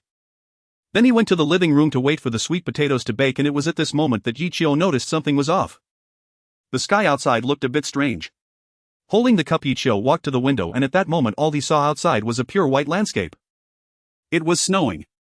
Fluffy snowflakes were falling from the sky, and based on the wooden fence outside the door, the snow on the ground must be over 10 centimeters thick. Is this the cold wave? Yi Qiu tugged at the collar of his pajamas. It was a bit warm inside the house. Great. When I have time, I'll go out and build a snowman. Turning back to the fireplace, Yi Qiu poked at the fire. The sweet potatoes had turned to ash, but they were still somewhat firm. Based on Yi Qiu's experience, they would be ready to eat soon. During this time, Yi Qiu connected to the all-seeing mirror, surveying his territory. In the vast expanse of white, Yichio saw a few snow rabbits cautiously nibbling on roots. Something's not right. How did these snow rabbits survive when it didn't snow a few days ago? Their pure white fur stands out too much in the green forest. Forget it, since I've already traversed here. It's normal to encounter such illogical events. Not continuing to investigate the reason for this occurrence, Yichio dug into the fire. The skin of the sweet potato was almost charred, and when opened, the orange-yellow flesh and mouth-watering aroma made one's appetite soar. Using a spoon, he scooped up a steaming hot baked sweet potato. Its tender sweet texture brought immense satisfaction. No wonder it's something grown from the blue quality planting box. It's truly delicious. Casually grabbing a handful of green grass to feed the rabbits while enjoying the delicious baked sweet potato, Yichio opened the system. 666 channel 20002000. There were no disturbances from the mist beasts today. I accidentally overslept and just woke up. Yes, from now on there probably won't be any mist beast attacks, so I can finally have some peace. Sigh, but that's not necessarily a good thing. Without mist beast meat, my physique can improve and life is likely to become increasingly difficult. Right, the sudden heavy snowfall almost froze me to death. Ha! I feel fine. It seems similar to last night when I didn't go out. If it's this cold while it's snowing, won't you freeze to death when the snow melts? I don't have much of a problem, it's just that the crops I planted are about to freeze to death. Sigh. Hey, you're actually farming. I just planted seeds for fun. What if they really grow? I'm the same. A heavy snowfall ruined my farming dreams. But with snow we can at least drink melted snow water. Snow water is dirty. I don't recommend drinking it. It's not that bad. Who hasn't drunk a few sips of dirty water to survive? Even spring water is only clean to a certain extent. Exactly, the prices of most water in today's trading market have plummeted to rock bottom. I finally realized the greatness of the anonymous big shot. In times of market volatility, the mineral water he sells is even cheaper than dirty water. Each person is limited to 100 milliliters per day. I've already grabbed some. Since I crossed over, this is my first time drinking mineral water. Exactly, the wooden treasure chests might have produced mineral water, but they haven't in the past few days, and I've almost forgotten what clean water tastes like. The heavy snowfall has trapped many people in their homes. Without the threat of mist beasts, most people chose not to go out, causing the group to become quite lively. It's Wang Wu. Wang Wu, Yichio, I want to talk to you about something. On the other side of the screen, Wang Wu glanced at the neatly arranged chunks of beast pelts and couldn't help but smile. Did he look like someone who couldn't even fill his stomach? Wang Wu, Yichio, when we merged channels yesterday, you must have seen some names similar to mine. Upon reading this, Yichio instantly understood, casually opening Diyen Mutual Aid. Indeed, in the attention section of Diyen Mutual Aid he found names such as North Military District C1004 and South Military District E0256. Wang Wu. Diyen Mutual Aid is indeed an official organization, and there are quite a few soldiers like me in it. They contacted me today indicating that I should join them. Wang Wu, I want you to think it over whether to go or not. Yichio thoughtfully stroked his chin. Yichio, brother Wang Wu, this matter depends on your decision. You don't need to consider my feelings. Wang Wu, regardless, my life was saved by you. I haven't been able to help much these days, and if I join the official organization I might not be available as before. Yichio, brother Wang Wu, you shouldn't worry about this. The reason I saved your life is that you wanted to help me survive before you died. Saving you is a genuine exchange of sincerity. Yichio, moreover, the mist survival manual you gave me is absolutely valuable. Even if there is a life-saving grace between us, this alone can offset it. Yichio, brother Wang Wu, I've always considered you a brother. You don't have to constantly read my expressions to act. Wang Wu, since you say so, Yichio, I won't be pretentious. I'm planning to go to Diyen Mutual Aid to continue fulfilling my military duties. Wang Wu, however, saving someone's life is still saving a life. If there's anything you need in the future, I will do my utmost to help you. Yichio, alright, brother Wang Wu, to be honest, I admire people like you in my life. Since we have the system, well, stay in touch often, so it doesn't count as parting. Yichio, by the way, I prepared a bit extra this morning. Take these 2 roasted sweet potatoes and give them a try. Wang Wu, hey, you know I don't lack food here. I was planning to hunt to support you, but in the end I'm the one who ends up mooching meals every day.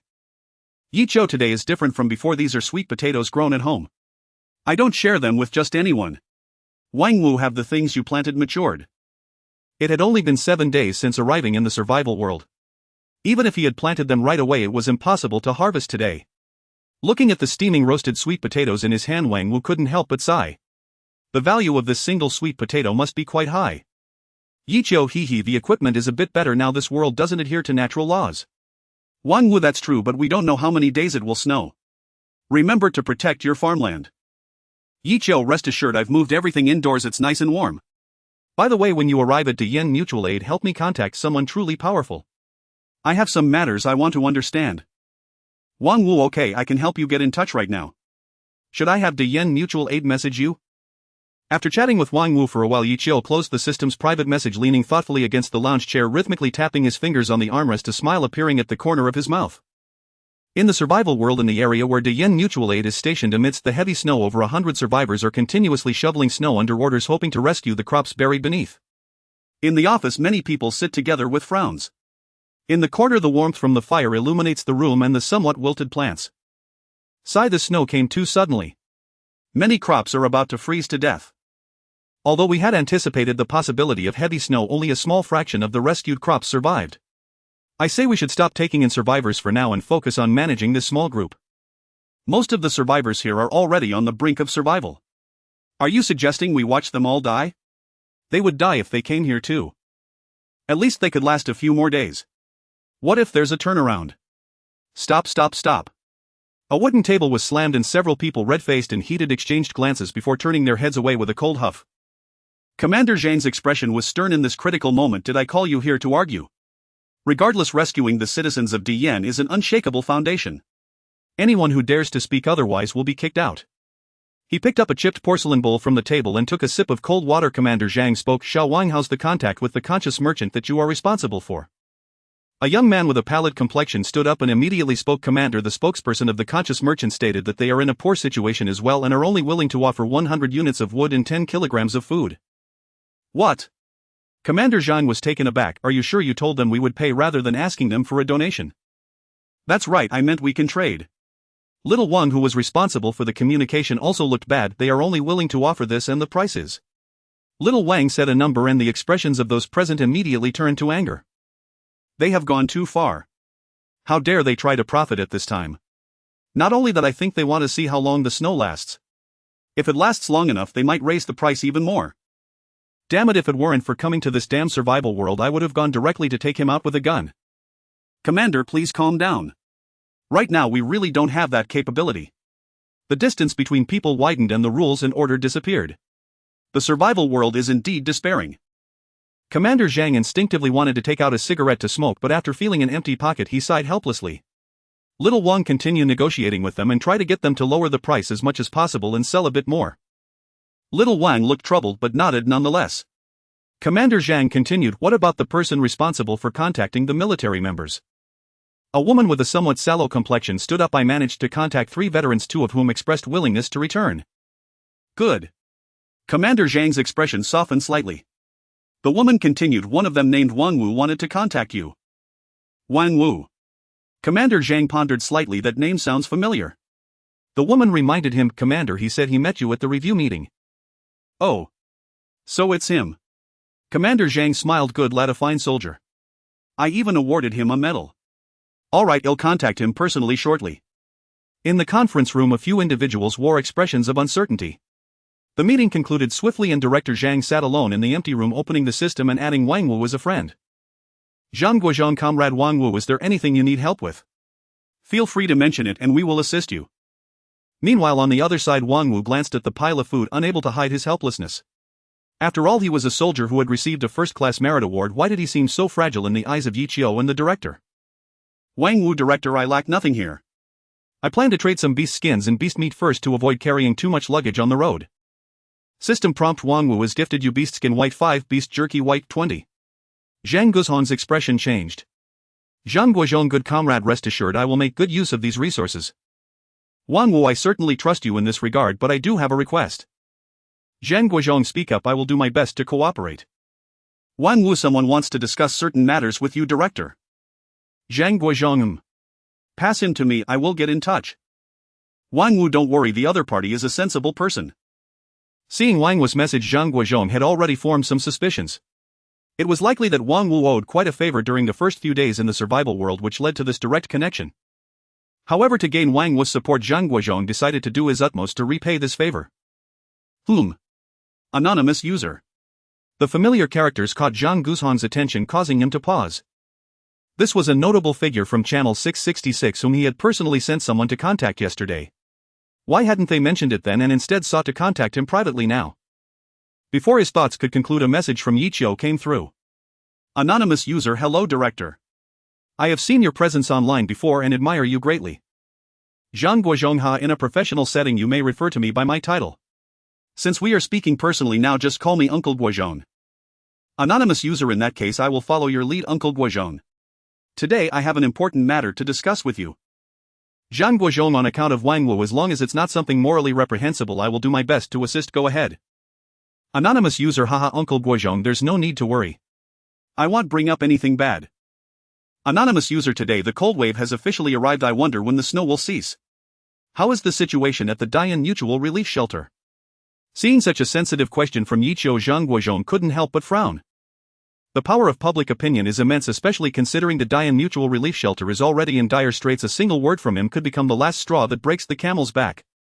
After a moment of hesitation, Zhang Guozhong replied, thanks to the efforts of many survivors it is barely stable and improving. Anonymous user. Then it seems I can only add a little embellishment rather than provide any substantial help. System prompt survivor. Anonymous user has gifted you wood gray 1000, wood white 1000, stone gray 500, stone white 500. The sudden generous gift left even the usually composed Zhang Guozhong momentarily stunned. Though they were all basic resources of gray and white quality at this moment, the most scarce items for the overcrowded shelter were these fundamental resources. Resources he originally intended to purchase from the conscientious trading post now appeared as gifts right before his eyes. Zhang Guozhong, this young comrade, are you sure this is correct? Such a large quantity of resources seems too much. Anonymous user. Of course, Uncle Guozhong. The reason I didn't discuss this yesterday was to maintain a clear division between public and private matters. Anonymous user. As an ordinary person I don't wish to attract too much attention, so I plan to secretly donate this batch of resources as a means to assist my fellow countrymen. Anonymous user. Coincidentally I have some connections with brother Wang Wu. He mentioned that you are honest, and just so I reached out to you. Such pleasant words began to sway Zhang Guozhong. This batch of resources was indeed crucial in the current circumstances. The wood for heating and the stones for insulation could save countless lives. However, after being in a position for so many years, Zhang Guozhong understood that the sweeter the candy coating, the more dangerous the bomb hidden within. Yet what if he had no choice but to drink poison to quench his thirst? Zhang Guozhong felt a long-buried tension rise within him, once more unsure whether to accept or refuse. Anonymous user. Director Zhang, to be frank, my motivation for sending such a large amount of resources does carry a bit of personal interest. That's more like it. After facing countless temptations and disguises, Zhang Guozhong felt everything return to him. Whether this batch of resources could be obtained now depended on the next words of the anonymous user. The shelter had reached a critical moment. Zhang Guozhong had already decided that as long as Yiqiu's requests were not excessive he would nod in agreement. Anonymous user. I know that brother Wang Wu is an honest person. He went to the shelter with a passion and I worry he will face difficulties. Please take care of him. Is that all? After being tense for so long, Yiqiu's words left Zhang Guozhong speechless. Setting aside the fact that Wang Wu was already a first-class soldier, even if he were an ordinary soldier he is still a valuable resource for the shelter at this moment. One must understand that the contributions made by professor-level individuals in a short time cannot compare to those of a soldier. Even if Yiqiu said nothing, no one would be foolish enough to suppress an important talent. Zhang Guozhong, rest assured, talents like Wang Wu will never be suppressed at the shelter. If anyone dares to touch him I will be the first to oppose. Anonymous user. Then I can rest easy. Seeing that Yiqiu seemed genuinely there to discuss this single matter, Zhang Guozhong found it hard to accept. Zhang Guozhong, young comrade, think carefully. Is there anything else you need? Anonymous user. Uncle Guozhong, to be honest, before I traversed I was always debating with others on the forum. Anonymous user. The most frequent debates were with some banana people. Anonymous user. At that time I suddenly felt a chill and glanced at my IP address, suspecting I had encountered foreign forces, and promptly blocked him. Anonymous user. I must admit, despite looking at so much information online I had no idea about real military bases, which are state secrets. Anonymous user. Originally I was just an ordinary person and didn't think much of it, but now that everyone has traversed I just want to see how powerful the country truly is. Do you think you can find someone to restore a map of all the military camps in the nation? Anonymous user. I want to take it out to look at when I have nothing to do, just to alleviate my homesickness. Unable to understand. Upon receiving this long message from Yiqiu, Zhang Guozhong was momentarily at a loss for words. A national military camp distribution map. If this were before the traversal, leaking such secrets would guarantee a life in prison. But now that everyone has traversed, this thing is just scrap paper. Trading scrap paper for resources that could save the lives of countless people. After a moment of contemplation, Zhang Guozhong couldn't help but let out a bitter laugh. I didn't expect to underestimate someone's noble intentions with my petty mind. To assure himself of accepting this batch of supplies, the anonymous user actually used the request for a military camp distribution map to prove his patriotic concern for the people. I really am getting old, unable to believe a true citizen of Yen Nation. In that moment Zhang Guozhong felt an overwhelming sense of guilt. Having sat in this position for too long, I have lost the most basic trust between people. Zhang Guozhong, rest assured, in the real world I work with information. I remember these things clearly in my mind. I'll draw a map for you right now. Zhang Guozhong, not to mention remote areas, I know the large coastal strongholds better than my own home. Meanwhile, leaning against a lounge chair, Yi Qiu's lips curled slightly. The plan is working. The reason he wanted to contact the Yen Nation for mutual assistance through Wang Wu was to find out if there were military arsenals in his city in the real world. Although the black powder from the fireworks factory is powerful when made into explosive barrels in close proximity to home and during aerial attacks, firearms would be more effective. With the security measures of the Yen Nation, the firepower of firearms is basically reduced by the police, and their lethality might not even compare to a proper bow and arrow. Therefore, only true military firearms would catch Yi Qiu's eye. Yi Qiu would do everything possible to keep the fact of his traversal a secret from anyone, and today's maneuver was the most reasonable way he could think of to extricate himself. Perhaps trading 3,000 units of basic supplies for a smoke bomb seems absurd, but the more absurd it is, the more it exceeds the human understanding, making someone like Zhang Guozhong, who has weathered many storms, utterly baffled. Moreover, Yi Qiu currently has no requirements for basic materials below green quality. Due to his long-term charity work in the early stages, even with the fireplace running 24 hours, he couldn't use up all the basic supplies. Helping fellow countrymen with space-consuming materials also satisfies his limited conscience. Opening up a path for Wang Wu, helping fellow countrymen, and obtaining the military cap map. It's truly killing three birds with one stone. Even if Yi Qiu's methods aren't particularly clever, the supplies are genuine. With so many resources as a means to pave the way, whatever Yi Qiu says would be twice as effective. After all, not everyone has the advantage of relying on the real world, where a trip to the supermarket downstairs can easily net thousands of units of basic materials. In the end, Yi Qiu also prepared to give Zhang Guozhong a precaution. Walking to the warehouse, Yi Qiu took out a notebook that he had casually thrown into space and had not used since. Anonymous user Uncle Guozhong, considering that the traversal has just begun, I can't let you waste the shelter's supplies. System prompt survivor anonymous user gifts you notebook white 10 carbon pen white 5. Seeing Yi Qiu's gift, Zhang Guozhong couldn't help but be astonished again. Don't be fooled by how paper and pens are ubiquitous in the real world. In the survival world, they are genuinely rare items. Not only is the production difficulty high, but they can also be used in many aspects. For ordinary people, the absence of paper might not matter much, but for an organization, the presence of paper and pens can significantly accelerate information transmission speed and exponentially increase operational efficiency. Moreover, he is not young anymore and often forgets things he thinks of. To put it bluntly, this paper and these pens have saved half of his life. Yi Qiu sent 10 notebooks in one breath. How many would he actually need to draw the map? That's practically giving away 9.5 notebooks for free. Today, encountering such a selfless, high-minded person, Zhang Guozhong felt a bit moved to tears. Zhang Guozhong, comrade, rest assured, survivors coming to the shelter will receive the best treatment. We will never let the people who trust us down. Anonymous user, I certainly believe this. By the way, I received something good in the ranking rewards for survival points. I might disturb you later to learn about using firearms. Zhang Guozhong, firearms. You're in luck. Don't worry, if you can craft firearms, I'll send elite soldiers to teach you how to shoot. Anonymous user, hi, it's just luck, but the synthesis of firearms is quite troublesome. I can't gather the needed materials, and it will probably take quite a bit of effort just to craft one gun. Zhang Guozhong, indeed, although this world seems incredibly dangerous, there haven't been any outrageous creatures yet. With firearms one could act with impunity, but those behind the system likely won't let us easily manufacture them. Anonymous user, yes, gunpowder isn't something easy to obtain either. After throwing a smoke bomb to prepare for obtaining firearms in the future, Yi Qiu chatted with Zhang Guozhong for a while before turning off the communication. Standing up, Yi Qiu paced in the living room, feeling incredibly excited about the military camp map that he is about to receive. With his current blue physique, leaving the city should be a problem, and if that desolate mountain outside the city really has a barracks, as the older generation said, then he would have hit the jackpot. Just thinking about directly bulldozing through the survival world in a tank makes him incredibly excited.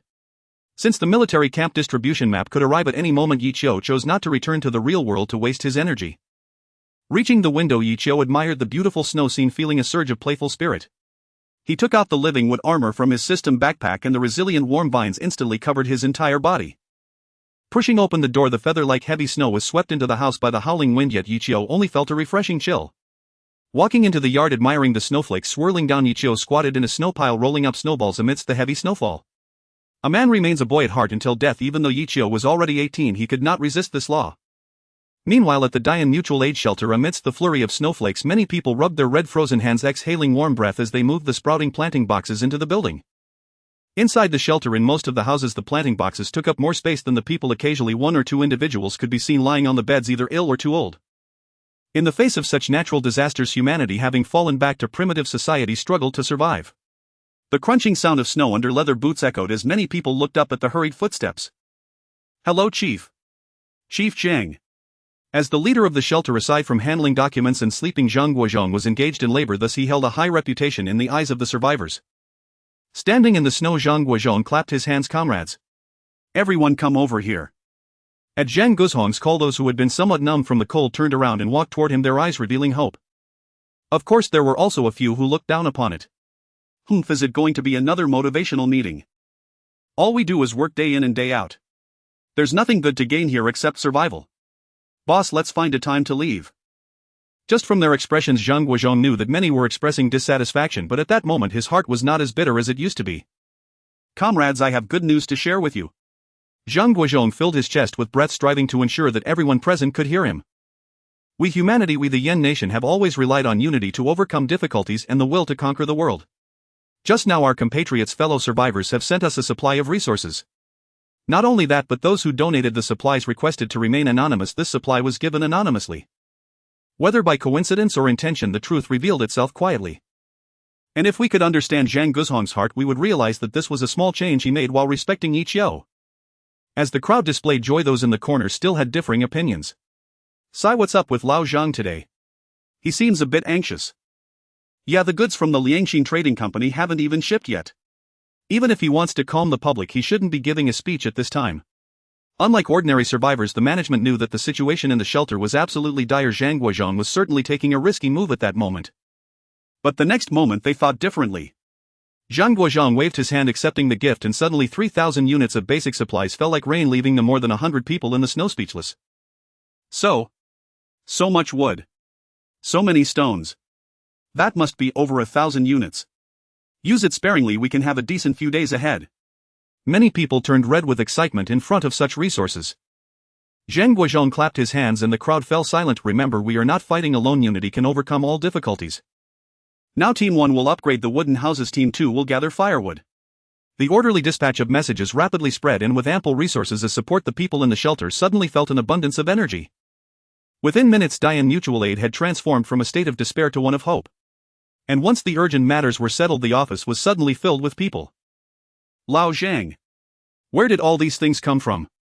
3,000 units of basic materials. Lao Zhang, did you sell your daughter? Get out, get out." Zhang Guozhong laughed as he pushed his old friend aside and opened the system, displaying the conversation he had with Yichio to everyone. Look. I, Zhang Guozhong, have not embezzled. The materials have all been properly recorded. Lao Zhang, who doesn't know you are clean-handed, but did this person really just donate 3,000 units of basic materials? Goodness, no wonder it's the first channel. The depth of resources is unfathomable. Our entire channel might not even be as wealthy as this one person. Lao Zhang, does this person have any ulterior motives? Zhang Guozhong snorted coldly. Don't overthink it. Can't we accept that there are genuinely good people in the world? I'm just showing this to help you all settle down, not for you to overthink. Keep today's events to yourselves. Alright, if there's nothing else, go back to work. I still need to draw plans for them. In such extreme circumstances, suddenly seeing someone like Yichio, a good person, made many who had ulterior motives feel a twinge of guilt. Though it is said that one should not act selfishly lest heaven punishes them when truly hitting rock bottom, who hasn't thought about the possibility of a selfless good person appearing to lend a hand? It is precisely because goodness is a rare occurrence that when it truly appears, people can genuinely feel its warmth. Yichio's encampment. In the front yard, a giant snowman nearly 2 meters tall sat adorably amidst the snow pile, wrapped in a red scarf, wearing a cotton coat, a pointed hat with bottle caps for eyes, and a sweet potato for a nose. At this moment this snowman had already outdone many survivors. Ding! Just as Yichio was admiring his masterpiece, a private message suddenly rang in his mind. Zhang Guozhong had drawn a distribution map of the 3 coastal provinces. You can keep it for reference. The 3 coastal provinces. Perhaps Yichio's good deeds were rewarded, as the first distribution map sent by Zhang Guozhong included the city where Yichio was located. Immediately turning back to the room after exchanging pleasantries, Yichio promptly received 3 densely written sheets of paper. These contained the military camp distributions of the 3 provinces. Although the drawings were simplistic, they were easily recognizable, showcasing the artist's skill. Flipping to his familiar hometown, Yichio saw the familiar city along with the recognizable landmarks. There was indeed a military camp on the outskirts of the city. Although it wasn't in the valley mentioned by the elderly in the community, it was not far from the city. This was indeed a jackpot. The firearms in the military camp were real goods, not the petty stuff from the police station. Moreover, Yichio also saw complete terrain maps of several military camps, likely because Zhang Guozhong thought that Yichio might build a military camp in the future, thus providing a rough template. The distribution of the military camp on the outskirts of the city should be quite similar to these camps. Yichio estimated the distance. Although the military camp was not close to his home, he felt confident he could explore it with the boost from his blue physique. Let's set off now. Equipping the giant eagle wings and glancing at his supersized backpack of 100 cubic meters, Yichio felt his blood boiling. With a blink of his eyes, Yichio's figure reappeared in the real world. However, this arrival was different from the past. When Yichio opened his eyes, he sensed that something was amiss. One of his eyes could see while the other could not. Had he gone blind in one eye? Yichio instinctively reached for his blind eye, and in that moment he truly realized what had happened. It wasn't that he had lost sight in one eye, but rather that one of his eyes was in the darkness and thus could not see anything. At that moment, Yichio gazed upon the bizarre scene that divided his room into 5 parts, and he couldn't help but get lost in thought. 1/5 of the room was bathed in sunlight, another 1/5 in moonlight, another in the glow of a golden tree, 1/5 in blood red light, and the last 1/5 in darkness. And he was right at the intersection of these 5 scenes, as if a cake had been sliced into 5 pieces with himself positioned right in the center. Without a doubt, the strange sights Yichio had witnessed last night persisted until now and had not dissipated, with his bed serving as the convergence point of these 5 extraordinary phenomena. A thought suddenly sprang to Yichio's mind. Could it be that the 5 evil gods were dividing the mother planet and he was overlooked because he was at this intersection? Could this be the secret behind his ability to traverse worlds? Although it sounded somewhat absurd, Yichio unexpectedly felt that his idea might be correct. Forget it, the entity capable of creating such a spectacle likely views me as less than an ant. I should focus on serious matters. Clarifying his position, Yichio forcefully pushed aside the incomprehensible matters and prepared to head downstairs to the outskirts. However, when Yichio put on his sun protection outfit and approached the window ready to glide down with the wings of the giant eagle, the scene before him left him utterly astonished. For outside the building, the scene was no longer a street of snacks but rather piles of earth forming a construction site. How could a construction area several miles away appear right beneath his home? Where did the building in the middle go? Where had the erased space disappeared to? Gazing around from the window, Yichio spotted a familiar gas station and fuel truck not far in another direction. Turning to another direction. Nothing had changed. All signs indicated that the entire planet seemed to have folded. Things that should not have appeared before Yichio now stood before him, spanning several miles, while the middle space had mysteriously and reasonably vanished. Faced with such a bizarre situation, Yichio couldn't help but feel a little anxious. After a moment of hesitation, he forced himself to calm down. Since he had no understanding of the current situation, he decided to strengthen himself as much as possible. Although large areas of space had vanished, wouldn't that make it easier for him to leave the city? In the past, he needed to ride for several minutes to reach the gas station and construction site, but now it was just outside his door. Yes, he must think positively. Gliding down in his sun protection outfit, the warm sunlight bathed Yichio, and he did not sense anything unusual about his spirit. It seemed that this sunlight was not dangerous.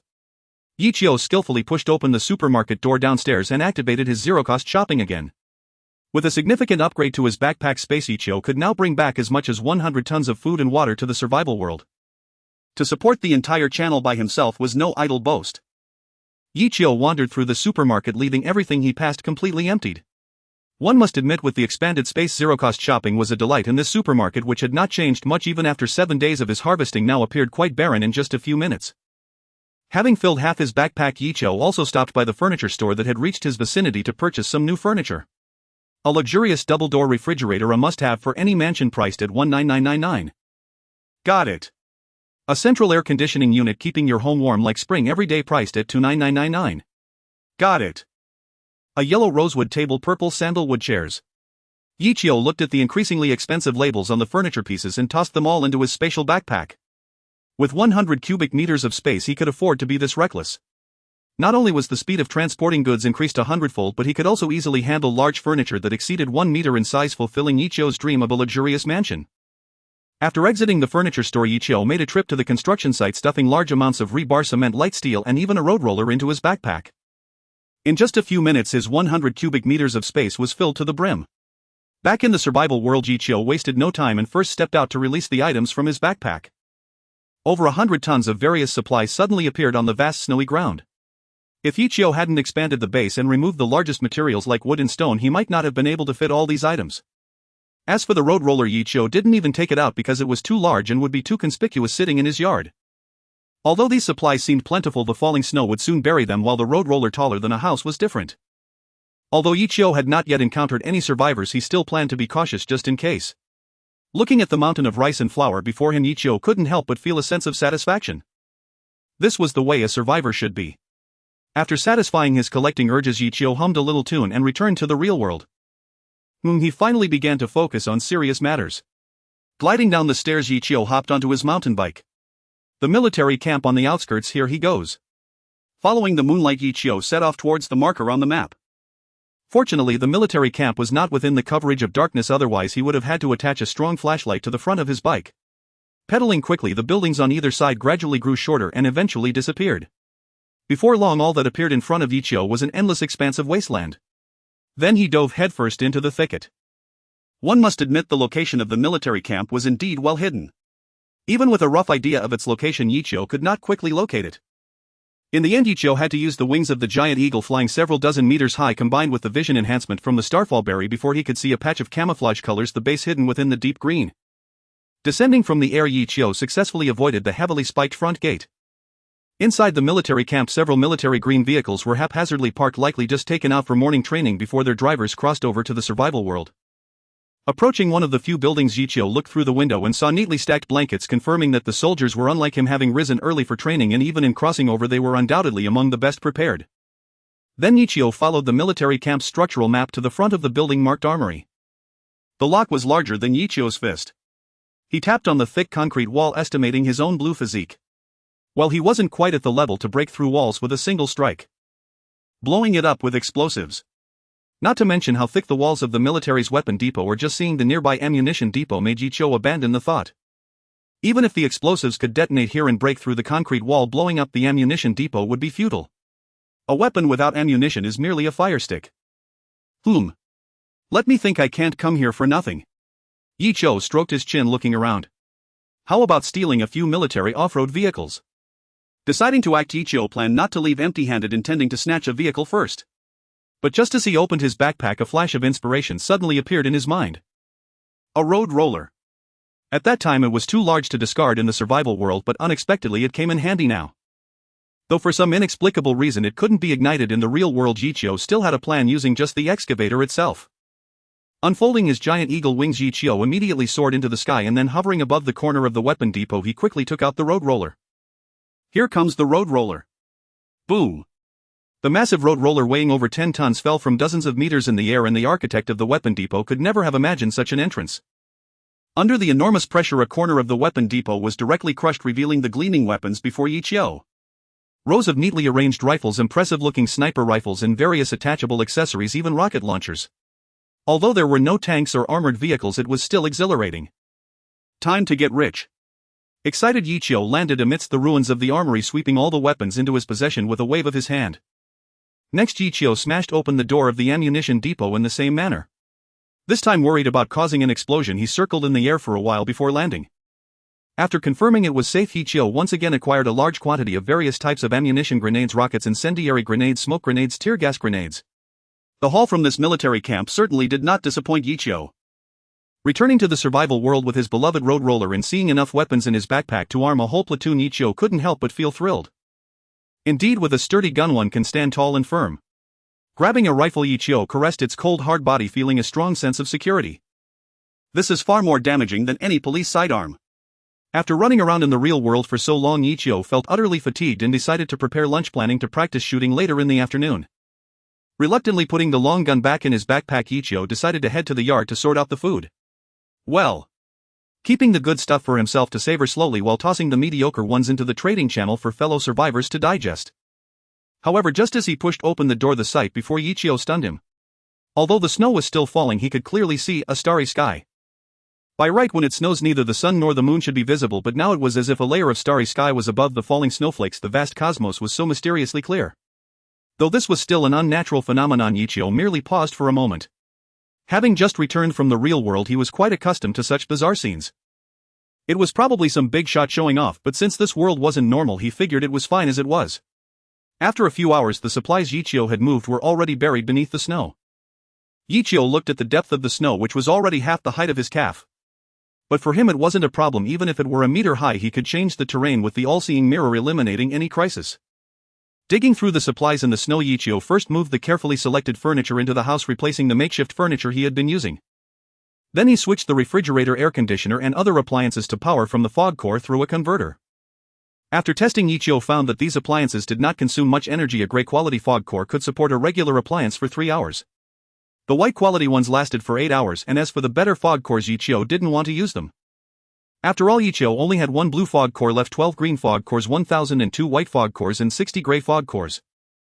Though survivors understood that fog cores were likely very important, just like currency, they were practically useless in the early stages. Thus Yichio traded most of his fog cores for food and water. Moreover, since the low-tier fog beasts tended to flee after being hit, those who could defeat green fog beasts generally had enough food and drink, resulting in the largest quantity of white fog cores ending up in Yichio's hands, over 1,000. Furthermore, new survivors joining the channel upon seeing Yichio's prices far surpassing anyone else immediately brought out their treasured fog cores to exchange, leading to a further increase in the storage of white fog cores in a short time. However, this was merely a temporary change. If the frequency of fog beast attacks decreased in the future, fog cores would likely become truly rare items. But this was not within Yichio's considerations, for he possessed extraordinary items. After all, it was a reward for reaching the pinnacle globally. It should help him achieve freedom regarding fog beast flesh and fog cores, right? Yichio planned to try it out tonight. After pouring 2 bottles of mineral water to wash the rice, he stuffed a gray fog core into the extra recess of the rice cooker and poured in the rice. With the familiar beeping sound, the rice cooker began to operate. He also placed cut potatoes and vacuum-packed beef in the stew pot beside it, completing the preparation for today's lunch. Technology truly changes lives. Cooking will save a lot of effort in the future. Wearing comfortable loose clothing, Yichio lay back in a recliner humming a tune leisurely. Howl howl hum. Yichio raised an eyebrow. He hadn't sung that line. But indeed that sound was coming from outside his base. Howl. The roar of the snow leopard could still be heard from a great distance amidst the blizzard. Realizing something was amiss, Yichio quickly turned off the music player and pulled out his rifle, moving to the window. Though the snow leopard had natural camouflage in the storm, for Yichio, whose physique was blue and had consumed starfall berries, it was like a black dot on white paper. Stepping out of the room, Yichio prepared to practice shooting on this snow leopard that had come to his doorstep. In the snow outside the base, a snow leopard was howling in agony, its front paw caught in a steel trap. Yichio rummaged through his backpack for a while, loading suitable bullets into the magazine. Then he disengaged the safety, held the rifle in a comfortable position and pushed the door open. Woo! The piercing cold wind mixed with the low growls of the snow leopard reached Yichio's ears. From a distance of more than 10 meters, Yichio slowly raised the gun, aligning the sights on the snow leopard, and pulled the trigger. Tap tap tap. The crisp resonant report of the firearm and its subtle recoil electrified Yichio. This was his first true encounter with a real gun. Yet at that very moment, the snow leopard, which should have been immobilized by the bear trap and utterly unaware of any anomaly, suddenly reacted. Whoosh! Like a phantom across the snow, it vanished from its original position in an instant, leaving behind only 3 bullet holes. HM. Yichio's eyes narrowed slightly. He hadn't expected this snow leopard to possess such cunning. Not only had it feigned stepping into the trap to appear vulnerable, but it had also sensed the lethal threat posed by the rifle. A born predator, it disappeared without a trace into the endless white expanse, as if abandoning its pursuit of Yichio altogether. With ample food reserves, Yichio had no intention of venturing out to hunt, and ever vigilant, he prepared to retreat indoors. Sensing this shift, the snow leopard, crouched nearby in a snow-filled pit, hesitated, its gaze flickering with uncertainty. It had hunted upright walking creatures before and knew their flesh was tender and flavorful. Yet clearly, just as it stood apart from ordinary snow leopards, this prey was undoubtedly an elite among its kind. Licking the wound on its paw pierced by the bear trap, the snow leopard resolved to leave this perilous place. But just as it prepared to withdraw, an unexpected opportunity suddenly presented itself. The prey before it, its eyes vacant, lost in thought. Estimating its own explosive power and recalling the abundant vitality it had sensed emanating from Yichio, the snow leopard seized the moment and launched itself forward in a single decisive leap. Its innate explosive strength was already extraordinary, and this green-tier snow leopard surpassed even its peers, bordering on biological transcendence. In a blur of motion, it cleared the over-1 stone fence in a single bound and lunged toward Yichio, who appeared frozen in place. Was Yichio truly the sort to stand idle in an unsafe zone? Absolutely not. His sudden stillness was deliberate. He had activated the omnisite mirror, granting him a godlike top-down perspective. He had merely intended to scan the snowscape for the leopard's hidden position, never imagining it would misinterpret his stillness as carelessness and charge headlong into his trap. Thud! The snow leopard struck the snow with blinding speed, far beyond any ordinary human's capacity to react. Yet Yichio was no ordinary human. Under the omniside mirror's observation, Yichio instantly rolled sideways, a movement as fluid and precise as navigating a third-person video game. Puff. Snow exploded into the air as the leopard missed its target entirely and plummeted straight into a pit that had inexplicably opened beneath Yichio's feet. Indeed, Yichio hadn't merely evaded the attack, he'd even found time to craft the trap terrain beneath his own feet. His physical tier had already ascended to blue. Even unarmed, this snow leopard might well be outmatched. Still, for safety's sake, Yichio would never engage in bare-handed combat with it. After rolling clear, Yichio immediately raised his rifle and emptied a full magazine into the newly formed pit. Following several pained shrieks, he peered down once more. The snow leopard lay riddled with bullets, lifeless beyond doubt. So the omniside mirror can indeed deceive animals, intelligent enough to suspect danger yet not sharp enough to see through illusion. He restored the terrain with the mirror and the snow leopard's corpse floated gently upward, settling before him. His feigned distraction might still betray itself. After all, he was no seasoned actor, but when his consciousness truly seemed to depart, the likelihood of deception soared among the uninitiated. As he pondered this, Yichio dissected the corpse, obtaining one ice attribute core green, two beast flesh green, and one structure core white. This snow leopard had evidently slain humans before. The only unfamiliar item was the ice attribute core, similar to the drops he'd obtained from stone golems. It resembled an incomplete mist core, a condensed energy nucleus, cool and smooth to the touch, but little more. Stowing the structure core away, Yichio casually tossed the remaining items onto the snow. The frigid environment would preserve them perfectly. He gazed thoughtfully at the surrounding fence, stroking his chin. Over a meter tall and topped with barbed wire, the fence could deter only mindless mist beasts. Predators like snow leopards could easily vault over it.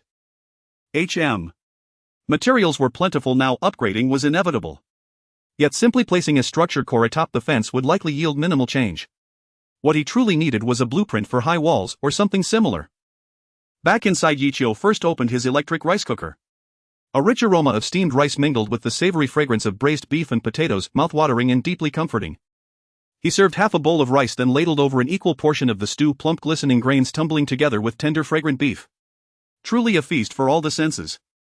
As usual, he ate one full bowl before serving a second, and only then opened the system interface to browse for anything he might need. Channel 666-198-32000. It's incredibly dangerous outside today, everything's blanketed in white. Predators strike unseen. You're lucky. Where I am, the snow is so thick that mist clings to my face before I even notice. If not for my fog repelling torch, I wouldn't have made it back. Fog zone. You've encountered a fog zone. How fortunate. Not all fog zones hold resources. There's one outside my door too, but it's barren. Instead, eerie cries echo within, and I glimpsed indistinct shadows moving through the haze, likely mist beasts. Isn't that just lingering night mist? That makes sense. Constant snow means no sunlight, so the fog won't dissipate. That's unnatural. How can the sun be completely obscured while the moon and stars remain crystal clear? Will these persistent white mists spread further? What will those of us without fog-repelling tools do? By the way, how did you dare venture out in such a blizzard? I almost froze my ears off just opening the door. No one knows how long this snow will last. If we don't scavenge supplies while the snow is still shallow, shall we wait until firewood runs out and freeze to death indoors? Your logic holds, but the weather is catastrophic. Combine that with camouflaged beasts and going out may kill you faster. Both choices have merit. Sigh, I'm torn. Honestly, I think we should gather together. Safety in numbers, less anxiety, and greater capacity for collective action. Today I traversed the fog zone beyond my base camp and reached the Dian Mutual Aid Shelter. Truthfully, though sustenance and warmth remain scarce, it's infinitely safer than solitude, and at least I can speak with others again. Same here. When I first arrived at the shelter, I'd nearly forgotten how to speak. Across the channel, many voiced shared anxieties. Cooperative survival had once again become the dominant theme. Yichio switched to the trade channel. The directional artifact offered by the Dian Mutual Aid Shelter had already been claimed hundreds of times. It appeared costless, distributed freely, one per person. Yichio claimed one, then opened the White Mist Codex and used it to appraise the compass-like artifact. Star pointer blue. Description: a softly golden glowing needle like a star lighting the way to your threshold. Trait: guiding, following its luminous path leads unerringly to the holder of the moon compass even through impenetrable mist. An extraordinary artifact, the moon compass likely ranks among the finest of all blue-tier items. After reviewing it, Yichio opened the trading shop of Conscience Trading House. Food, water, and thermal insulation gear still dominated the inventory. Finding nothing suitable, Yichio searched directly for wall. Most results were low-tier wooden fences similar to his own, offering little more than expanded encampment area with virtually no defensive capability. The sole wooden wall listing accepted only green tier or lower commissions. After brief hesitation, Yichio decided to post a bounty in his own shop. If no superior wall designs emerged, he would settle temporarily for the wooden variant. With a building core and blue-tier timber at hand, even a wooden wall should prove remarkably durable. As a renowned figure on Channel 666, word of Yichio's bounty for wall schematics spread almost instantly. Blueprints are typically costless ventures. Given demand, one may simply supply raw materials and charge a commission, yielding abundant profit. Thus their absence from the trade channel strongly implied no superior wall schematics existed among survivors. Members of the Dian Mutual Aid Group could only express helplessness toward Yichio's request. Others contacted him but offered only fence blueprints, some even inferior to the one he already used. Meanwhile, at Conscience Trading House, the 24-hour attendant immediately reported the matter to the proprietor. Upon hearing the summary, the owner shook his head. Walls. If we possessed such a valuable item, we'd have launched an entire service line around it. The woman nodded, turning to leave, when a colleague suddenly interjected, "Boss, don't we have a wall schematic?" You mean that one?" The boss frowned, recalling an unpleasant memory he'd long suppressed.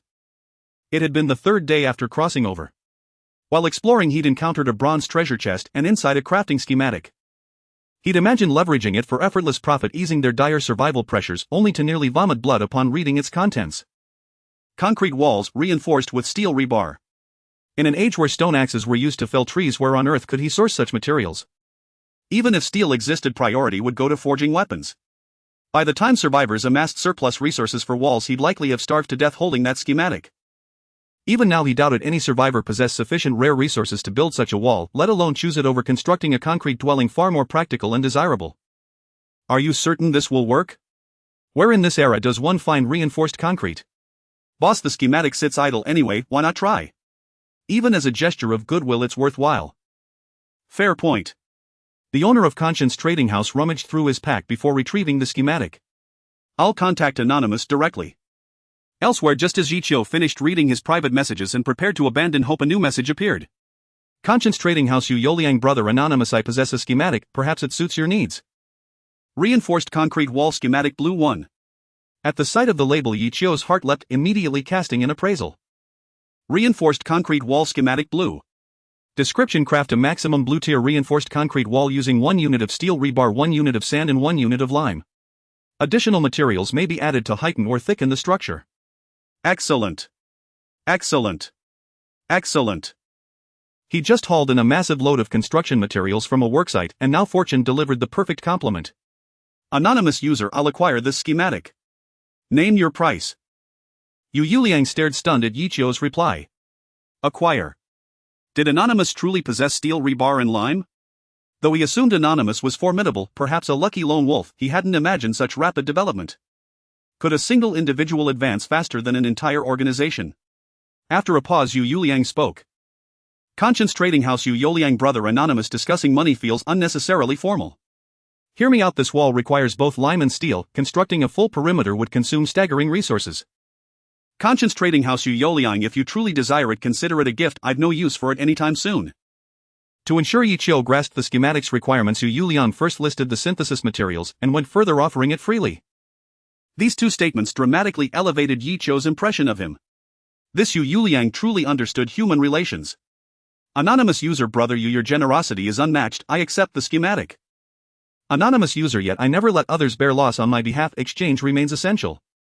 System alert, survivor Anonymous user offers 25 kilograms premium white flour white in exchange for your reinforced concrete wall schematic blue.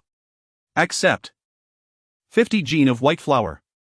Such a lavish offer for a schematic currently unusable left Yu Yuliang momentarily speechless. Then it struck him, perhaps for Yichio this schematic was just within reach, with resolve he could make it work. To amass such rare materials for wall construction meant Anonymous was no ordinary survivor. No, his backing organization was extraordinary. Realizing he might have just connected with a hidden powerhouse of Channel 666, Yu Yuliang's face lit up with exhilaration. Conscience Trading House, Yu Yuliang brother Anonymous, this is far too generous. 50 gene of white flour equals several lives worth of precious sustenance. After customary pleasantries, Yu Yuliang accepted the exchange. Yet Yichio received more than the schematic: a jar of green tier honey and dozens of golden thread jujubes. Though the additional items were modest, the rapport between Yichio and Conscience Trading House deepened considerably. Even in a survival world, human bonds remain indispensable. Yichio believed his current network management adequate. Anchored in the real world, his ventures were inherently risk-free so long as his encampment remained concealed. Loss was nearly impossible. Having secured the wall schematic, Yichio's spirits soared. Braving the blizzard, he strode toward his stone fence, determined to fortify his sanctuary. Opening the system interface, he was pleasantly surprised the stone fence required no demolition, it could be upgraded directly. First, he refined steel in the furnace. Though only one component was blue tier, the probability of obtaining a blue tier wall surged markedly. He synthesized 100 wall segments, 33 of which attained blue tier quality. Yichio selected the fence and initiated the upgrade. With a thunderous rumble of earth-towering walls rose before him, 4 meters high, half a meter thick, reinforced with steel and concrete. Their summits bore jagged stone spires and gleaming iron spikes.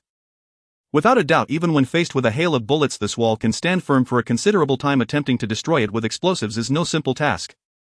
Immediately after, Yichio took out the building core and integrated it into the surrounding wall, which promptly displayed an upgrade option in the construction interface. He first consumed 50 units of blue quality steel to upgrade the building core to blue quality. Next, he spent nearly 70 units of blue steel to upgrade the originally green quality surrounding wall, thus the walls enclosing Yichio's base were all upgraded to blue quality. Indeed, this is the correct way to utilize the building core. If he wanted to produce enough blue walls, he would likely need to spend 200 units each of steel, lime and sand, but now he completed the entire blue wall with just over 100 units of steel. The thick walls like giants kept the blizzards at bay, and for a moment Yichio felt the fierce winds in the yard had significantly weakened.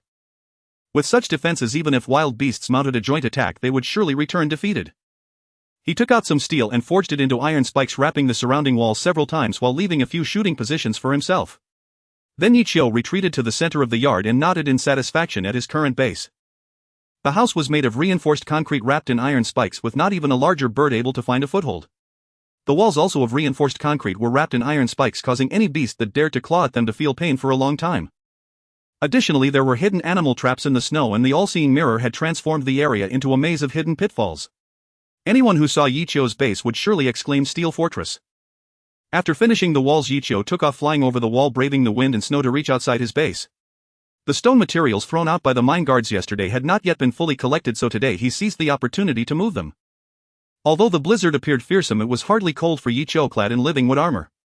Soon he arrived near yesterday's resource area, relying on his memory.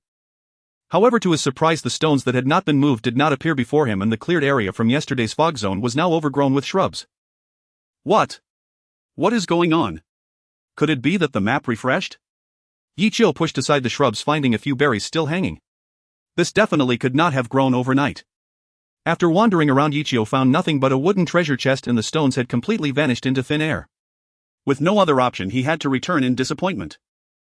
After finishing these tasks, the sky had already darkened.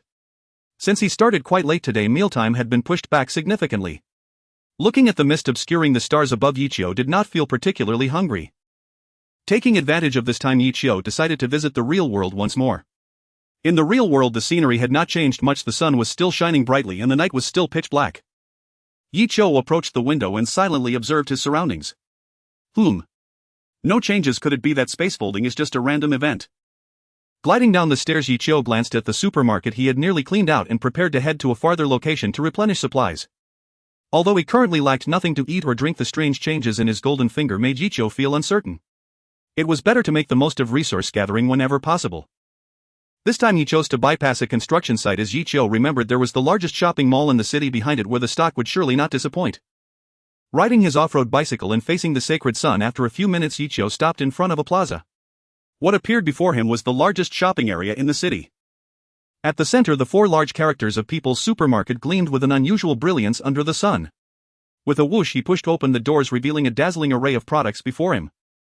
Unlike the cramped supermarket under his apartment, where all the products were squeezed together, making it almost impossible to stand, the People's Supermarket appeared neat and organized. On the left was a passage directly leading to the dining area, while the right was dedicated to electronic products. Yichio originally had no intention of taking electronic items, as without the internet they were practically useless, serving only to set alarms or take photos. However, a slogan not far away caught Yichio's attention. Specially designed for the elderly, containing 3,600 popular songs and over 500 time-tested films. Wow, now you have my undivided attention. I was worried about not being able to find resources without the internet, but it seems you've collected them for me. Well done. After taking a number of data chips, Yichio also grabbed a projector, screen player and notebook. As long as he transformed them into fog energy products, he could enjoy music and movies. After wreaking havoc in the mobile phone section, Yichio continued forward. Soon a dazzling golden display caught his eye. Gold jewelry and jade bangles were neatly arranged on red silk. Although these items had little practical use in the survival world, Yichio couldn't resist the allure of gold and silver treasures, and he made a hefty haul.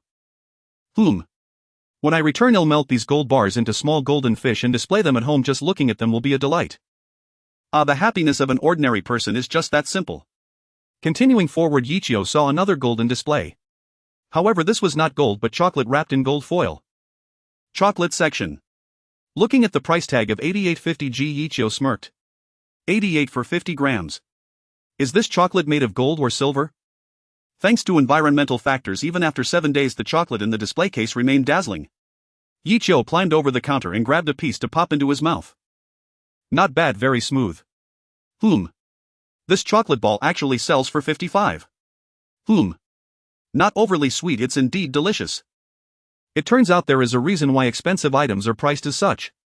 However, this is no excuse for them to treat Yichio as a fool. Considering the zero-cost purchase, Yichio fairly rated the chocolates and emptied the counter's inventory. Taking them as snacks was quite nice.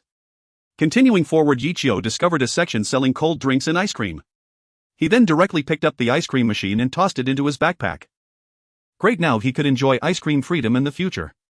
Next was the digital devices section, where Yichio hesitated for a moment before taking several sets of surveillance systems. Although he had the all-seeing mirror, Yichio still chose to take extra precautions. After all, the all-seeing mirror is a strange object. Some of its functions might interfere with other wonders. Moreover, with the addition of surveillance, the probability of incidents would further decrease. Going further, he arrived at a regular shopping area where Yichio scavenged some snacks he often wanted but hesitated to buy, as well as some furniture he had rarely encountered. After filling his backpack to the brim, he left the real world contentedly. Upon returning to the survival world, Yichio began to organize his small dwelling. First, he installed the projector opposite the heated con, placing a water dispenser next to it. He melted all the gold into bars, neatly stacking them on the bedside table. Next to the kitchen, he opened a snack room, filling the wooden cabinet with various chips, crispy noodles, spicy strips, and placing assorted drinks and the ice cream machine in the corner. On either side of the fireplace, he placed two strange objects, and on the remaining wall he hammered in nails to hang a rifle and a sniper rifle. In the living room, he placed a set of purple clay teapots on the wine wally table, along with several packages of tea leaves which he had taken from the supermarket. He pulled out several electrical wires and installed lights in each room. As it is a fog core function, calling them fog lights is more appropriate. This way he wouldn't have to worry about electric shocks or repair issues. They were more convenient and safer than electrical systems. The fog lights not only illuminated the surroundings but also eliminated the risk of electric sparks igniting gunpowder. In the center of the living room, Yichio also hung a super large crystal chandelier. Finally, Yichio had all the animal skins he had into the trading market processed into carpets, covering every inch of his home. After tidying up, the space of 150 square meters appeared much more compact, but to Yichio this filled sensation indeed made him feel quite comfortable. After 8 days of effort, he had transformed from an initially drafty wooden hut to such a comfortable and leisurely dwelling. Survival is truly not easy. Humming a cheerful tune, Yichio took a relaxing hot shower, feeling no need to worry. In the warm indoor environment, he could walk around casually after just drying his hair. Yichio barefoot stepped on the soft animal skin carpet, tying back his slightly long hair and tossing it behind his head. Lying on the rocking chair, Yichio leisurely surveyed the empty spaces within the room, contemplating whether to hang a few landscape paintings to elevate the ambience or to ask Levski for some beast heads to display for intimidation. After spending some time in the living room feeling not particularly hungry, Yichio skipped dinner and went to bed. Since the energy his body required had already been replenished by the refining pills, Yichio considered eating merely for the enjoyment of food. There was no need to force himself to eat when he wasn't hungry. After adjusting the projector in the bedroom, Yichio successfully accessed the data stored in the chip. Indeed, it was prepared for the elderly, filled with vintage films. But one must say, in yen, the older the items, the more flavor they possess. The 86 version of Journey to the West, traditional operas like Golden Branch, The Huluwa Rescue Grandpa from Chiangmai.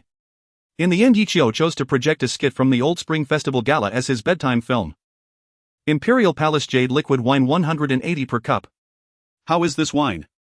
Let me blow it for you. On a night filled with howling winds and heavy snow, Yichio smiled and drifted off to sleep. In the cold night, some slept soundly while others could not even fall asleep. Many wooden huts were damaged and those who hadn't repaired them were crushed by the heavy snow. Witnessing this scene, some chose to end their lives in despair. Many people had no time to sleep at midnight, shouting to clear away the thick layers of snow to rescue their frozen compatriots. Many huddled by the fire, barely surviving with the faint light and warmth. Of course, some also walked the path of no return. Bang! Bang bang! A loud knocking echoed in the ears of the two sleeping individuals who were not strangers to one another. It was Zhang Biao and his little brother. Although offending Ichio had nearly ruined their reputation on Channel 666 when Zhang Biao chose to challenge him offline, no one could maintain their online demeanor. Knowing that by simply tearing down the house they could use the building core to rebuild their stronghold anywhere, Zhang Biao and his little brother became wandering bandits, robbing as many as 4 or 5 people. These resources were enough for the two to live comfortably in the current extreme weather. Faced with the sudden knocking sound, Zhang Biao, draped in animal skins on his wooden bed, clicked his tongue and impatiently ordered, "Go deal with the fog beasts outside." Due to the habitual thinking from the past 7 days, Zhang Biao instinctively thought the one knocking was a fog beast bringing meat. The little brother, drowsily leaning by the fire, yawned and got up, grabbing a stone spear nearby as he walked toward the window. However, as soon as he opened the window, a cold object pressed against his chest, instantly waking him up. Outside the window, a mysterious figure cloaked in black extended a finger, signaling for silence. The little brother quickly nodded, for the object against his chest was unmistakably a gun. "Open the door," a faint voice whispered in his ear, and he slowly moved toward the wooden door, preparing to open it. Creak, the door was opened. However, at that moment the originally sleeping Zhang Biao seemed to sense something and immediately rolled over, drawing his gun and aiming it at the wooden door. "Damn it, you fool! How dare you let someone in?" Looking at the figure halfway into the wooden house with an oil lamp hanging at their waist and a gun in hand, Zhang Biao immediately cursed, "If you don't want to die, get the hell out. Don't think you're the only one with a gun." Realizing the situation was exposed, the figure in black decided to stop hiding, stepping fully into the house and grabbing the little brother by the throat, blocking themselves. "Damn!" Seeing the figure in black completely disregarding him, Zhang Biao cursed under his breath and unhesitatingly fired his gun. Bang! Having little experience with firearms, the bullet struck the little brother directly, instantly bursting forth a spray of blood. With a cry of pain, the figure in black finally spoke, "Friend, I mean no harm, I just want to avoid the fog. Get lost. I don't care if you live or die, last warning, get the hell out." Zhang Biao erupted with fury, expressing all his anger from being robbed and his annoyance at being woken up. The figure in black fell silent for a moment, raising the handgun in their hand. "The model of the gun you have is the minimum equipped by the Yen country's security personnel. The bullet is likely not even as harmful as a crossbow bolt. Its greatest use is intimidation. My gun, however, is a legitimate firearm purchased from a foreign gun shop, a real killing machine." And the figure in black lifted their cloak. "The armor I'm wearing means you don't even have the chance to break through my defense. And I only need one shot to kill you." Zhang Biao's expression soured, for the words of his opponent were not empty threats. In Yen, gun control is extremely strict. It is not easy for ordinary officers to kill someone. "How do I know your gun is real?" Just as Zhang Biao was desperately making his last stand, a gunshot suddenly rang out. Bang! Immediately after, Zhang Biao saw a fist-sized hole blast out of the wall beside him. Crack! Zhang Biao immediately knelt on both knees, raising his hands high. "Brother, I was wrong." Having survived to this day, Zhang Biao's greatest strength, besides being bold, was knowing how to read the situation. The figure in black nodded, tossing the little brother aside. The little brother, still stunned by the real gunfire, was tossed aside and couldn't help but groan in pain.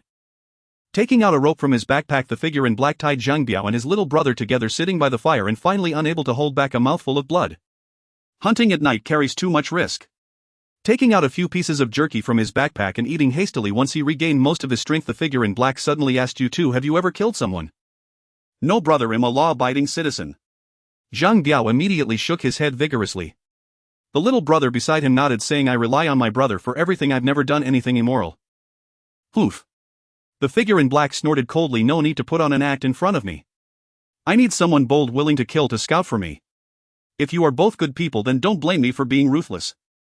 As the cold gun muzzle pressed against his face once more, Zhang Biao and his companion immediately changed their tune. "We have killed. We have killed. We are willing to scout the way." The figure in the black robe nodded in satisfaction and tossed over 2 scrolls. "Sign your names." Although they knew these scrolls were not good things for the sake of their lives, Zhang Biao and his companion still opened the system and mentally selected the option to agree. A wise choice. The figure in the black robe waved his hand in the air, causing the ropes binding Zhang Biao and his companion to snap instantly. This miraculous scene made Zhang Biao's eyes light up. This must be the legendary skill, right? You need not worry, that contract is not a bad thing, rather it will be beneficial for you. The figure in the black robe continued, "Let me introduce myself. I am a member of the Tongue Cutter organization. Our purpose is to hunt down survivors and seize their resources." Zhang Biao and his companion exchanged glances. Wasn't this just the same as what they were doing? It was merely branded with an organizational name. What is this Tongue Cutter? A group that kills survivors. The figure in the black robe spoke again. "There are not many active killers among survivors like you. You will likely have a good development within the organization in the future. Do not think that our organization is merely an ordinary killing group. Our leader has made contact with the indigenous people of the survival world and possesses great power. As long as you provide enough sacrifices, you can easily become stronger rather than floundering like headless flies in the endless mist. There is a complete channel for ascension. Zhang Biao's mind stirred. The only ways he knew to become stronger were through consuming fog beast meat skills and special items, but the latter two were completely reliant on luck. Currently, even the fog beasts rarely attacked their encampment. If this continued, once most people gathered, he would likely become a rat in a drain living a miserable life. This organization arrived just in time. Zhang Biao immediately forced a smile, saying, "Oh big brother, why didn't you say this earlier? I have always wanted to join an organization, now I finally have the chance." The figure in the black robe waved his hand, saying, "There's no need to flatter me, there are not many good people in the organization. Everyone is just trying to eat by following the leader. Once you sign the contract, you cannot casually disclose the organization's information. I will send you the leader's number, you can use the items in your possession to exchange for some good things. By the way, the leader loves collecting building cores." Zhang Biao nodded repeatedly and added a survival group named Tongue Cutter based on the information provided by the figure in the black robe. Inside there was also a group chat store featuring basic items like food and water, a wide variety that clearly came from scavenging the dead. As for firearms, they were extremely scarce and the calibers were not large. Even so, the required building cores for exchange reached a full 10 and they had to be of white quality. As for bullets, that was an entirely different matter. Looking at the pistol at the figure in the black robe's waist, Zhang Biao felt an overwhelming fear. This guy must have killed several times more than himself. Had he been a little weaker and of no use, he would probably be dead by now. The figure in the black robe said, "You can choose to use contribution points to exchange for some commonly used items. Besides turning in supplies, you can also sell information to earn contribution points. If you encounter someone but lack the confidence to take them down, you can sell the information, which will also count as a contribution." Zhang Biao nodded, indicating that he understood. Next, Zhang Biao took out his hand-drawn map, which recorded most of the areas he had traversed over the past few days. "Big brother, look, this is where I have been. Will it help you?" Seeing the rudimentary stone tablet map in front of him, the figure in the black robe was taken aback, saying, "I didn't expect you to have such a good habit, not bad." As he spoke, the figure in the black robe took out his own map. It was made from the hide of an unknown creature, most of which was covered in darkness with only small areas illuminated. Placing the stone tablet map on the leather map, the dark areas faded slightly while the stone tablet that touched the map crumbled to dust. Zhang Biao looked astonished. It seemed this was also a mysterious item with magical functions. No wonder the person from a large organization had equipment that completely overshadowed them wild survivors. I didn't expect you to have traveled to quite a few places." The figure in the black robe nodded in satisfaction and handed the map to Zhang Biao, saying, "Take this map and go explore the unlit areas outside." "Me?" Zhang Biao pointed at himself in disbelief. Anyone would know how dangerous it was outside. Going out was just like asking for death. "Yes, it's you." The figure in the black robe tossed a lantern to Zhang Biao, saying, "Don't worry, as long as the lantern is lit, the mist will not erode you." Zhang Biao wanted to argue further but suddenly felt a sharp pain in his heart and he collapsed to the ground, drenched in sweat. The contract. Damn, he was trapped. With a grim expression, Zhang Biao could only accept the lantern and map, donning a straw poncho, and walked out of his home feeling like crying but with no tears. Whoosh, the cold wind and snowflakes the size of a palm slapped against Zhang Biao, causing him to shrink back. If it weren't for having consumed fog beast meat, this outing would have cost him at least half his life. The large oil lamp illuminated a small space of 3 meters around him, and Zhang Biao could occasionally see the seemingly tangible mist swirling in front of him, with some even silently following beside him. This is truly a calamity. Zhang Biao took out the map, looking at the designated area marked by the figure in the black robe, gritting his teeth and continuing to wade through the snow, which was as deep as his calves. Half an hour later, in the snowy field. Huff huff, a movement in the blizzard was particularly challenging. Zhang Biao estimated that even if he ran until daytime, he wouldn't be able to complete his goal without being killed by fog beasts.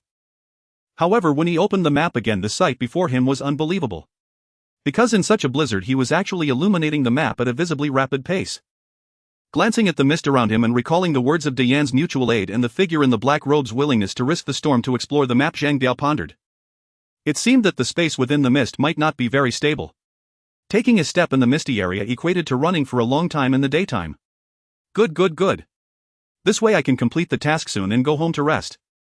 Zhang Biao's face showed delight, feeling a surge of strength within him. Creak. He stepped into a deep snow pit and the joy on Zhang Biao's face instantly vanished. It seemed he had stepped on something. Put. The sound of steel-piercing flesh rang in Zhang Biao's ears, and a piercing pain made him cry out. When he looked down, he could see exactly what had wounded him. It was an animal trap. The cold gleam of the trap clamped down on Zhang Biao's calf, nearly shattering his leg bone. As blood flowed out, it almost froze immediately. Zhang Biao felt the pain in his leg gradually fading, but this only heightened his ominous premonition that his leg might be severely damaged. The thought of possibly becoming a cripple made Zhang Biao's heart feel cold. Without hesitation, Zhang Biao crouched down, determined to pry open the demonic trap on his leg, but something was amiss. The blood that was about to freeze suddenly seemed to be heated, not only stopping the freezing but transforming into a vapor-like state. In the midst of Zhang Biao's frantic movements, this vapor morphed into a peculiar state of blood mist. Even the oil lamp could not dispel the blood mist. By the time Zhang Biao realized, his visibility had dropped to less than a meter, while a substantial mist beast gazed at him with greedy eyes. Damn it! After barely rescuing his broken leg, Zhang Biao cursed loudly and grabbed the oil lamp, intending to flee from the blood mist zone. However, the blood mist seemed alive, tightly wrapping around Zhang Biao and continuing to compress his space for survival. In a panic, Zhang Biao crashed into a building. Though his vision was severely limited, he could still discern the material of the structure. Concrete. Was it the natives of the survival world or just an exceptionally lucky survivor? Zhang Biao had no time to ponder and shouted for help. Help! Help! Let me in to hide. His cries were shredded by the blizzard, and the few sounds that reached the base were completely drowned out by the external program's audio effects. In a room as warm as spring, Yichio curled up in bed, sleeping soundly. Damn! Seeing that there was no response in the room and the blood mist was nearly touching his face, Zhang Biao cursed angrily and attempted to climb the wall to enter. But how could a smooth wall have anything for Zhang Biao to grip? No, there actually was. Feeling the constriction on his hand, Zhang Biao's face lit up with joy. It seemed that the wall had a foothold, likely placed by the house's owner out of concern for their return. Great! A glimmer of hope amidst death made Zhang Biao ecstatic, and he leaped up to grab the lifeline. But as he reached out, a thick drop of blood fell onto Zhang Biao's face. Ha! Why is there blood on my face? Zhang Biao was taken aback, and in the increasingly thick blood color he finally saw what he had grabbed. It was a chilling iron spike net. Who would install such a thing in their own home? What the hell? Is this a prison? With a roar of anger, Zhang Biao's figure was completely enveloped by blood, and a massive hand emerged from the mist, dragging Zhang Biao into the blood mist. A shrill scream and eerie chewing sounds echoed in the blizzard, leaving behind only a nearly burnt-out oil lamp and drops of blood. Survival World Day 9. Ding ding ding ding ding ding ding. The alarm clock emitted an annoying sound, and Yichio stirred in bed, barely managing to sit up and slap the alarm off. Opening his eyes to check the time, it was already 6 in the morning. Outside was still pitch black, but since he had gone to bed early yesterday, he had still enjoyed over 8 hours of sleep. Slowly getting up to brush his teeth and prepare breakfast, half an hour later, Yichio sat in the living room with a bowl of beef ramen. Unlike the deceptive photos of ramen, Yichio's bowl was overflowing with large chunks of beef, making it incredibly appetizing. As he mixed the noodles with chopsticks, Yichio slurped the noodles and contemplated what to do today. The surrounding walls had already been built and the firearms were now in hand. In blizzard conditions, Yichio was reluctant to take risks, but to upgrade his house, resources from the real world were hard to come by. Purple quality materials were extremely rare in the survival world, and there were no shadows of them in the real world. To become stronger, the only option was to explore the survival world. However, exploration always came with dangers. Unless absolutely necessary, Yichio would not venture outside. Moreover, given his current conditions, as long as others couldn't find him, he could live out his remaining days in peace. After a moment's hesitation, Yichio ultimately decided to use a strange object to attract some mist beasts. The instability of the survival world posed many threats. A single unexpected encounter could create a powerhouse, and if a powerful being emerged who was unafraid of firearms, Yichio's situation would become extremely precarious. Thus he needed to develop as quickly as possible while ensuring his safety. After finishing his meal, Yichio opened the system to check for any good messages in his private messages. According to the reward conservation law of the fog world, the greater the danger, the larger the reward. Those daring to explore in the blizzard naturally reaped significant gains. Now in Yichio's private messages, numerous blue quality basic materials had appeared, and the previously common green quality materials had increased as well. However, after considering his current needs, Yichio decided to discard all basic materials below blue quality, as they were no better than white or gray quality, would merely useful for starting fires. There was no choice. Almost all basic supplies from an entire channel had passed through Yichio's hands, and he truly couldn't use them all. Yet amongst the numerous private messages, Yichio still found something good. Watchtower manufacturing blueprint. Blue description: consumes wood 10 stone 10 to manufacture a watchtower of the highest blue quality, allowing detection of enemy movements from afar or launching attacks from a high point. In a world where most people lived in solitary houses and only a few had fenced yards, combined with the blizzard's timeframe, the watchtower was practically useless. No wonder the other party chose to sell the manufacturing blueprint directly. Spending nearly enough food to last a day, Yichio easily acquired this item. Just right, as he had too many iron spike nets on his wall and was worried about injuring himself during an attack. Now with the watchtower, external combat would be much more convenient. Additionally, Ichio found a custom warehouse of the highest green quality in the trading channel. After spending the processing fees of 2 meals, Ichio successfully acquired 2 warehouses each with an area of 150 square meters, providing a place for the resources abandoned in the icy wilderness. Holding the oil lamp, Ichio placed the warehouse down, glanced at the time, and planned to first wander around the real world before moving resources, establishing the watchtower and attempting to summon the mist beasts after daylight. After cleaning up the kitchen waste, Ichio habitually tended to his crops and then ate a starfall berry. Unlike the flesh of mist beast, starfall berries enhanced Ichio's vision. This enhancement was separate from the benefits of mist beast flesh, so Ichio would eat one periodically. After preparing, Ichio once again entered the real world. What met his eyes was still the same. The world was evenly divided into 5 parts, indicating that his home planet would never return to its previous normal state. Approaching the window, Ichio observed his surroundings and noticed that the terrain had changed again. Several familiar streets had vanished, replaced by more distant areas, suggesting that a significant amount of space had been folded last night. It seemed that every day he traversed was akin to opening a blind box. Worried that the largest supermarket might be refreshed, Ichio went to the supermarket to restock a few times, only to find the construction site in front completely emptied, leaving behind only a few solitary unfinished buildings. This morning, Ichio did not venture far but thoroughly drained all nearby resources. Soon the sky of the survival world brightened and Ichio pushed open the door to test it, finding that the snow had reached nearly thigh deep. At this level, let alone going outside, even someone with little strength wouldn't be able to open the door. Fortunately, the snowflakes in the sky had noticeably decreased and the snow on the ground was unlikely to rise further. With a wooden shovel in hand, Ichio transformed into a bulldozer, clearing a snow-free area in the yard and digging out supplies that were almost buried in snow. Rice flour, cooking oil, well-packaged meat, canned food and other supplies were piled together by Ichio, while another warehouse served as a miscellaneous storage full of various items. The 2 warehouses held hundreds of tons of supplies. Meanwhile, construction materials like steel bars and sand were still piled in the yard, along with the ever-increasing amount of wood, stone and other supplies. Now the house, basement, warehouse and yard were all stuffed to the brim with various materials, making Ichio feel that his 600 square base was a bit insufficient. Oh right, his backpack was also stuffed with half a bag of weapons and ammunition as well as a road roller. Sigh, what a happy trouble. Ichio dug out a large amount of snow from the 4 corners of his base and then established 4 watchtowers. After building the watchtowers, Ichio climbed up to survey the surroundings. In 3 directions there was nothing but endless white snow, dazzling Ichio's eyes. Had it not been for his physique reaching the blue level, he might have suffered from snow blindness. However, in the 3rd direction, Ichio spotted something unusual. There was a glow of a dropped item at the base of the wall. Could it be that a fog beast attacked last night and crashed into the wall, dying? Ichio pulled a fishing rod from the warehouse and after casting it a few times finally hooked the dropped item. Looking at what was pulled before him, Ichio was taken aback. An oil lamp. Unexpectedly, an oil lamp had fallen right under his wall. 2 guesses immediately popped into Ichio's mind: either there were natives nearby or survivors. Ichio immediately scanned the surroundings carefully. At this moment, his blue-quality physique seemed to hint that something nearby had its eyes on him. Dozens of meters away in a snowdrift, the man in black had taken off his black robe and donned a pure white fur coat, burying himself in the snow with only his eyes exposed. Last night he had initially planned to have Zhang Biao scout the area nearby, but when he woke up in the morning, the fur map had appeared in his hands. According to the properties of the fur map, it could only return to its owner when the holder died, which meant that Zhang Biao was dead. Knowing that Zhang Biao was a bold and meticulous person, the man in black understood that whatever had caused his death could not have been an ordinary accident. Thus, after dealing with possible little brothers seeking revenge for Zhang Biao, the man in black immediately set off with the fur map towards Zhang Biao's place of death. And upon seeing it, the man in black was taken aback. The location of Zhang Biao's death turned out to be a terrifying prison. Surrounded by high walls that were impenetrable, with dense iron spikes on the walls and towering watchtowers standing around. Although the area was somewhat smaller than a regular prison, perhaps the prisons of the natives in the survival world were like this. Why was the man in black so sure this was a native prison? It was because he had seen Ichio, fully covered in armor with grotesque and terrifying patterns drawn all over it. There were also a pair of huge black wings on his back. This looked like a winged race that could only appear in novels, and perhaps they even ate people. Could the being residing in this fortress be the regional boss? The man in black mentally constructed a likely scenario for an instance and immediately excitedly sent his coordinates to the leader.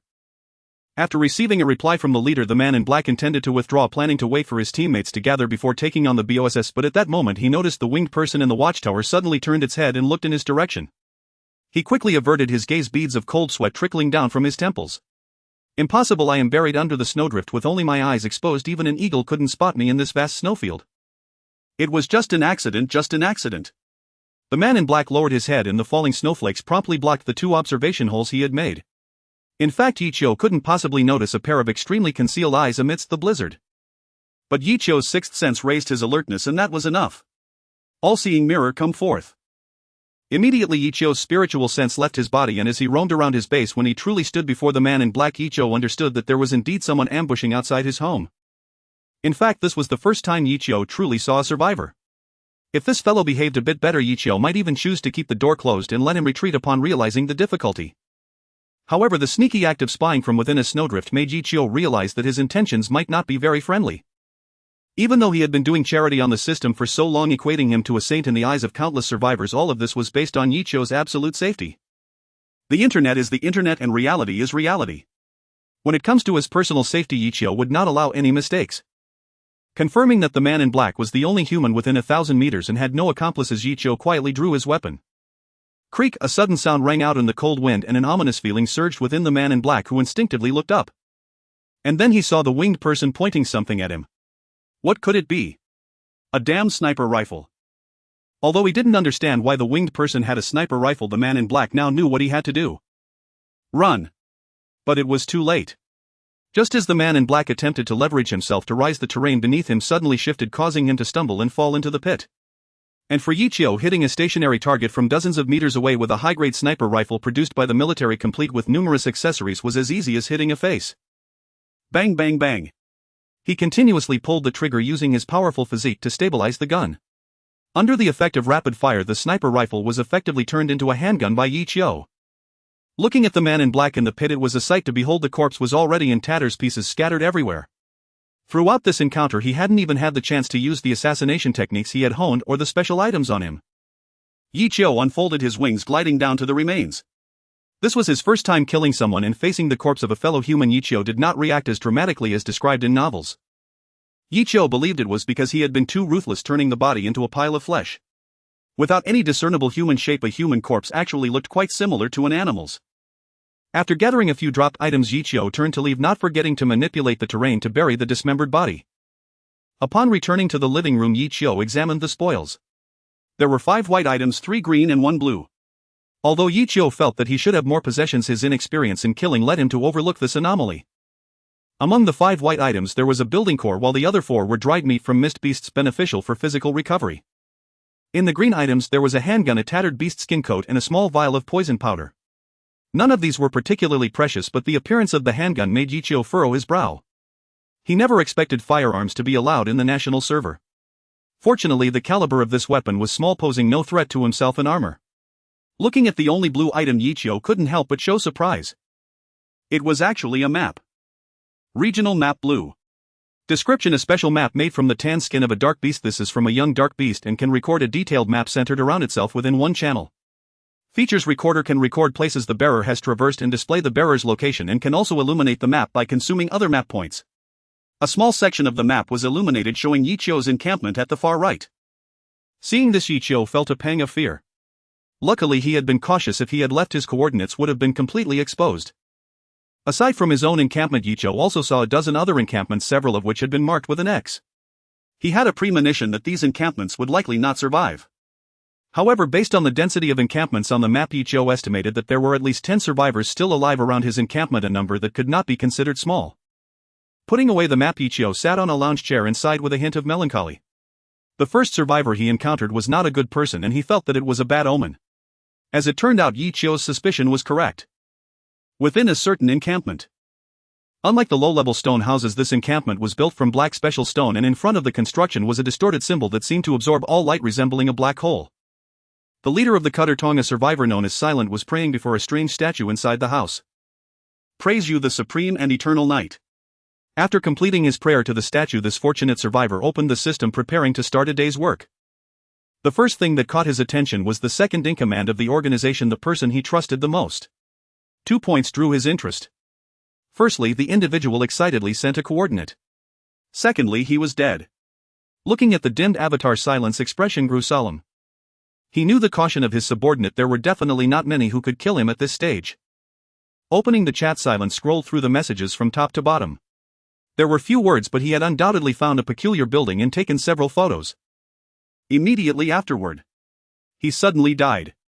He was killed by someone inside the fortress. This was Silent's first reaction. Regardless of whether the killer was someone from the fortress, Silent would not let him go. After all, this was the first subordinate he had personally trained a sharp blade in his hands, and to have died so easily was unacceptable. Gazing deeply at the fortress, Silent continued to check other messages. Anyone capable of easily killing his subordinate was definitely not simple. He had to consider this carefully. Flipping through his private messages, most were from other factions. Silent wanted to turn his organization into a killer group. Having understood some of the dynamics of the survival world, he knew that order could no longer exist in this world. Thus he had placed many spies in various organizations trying to grasp any information he could learn. The organizations established were mostly loose and casual, allowing Silent to obtain a wealth of first-hand information every day. For example, the Great Flame Mutual Aid unexpectedly received a large donation and the situation stabilized rapidly. Not far away, a small faction erupted into conflict over unequal distribution, resulting in 2 deaths. The Conscience Trading Company sold a blueprint for a concrete wall establishing a connection with a notoriously mysterious individual. Seeing this anonymous figure, Silent frowned. He had been trying to find out why Channel 666 could become the best, but after 2 days of exploration he had found no influential organizations. The only individual, the anonymous user, had frighteningly abundant resources enough to buy bones for a fortune. Logically speaking, he must have a backing organization, yet Silent had found not a single clue. Silent murmured, could it be that the anonymous user like me has come into contact with the faith of this world, connecting with the followers of the divine? No, wait. Silent suddenly froze as if something had clicked in his mind. Indigenous people. Concrete walls. The powerful and mysterious anonymous user. That coordinate can't be the encampment of the anonymous user. First he made contact with the local residents, then gained the attention of the divine, rapidly developing with the resources of the natives, even establishing a fortress for them. The possibility is extremely high. Logically, one person shouldn't have such a rapid development speed, thus the anonymous user must have leveraged the strength of the local natives. In that case, the situation became even more dire. There were likely a considerable number of native henchmen inside that fortress. He had merely gained the attention of the divine but did not have so many expendables to use. Manipulating the system screen, a flicker of inspiration suddenly appeared in Silent's mind. Right, the anonymous user was known for his charity, having saved countless survivors who couldn't survive. Combined with the care of the natives, he might even be a soft-hearted person. As long as he feigned suffering to infiltrate the fortress, he could use his skills to assassinate the anonymous user and seize everything he had. That's right, that's how it should be done. Silent revealed a determined expression. Anonymous, don't blame me for being ruthless. In this world only the selfish can survive. After mobilizing his subordinates in the group, Silent quickly drafted a battle plan. First, they would disguise themselves as lost refugees to knock on the anonymous user's door, then strike decisively when he relaxed inside the fortress. If the one inside the fortress wasn't the anonymous user, they would treat it as an assembly to take down a boss. Either way, they wouldn't suffer any losses. The feasibility of this plan was extremely high, especially with Silent and his men possessing slaves. Indeed, while Silent's subordinates prided themselves on being a killer organization, many chose to kill men and keep women as slaves. The anonymous user was a kind person, and those seeking protection were all weak and pitiful women. Tricking him into opening the door would be a piece of cake. Someone who could donate so much food for charity might very well be a big-breasted, dim-witted woman. After reviewing his perfect plan, he nodded in satisfaction and sent a notification in the group. Tonight he would travel through the mist and take action the next day. Meanwhile, at Yichio's encampment, he prepared to test the power of the hunting mist beast statue. Glancing at the equipment in his backpack, which was enough for an entire squad, Yichio took a deep breath and placed his palm on the statue's shoulder. Do you want to consume Mist Core Grey 1 to attract the mist beast? Duration 30 minutes. Yichio tried several types of mist cores and found that he could only extend the duration, so he chose to use the lowest grade mist core. Consume. As soon as he spoke, Yichio felt a mist core crack open in his backpack, transforming into a faint vapor that merged into the statue.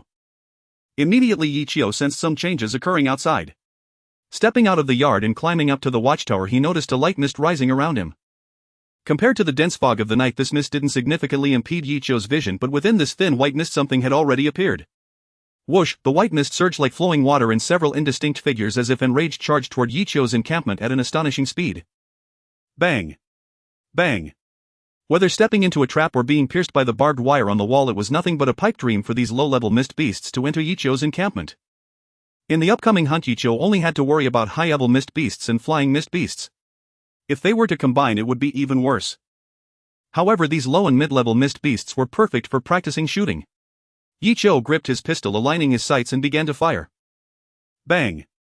If a mid-level mist beast appeared, Yichio would switch to a rifle, trying to ensure they did not damage his walls. Bang! Bang bang bang! The sporadic gunfire echoed across the snowy ground as mist beasts howled in agony, most of them never even reaching Ichio's encampment. The mid-level mist beasts that once could have posed a challenge to Ichio were now no different from insects easily dispatched with just a few shots. Half an hour of shooting practice passed quickly. Ichio shook his shoulders watching as the white mist gradually dissipated, revealing a ground littered with drops. Though no high-level mist beasts appeared, Ichio collected mist beast flesh white 12, mist beast flesh green 10, mist core white 6 and mist core green 5 all at once. In exchange he paid the most precious thing, which was half an hour of free time. Spending one grey mist core to gain such rewards was not just a profit, it was simply robbery. However, Ichio also noticed that apart from mist beast flesh and mist cores, almost no other drops appeared. After killing over a dozen mist beasts, he only received some food, water and basic materials with no sign of any tools. Although it was easy to kill low and mid-level mist beasts, constantly being alert for high-level mist beasts was still mentally taxing. Ichio planned to hunt at least once a day and to do so more often if time allowed. Items from the real world are generally used to improve life, while only the wonders of the survival world can truly empower oneself. In the kitchen, Ichio poured milk and tea leaves into the pot, planning to make some milk tea himself. After a few minutes he returned to the recliner with a face full of disappointment, holding the soybean milk-flavored tea he had made. Just as Ichio pondered whether to fetch a few cookbooks from the real world, a message suddenly came through the system chat. Conscience Business Yuliang Anonymous Boss, are you there? Anonymous user, yes, what is it? The sudden message from Conscience Business piqued Ichio's curiosity. Because if it wasn't something important, a smart person like him wouldn't usually contact himself. Surely it must be to deliver a gift, right? Indeed, Yuliang brought Ichio good news this time. He encountered other survivors. Although it may not sound like a big deal, Yuliang had met survivors from other channels. This meant that while communication between channels was not possible, they were not geographically isolated. As long as the area explored was large enough, it was possible to encounter survivors from different channels. For Yuliang, this was a lucrative opportunity for the business to penetrate other channels. The larger the business spreads, the greater the rewards. However, goods that were originally sufficient for trade in Channel 666 seemed somewhat inadequate when expanded to 2 channels. Therefore, Yuliang planned to borrow some basic materials and food from Ichio to make a significant profit in the adjacent channel. Ichio stroked his chin, feeling that this could yield considerable benefits. Anonymous user, that sounds good, but when you trade in the other channel, remember to keep an eye out for any precious items. On the other side of the screen, Yuliang was taken aback. He hadn't even listed the pile of materials he prepared, and yet he had already agreed. Yuliang never expected that the so-called entrepreneurial risk did not exist for Ichio. Even if he lost everything, Ichio would not suffer any notable losses, rather he could even clear some space in his encampment. Conscience Business Yuliang Anonymous Boss, rest assured we will pay attention here and take the good stuff for you first. Conscience Business Yuliang, just wondering how much basic material can you provide? Ichio glanced at the warehouse and casually replied. Anonymous user, over 2,000 units of wood and stone of white quality and below. Feel free to ask for any ordinary food and water, I have channels for that. So much. Yuliang was shocked. While he was surprised by the stock of wood and stone, it was still within expectations, but the latter part left him utterly stunned. The implication of Anonymous is that food and water are unlimited. This was an absurd situation. In this era where mist beasts did not attack but extreme weather prevailed, the value of food had become increasingly prominent, and yet an anonymous person was willing to trust him so much and provide such a large batch of goods. Faced with such trust, Yuliang couldn't help but feel deeply moved. Many successful businessmen lack only a start-up capital. Looking at the survivors in his private messages who were trying to probe him, Yuliang momentarily felt like directly rejecting them and only working with the anonymous person to make a fortune. However, after some thought, Yuliang decided against it. Although this cross-channel deal sounded highly profitable, one must always be wary of the unexpected. If things went wrong, he would still rely on them to share the risk of this trade. For Ichio, doing business was merely a casual decision made during idle time, and he did not expect it to be profitable. Compared to obtaining basic materials, Ichio was more inclined to acquire rare items from other channels, valuing the connections. However, to Ichio's immense surprise, less than half an hour later, Yuliang came to him with exciting news. Conscience Business Yuliang Anonymous Boss, a purple quality item has been listed in the auction house of channel 758. I wonder if you would like it. Image. JPG, a purple quality auction item. Ichio's eyes instantly lit up, and upon opening the image he couldn't help but feel even more stirred. Memory Stone Purple. Description: a special stone that can enhance memory, said to be created only by true sages. Traits: breaks limitations. After use it can increase 1 memory slot. The learning of skills has a limit, and Ichio's memory slots in the panel only number 2, already filled with charge and rapid fire, leaving 1 skill meteor ball yet to be learned. For Ichio, the memory stone that can increase memory slots is absolutely crucial. Conscientious merchant Yu Yoliang, haha, rest assured this memory stone is too advanced, most people don't even have a single skill to use it, can't fetch a decent price. Conscientious merchant Yu Yoliang, you don't need to offer anything, I will bring it to you shortly. System notification, survivor conscientious merchant Yu Yuliang has gifted you memory stone purple 1. Although Yu Yuliang insisted on gifting this to him, Yichio has never liked being in debt to others. Upon learning that the auction demand was for some medicines, he immediately sent Yu Yuliang a first aid kit. Looking at the first aid kit in his hands, Yu Yuliang was momentarily at a loss for whether to laugh or cry. Why does he always end up giving more when he tries to sell a favor to an anonymous person? However, this is precisely why Yichio is revered as a guest of honor in both major organizations. He truly is generous with resources. Meanwhile, Yichio had already crushed the memory stone. With a surge of refreshing energy flooding his mind, Yichio opened the system panel and found that the skill bar had changed to 23. He immediately took out the skill scroll to select and learn quickly, mastering the skill meteor ball. Opening the system panel, Yichio's status appeared before him. Yichio, anonymous user. Current status good. Physique rare blue. Charm 31,274, experienced a special condition charm 4 within 3 days. Equipment white fog sacred text page purple living wood armor purple. Skills charge blue rapid fire green meteor ball purple 3-3. Traits Panlong body, your life vitality is significantly enhanced compared to others of the same level. When similar beings approach you, they are more likely to feel affinity towards you. Stamina 12001200. Spirit 200,200. A spirit bar has appeared beneath the stamina bar, which should be the blue bar. With an experimental mindset, Yichio went to the yard to try out the meteor ball. As his spirit flowed like water, Yichio felt incredibly focused and the dirt on the ground began to slowly float, forming a sphere before him. Thumb-sized, fist-sized, head-sized, it reached its limit. Within 5 seconds a head-sized meteor ball appeared before Yichio, and with a thought he sent it crashing towards some nearby building materials. Bang! Like a giant catapult launching a stone, a loud crash sounded and the originally straight rebar was bent. If an ordinary person were struck, it would likely be fatal. But as a spell, Yichio felt its power was still somewhat lacking and its wind-up was too great, not as effective as the gun in his hand. However, this should be due to Yichio himself. After all, this is a purple quality spell and Yichio only has a blue physique, so it's normal that he cannot unleash its full power. After practicing the meteor ball in the yard for a while, Yichio had already managed to reduce the time to cast the spell to 3 seconds, and after finishing this task the sky had turned dark. After solving the dinner problem, Yichio took a stroll in the real world. However, since he had essentially taken all beneficial items for survival in the survival world, he didn't have much to show for it. After wandering around, his biggest gain was actually a pile of kitchen utensils and special incense from the cake shop. Sometimes you can smell a rich, enticing aroma in the bakery but can't find the same scented bread. It's probably because the shop is using a bread fragrance.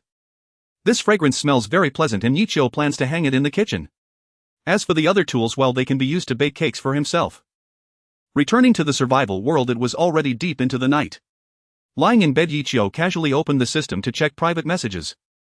As usual, he had acquired some blue-quality basic materials. In the private messages, Yichio noticed someone who caught his attention. Professional mining, anonymous boss, I still have more blue-quality stones here, do you want to buy? Yichio pondered for a moment. Although he didn't need many basic materials for construction right now, blue-quality stones are currently the highest quality circulating in the market, so it wouldn't hurt to acquire a bit more. Anonymous user, sure, how many do you have?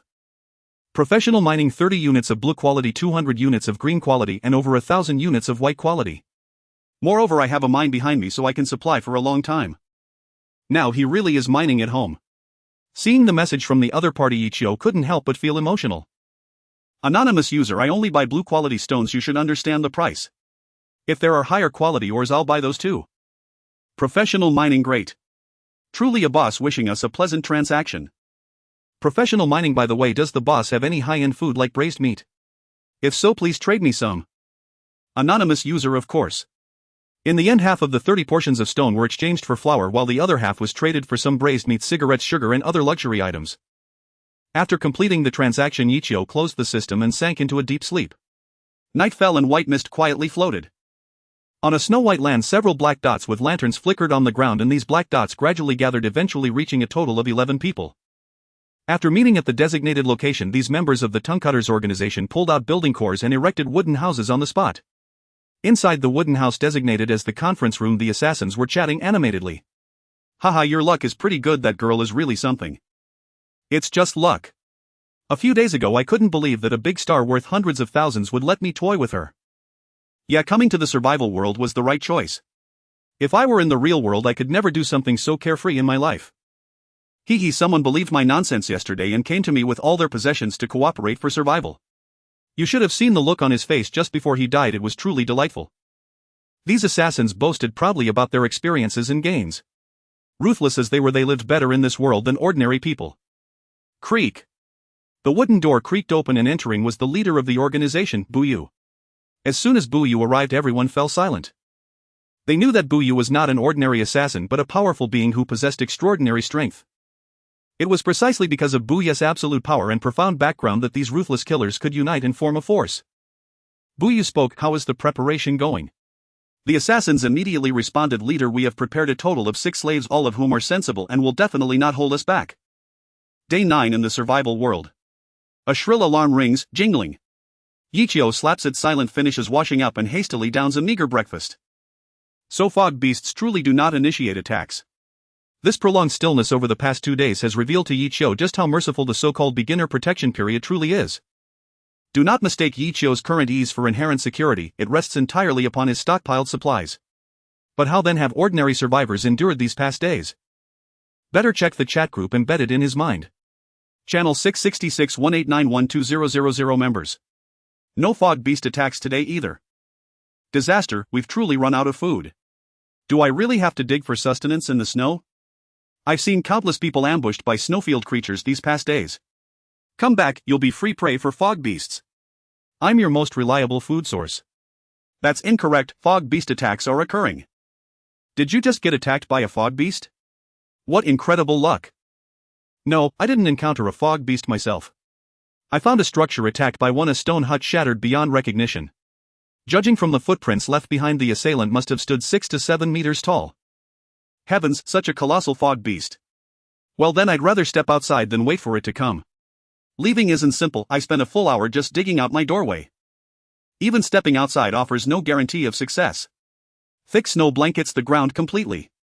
In earlier days, luck might have yielded wooden treasure chests, but now who knows what lies buried beneath unless you excavate first. I simply chop trees and mine stones, then trade raw materials for the anonymous benefactor's affordable meal rations. Sai Master, could you please lift the per-person purchase limit? Yesterday I swung my axe at a tree and an avalanche of snow buried me headfirst. How utterly unreasonable. This channel hosts nearly 2,000 souls. Even a mere 100 grams per person would demand 400 or 500 gene of grain. That the master's shop remains open at all is nothing short of divine grace. Indeed, no one knows when this snow will melt. Several trading houses in the exchange channel have already imposed rationing. Even those holding surplus goods can't barter for food. Surviving the first week without hunting was possible, if only by sheer fortune. But this week feels deliberately designed to eradicate ordinary people. I possess unshakable confidence I will survive under any adversity. Brother, you're truly formidable, could you take me along? Yes, I now have food sufficient to sustain life. A tide of despair spreads through the chat channel. For most, the second week spells unrelenting peril. Yichio brews a pot of tea and slowly scrolls through the conversation history. It is at this moment that Wang Wu sends him a message. After a brief exchange, Yichio gains a clear understanding of the current state of the Dian Mutual Aid Shelter. The lethal weather has driven more survivors to form teams. Individual shelters breed betrayal too easily, making the Dian Mutual Aid Shelter the optimal choice. Its membership has doubled in just 2 days. Fortunately, most newcomers arrive desperate and united by a single imperative: survival. Willing to venture out for food and resources, they maintain relative stability within the shelter. Having grasped the broader situation, Wang Wu sends Yichio a photograph. Wang Wu, we retrieved this from a treasure chest during our last sortie, see if it's useful to you. Image. JPG. Yichio raises an eyebrow. The vivid violet hue in the image instantly captures his attention. A violet tier item. Enchanting table schematic violet. Description: craft a maximum violet tier enchanting table using 5 vein crystals and 5 iron ingots. The table's capabilities may be enhanced by consuming books. Trait: enchantment consuming fog cores and special items allows imbuing target objects with a single additional trait. An enchanting table. Yichio blinks. This sounds undeniably prestigious, and its function is profoundly compelling, endowing items with new traits. After all, most items possess only one innate trait, and those possessing even a single trait are almost invariably blue tier. Such a device capable of bestowing traits is therefore exceptionally rare. Vein crystals, he still has reserves. But special items? That leaves Yichio puzzled. No matter. He'll acquire the schematic first. Experimentation will reveal precisely what's required. Yichio, I fine, I'll take it. System notification survivor Wang Wu has gifted you the enchanting table schematic violet.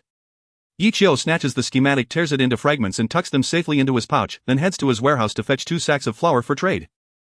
In the adjacent warehouse, Zhang Guozhong stares at the 2 sudden sacks of flour and murmurs, dealing with the anonymous benefactor, never a losing proposition. To curry favor with him. Nearly impossible. Wang Wu smiles faintly. I told you, he's the rarest kind of benefactor. The more you give him, the more he returns, tenfold. Who wouldn't want such a friend? Zhang Guozhong nods slowly. Sigh, I only worry his kindness makes him vulnerable. What if he meets a villain and stumbles? I disagree. So far every friend he's made has honored him, not betrayed him. Perhaps the anonymous benefactor possesses his own discerning method of choosing companions. In truth, he does not. Yi Qiu has always treated every interaction as a transaction, refusing to act before seeing tangible value. Countless users attempting to exploit him via empty promises have been instantly blacklisted. His shop remains closed to them. Only trusted acquaintances like Yu Liang and Wang Wu enjoy extended credit. Yet backed by the boundless resources of the real world, Yi Qiu appears astonishingly generous, so much so that both parties walk away convinced they've profited. Yi Qiu's base camp. Another functional facility joins the forge, sparking quiet exhilaration within him. Let's see Violet Tier Enchanting Table. Success rate for Violet Tier enchantments 10, for Blue Tier 50, for Green Tier enhancements 100. Rather low. However, books can enhance the table. 1 book increases Blue Tier success by 1, 10 books increase Violet Tier success by 1. In the survival world, even paper is scarce, books rarer still. For Yi Qiu, however, this is a tailor-made opportunity.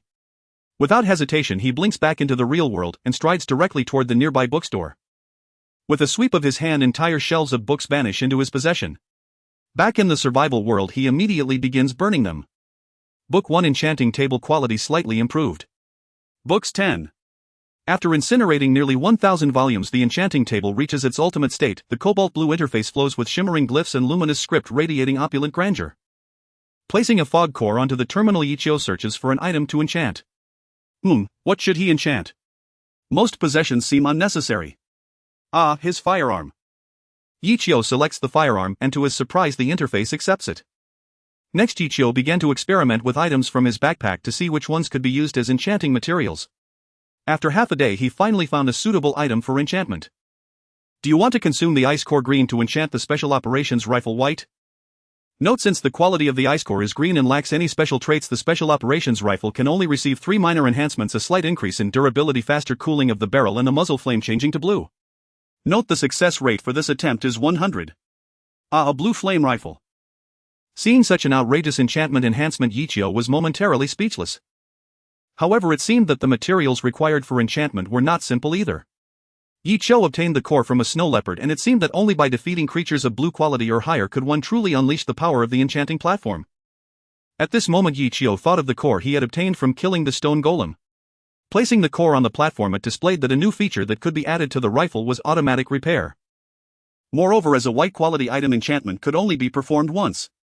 Seeing this, Yi Qiu decided to contact Levski, as this guy often went hunting and might have some cores. However, after chatting for a while, Yi Qiu learned that Levski only had a green core as well and couldn't help but sigh. He never expected that such things would be so high-end that he could barely afford them. With nothing else on hand, Yi Qiu simply consumed a white mist core and a blue ice core to enhance the blue flame rifle. Alas, if he hadn't been unable to find a Gatling gun in the barracks, he would have really wanted to create a blue flame Gatling gun. As for the cores dropped by the stone golem, Yi Qiu had plenty of firearms in hand and didn't plan on using them for repairs and enhancements for the time being. Just as Yi Qiu was fiddling with the new facility, a group of uninvited guests quietly approached his encampment. It was Wu Yu and his subordinates. At this moment, the sky was already brightening. Wu Yu and his assassins hid in the snow while a few women wrapped tightly and only revealing their delicate faces trembled in the cold wind. You guys use all your means to act pitiful and knock on the door. If we can trick the owner of the house to come out, we can fill our stomachs and you will have soup to drink. If we can't get them out. The man revealed a vicious expression as he waved the glinting dagger in his hand. It'll be hard for you to die. The several women showed fear in their eyes and nodded cautiously. Rest assured, we know what to do. Wait a moment. Wu Yu suddenly spoke and the women immediately stood still, not daring to move. Wu Yu looked at his subordinate and after a moment of hesitation pointed at a seemingly honest man and said, "You go with them." This move had 2 benefits. One was to prevent them from betraying and joining the other side, and the second was that the combination of women and men was more reasonable. While it was not impossible for the women to cooperate, it would be a bit too deliberate. If there was a simp mixed in among them, it would make much more sense. Moreover, if the other party had a liking for giving others labels, the probability of successfully entering would be much higher. Even if the other party was female, they would likely prefer to accept a male laborer who was easy to control. After hearing Wu Ye's explanation, the subordinates all suddenly understood and complimented him. As expected of the big brother, your grasp of human nature is profound. This tactic of appealing to both genders is brilliant. After assigning the task, Wu Yu and his subordinates lay in ambush in the snow. Through the system they sent out a message, and a few disguised as refugees immediately helped each other and walked laboriously through the snow. However, when they approached the building standing in the vast snowy field, they began to realize what they had encountered.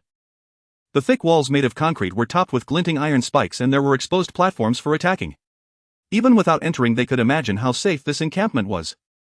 The people inside could probably be compared to the leaders of the tongue-cutting organization. The leading woman Bai Weiwei couldn't help but feel shaken. If they could stay inside, then they would no longer have to live in fear, right?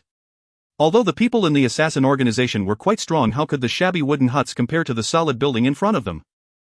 However, Bai Weiwei was just thinking about it because behind her was already a net of heaven and earth, and the owner of this encampment was unlikely to survive the day. Don't blame me, they forced me to do this. Comforting herself in her heart, Bai Weiwei stepped forward to knock on the door and gathered her strength to shout, "Is anyone inside? Can you help us? We have supplies. As long as you let us in to rest for a while, we will offer you resources."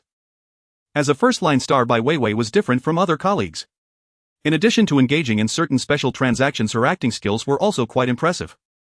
Given a few more years to mature, she might even seize an opportunity to become the next best actress. This was vividly expressed in this brief statement. In her brief words, the stubbornness, anxiety, and helplessness were perfectly balanced, making it clear that a beauty in need of help had arrived outside, and she was not a mere vase. Whether it was for releasing pressure or needing a mutual support partner, this was definitely the best choice. Meanwhile, Yi Qiu frowned slightly upon hearing the voice. What is going on these days? The probability of encountering people seems a bit off, right? In the vast snowy field, how could they dare to wander without a locator? Using the all-seeing mirror, Yi Qiu scanned the person outside the door from head to toe. It was not that he had any lewd thoughts, he mainly wanted to confirm whether they were there to set a trap. They looked pale and panicked. They indeed appeared to be a group of lost survivors. But sometimes seeing is not believing. Raising his perspective, Yi Qiu planned to conduct a thorough search of the nearby area.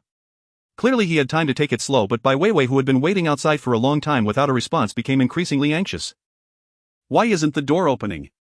At least give some response. The cold outside was making her shiver, and Bai Weiwei spoke again. Please let us in. If we stay out here any longer, we will freeze. My name is Bai Weiwei, you must have heard of me, right? As long as you save me, I am willing to do anything.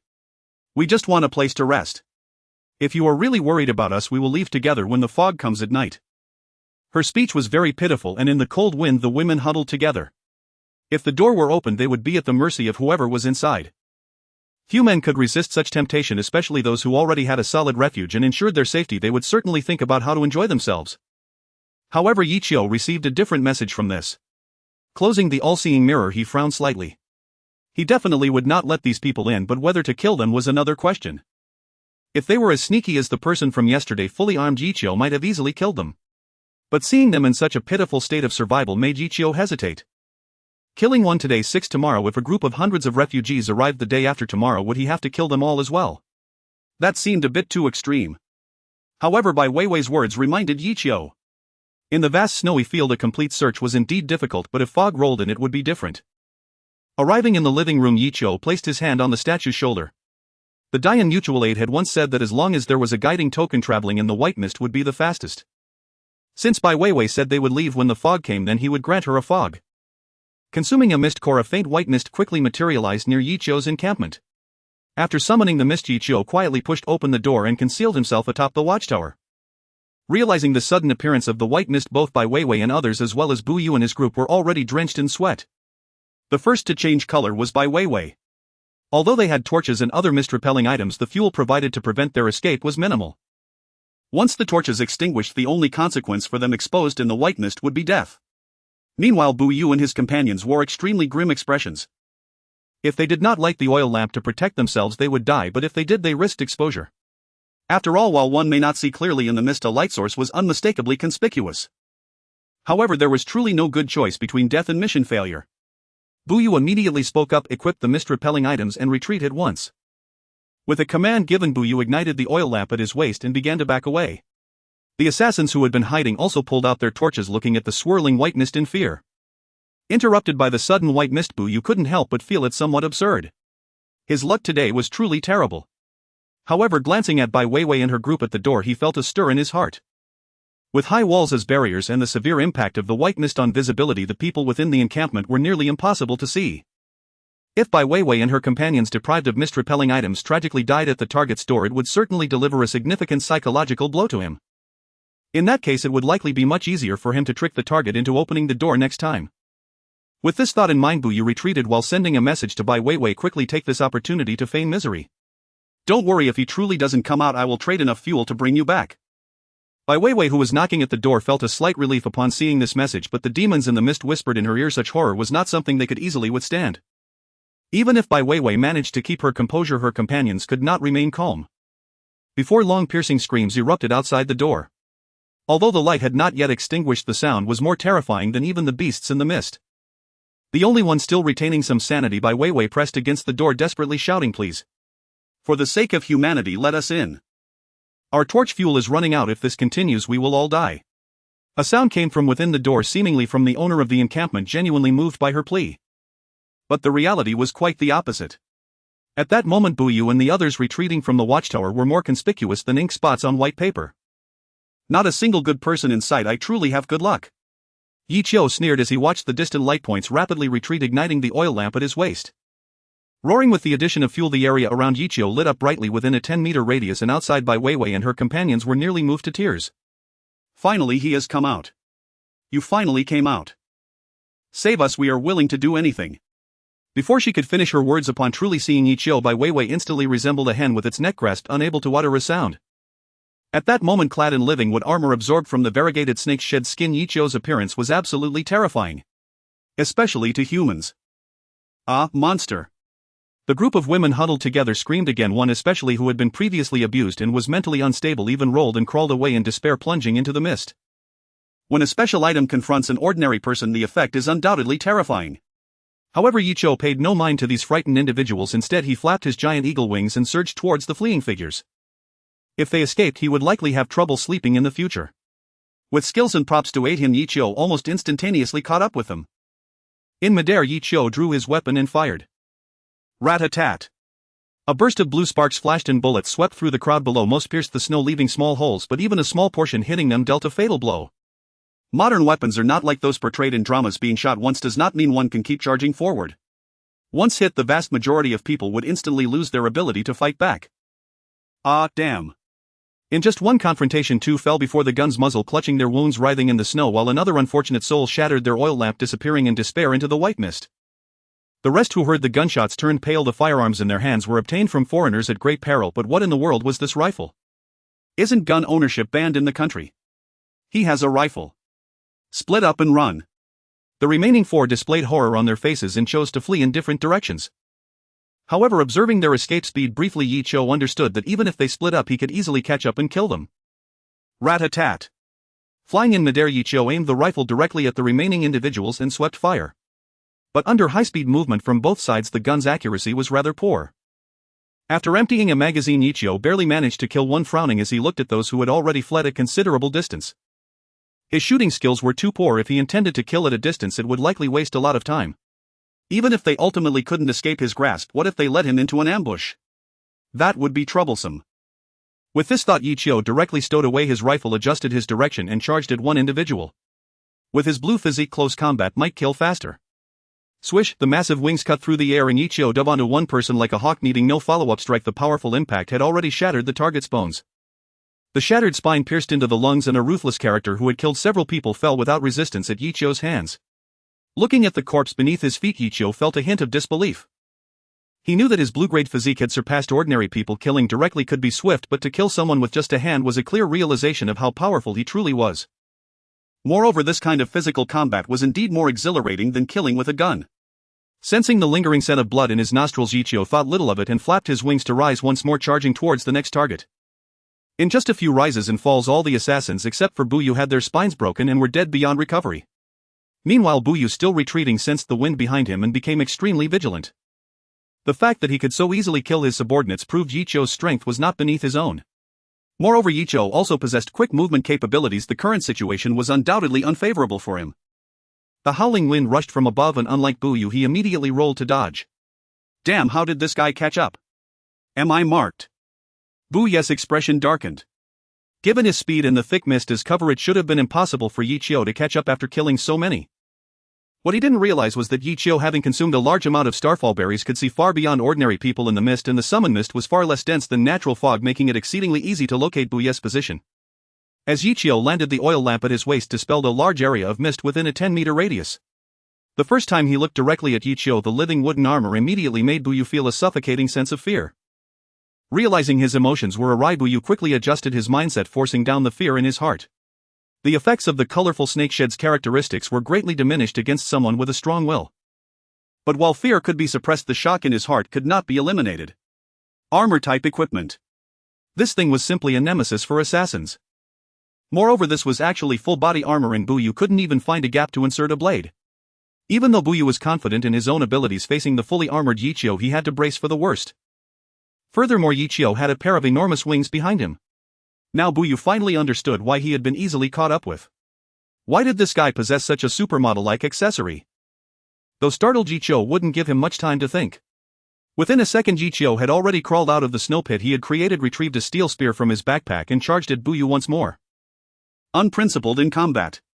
An inch longer means an inch stronger. This was not just talk. As an assassin, Buyu stood no chance of getting close with only a short dagger against a spear. Clang.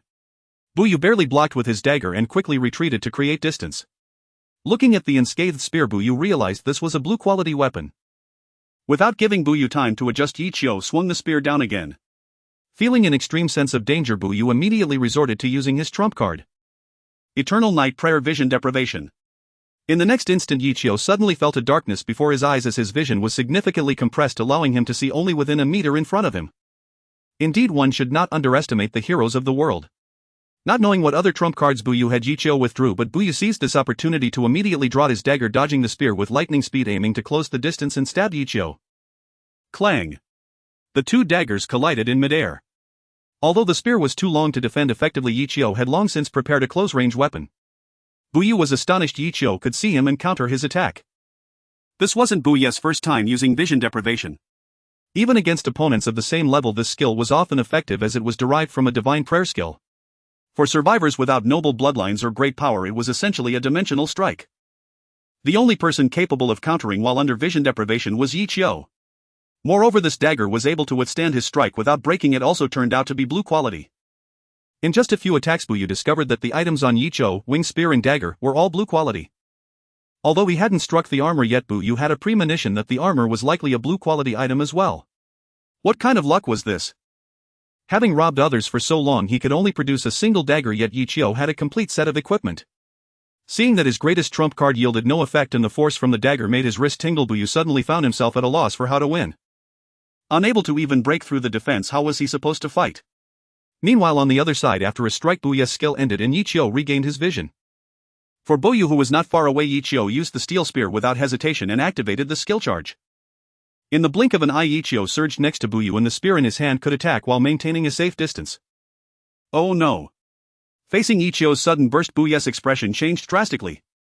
This time he truly sensed the breath of death. Stab. The sound of the spear piercing flesh echoed.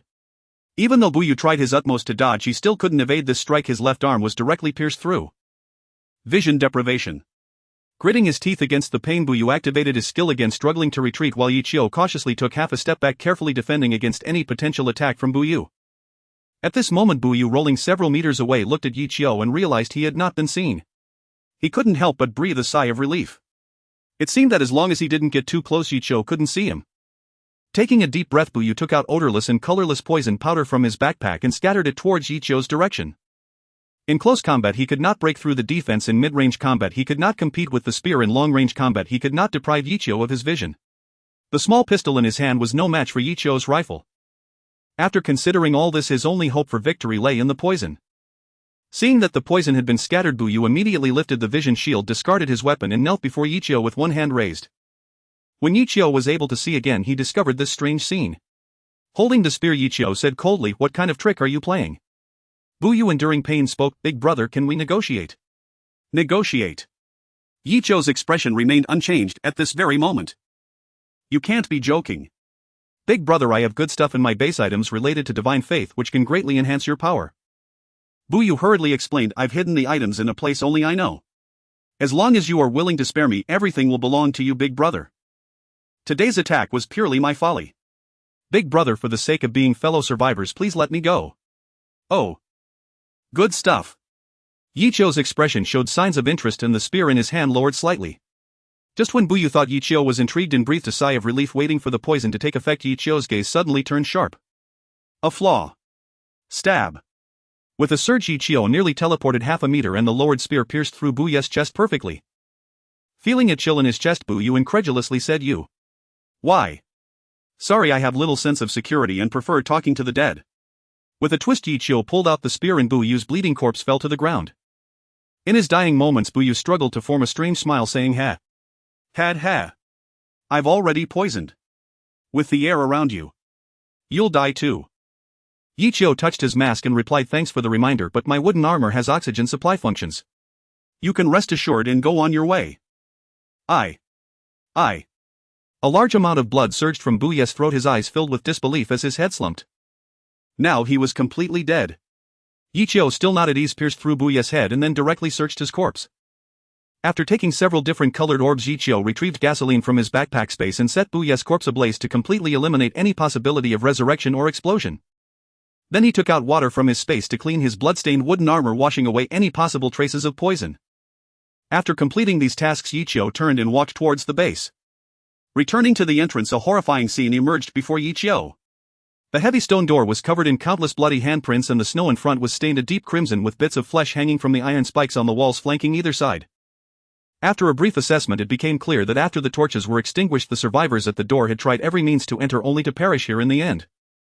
Sighing softly, Yichio casually shot the head of a nearby mist beast, ready to turn and fly into the watchtower to clear out the mist beasts drawn by the noise, but he couldn't help but be captivated by the scene beside him. It is well known that as long as the fog-dispelling items worn are still effective, the entities within the white mist will not attack.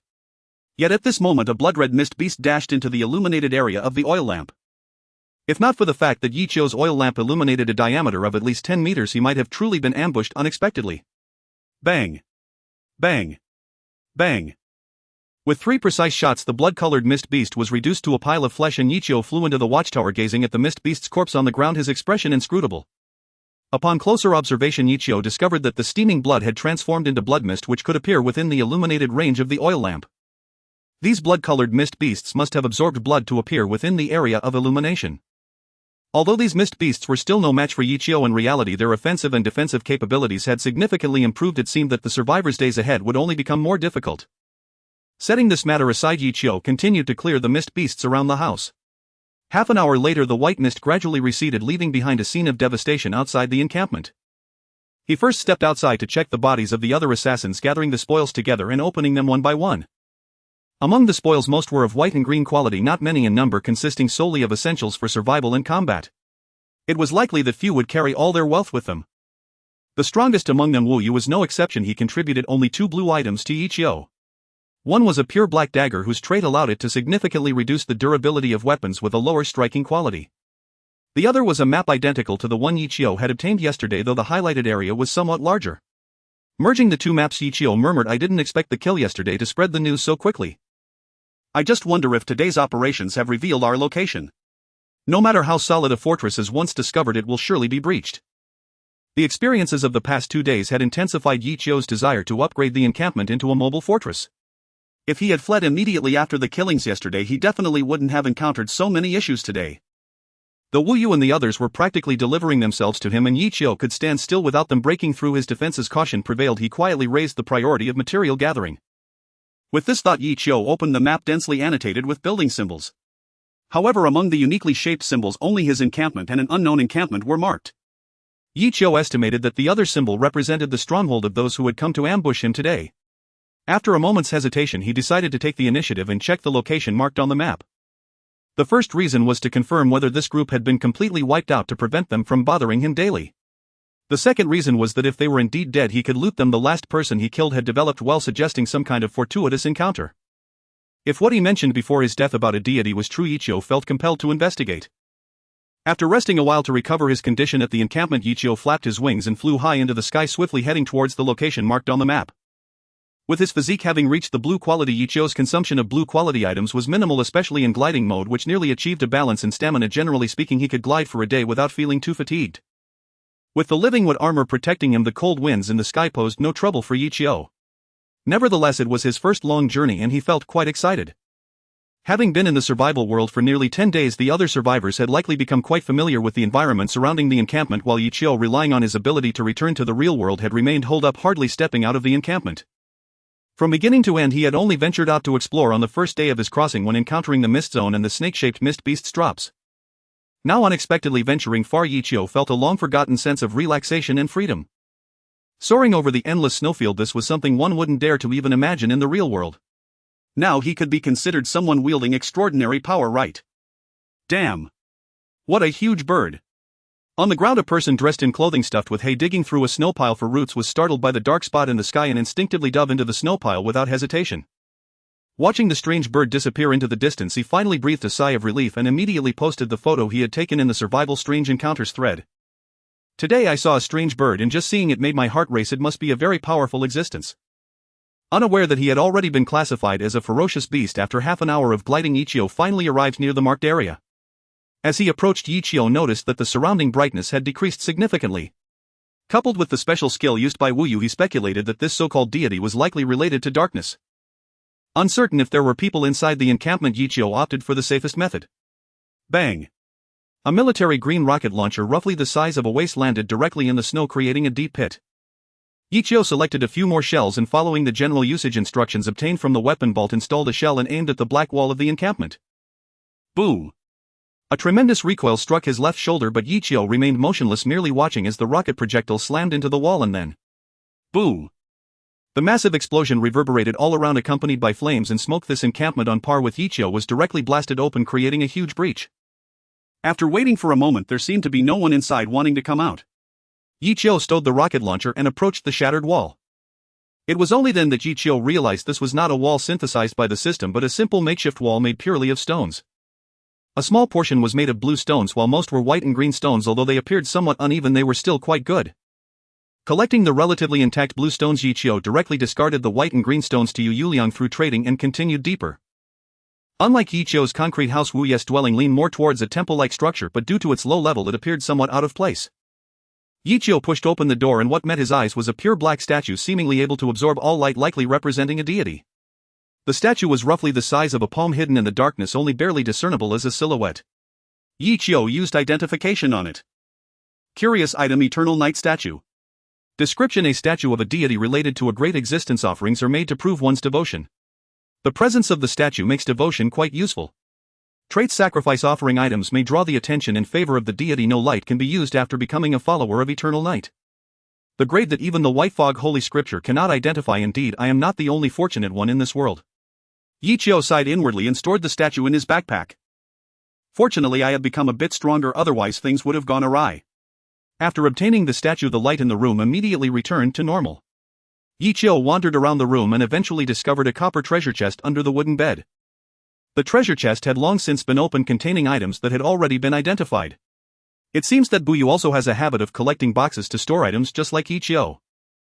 There weren't many items in the chest, but all were of blue quality or higher. This fellow actually had an item of purple quality. Ichio immediately began to identify it. Recruitment scroll: purple. Description: a special scroll that can summon purple quality allies. As long as the conditions are met, they can be recruited as a member within the stronghold. The better the conditions of the stronghold, the shorter the recruitment time. Special feature: special gravity. The scroll will periodically emit unique waves that can attract local creatures from the misty land to you. Status: used local creatures are expected to be drawn within 5 days and 12 hours. Recruit local creatures. Ichio couldn't help but fall into thought. It must be said that although the system had always mentioned the existence of local creatures, aside from the G-Boss, Ichio had never seen a single one. Now I can finally see what the local creatures in the survival world look like. It's a bit lonely to be alone in the stronghold. If I can have a loyal subordinate, it would greatly improve my mental state. The other items were basically useless to Ichio. After casually tossing them into his backpack, Yichio directly set about dismantling Buy's house, turning around and leaving with the newly acquired building core. After spending some time returning to his stronghold, Yichio closed the door, deactivated the defenses of the living wood armor and took a few deep breaths of fresh air. Although the living wood armor has an oxygen-producing function and is very lightweight, making it hardly restrictive, wearing it and not wearing it is ultimately two different experiences. For Yichio, wearing it provides a sense of security, but not wearing it is much more comfortable. He incorporated the building core into the warehouse, spending some blue quality wood to upgrade the warehouse to blue quality. The blue quality warehouse, although it still looks the same on the outside, has actually expanded its internal space by a whole half, allowing for more storage. After finishing everything, the sky was already getting dark. Yichio simmered potato and shredded meat soup in the pot and then took out his biggest harvest from the living room, the Eternal Night statue. Taking out this item, Yichio felt that the light in his room had dimmed considerably. He placed a high table in the empty space of the room to offer the statue and specially selected some not-so-wilted apples and bananas to place on the offering table. Not only that, but Yichio also set up an incense burner and incense. He asked himself, currently there should be no one in the survival world more devout on the surface than himself. After placing the offerings, Yichio hesitated for a moment before speaking. Great God of Eternal Night, your devout follower prays for your blessing. The statue remained silent. Yichio tossed 2 mist cores onto the statue. God of Eternal Night, please bless your devout follower. Hiss, like a chemical reaction, the originally stable mist cores slowly transformed into wisps of smoke which were absorbed by the statue. Indeed, when in doubt, just use the mist cores. After the mist cores were fully absorbed, a system prompt appeared in Yichio's mind. An inexplicable existence is conducting identification on you. Identification complete. You have not received the favor of the God of Eternal Night. System prompt: you have been tainted by the aura of an unknown deity, reducing the likelihood of being noticed by other deities. Yichio was taken aback. He actually did not receive any favor. Tainted by the aura of other gods. Reflecting on the moments he might have come into contact with deities, Yichio suddenly remembered that morning when he obtained the starfall berry. Could it be that I ate too many starfall berries and was judged to be a follower of that god of stars and moon? In any case, it seems that this statue is of no use to me. Yichio, somewhat disappointed, returned the statue to his backpack and then with some anticipation took out the recruitment scroll. The recruitment time seems to change with the conditions of the stronghold. Given my stronghold's conditions, I should be able to recruit successfully within 3 days, right? Taking out the recruitment scroll, Yichio used identification again. Recruitment scroll: purple status, recruitment completed within 10 minutes. Local creatures will approach your stronghold. Please be cautious in your interactions. Recruitment is completed. Originally I would have to wait 5 more days in Buy's house, but as soon as I returned home the recruitment was finished. It seems that Buyu is not just poor. The second intelligent creature of the survival world is about to arrive, and Yichio couldn't help but feel a little excited. As usual, changing into formal clothes, Yichio first ran to the door to clear the snow. Since Yichio rarely goes out, even when he does he simply glides out, so this big door hadn't been opened since it was completed. Outside the door was fine. The previous wave of survivors had basically cleared the snow for survival, but inside the door he still had to work a bit. Easily pushing the snow aside, Yichio took out 2 oil lamps to hang in front of the door and lit them to dispel the white mist, then used the all-seeing mirror to closely monitor the situation outside. Opening the door as soon as someone knocks is not a good habit. You must confirm that the person is the one you are looking for before opening the door. Time passed second by second. In the thick white mist, a slender and frail figure emerged, cautiously standing in front of Yichio's door, surveying this enticing place. System prompt: the recruitment target has arrived at the stronghold. They are here. Yichio immediately manipulated the all-seeing mirror to observe the person outside. No. Not human. Yichio's expression changed slightly. Although most of the visitor's body was hidden beneath a large robe, one could see through the gaps that the visitor had non-human features. Beast-eared girl. The thought of this exotic specialty made Yichio feel excited. If I could have a soft and cuddly beast-eared girl to sleep with, it would be a wonderful thing. Just as Yichio was sizing up the person outside, the hesitant person finally seemed to have made up their mind, lifted their hood and knocked on the big door. Excuse me. Is anyone inside? I am the contracted assassin you requested. With the bright light, Yichio could see the appearance of the person outside. About 1.6 meters tall. Beneath the large black robe was a form-fitting outfit for ease of movement. The snow-white fox ears drooped like those of a Scottish fold on top of her head, with white hair and silver eyes, holding a steel dagger in reverse grip. Wow, it's a fox-eared girl. Yichio, triggered by his preferences, almost immediately wanted to let her in, but for safety's sake he still used identification. Contract assassin. Physique rare blue. Description: a trained assassin from a clandestine killing academy. Her combat prowess will never disappoint. Ability: concealment. While stealth killing, she enters the concealed state, drastically reducing detection risk and amplifying her next strike. Loyalty 60 stranger liable to depart at any moment. 30 mercenary likely to abandon you in crisis. 60 retainer, she will remain unless you die or commit grave betrayal. Because your encampment is exceptionally fortified and luxurious, the contract assassin perceives you as a generous employer. Her loyalty has risen from 30 to 60. Note loyalty above 80 renders her virtually a trusted right hand. At 100 she would resurrect you even after death.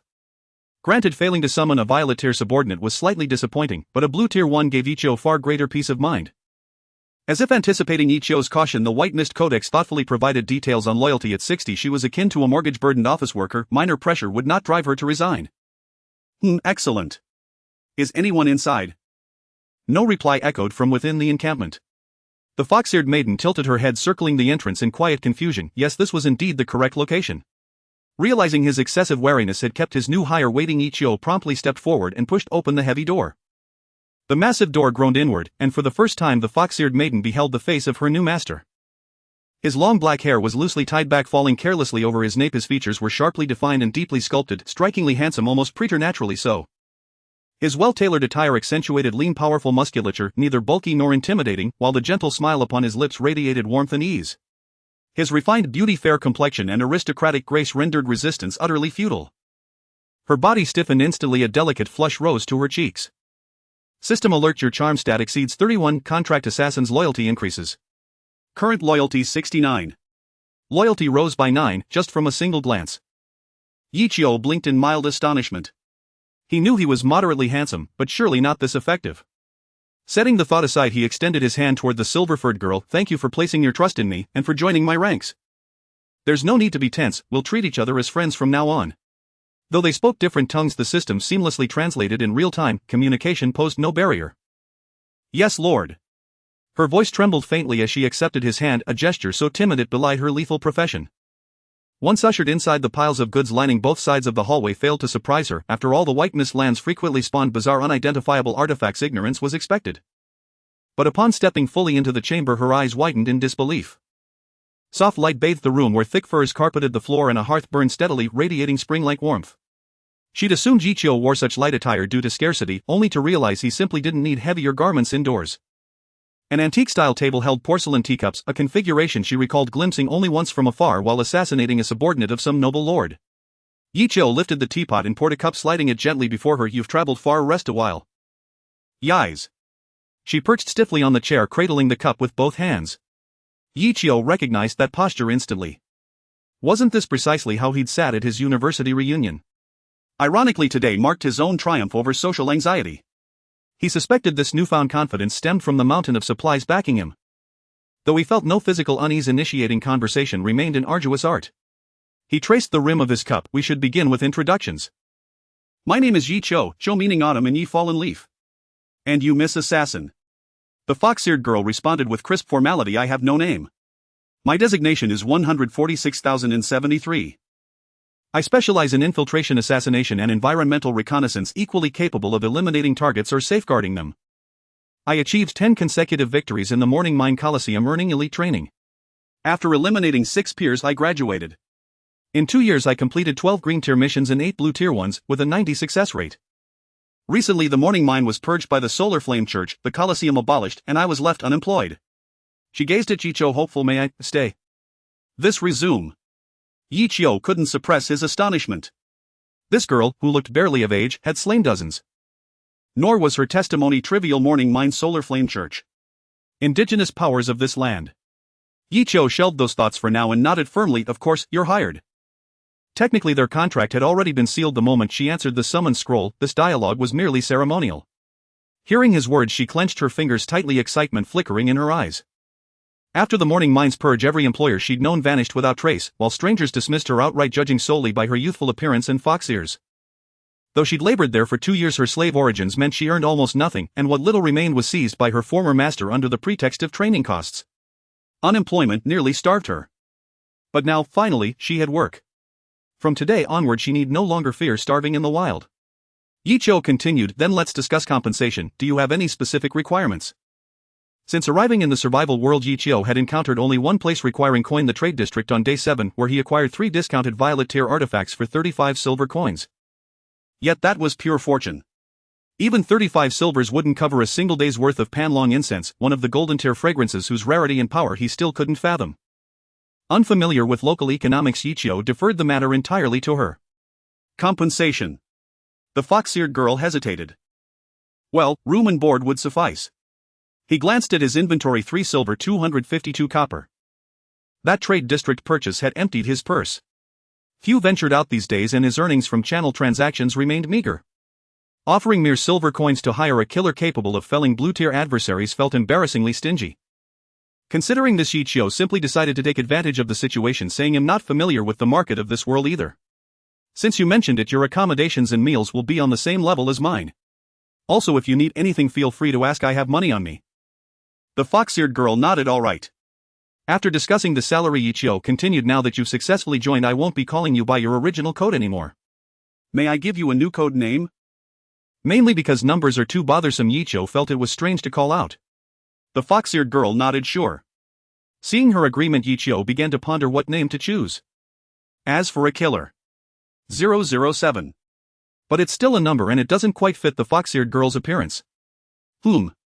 Since you're a killer, let's call you Jian. From now on you will be my secret weapon. Jian obediently nodded. "All right, my lord." After renaming Jian, Yichio estimated the time dinner was nearly ready. A rich soup made with potato chunks and shredded meat. He instructed Jian to wait in place while Yichio went to the kitchen to serve the food. Lifting the lid of the pot, a rich aroma filled the kitchen. Yichio scooped up a bit of the broth to taste, then added a pinch of salt. After stirring the pot with a spoon, Yichio brought out 2 bowls, filling them generously with potato soup. He carried the bowls to the living room where Jian was still sitting properly in her chair, looking very obedient. Yet the instinct of a living being made Jian glance at the bowl in Yichio's hand from time to time. A bowl full of meat and unknown food combined with the delightful aroma made it look incredibly satisfying. Placing the bowl beside Jian, Yichio said, "Let's eat." Jian was not very skilled with chopsticks, so Yichio specially brought out a knife, fork and spoon from the kitchen. Surprisingly, Jian seemed not to know how to use a knife and fork either. She found the spoon much easier to handle. Taking the spoon from Yichio, Jian awkwardly said, "It's just that I've always eaten black bread before."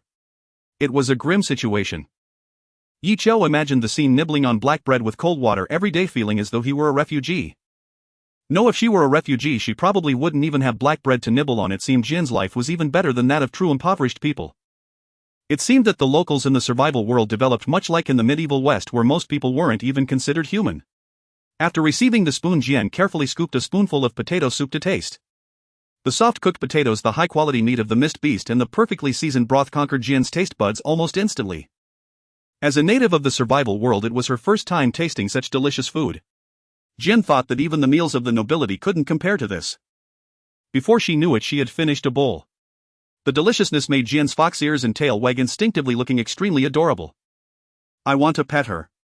Yichio suppressed his desire to touch her tail and instead reached for the elusive rabbit meal replacement. Chirp!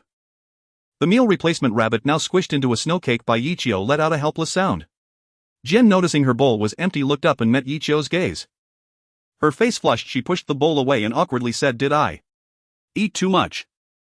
According to Jian's understanding, this food, rich in precious spices, fine salt and even high-quality meat, was something that even an average lord couldn't enjoy every day. She feared that by eating this meal she had consumed several silver coins worth.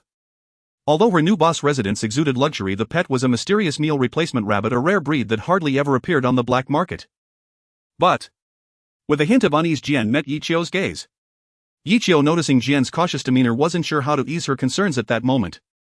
It seemed he could only leave it to time. Yichio waved his hand, saying, "There's plenty more in the kitchen. I can't possibly finish all this food. Just eat until you're full and keep going. These are all meats that can strengthen your constitution. After eating them you'll become stronger, which is beneficial for me, so just eat freely. Although I can't pay you a salary, ensuring you have enough to eat is no problem." Realizing that Yichio truly didn't take this to heart, Jian instantly felt a warmth in her heart. Perhaps it was the first time she had eaten mist beast meat. Taking Jian to the kitchen to familiarize her with the utensils, it wasn't long before she returned to the living room with a steaming bowl of meat soup, happily enjoying the delicious food. System prompt: Jian's loyalty has increased to 80. Yichio paused with his chopsticks and couldn't help but glance at Jian. At that moment she was relishing her food. Having received a subordinate who could act like an extension of his own hand, Yichio felt quite lucky. After dinner he and Jian worked together to dispose of the kitchen waste and wash the dishes.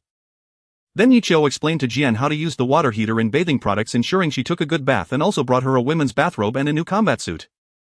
Despite Jian appearing fully wrapped when she first arrived looking very professional, the truth was that the most expensive thing she owned was the green quality dagger in her hand.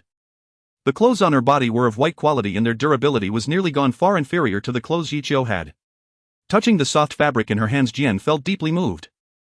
She initially thought she was just changing places to live a hard life, but now not only had she eaten delicious food but she had also received clothes she never dared to imagine.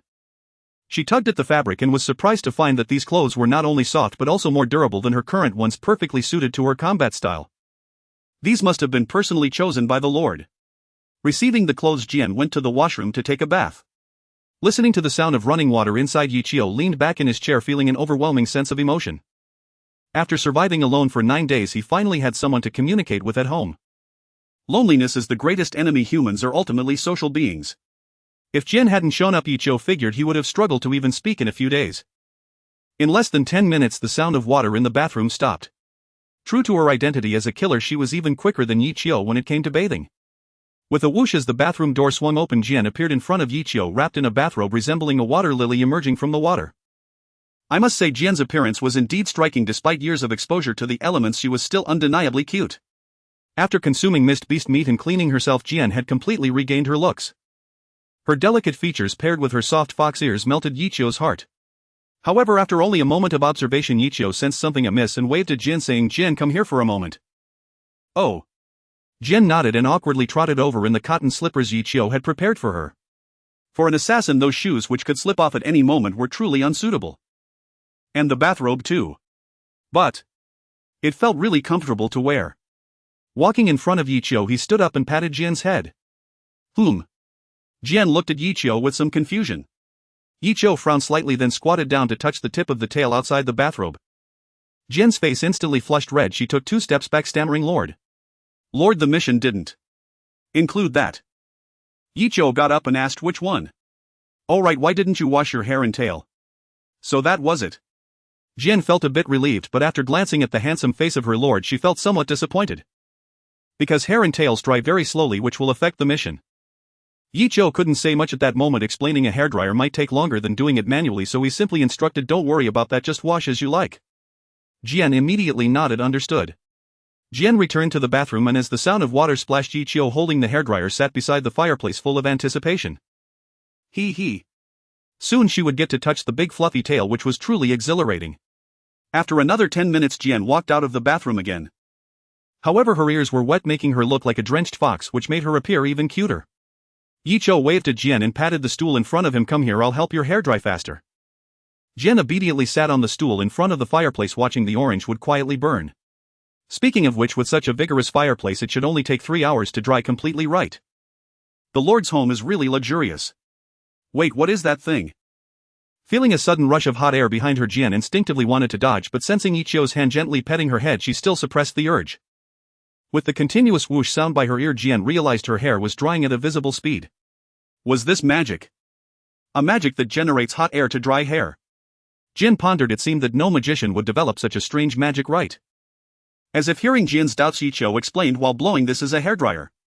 As long as you plug in the mist core, it can blow out hot air to speed up hair drying, so you won't have to worry about your tail and hair drying too slowly. You can use this." So magical. Jian felt her hair starting to become fluffy and let out a soft hum. After drying her hair, Yiqiu reached towards the hem of the bathrobe. The tail. The nearly 1 meter long tail, after soaking in water, lay limp under the bathrobe, and since humans don't have this structure, the design of the bathrobe hindered the process. Therefore, to clean the tail, she could only lift the bathrobe. Jian's long flexible legs were propped up on the newly moved lounge chair, her soft white little feet curled up a bit in embarrassment like their owner. Since Jian became conscious, she had never displayed so much of her body so intimately in front of the opposite sex. Fortunately, Jian noticed that Yiqiu was completely focused on her tail, which made her feel a bit ashamed of her wild thoughts. Whoosh whoosh whoosh. As the hairdryer worked, the damp white foxtail became fluffy and soft. Touching the smooth tail, Yiqiu felt as if he had been healed. However, at this moment, Jian, lying on the lounge chair, was not so relaxed. Burying her face in the soft cushion of the chair, Jian couldn't understand what was happening for a moment. Most beastmen's tails are sensitive organs, making them easy targets in fights. But tails also endow beastmen with extreme agility. Giving them up would be like crippling themselves. Thus, almost all assassins choose to sever part of their sensory organs when entering the profession, eliminating the interference from tails and ears while maximizing their effectiveness. Yet feeling the tingling sensation from her tailbone, Jian was deeply incredulous. Clearly she had severed most of her tail's sensory nerves when she first became an assassin. Why was she feeling so much now? Could it be that the meat she just ate repaired the hidden injuries within her body, even restoring sensory perception in her tail? Unaware of Jian's specific feelings, Yi Qiu became engrossed in playing with her tail. After playing for a full half hour, even the hairdryer ran out of power. Yi Qiu reluctantly let go of the fluffy tail. Jian remained sprawled on the lounge chair for a full half minute before finally standing up with soft legs. After cleaning, Jian, the once pitiful little fox which was a bit dirty, had transformed into a clean and beautiful fox. Looking at her masterpiece, Yi Qiu couldn't help but sip the tea beside him with satisfaction. Once this was done, Yi Qiu planned to take a simple bath and warmed up some milk in the kitchen before bathing. After finishing the bath, Yi Qiu and Jian sat across from each other enjoying the warm sweet hot milk together. The milk Yi Qiu enjoyed was definitely not low grade, just these 2 bowls of milk had a retail price of 100. As it turned out, expensive things aren't always delicious, but they are definitely not bad tasting. Even Yi Qiu, who usually didn't like milk, had developed a habit of having a bowl before bed. Licking the sweet milk, Jian, who had changed out of her bathrobe and into a military green special forces uniform, spoke earnestly. Lord, what is my task for tonight? Yi Qiu was taken aback. There's no task. The base is basically safe, you can just sleep directly later. No task. Jian's heart skipped a beat. Could it be that she had acted too silly and sweet to the point of being treated as a decorative piece? Jian cautiously asked, what about tomorrow? There's probably no task either. Yi Qiu replied uncertainly, unless there are other survivors or creatures attacking the base, we can just lie in the base and enjoy life. When we gather enough materials and the base can move, we will just find a secluded place to continue hiding and enjoying ourselves. Ah. Jian's eyes widened in disbelief. She had heard that lords in the Misty Lands were always on the edge of life and death, so pressed that they would wish to split themselves in two, and as lords not even getting enough to eat was the norm. This led many to prefer being beggars rather than serving as beasts of burden in the Misty Lands. But now it seemed that the rumors were not accurate. Her lord was completely like one on a picnic. However, Yi Qiu still maintained a certain level of vigilance, not giving up on progress just because of the solid base. She only had a superficial understanding of the survival world. What if one day she encountered an overwhelmingly powerful being? She might not even know how she died. To be able to relax, she must ensure she has the ability to solve all difficulties. With this in mind, Yi Qiu said, Jian, I haven't been in the Misty World for long. Could you enlighten me about the basic situation of the world? Upon hearing that she could be of help, Jian's ears perked up immediately. Okay, Lord. It is said that long ago the Misty Land was shrouded in an everlasting white fog, and anyone who dared to step into it never returned. Later a deity descended near the Misty Land, causing the white fog to no longer exist eternally but to dissipate from time to time. Because many explorers died within the white fog, their legacies attracted numerous people to venture into the Misty Land, and some powerful lords wielded great power within their territories. The white fog would not appear. Thus the former Misty area was divided into 2 regions, the Lord's area and the new Misty area. Moreover, at an unknown time, beings like you, my lord, would suddenly appear in the new Misty area. As outside lords often received gifts from deities, those sent by the Lord's area to the new Misty area aimed to either seek resources or eliminate the lords. The spatial distortion within the Misty area means that one might never encounter the Lord's hunting parties or might run into one tonight. Thus your situation, my lord, is quite perilous. Yi Qiu nodded thoughtfully. It seems the construction of the mobile fortress indeed needs to be prioritized. Jian, please tell me more about the factions you know of. Jian nodded and began to introduce. Before I entered the Misty area, I was active in the territory of the Weeping Lord, who commanded a large number of battle knights and slaves. Although their methods are brutal and they often kill, they are the most powerful lord in the surrounding area. Not long ago it seems they provoked the Radiant Church, and the Lord's fortress was destroyed by the Radiant Knights, leaving the battle knights nearly wiped out, and the Lord vanished without a trace. As for the Radiant Church, it appears to be a church that suddenly emerged after all the Lord's area was established in what was once the Misty area, and there are practically no channels for acquiring outside information. Moreover, with the Misty area right next to it, forces from other worlds occasionally emerge, and it is not impossible for a powerful lord to be suddenly overthrown. Yi Qiu inquired, how strong is the Weeping Lord? Jian's expression faltered. I don't know, I've only heard many say he is very strong. The strongest seems to be the commander of the battle knights under the Weeping Lord. I heard he possesses the strength of the purple gold grade, and you, my lord, should be even stronger than him. Purple gold grade. Jian, I'm not very clear about the classifications of grades, could you explain a bit? Of course. Jian began to describe the grades in detail. The first few levels actually differ little. For example, the slaves working in the fields are of the inferior gray grade. If they are fed well enough, they can match the strength of oxen used for plowing, which is the porcelain white grade. If they become even stronger, able to move freely while armored and shatter porcelain white grade individuals as if they were porcelain, that would be the evergreen grade. This grade is the standard for battle knights and represents the limit ordinary people can reach. If one experiences a fortuitous encounter and breaks the shackles of biology, they can become a true extraordinary being with miraculous powers. This is the indigo grade. Above the indigo grade is the purple gold grade, which is essentially the strongest force within a territory. As long as one proceeds cautiously, they can emerge unscathed even within the white fog, truly mastering their own life with strength. Above the purple gold grade is the ruby grade. Such powerful beings can easily annihilate a territory. Merely their name can ensure smooth operation within the territory, and they are regarded as true lords. Beyond that I am not quite sure. Yi Qiu nodded. It seems the grade divisions and systems in the survival world are somewhat similar, just with more ornate descriptors. Purple gold grade. Is there really anyone within the Weeping Territory who can contend with that 100-meter-long giant Mine Guardian? After all, Yi Qiu had used a full ton of explosives that day merely to injure the Mine Guardian. If he were to encounter a humanoid purple gold expert, he might not even be able to escape before being killed on the spot. Yet even such beings can be annihilated due to an accident. One must never be careless in this survival world. Fortunately, this territory has already been destroyed. If they were to come looking for me, I would be utterly defenseless. However, a fallen lord in Jian seems to have said she hails from the beast-fighting arena of the territory's mine. Does that mean as long as the Radiant Church has not occupied the mine, I can go there to reap some benefits? To upgrade the fortress, the demand for purple quality materials is immense. Although Yi Qiu buried the vein essence in his backyard hoping it would transform enough purple, or by the time it does the food will be long past ripe. To expedite the upgrade, one must take risks. With this in mind, Yi Qiu asked, Jian, has the mine you hail from been taken over? Jian shook her head. The Knights of the Radiant Church directly shattered the Lord's fortress and did not merge it. So many resources within the territory have been drawn back into the mist, including the mine. I entered the misty area along with the mine. If you wish to go mining there, I can try to guide you. Generally speaking, such large remnants of territories tend to stay in a fixed location for 7 days or longer before disappearing back into the fog. Excellent. Yi Qiu's face lit up. He didn't expect to gain a powerful assistant and discover a mine. This is at least a fragment of a territory belonging to a purple gold expert. The stock inside surely won't disappoint Yi Qiu. Yi Qiu patted Jian on the shoulder. We indeed need many rare ores for the development of our territory. I plan to visit the mine tomorrow. Would you mind putting in some effort? Jian shook her head seriously. Not at all. After discussing the general plan for tomorrow's action with Jian, it was already late at night and Yi Qiu prepared to rest. After all, there might be a fierce battle tomorrow and he must be well rested. After spending some time returning to the real world to fetch a single bed, Yi Qiu cleared out an empty room for Jian to use. After all, the area of the buildings in their garrison has nearly reached 200 square meters and there are still many empty rooms after tidying up the supplies. A night passed without incident. The 10th day in the survival world. In the morning, Yi Qiu got up and was about to wash up in the bathroom when he noticed a white figure crouching in the corner. Yi Qiu was taken aback. Jian. Upon hearing her name, Jian immediately stood up. Good morning, my lord. Yi Qiu asked in confusion. Jian, what were you doing just now? Jian replied, I was checking for signs of intrusion in the house. Glancing at the iron thorn net covering the house, Yi Qiu couldn't help but smile. Jian truly is more cautious than I am. Alright Jian, go wash up and wait for breakfast.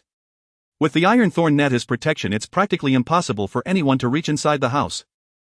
Understood, my lord. Jian responded and walked aside.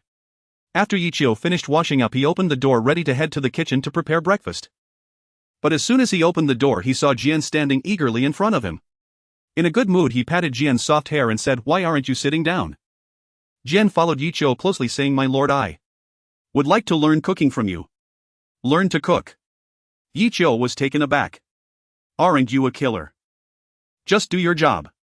Jian's ears drooped in disappointment. But, my lord, your territory's defenses are too tight. I have no space to utilize my skills. Moreover, I'm not taking on a short-term task but serving as your full-time bodyguard. Every day eating your precious food like this, I feel utterly useless. Yi Qiu couldn't help but smile. Originally, slacking off was the ultimate goal for ordinary workers, yet Jian was worried about not having enough work. It seemed this was the meaning of 80 trust employees not only fulfilled their basic duties but also created additional value. Not wanting to dampen Jian's enthusiasm, Yi Qiu invited Jian into the kitchen and began to introduce various kitchen utensils one by one. This is the range, should turn it on to extract smoke. If it doesn't respond, replace the fog core, and if it still doesn't work, let me know. This is salt and sugar. You should know these, but perhaps you are less familiar with MSG and soy sauce. And this is the gas stove, twist it to ignite. Jian was somewhat dazzled by the various tools from the real world. Compared to simply grabbing a black loaf of bread to eat, cooking in the kitchen was more challenging than killing. Due to the tight schedule and heavy tasks today, Yi Qiu only provided a brief introduction to the kitchen before starting to cook a pot of cabbage and egg noodles. Once the noodles were cooked, Yichio opened a cabinet and took out a small cauldron filled with numerous refined pills. After extracting about 5 or 6 pills, Yichio crushed them and added them to the pot. This way even ordinary food could enhance one's physique. Jen, feeling dizzy, carried the noodles while following Yichio out of the kitchen. It was so difficult it felt less challenging than killing. After hastily putting together a meal, Yichio prepared to leave with Jen. Jen donned a special combat suit and Yichio replaced the dagger at her waist with a silent trophy from a kill. He didn't provide Jen with firearms since they required time for training. As for Yichio, he naturally wore living wood armor equipped with giant eagle wings, his backpack stuffed with arms, and a rifle slung over his shoulder, fully prepared. Seeing the dramatically transformed Yichio, even Jen was momentarily stunned. If before the change Yichio was an innocent and harmless beautiful youth, now he instantly became a hellish reaper, making one feel as if their entire body would erupt just from a glance. Hanging 2 fuel-filled oil lamps at his waist, Yichio first stood on a lookout platform surveying the surroundings. After confirming there were no issues, he waved to Jen saying, "Let's go." Thick white mist rolled as Yichio and Jen exited their base. Indeed, the two chose to set off into the night, because the white mist could significantly shorten travel time. Under Jen's guidance, both Yichio, whose physical prowess was at the indigo level, quickly crossed a vast distance and arrived near the Weeping Hill. In the darkness, sparks flickered on the hill, a testament to the powerful lord's territory. Even the area within Yichio's sight was already vast beyond measure. Such an enormous fog area Yichio had only seen when guarding mineral veins. It seemed that this hill was highly likely to be a mine of similar protective quality as the mineral vein. Just as Yichio and Jen approached this fog-free area, the sky gradually brightened. Entering the area of the hill, Yichio soon spotted a patrol team clad in leather armor, armed with spears, guarding the entrance to the hill. Beside them were extinguished fog-clearing torches, and not far away was a small village. Jen had explained that the remaining people in the hill were like her, unwilling to leave and be taken away by the white mist. With the lord's death and the subjects lacking sufficient means, they could not leave the territory, merely drifting along with it, either encountering the next worthy lord to serve or exhausting their resources and dying in the fog area, leaving only a ground of bones. According to Jen, among those remaining in the territory, a small portion were porcelain white level old miners, while most were relatives of the miners. The strongest among them was a captain of the guard at the indigo level, said to have once been a captain among the Weeping Lord's Night Brigade, but later had to retreat due to an arrow to the knee. Currently this area was under his management. Since both Yichio and Jen were at the indigo level, this expert posed no significant obstacle. Yichio planned to communicate with him, hoping to either extract minerals or purchase a batch, achieving a cooperative arrangement. However, just as they arrived in front of the vigilant guard team, a few individuals blocked their path. Although Yichio's appearance was frightening, driven by the desire to protect their homeland, they still steeled themselves to stop Yichio. A guard in leather armor spoke, "Sorry, this is private territory, please turn back." Yichio placed one hand on the trigger, lowering the muzzle to indicate he meant no harm. "I heard there is a mine here and intend to conduct mineral trading. Could you inform me of your current lord?" "A trader." The guards exchanged glances. Since the death of the Weeping Lord, the Weeping Hill had been engulfed in the fog area, rendering resources completely unsustainable, thus every transaction was a rare opportunity. One guard nodded at Yichio and Jen, saying, "Please wait a moment, I'll go inform the lord right away." With that, he quickly left. Yichio and Jen were also seated and waited under the invitation of another guard. However, the guard who went to notify the lord did not head to the village where the lord was, but instead turned to another place. Not far from the mine, about a dozen elderly individuals stood on the square in front of the cave, wielding crude mining picks. They may not have been very old, but existing in a survival world made those who were originally in their 30s or 40s appear as if they were in their 50s or 60s. After all, even in the real world before the Industrial Revolution, the average human lifespan was around 50 to 60 years. It seemed that this group had reached the limit of their lives. Yet before these individuals stood a young man. Unlike the gaunt miners, this person, although somewhat pale, still had a bit of plumpness. He was a survivor. Huang Hui waved his hand and immediately some coarse food appeared on the stone platform in front of the miners, a mixture of flatbread crumbs and coarse cakes. Though it looked unappetizing for the miners, this was a delicacy. In the yearning gazes of the miners, Huang Hui spoke, "Fellow villagers, this is all the food I saved through frugality. You all understand the current situation in the territory. There is no stable food source. Yesterday I managed to contact a somewhat stable channel, but they require a large quantity. Thus I had no choice but to let you elderly folks go back to the mines. These food items are compensation. Once the villagers return and the transaction succeeds, there will be extra meals." The miners holding picks all chimed in, saying, "Rest assured, my lord, although we are old, we still have some strength left. To bring food, you are our great savior. Going to the mines is no trouble for us." Unlike survivors from the real world, these people had long since adapted to oppression. Having just rallied the miners with a bit of food, a guard hurried over from a distance. "Lord Huang." Huang Hui smiled apologetically at the miners, saying, "Fellow villagers, I have something to attend to, please wait a moment." After speaking, Huang Hui left the stone platform and walked up to the guard. "What is it?" The guard replied, "Lord Huang, 2 people have arrived outside the mining hill, one of whom looks quite intimidating and claims to be here to buy ore." "Whom?" Huang Hui's eyes flickered as he said, "Take me to see." Following the guard, Huang Hui stealthily made his way up a nearby hillside, looking down at Yi Qiu and his companion. Upon seeing Yi Qiu, the horrifying effect of the variegated snake shedding startled Huang Hui, but before he could fully comprehend his fear, the gaze of the weapon fell upon him. "My lord, it seems someone is spying on us from the side." Yi Qiu followed the direction of the weapon's gaze and quickly locked onto Huang Hui with the enhanced vision granted by the Starfall Berry. Realizing he had been exposed, Huang Hui decided to stop hiding and suppressed his fear as he descended the hillside. Standing before Yi Qiu and his companion, Huang Hui first narrowed his pupils at the rifle slung over Yi Qiu's shoulder, then smiled broadly and said, "Are you a survivor, brother?" "From the Yan Kingdom." "A rifle." Although unsure of its authenticity, Huang Hui had a premonition that the person before him was undoubtedly better developed than himself. Yi Qiu nodded, "That's right, we are survivors and you are too right." Huang Hui was momentarily stunned, then overjoyed, saying, "I never expected you to actually be survivors, fellow countrymen. Since arriving in this world I haven't seen anyone from the Yan Kingdom. And your armor, is that a real gun? That looks really cool. Fellow countrymen, we must catch up sometime." Yi Qiu nodded slightly. "This armor only looks intimidating, the rifle. Sigh, without bullets it's just a stick for poking fire." "Forget that, brother, are you working here?" Huang Hui eagerly nodded, "Yes, there is a mine here and I make a living by mining." Yi Qiu asked, "Could you help me contact the lord here? I would like to acquire some stone materials." As he spoke, Yi Qiu took out a piece of chocolate and handed it to Huang Hui. "Hey! How hard can that be?" Huang Hui took the chocolate, his smile growing ever more sincere. "Don't mention just buying stone materials, even if you want to go down the mine I can find someone to guide you." Yi Qiu nodded slightly, "That would be best. Can you introduce me to the local mineral resources?" Huang Hui replied, "Of course." Huang Hui waved to signal the guards to continue working, leading Yi Qiu and his companion towards the mining area. At the Weeping Mining Hill, both the lowest gray and the highest purple ores can be found. The Lord said that in the past these ores were in such high demand that they were snapped up. Purple quality ores. Yi Qiu felt a surge of joy in his heart. It seemed he had come to the right place. "So what is the price for purple quality ores?" Huang Hui maintained his smile, "Brother, you might be aiming too high. Purple quality ores are likely to be difficult to mine. Currently there are no stocks of purple grade minerals in the entire territory. However, there are indeed purple grade ores in the mine. If you want to try mining them, I can arrange for a few experienced hands to guide you." The death of the territory lord and the lack of mining means to extract the remnants of the mining hill are understandable. After all, purple quality ores are extraordinary. Ordinary people probably can't break through their defenses. However, I still have purple quality materials provided by the channel contribution treasure chest, which should suffice for mining ores. With this in mind, Yi Qiu said, "In that case I would like to trouble you, brother."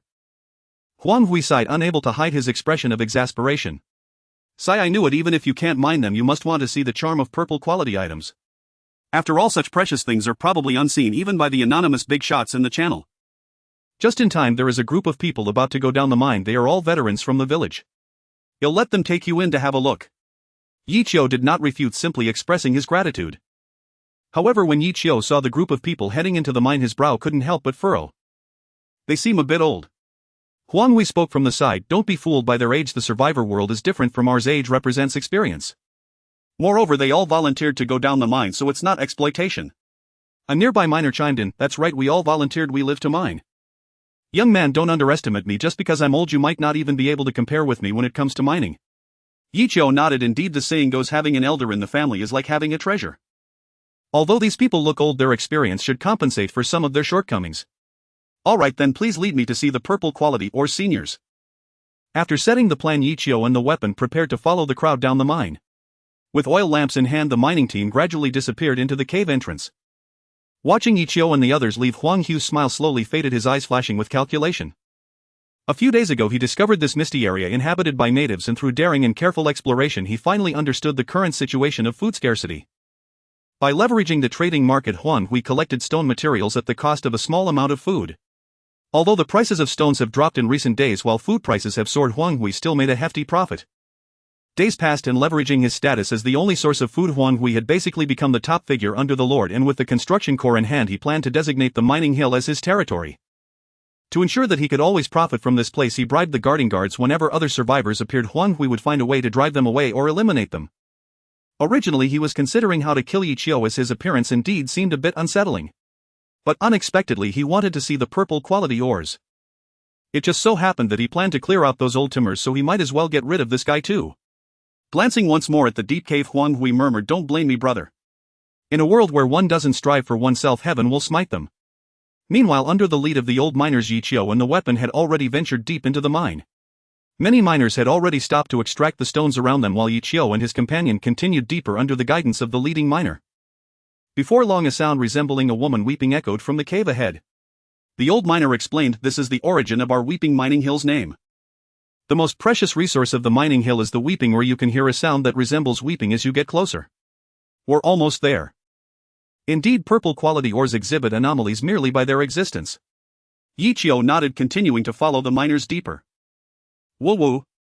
The sound of weeping grew more intense, causing even the old miners to redden their eyes. "You two purple grade ores cannot be mined by ordinary people. I am too old to proceed further. If you truly want to see the ores, just go straight down this path. Lord Huang has some matters for me to attend to, so let's part ways here." Yi Qiu nodded, saying all right.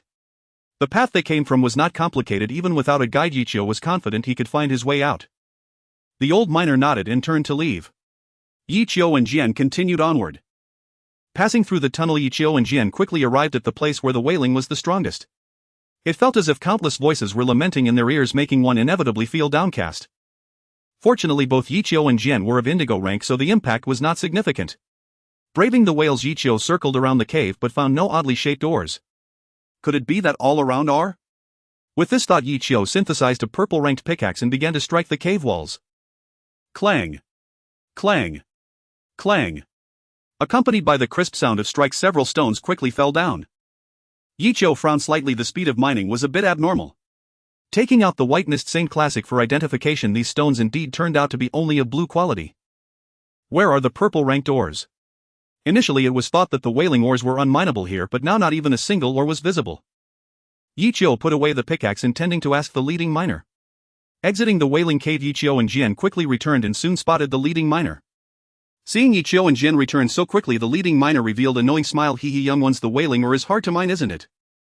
Yi Qiu shook his head. "Elder, we didn't see any wailing ore in the cave. Do we need to dig into the surrounding walls?" "Not seen." The leading miner was taken aback. That shouldn't be the case. Wailing ores usually drill themselves out. There's no reason you wouldn't see them. Drill themselves out. Just when everyone was puzzled by the situation, the mine suddenly shook violently. Boom, boom, boom. Large stones fell from the top of the cave like rain, and the leading miner was suddenly terrified. The mine is collapsing. Seeing the huge stones about to crush the leading miner, Yi Qiu immediately grabbed him by the collar and dashed towards a nearby safe zone. Jian also skillfully avoided the falling rocks and joined Yi Qiu. The massive falling stones stirred up clouds of dust, and faced with this scene resembling a natural disaster, even Yi Qiu was momentarily stunned. Cough, cough, cough.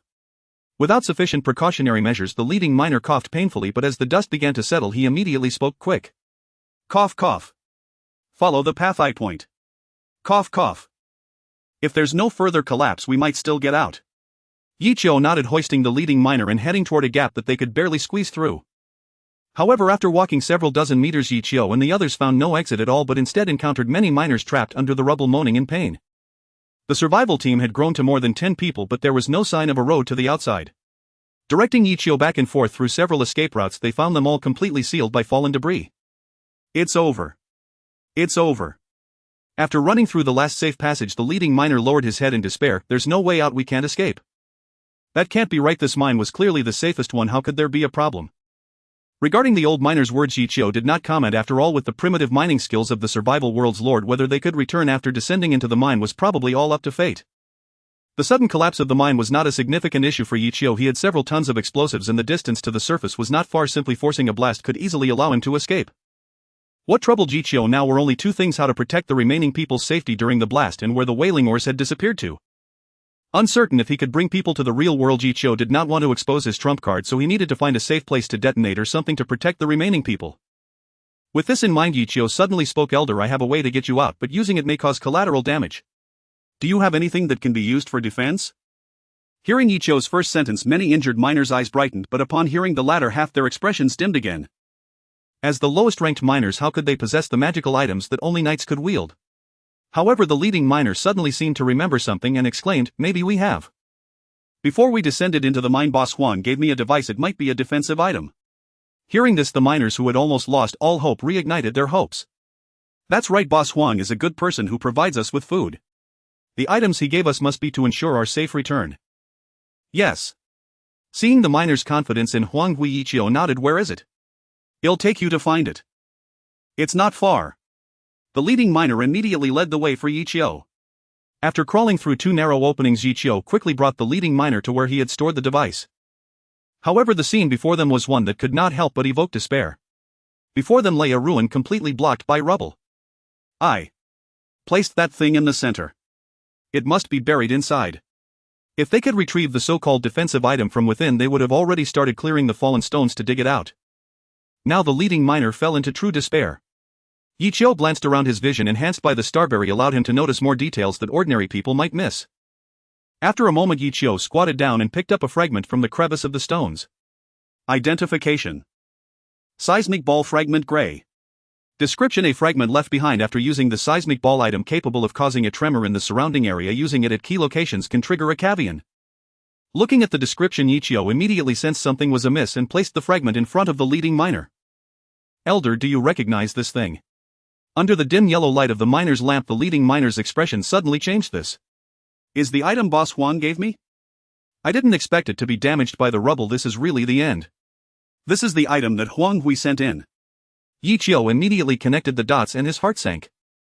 This is why Yichio was reluctant to deal with other survivors. In reality, being scammed online merely meant losing some resources, but being scammed offline could truly cost one's life. "Elder, don't lose hope. I know this item." Yichio put the fragment away. "This is the seismic ball designed to create small tremors. Our predicament today is likely linked to the Boss Huang you mentioned." "What?" The leading miner looked incredulous and instinctively retorted, "Boss Huang is the good person who brings food. I'm just stating the facts." Yichio waved his hand dismissively. "If you don't believe it, that's fine. Now I need to think of a way to get out safely." Returning to the gathering place of the miners, Yichio first called away Jian. For the unfamiliar miners, Yichio would try to save them, but he would not exert his full strength. The only person he truly wanted to take away was Jian. At the same time, Yichio also took away the mascot from the mine, a mouse raised by the miners to detect dangers. Yichio thought that the safest way to avoid the explosive shockwaves was undoubtedly to return to the real world. No matter how strong the explosion was, it could not cross the barriers of worlds to kill Yichio. Naturally, if he wanted to bring living creatures to the real world, Yichio had to be cautious. This mouse was just a test subject. However, this was only a last resort. One of Yichio's methods was to strip the living wooden armor off Jian. The purple quality only needed to maintain a certain distance from the explosion to ensure Jian's survival. "Jian, wait here for me. You'll be gone for a while." Walking to a secluded corner, Yichio gave his instructions and immediately took the mouse to traverse. In the blink of an eye, familiar scenery appeared before Yichio. And when Yichio looked at the cage in his hand, he felt even more satisfied. The mouse in the cage was still full of vitality. The world traversal could indeed carry living creatures. Having reached this conclusion, Yichio put the mouse down and transmitted back to the survival world. When Yichio appeared again, Jian was still standing in the corner waiting. Jian was not too surprised by Yichio's sudden disappearance. After all, in the survival world, magic and miracles were not fantasies. Most people assumed that Yichio had just used some teleportation magic. Yichio waved to Jian and said, "Come here, I'll take off the living wooden armor for you. Find a safe place to hide." Traversing to the real world is the safest but also the last resort. Jian obediently walked to Yichio's side while Yichio prepared to remove the armor. Just as Yichio placed his hand on the living wooden armor, a sudden scream echoed from outside the mine where Yichio was. Not understanding the situation, Yichio first let go and the two hid in the corner to look outside. Not far away was the place where the miners gathered to rest, and among the crowd someone was screaming while holding their head. The reason for his scream was not because he could not get out, but because drops of blood and tears were sliding down from the corners of his eyes. I am in so much pain. I hurt so much." The old man, shedding blood and tears, tried to close his eyes to stop the flow of blood, but large amounts of blood burst forth, staining him like a demon in a sea of blood within mere seconds. Such a horrifying scene immediately terrified the other miners, causing them to flee in panic. They had been mining for so many years and had never seen such a bizarre occurrence. Although they managed to move away from the bleeding man in time, the bizarre phenomenon spread like a rapidly contagious disease. Within just a few minutes, half of the miners were uncontrollably shedding blood and tears. "This is bad. What is happening now?" Yichio pulled over the leading miner who had the most experience and should know something. The leading miner murmured, "It's the wailing demon. Those who encounter mining disasters will be devoured by the wailing demon." I never thought this legend would actually be true. Yichio pressed. "Wailing demon, what is that thing?" The leading miner spoke with some fear. "The legend says that the wailing mines produce valuable wailing ore because a demon is suppressed at the bottom of the pit. When someone dies in a mining accident, their resentment is absorbed by the demon and transformed into stone, preventing rebirth, eternally wailing in the mines. Thus the demon is also known as the wailing demon." I didn't expect that this was originally just a story to caution people about mining safety, yet it turned out to be true. During their conversation, nearly all the miners began to shed blood and tears, including the leading miner himself. When enough blood flowed to the ground, a strange magic circle formed, radiating an eerie crimson glow. Then, bang! Like an uncontrollable elevator, the rocks beneath Yichio and the others rapidly plummeted. Only Yichio and Jian managed to stabilize themselves with their own strength. The other miners were powerless to resist, stumbling and tumbling in a heap. When these miners, who were already in poor health, suffered such a heavy blow, death was inevitably looming. Moreover, death further spawned more blood and tears, but Yichio was no longer paying attention to that. When the rocky platform fell to the bottom, looking at the deformed and twisted monster before him, Yichio estimated that the so-called wailing demon had already appeared. Woo-woo! A creature crawling like a giant spider with numerous faces contorted in sorrow emitted strange sounds from dozens of meters away. Although the sound was not jarring, the wailing pierced Yichio's temples like needles. Woo-woo! Foul! As if the prolonged crying caused nausea, a retching sound echoed in Yichio's ear, and at the same time he felt a sharp pain in his waist. It was Jian. She suddenly kicked Yichio, causing him to stumble. Just as he steadied himself, Yichio saw that his original standing spot had been sprayed with a noxious yellow-green substance, the intense corrosiveness making the rocks emit a sizzling sound. That eerie scream affected Yichio's mind. Such a blatant attack almost caught him off guard. Jian, who had long been walking on the edge of death, barely reacted in time, allowing Yichio to evade this lethal strike. "Lord, this monster is probably very strong. I am no match for it." Jian gripped her dagger firmly. "I will do my best to hold it off. You take the chance to escape with your wings." Seizing this opportunity, Yichio immediately threw identification at the strange creature before him. Wailing crawler purple. Description: a monster that absorbs the corpses of the dead after being blessed, exuding despair and suffering. The pain in its heart is incessant and its physical pain never ceases. It is an extremely difficult existence to kill. Traits: whale emits a wailing sound that affects the nearby area, causing mental impact. Corpse vomit spits out a highly corrosive liquid at a designated location. Tormented body: this skill involves the blessings of higher beings and requires combat to analyze. Looking at the luxurious panel presented by the identification, Yichio couldn't help but take a deep breath. This guy is truly formidable. Not only is it a purple gold tier powerhouse, but it also involves the blessings of even stronger beings. With Yichio and Jian being mere indigo tier existences, let alone counterattacking, escaping would be a stroke of luck. After quickly scanning the identification results, the wailing crawler had already positioned itself on multiple limbs, crawling towards the two like a spider. The closer it got, the more its 6 or 7 meter long body appeared sinister and grotesque. Just seeing it made one want to vomit. Fortunately, Yichio was already an indigo tier. If his endurance hadn't been sufficient, he might have been on the brink of death the moment the creature approached. Woo-woo! Although it cried pitifully, its hands showed no mercy. The first attack, after quickly closing the distance, put immense pressure on Yichio. Quick! Too fast. Just as Yichio managed to block his chest with his arms, he felt an overwhelming force strike him, sending him flying uncontrollably. On the other side, the hammer was also grazed and rolled aside in a disheveled manner. Although it looked quite awkward, it had sustained only minimal damage. Cough. Yichio coughed twice, suppressing the metallic taste in his throat. The difference between indigo and violet gold was akin to that between a child and a grown man. Attempting to overcome such a disparity was nothing but a fool's dream. With no intention of confronting it, Yichio directly flapped his wings and soared high into the air. Riding this stone platform elevator, he estimated that he had fallen over 100 meters underground. However, with the surrounding stone walls serving as a springboard, it was no challenge for Yichio to ascend given his strength. But how could Yichio be the type to leave without trying? His backpack contained an arsenal, and today Yichio planned to challenge the violet gold ferocious beast with his indigo great prowess. Yichio's sudden ascent immediately attracted the attention of the grieving crawler, which, unwilling to let its prey escape, attempted to scale the wall to pursue him. Seizing the opportunity, Yichio glided through the air, snatching the hammer that had been knocked aside, and took flight once more. By stepping on the protruding stone walls several times, Yichio, with the hammer in hand, ascended 100 meters, returning directly to the spot before his fall. The battle had completely spiraled out of control. The ordinary indigo would simply wait for death in that situation, so Yichio chose to rescue the hammer at the first opportunity. Once they were out of combat, the hammer clutched its stomach and gagged. Without armor of violet quality, even a casual strike from the violet gold could inflict significant injuries on an indigo. Yi Qiu placed the hammer on the ground, pulled out some fog beast jerky and stuffed it into her mouth while looking down into the pit. If that thing caught up, it would be troublesome. As Yi Qiu's gaze fell to the bottom of the pit, the earlier anomaly appeared before his eyes. At some point a massive semicircular light membrane had enveloped the grieving crawler at the bottom. Faced with Yi Qiu, who was dozens of meters away, the grieving crawler could only rage helplessly within the light shield, emitting its unpleasant shrieks. Is this a binding formation? Realizing this, Yi Qiu suddenly understood. No wonder this creature hadn't come out to kill, it was trapped here. If it weren't for his ability to fly, he might not have discovered this binding formation. He instructed the hammer to stay still and decided to approach and investigate. Noticing the hammer's unease, Yi Qiu comforted her, saying, "Don't worry, I understand the terror of a violet gold entity. I'm just going to take a look. Besides, I can return here anytime. That creature won't be able to kill me." For Yi Qiu, the ability to return to the real world at any moment meant that even if he couldn't kill the opponent, escaping was still an option. The hammer nodded. The lord before her had already shocked her countless times. While she might not understand the lord's choices, she wouldn't interfere or create trouble. Yi Qiu snapped his fingers and several rocket launchers along with boxes of rockets appeared before him. After loading a rocket, he took out a flare and turned to walk towards the bottom of the pit. After testing from outside the protective shield, Yi Qiu quickly reached a conclusion.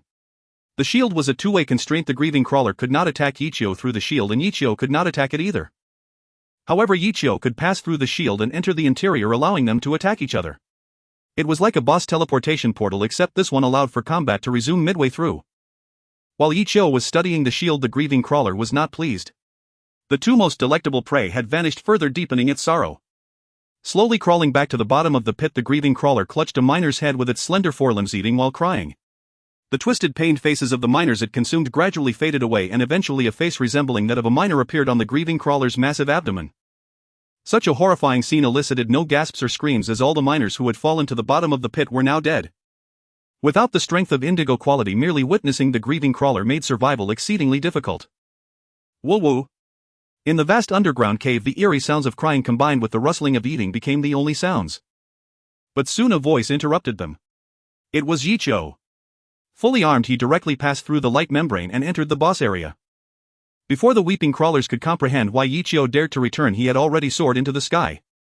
Tossing the flare into the stone crevice dozens of meters high, the intense white light illuminated the dark underground world, fully exposing the massive form of the grieving crawler. Woo-woo. Displeased by the sudden bright light and even more dissatisfied with Yi Qiu, the grieving crawler was now completely furious. Filth. Yellow-green corrosive projectiles surged forth from the countless faces on the grieving crawler, densely packed enough to cover all the space Yi Qiu had to evade at 10 meters high.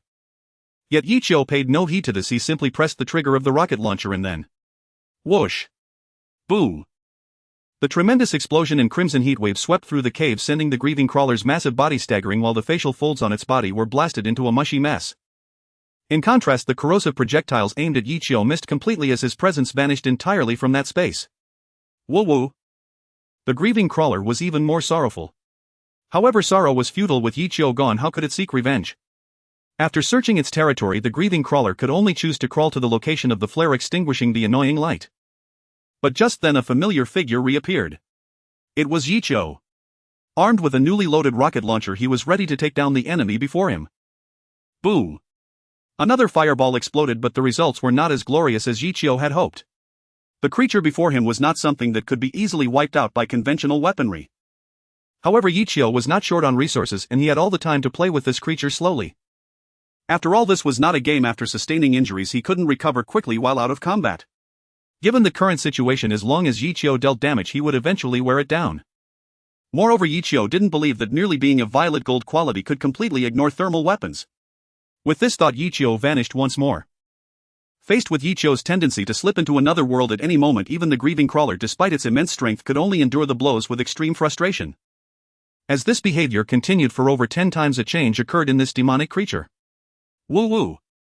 No longer flailing about like a headless fly, it crouched at the last spot. Yi Qiu disappeared, its body compressing further, with faces being layered and compressed like folds. Its form had become elongated, likely granting the creature greater speed.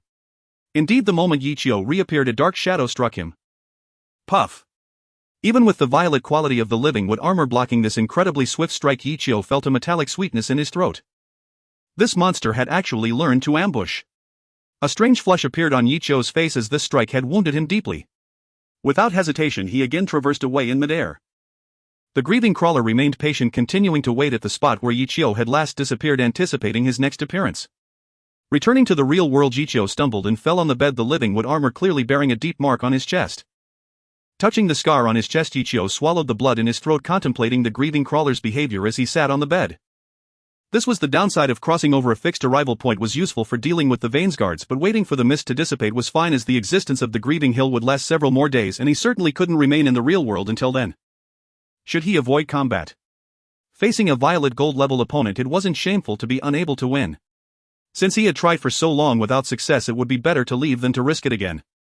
By the way, before leaving he could consider swiping the treasure chest, whose location he was unsure of.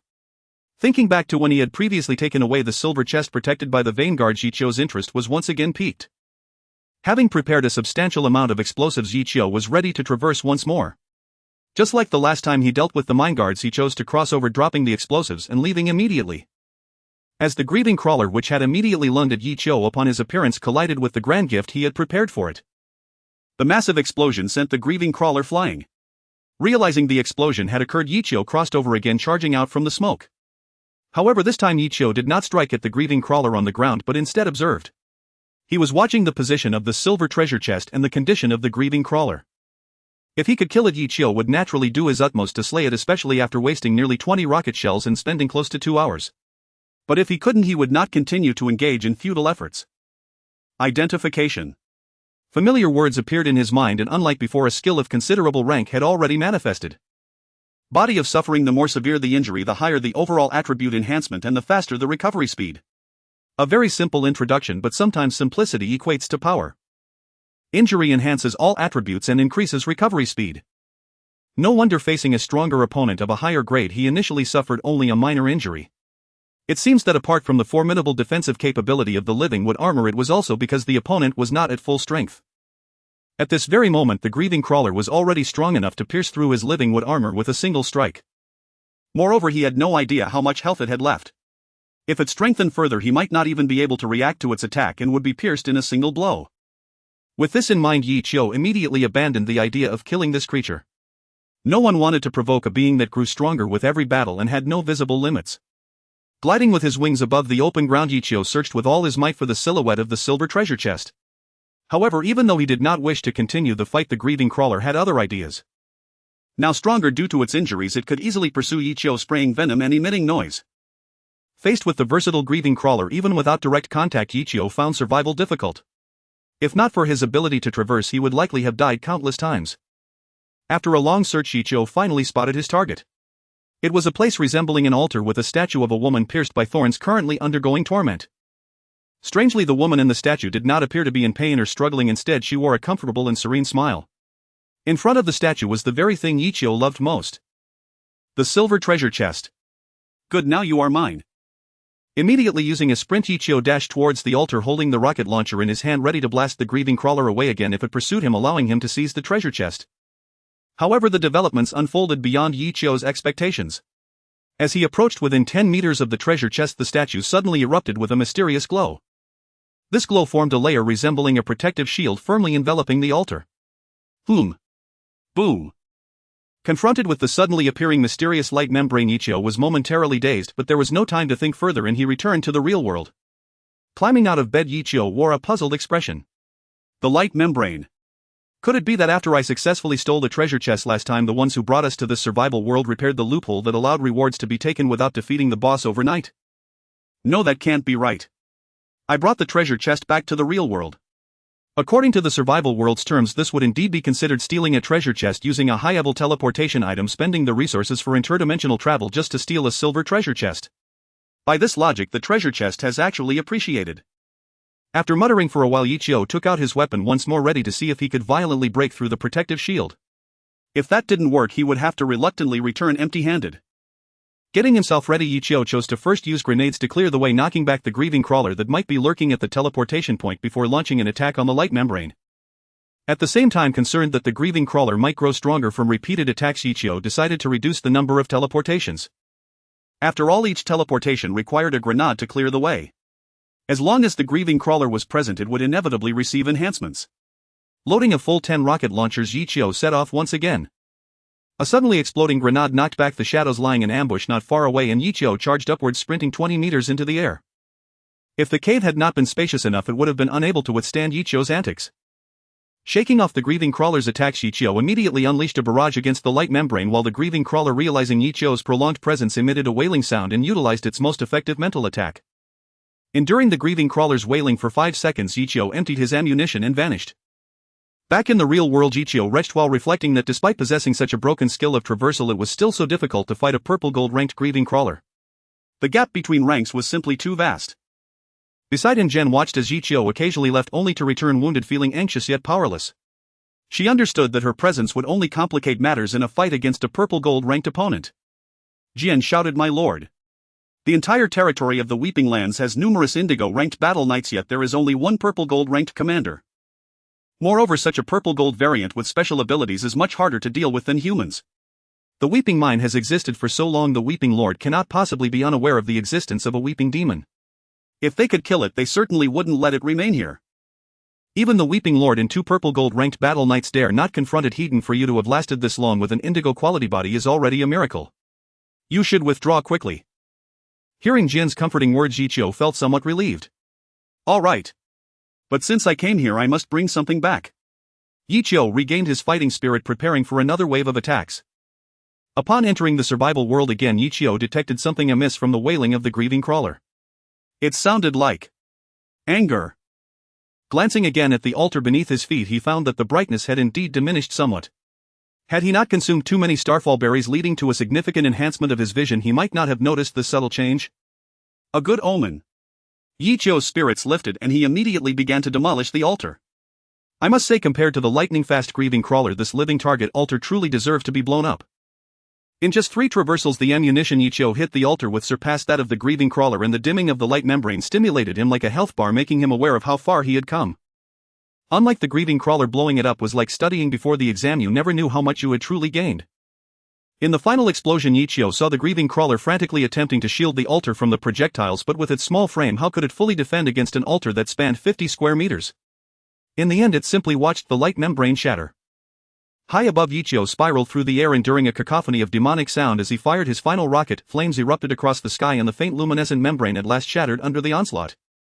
Yet what followed defied Yichio's expectations. The instant the membrane ruptured, countless thorny tendrils burst forth from the statue. Those grieving crawlers nearest the idol were impaled like dice, slain on the spot. These grieving crawlers, having withstood hours of Yichio's relentless firearms barrage, crumpled beneath those seemingly frail vines, not even a single second of resistance. Before Yichio could even register his shock, a tendril had already coiled around him, dragging him inexorably toward the altar. The thorns bridged space itself. Yichio had no chance to resist.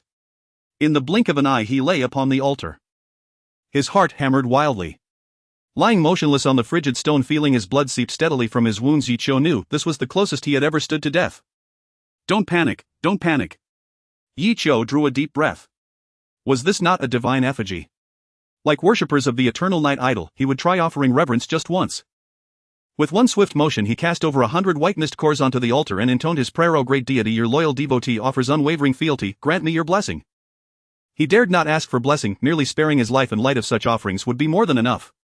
100 mist cores dissolved into ethereal smoke and the idol shimmered with a soft radiant glow. A system prompt echoed in Yichio's ears. "You have made a sacrifice to the mother of suffering. 100 white mist cores and 1 purple grieving creeper. She acknowledges your act. You have acquired Suffering Prairie Visceration Purple." Suffering Prairie Visceration Purple. Description: a devotional rite practiced by the Mother of Suffering's followers, using a blade to slit open the abdomen, offering one's agony as tribute to her. Effect: evisceration for a limited duration. After self-inflicted evisceration, your offensive power increases significantly. Black and crimson thorns brimming with anguish slid from Yichio's abdomen. Living wood armor pulse, slowly sealing the wound, and even stitching shut the exposed viscera. Yichio clutched his stomach, face ashen, gasping raggedly. It had been perilously close. If his offering had been delayed by even a heartbeat, he would have bled out. This survival world's deities were utterly deranged. Why strike down a supplicant the moment he arrived? Perhaps it was because he'd opened fire on the altar from the very beginning. Yet there was no quest log, no guidance. How was he to know what to do or what to avoid? A treasure chest gleamed before him. A grieving creeper lay lifeless at his feet. To turn away now would render his entire ordeal meaningless. Staggering unsteadily to his feet, Yichio gazed upon the altar. Another system prompt materialized before him. "You are now a devotee of the Mother of Suffering. Do you wish to claim the artifactual idol-bound Holy Mother? Artifactual idol-bound Holy Mother. Description: a divine effigy linked to a greater existence, offering proof of one's devotion. Devotion in turn proves efficacious. Effect: sacrifice offerings may draw the deity's attention and bestow boons, though success is uncertain. Effect: suffering blessing within your domain. Physical pain strengthens your body, mental anguish fortifies your spirit, the greater the torment the stronger the enhancement. A rare artifact indeed, yet the mother of suffering bore no semblance of a benevolent god. No matter. In this survival world, morality was a luxury. If something offered advantage, one seized it. When survival hung in the balance, ethics dissolved into instinct. With a thought, the idol shrank to palm size, identical in form to the eternal night idol, and settled into Ichio's pack. The altar stood bare. Before him now rested only a silver chest. A grand chest loomed before him, time to lift it with both hands. With reverent solemnity, Ichio slowly pried open the silver chest. 2 violet orbs hovered before him. Only 2. Ichio curled his lip. The silver chest looted from the vain guardian had yielded 3 violet and 1 azure item. Still, 1 exceptional violet item often outweighed 3 ordinary ones. Ichio picked up the first orb and crushed it between his fingers. A schematic unfurled before him. Contract scroll schematic purple. Description: craftable using 1 unit of timber and 1 mist core. Yields a contract scroll of up to violet quality. Effect: contract enables binding of creatures whose rank is equal to or lower than that of the scroll. A contract scroll. Ichio's eyes lit up. Such scrolls formed the bedrock of trust among survivors, and could bind beasts alike, turning their wielder into a true master of tamed entities. Excellent, truly valuable. Tearing the schematic apart, Ichio added it to his crafting interface. He then turned to the second orb. He crushed the orb, and a wisp of milky vapor instantly enveloped his hand. Uncertain what effect the vapor might hold, Ichio immediately activated the mistform technique from the white mist cannon to save his own hand. But the instant his entire body dissolved into mist, the vapor from the chest merged seamlessly into him as if drawn home. A system prompt chimed in his ear. You have entered a symbiotic bond with the white mist apostle. Purple. White mist apostle. Symbiosis. The sudden transformation left Ichio unsettled. He dispelled the mistform and ran his hands over his body. No foreign organs, no anomalies. The vapor had vanished without trace. With no other recourse, Ichio initiated self-identification, hoping to unveil the nature of this white mist apostle. The identification results appeared instantly. Ichio anonymous user. Status stable. Constitution rare blue. Charisma 28. Equipment fragment of the white mist cannon purple, living wood armor purple. Skill sprint blue, rapid fire green, meteor ball purple 33. Traits: panlong physique, pure white mist body. Your form may transmute into mist, rendering you immune to most physical attacks. You may merge with ambient mist for up to 5 minutes per day without dissolution. Upon receiving fatal damage, your body automatically shifts to mist form, during which ingestion of mist cores prevents death once per day. Endurance 1500 1500. White mist apostle purple. Status symbiont. Description: an enigmatic entity born of the white mist, immortal, undying, possessing faint sentience, instinctively drawn to bearers of the white mist cannon. Effect: mist body. Your physical form remains naturally mist-like. Even severe disintegration can be reversed by absorbing ambient mist. Empowerment may adhere to weapons, armor, or your P. Unlike before, 2 panels appeared before Ichio, 1 for himself and 1 for the white mist apostle. Moreover, Ichio realized that the white mist apostle posed no harm to him. Instead, it granted him an extraordinarily powerful new trait. Pure white mist body. Not only did the time he could safely merge with the white mist increase each day, but he also gained a life-saving method reminiscent of the indestructible golden body. Even if he were ambushed and brought to the brink of death, he could survive in the mist body state, using the mist core to participate in the revival match. This was a significant enhancement to his survival capability.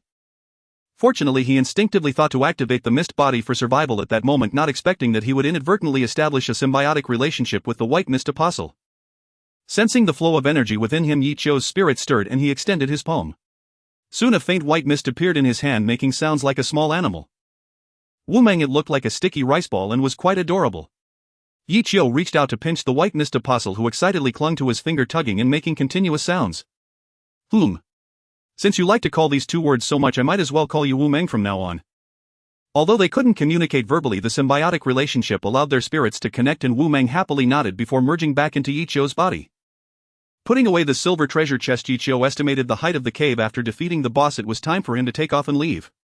However, just as he stepped down from the altar, he noticed a hint of purple light among the rubble. This position. Is it from the corpse of the weeping crawler? I initially thought that monsters like the weeping crawler, which were killed by the statue, wouldn't drop loot for me. It seems my luck is quite good. He hurriedly walked over to the rubble blasted by the thorny branches, clearing the stones to reveal a corner of purple light completely exposed before his eyes. Picking up the dropped item, Yichio threw it out for identification. Lord Core Fragment, Weeping Mine Hill Purple. Description: a fragment separated from a complete Lord Core. When fused with a building core, it can slowly evolve the building core into a Lord Core, relocating the Weeping Mine Hill nearby to become part of the territory. Trait: relocation automatically acquires protection of core fragments after fusion. A sudden surprise.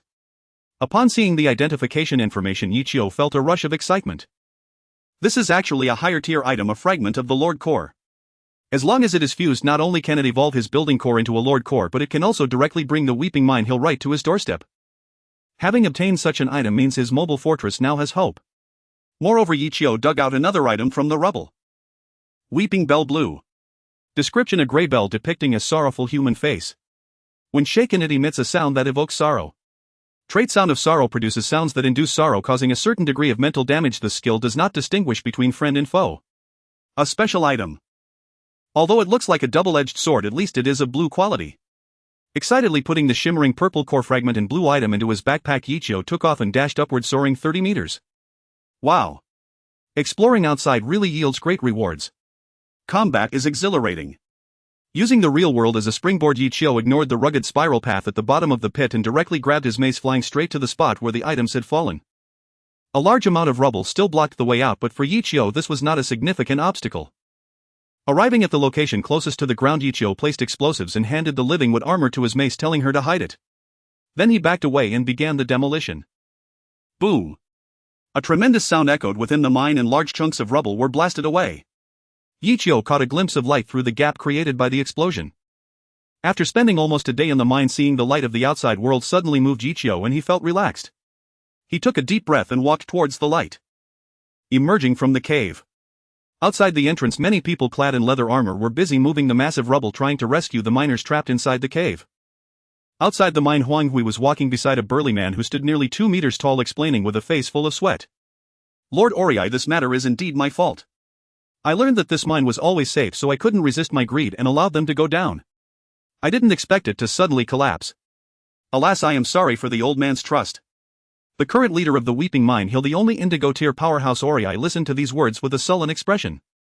Noticing Oriai's grim expression, a soldier nearby immediately spoke up. My lord, I indeed heard Boss Huang discussing going into the mine with the old man. This matter was requested to be kept confidential by the old man to Boss Huang. Someone else chimed in. My lord, you know the current situation in the territory and the old man's temperament. Although he is old, he has always regarded holding back as a disgrace, thinking of mining more stones to exchange for supplies. By the way, the pickaxes they used for mining were borrowed from Boss Huang. Who could have known that this cave would suddenly have an accident? In no time, many guards were defending Huang Hui's decision to send the old miners into the mine, making Huang Hui appear to be a kind-hearted person. When this good person controlled the only food source in the territory and the elderly who needed resources were cleared out, alleviating the territory's crisis, even Oriai, who was nominally called the Lord, could not say much. Oriai called to halt the clearing of the cave rubble. Resources are currently tight and the collapse of the mine is far beyond a normal incident. To reduce resource waste, stop the rescue operation. After giving the order, Oriai turned to Huang Hui and said, Boss Huang, natural disasters are merciless, you need not blame yourself too much. Huang Hui looked dejected, as if he had not yet come to terms with it, but there were 15 people, including my compatriots. Alas, I am sorry for them. Oriai patted Huang Hui on the shoulder. Boss Huang, you should go rest now. Going into the mine is dangerous. This matter relies on you to find a way out. Do not be too harsh on yourself. Huang Hui nodded, turning to walk towards his house. When no one was watching his expression, a smile suddenly appeared at the corner of his mouth.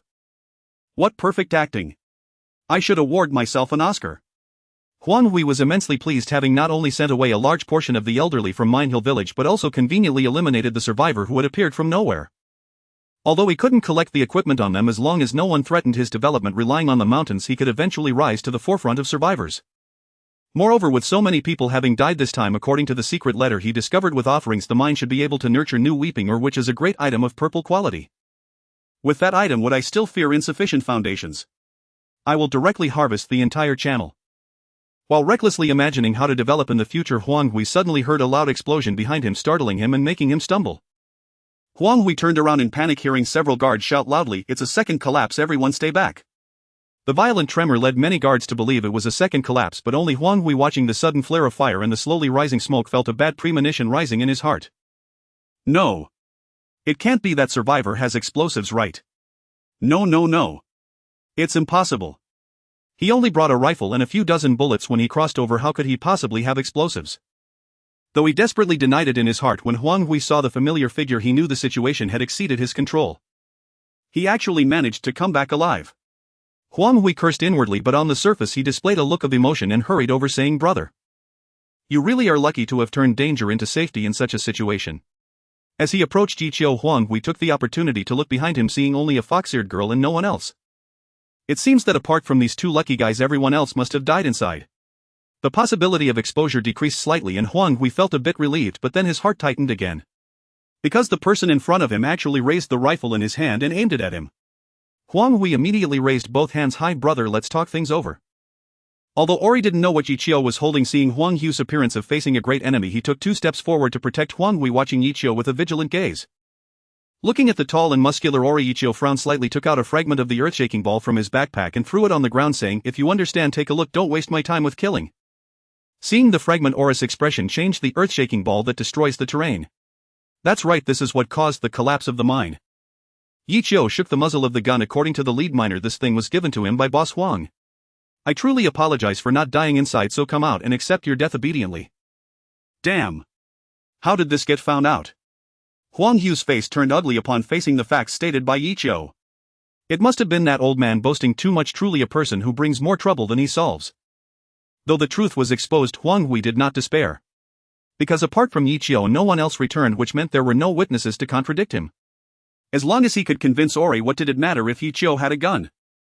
In this world where most survivors were still at the porcelain white level just 10 days after crossing over, Ori at the indigo level could kill someone like a chicken within 7 steps. Even though the lucky person in front of him was a special forces soldier before crossing over, he was at most at the evergreen level now. Even if he had a gun in hand, it would only be a slight inconvenience for Ori. With this in mind, Huang Hui immediately retorted with righteous indignation, "I originally thought of you as a fellow countryman and was happy for your lucky survival, but I didn't expect you to openly slander me. If I really were the mastermind behind the mine collapse, then please tell me, why would I use such a precious tool to kill a group of helpless old people? On the other hand, you not only wanted to mine the precious weeping ore that ordinary people can't even mine from the start, but also had the ability to escape the mine, and you were the only one to come out alive. Are you saying that the old miners who have been digging for a lifetime don't know how to avoid danger better than an ordinary person like you?" The guards nearby also nodded in agreement. "Yeah, I heard Lord say that in the past when he fought, the earth-shaking balls were used as precious tools in large-scale battles. Boss Huang originally relied on exchanging food for stone minerals. If all the old men died, the food crisis in the village would greatly decrease. Wouldn't Boss Huang be cutting off his own financial path? Moreover, this outsider looks very sinister. With that creepy armor and wings, could he be a harpy who enjoys killing? It's possible." Huang Hui felt a sense of joy in his heart. Indeed, only he knew that killing could stimulate weeping ore. By normal reasoning, he certainly had no motive to kill. As for Yiqiu, the outsider, he certainly did not appear to be a good person. Sometimes first impressions can lead to significant misjudgments. The scene erupted in discussions. Although Ori did not fully believe Huang Hui at this moment as the only source of food for the village, he could not allow Huang Hui to die. Ori spoke, "This outsider, this matter may not be discernible right away. I think we can sit down and discuss it slowly." "Discuss slowly." Yiqiu put the rifle into his space. Just as Huang Hui let out a sigh of relief, Yiqiu's voice sounded again. "This is the Misty Land, a place without laws or rules. I would be foolish to waste precious time explaining everything to you slowly. All I know is that this Huang is trying to kill me, and now I want to kill him. As for you ignorant people, feel free to try and stop me. Being too close makes it hard to utilize the rifle." Relying on his indigo-level strength and purple quality living would armor, Yiqiu aimed to punch Huang Hui's head to pieces. Hastily heading home to upgrade his territory, Yiqiu couldn't be bothered to waste time here. Ori's expression darkened. "Since you claim to be just, why are you afraid to discuss it slowly? I see you have a guilty conscience. Kid in the territory of my iron fist, Ori, you better not be so arrogant." Without wasting words with Ori, Yiqiu charged directly at Huang Hui. Huang Hui, faced with the sudden assault from Yiqiu, felt terror on his face but elation in his heart. Although he seemed like a big shot, he didn't expect to be a reckless fool facing Ori. "Let's see how you die." Huang Hui knew very well the strength of an indigo-level powerhouse. He had seen with his own eyes how a green beast he could barely kill with all his effort couldn't even withstand a single move from the other. Thud. Not minding Huang Hu's performance, Yiqiu suddenly stomped the ground and charged out, causing Aura's expression to change as he immediately blocked him. A fist the size of a clay pot struck straight at Yiqiu, but Yiqiu did not dodge and instead took the blow hidden under Aura's bewildered gaze. Bang! It hit. Aura's lingering doubts were immediately settled. Even someone of the same level wouldn't dare to take such a punch hidden. The opponent was bound to lose. But then his expression changed. Because against his punch infused with 70% of his strength, Yiqiu not only remained unyielding like an old tree with deep roots but also took advantage of Aura's old strength being spent and new strength not yet formed to retaliate. And this blow was surprisingly formidable. Indigo level. Ori, who stood over 2 meters tall like an iron tower, was sent flying more than 10 meters by that kick, crashing heavily to the ground. Bang! With dust flying, the guards watching the scene were immediately dumbfounded. The strongest among them was actually defeated in an instant. Huang Hu's face changed drastically with one strike to knock back Ori. What kind of powerhouse was the person before him? After knocking Ori back with one blow, Yiqiu advanced straight towards Huang Hui, whose slightly bloated body kept retreating as he hurriedly shouted, "Help me block him! Help me block him!" However, with the strongest person on the scene already knocked back in one hit, who else could save Huang Hui? There was no time to protect him. Yiqiu had already rushed to Huang Hu's front and this punch was about to smash his head to pieces. No! Huang Hui hurriedly defended. "You cannot kill me. I have an anonymous big shot behind me. If you dare to kill me, the 666 channel will not let you go." What? This guy is backing me. Yiqiu was taken aback and immediately reduced his strength, yet even with diminished force his punch still shattered Huang Hu's arm bone. Ah! With both arms covered in blood, Huang Hui could only emit a heart-wrenching scream, rolling on the ground in agony. Yiqiu stopped Huang Hu's thrashing body with a kick, lifting his foot and aiming at the guy's third leg. He shouted, "Don't scream, quickly tell me your relationship with the anonymous big shot or I will turn you into a eunuch with this kick." Mum. Huang Hui gritted his teeth, his body flushed from pain, but to preserve his male dignity he still managed to say, I have done everything to provide high quality or to the anonymous big shot. If you kill me, the anonymous big shot will definitely not let you go." Yiqiu frowned slightly, recalling a possibility. Professional or mining? Huang Hui was stunned. "Do you know me?" Yiqiu snorted coldly. "Indeed it's you. I am the anonymous user. My transaction with you is merely a business deal. How dare you use my tiger skin to kill? Killing you, I truly do not need to hesitate at all." Ah. You are the anonymous big shot. The immense shock from Yiqiu's words made Huang Hui momentarily forget the pain in his body. "Yes, so you can rest assured." "No." Huang Hui immediately shed tears of regret. "Anonymous big shot, you are the one I admire most among the survivors. If I had known your identity earlier, I would never have dared to conceal anything. Moreover, I blew up the mine to gather ore for you. I am working for you. Anonymous big shot, I am willing to be your little brother, your slave. Please show mercy and spare my life." Yiqiu abandoned attacking the small head and directly approached Huang Hu's large head, saying it want help. Seeing that Yiqiu showed no intention of holding back, Huang Hui used his last bit of strength to shout, "Big shot, if you kill me you will never know the source of the weeping ore." Slap. With a kick, Huang Hu's head burst open like a ripe tomato. Bright red blood sprayed out several meters from his severed neck, splattering onto several guards. However, at this moment they inadvertently did not pay attention to this aspect, for Huang Hu's final words just revealed to them that this mining accident was caused by him. It should be noted that those who went down the mine this time were all elders from the village, many of whom were their parents. Because of Huang Hu's desire for or they died like this. In an instant the guards present showed bloodshot eyes looking at Huang Hu's headless corpse, seemingly ready to devour him alive. Huang Hui died too easily. Yet there was still someone rational at the scene besides Yiqiu, and that was Ori. Although he was furious at this moment, he could still communicate. Struggling to rise, he walked up to Yiqiu and said, "I'm sorry, I misjudged you and wronged you." The living wood armor on him stirred, devouring the blood and flesh it had stained. Yiqiu picked up a few fallen items from Huang Hu's body and turned to say, "It's complicated to explain. Your actions cannot be deemed wrong. By the way, I still have a final ultimatum for you." In Aura's shocked gaze, Yiqiu held a pale purple shard, saying, "Now the Lord Shard of this area has fallen into my hands. If you wish to survive here, come to the garrison tomorrow to meet me in person." After speaking, Yiqiu opened the oil lamp at his waist, took up the mace and vanished into the layers of white mist. The Lord Shard was actually taken by him. Ori could hardly believe it. After the territory shattered, the corresponding shards would hide in secret locations, but to obtain these shards one must face certain trials. If it were an ordinary territory shard it would be fine. Ori was confident he could take it, but the Weeping Mine was the largest resource site under the Weeping Lord, meaning that even a powerful being of purple gold grade might not pass the trial. And now it had actually been taken away. This young man likely possesses strength not less than that of the chief of the war knights. While he was filled with horror looking at Huang Hu's headless corpse in the cave not far away, Ori had to temporarily suppress his feelings. Everyone in the team, follow me into the mine to search for survivors. We must not let any survivor slip by. Ha! Swirling through the thick white mist, Yi Qiu returned to the garrison in the shortest time. This exploration took an entire day, but fortunately the gains exceeded Yi Qiu's imagination.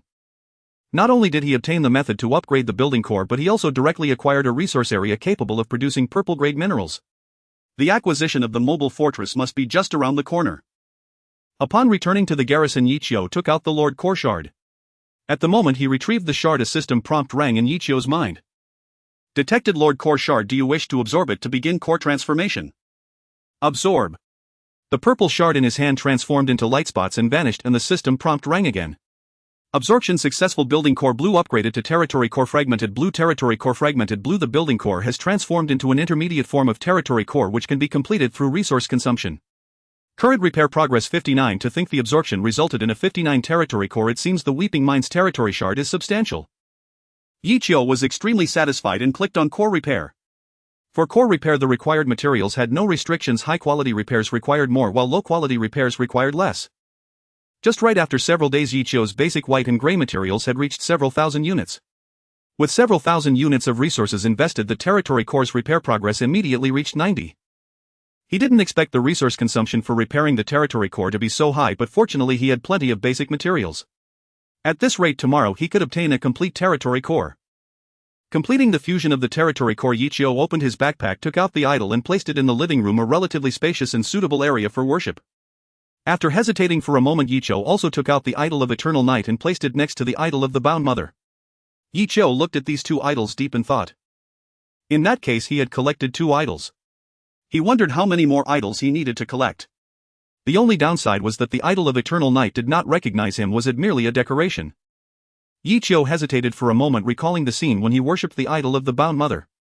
Could it be that the idol of Eternal Night did not recognize him because his offerings were too few? He glanced at the thousands of mist cores in his inventory and then at the idols on the table. He would not keep useless gods if he offered one last time, and if the idol of Eternal Night did not respond he would just toss it into the warehouse to gather dust.